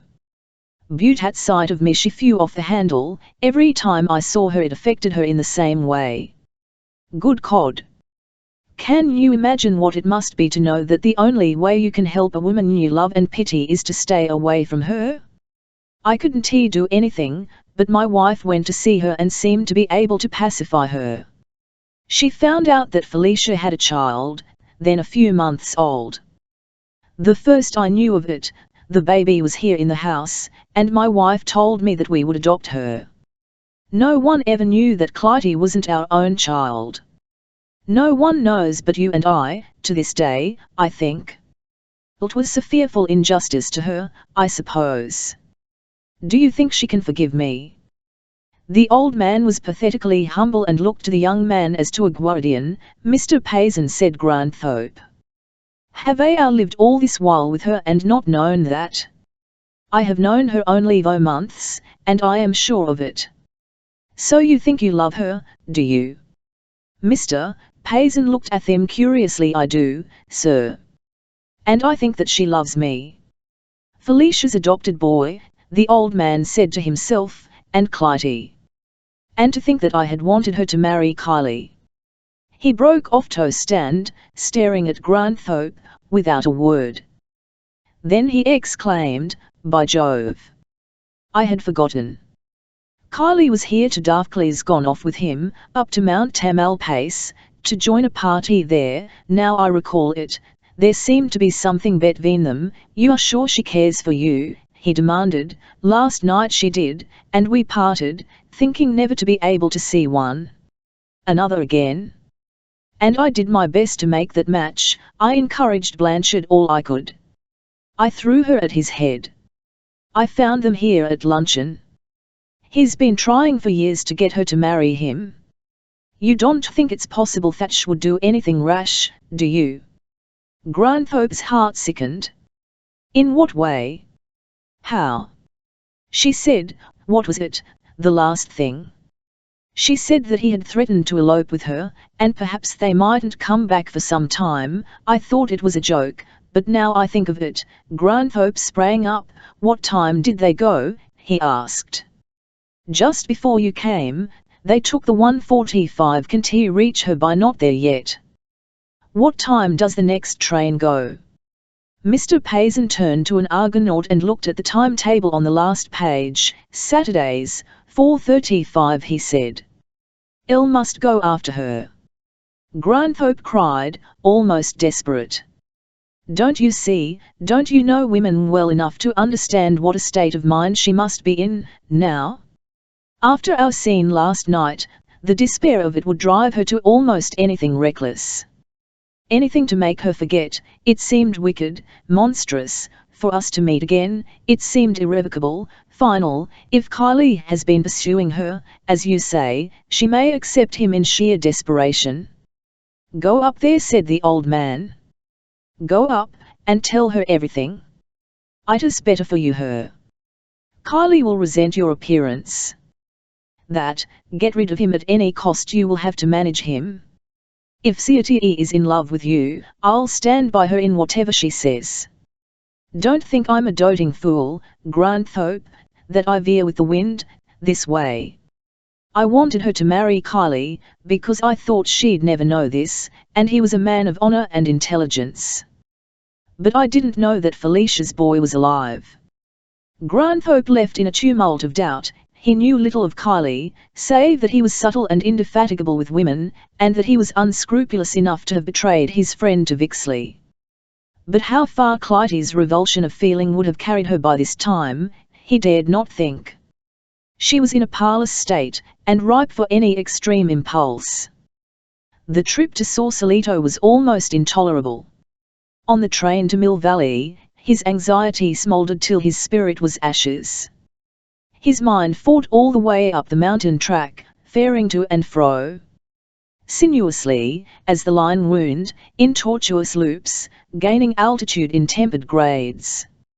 As they rose, the bay unfolded, shimmering below, curving about the peninsula of San Francisco, where, amidst the pearl grey, the windows of the city caught, here and there, the level rays from the vivid west. The air was cool and salt as they rounded a spur. The Pacific burst upon them, miles and miles of twinkling sparks on the dullness of the sea floor. A bank of fog hovered upon the horizon. Just above it the sun poised, then sank bloody red, tinging the cloud with colour and sending streamers to the zenith. Still his mind urged the train to its climb. It was as if he put his shoulder to the car to impel it upward in his haste, so intense was his expectancy.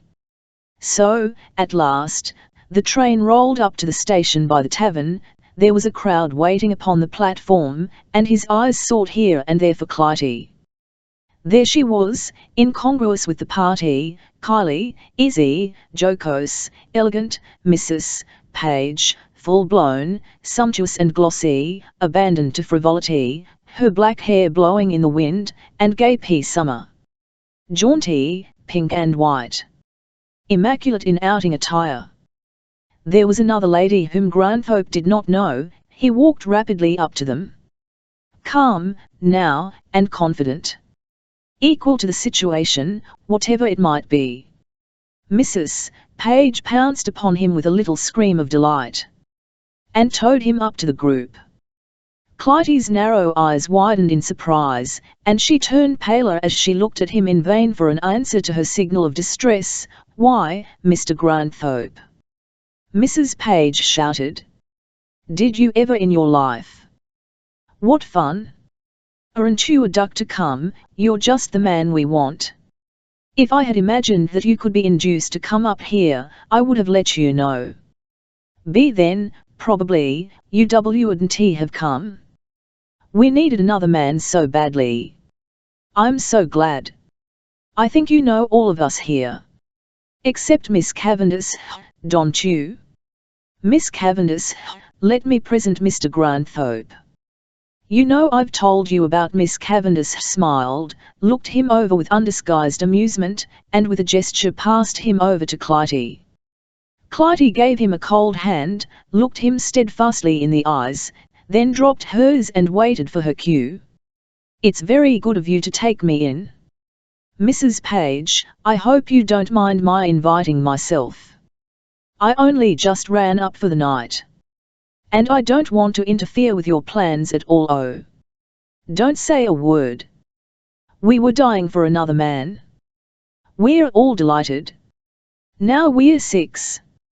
You see, just right. You can flirt with the chap hem.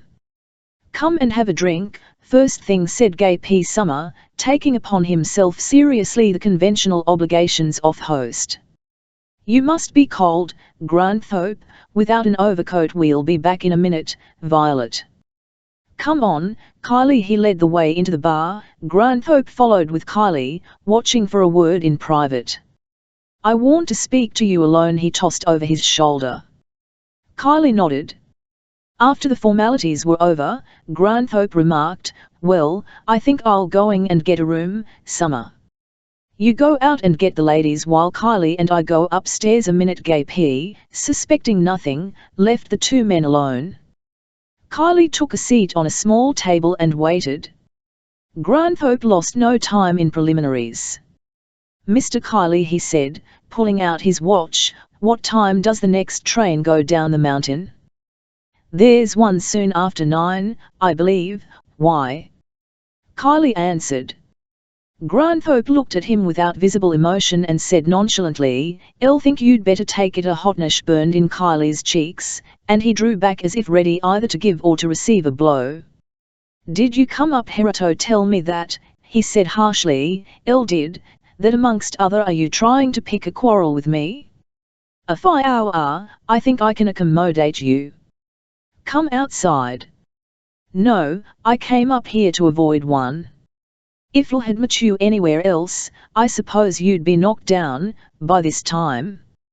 Granthorpe's tone was unimpassioned. "Matter of fact, this is getting interesting," said Kylie, now as suave as his opponent.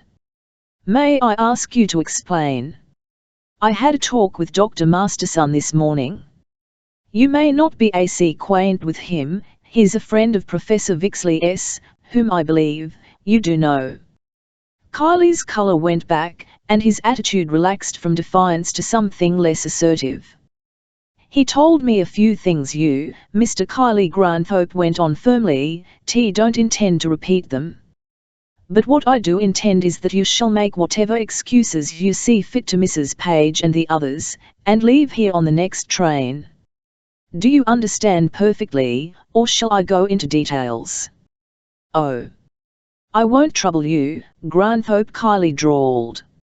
"I don't think the crowd would be very amusing with you here. Anyway, I'm much obliged to you for giving me the opportunity to leave. I'm sure." He smiled, Granthorpe smiled, and the TV.row separated. Kylie walked up to speak to the clerk in the office, and then sauntered toward the ladies on the porch. Granthorpe was given a room, and went upstairs. When he returned, the party was talking on the veranda, and there was no chance to speak to Clytie alone. What he could do to reassure her by his glance, he did, but she was evidently so much at a loss to account for his appearance that she had placed some alarming interpretation upon it. She did not speak, but her silence was unnoticed in Mrs. Page's volubility. As they stood there, a bellboy came out and notified Kylie that there was a telephone call for him. Kylie apologized and left to go inside. Granthorpe watched him with satisfaction. Clytie moved off down the veranda a little way, and Granthorpe, seeing his opportunity, followed her. He had time but to say, "It's all right, Clytie, it's all right." She looked up at him in wonder, and at his words life and hope came back to her and shone in her eyes. She did not understand yet, but the message was an elixir of joy to her. On the instant Gay and Miss Cavendish joined them, chattering. "Oh, Mr. Granthorpe," she said, "Mr. Summer and I have been wrangling all this afternoon over a discussion, and we want your decision. You ought to know, if anybody does, which knows most about women, the man who knows all about some women, or the man who knows some about all women." Granthorpe laughed. "I think they'd be equally foolish. No man knows anything about any woman." "Of course that's the proper answer," said Miss Cavendish. "We're all mice terriers, aren't we? Even to ourselves," Clytie offered. "Oh, women understand other women. But they never understand themselves," Gay P. Summer put in. "I don't think any man ever understands women who hasn't had sisters." "I never had one," said Granthorpe. He saw his chance, and Clytie never had a sister, either, he said deliberately, catching her eye. Clytie's eyebrows went up. He nodded. It was question and answer. She moved toward him a little, unenticed, and his hand touched hers. Mr. Summer added, "I don't care, though. I prefer to have women eyes, it's more interesting." Mrs. Page came up in time to hear the last words. "Oscar Wilde says that women are sphinxes without secrets," she contributed. "I wonder if any woman is happy enough not to have a secret." Clytie said, "I hope that yours will never make you unhappy," Granthorpe replied, and added, "I don't think it will." He pressed her hand again, unobserved. At this moment, Kylie returned. "Something doing?" "Mr. Kylie," said Miss Cavendish mischievously. "Yes, unfortunately. It's a matter of business and important." I've got to see a man tomorrow morning in the city. It's too bad, but I'll have to go down tonight. After all, why, the idea?" Mrs. Page cried indignantly. "You'll do no such a thing. It's outrageous. We can't possibly spare you, blam, you'll spoil the party. It's my loss." "I've got to go, really," said Kylie. He turned to Clytie. "I'll have to turn you over to Mr. Granthorpe, I'm afraid. I don't want you to miss the time, of course." Clytie looked at puzzled. "You shan't go, any way, Miss Payson?" Mrs. Page insisted. "Why, we're going to get up and see the sunrise tomorrow morning. That's what we came for." "Please don't break up the party," she begged. Clytie smiled subtly, and hazarded another glance at Granthorpe. "I really came up to bring Miss Payson home," he said, "but of course I'll leave it to her. The fact is, I've brought her a message from her father." "Oh," Mrs. Page exclaimed, "I do hope it isn't bad news. On the contrary, it's good, I think. Nevertheless, I'll have to break it to her gently. And with your permission, I will, now." A look at Clytie, and she walked off with him up toward the summit of mountain. "What can it be, Francis?" she exclaimed. "I'm all at sea. But of course I understood from what you said that it was, somehow, all right." "Clytie," he said, "it is all right, we've passed the last obstacle, I think. But it's hard to know how to tell you. If you'll let me tell it my way, I'll say that, of all the women I have ever known in my life, the two whom I have loved best, me, and—" She held his hand tightly. "You and your mother." She seemed to be in no way surprised. As the her, it only struck her dumb for a while. Then she said, "Elle must telephone to father at once." "Oh, I must reassure him." "Shall we go back?" he asked. She stood for a moment deliberating. Then she put her arm in his. "I've seen the stars and moon," she said. "I've seen the lightning, I've seen the false dawn. Let's stay, now, and see the sunrise." They walked, arm in arm, to the summit of the mountain, and sat down upon a rock to gaze at the city, far away. There it lay, a constellation of lights, a golden radiance, by the distance. San Francisco, the impossible, the CI5 of miracles. Of it and its people many stories have been told, and many shall be, but 1,000 tales shall not exhaust its treasury of romance. Earthquake and fire shall not change it, terror and suffocating shall not break its glad. Mad spirit time alone can tame the town, restrain its wanton manners, refine its terrible beauty, rob it of its nameless charm, subdue it to the commonplace.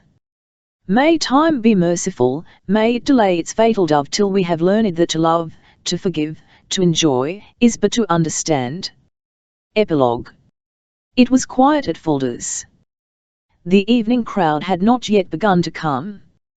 The Pintos, however, had arrived early, and were at their central table talking in low, repressed voices. Felix, at the front counter, looked over at them occasionally under his eyebrows, as if there was something unusual in their demeanor. Mabel sat erect, her hands in her lap, looking straight before her, speaking only in monosyllables. Elsa's smile had diminished to a set, cryptic expression. She looked tired. Maxim leaned his heavy, leonine head upon his hand, and drew invisible sketches with his fork upon the tablecloth. Star and Benton talked in an undertone. "Elle didn't go over," said Star, "Elle simply couldn't. Well, somebody had to see, so I went." "Was it bad?" Benton shook his head. "No, lovely. Wonderful. One wouldn't think." Mabel looked across at them. Star lowered his voice. "Just 10 days, isn't it? How did you happen to?" "Why, I was at the bulletin office when word was telephoned in. There was something about the description that struck me. I began to worry, then I went over with a reporter." The door on Montgomery Street opened, and Dougal came in. He moved like a machine. His face was hard. His eyes glassy, as if he had not slept for many nights. He sat down like an automaton, pulled off his hat and let it drop carelessly to the floor. "Where have you been?" Elsie asked him. "Don't know." "Just walking. Anywhere did you?" "Yes. I had to. I couldn't stand it not to." Benton, the most composed of them all, pulled himself up in his chair. "Let's have something to drink," he suggested. He the waiter and gave his order. A bottle was brought and the glasses filled. They seemed to awake, around the table, and each one took a glass. Benton raised his. They all drank in silence. Mabel, her eyes dimmed, held up 2 fingers. Elsie smiled. "That's right," she said, and held up hers. Mabel gulped down something in her throat. "Well," said Benton, throwing off the mood. "We might as well have dinner." He took up the menu and looked it over. They all ordered languidly. The talk began in a desultory fashion, and the group became almost normal, all except Dougal, who stared steadily across the room to where, under a drawing, was a scroll bearing the words from Sat Home, "Something terrible is going to happen," and Mabel, who did not speak and watched her plate. The restaurant, meanwhile, had begun to fill up. Dishes rattled, voices chattered. New arrivals appeared every few minutes. Dougal looked up from his plate listlessly. "El saw Granthorpe and his wife on the Oakland boat yesterday," he said. "El guess he's going east. They had lot of luggage." "Did you speak to him?" Benton asked. "No. Started to, then decided not break up a honeymoon party. Heard her say something queer. I've been wondering about it." He stopped, as if he had forgotten all about them there at the table. Then he continued in a slow voice, "Was the way she said it, the way she looked?" As Star asked. "Were just opposite goat." He paused and took a breath. They all waited, watching him. He tried it again. "She said, 'Doesn't the water look cold?' Then she kind of shivered and said, 'Lays come inside, we were just opposite Goat Island.'" Maxim repeated the words, "The water looks cold, oh, God," he exclaimed softly. There was a silence for a moment, then Star said, "Do you suppose she knew?" "How could she?" Benton asked. "Nobody knew till this noon, did they?" Elsie spoke. "Of course she knew." Mabel nodded her head slowly. Her breast was heaving. There was a pause for a moment. It was broken by Benton, who sat facing the door. "There's the scroll," he exclaimed. "Who's that with him?" "Oh, that's Mrs. Page," said Elsie, narrowing her eyes. Gay P. Summer, gym and immaculate, with trousers creased and shiny shoes, with the latest style in mouse-colored hats, entered with his lady, and looked jauntily about for a good table. He found one near the Pintos.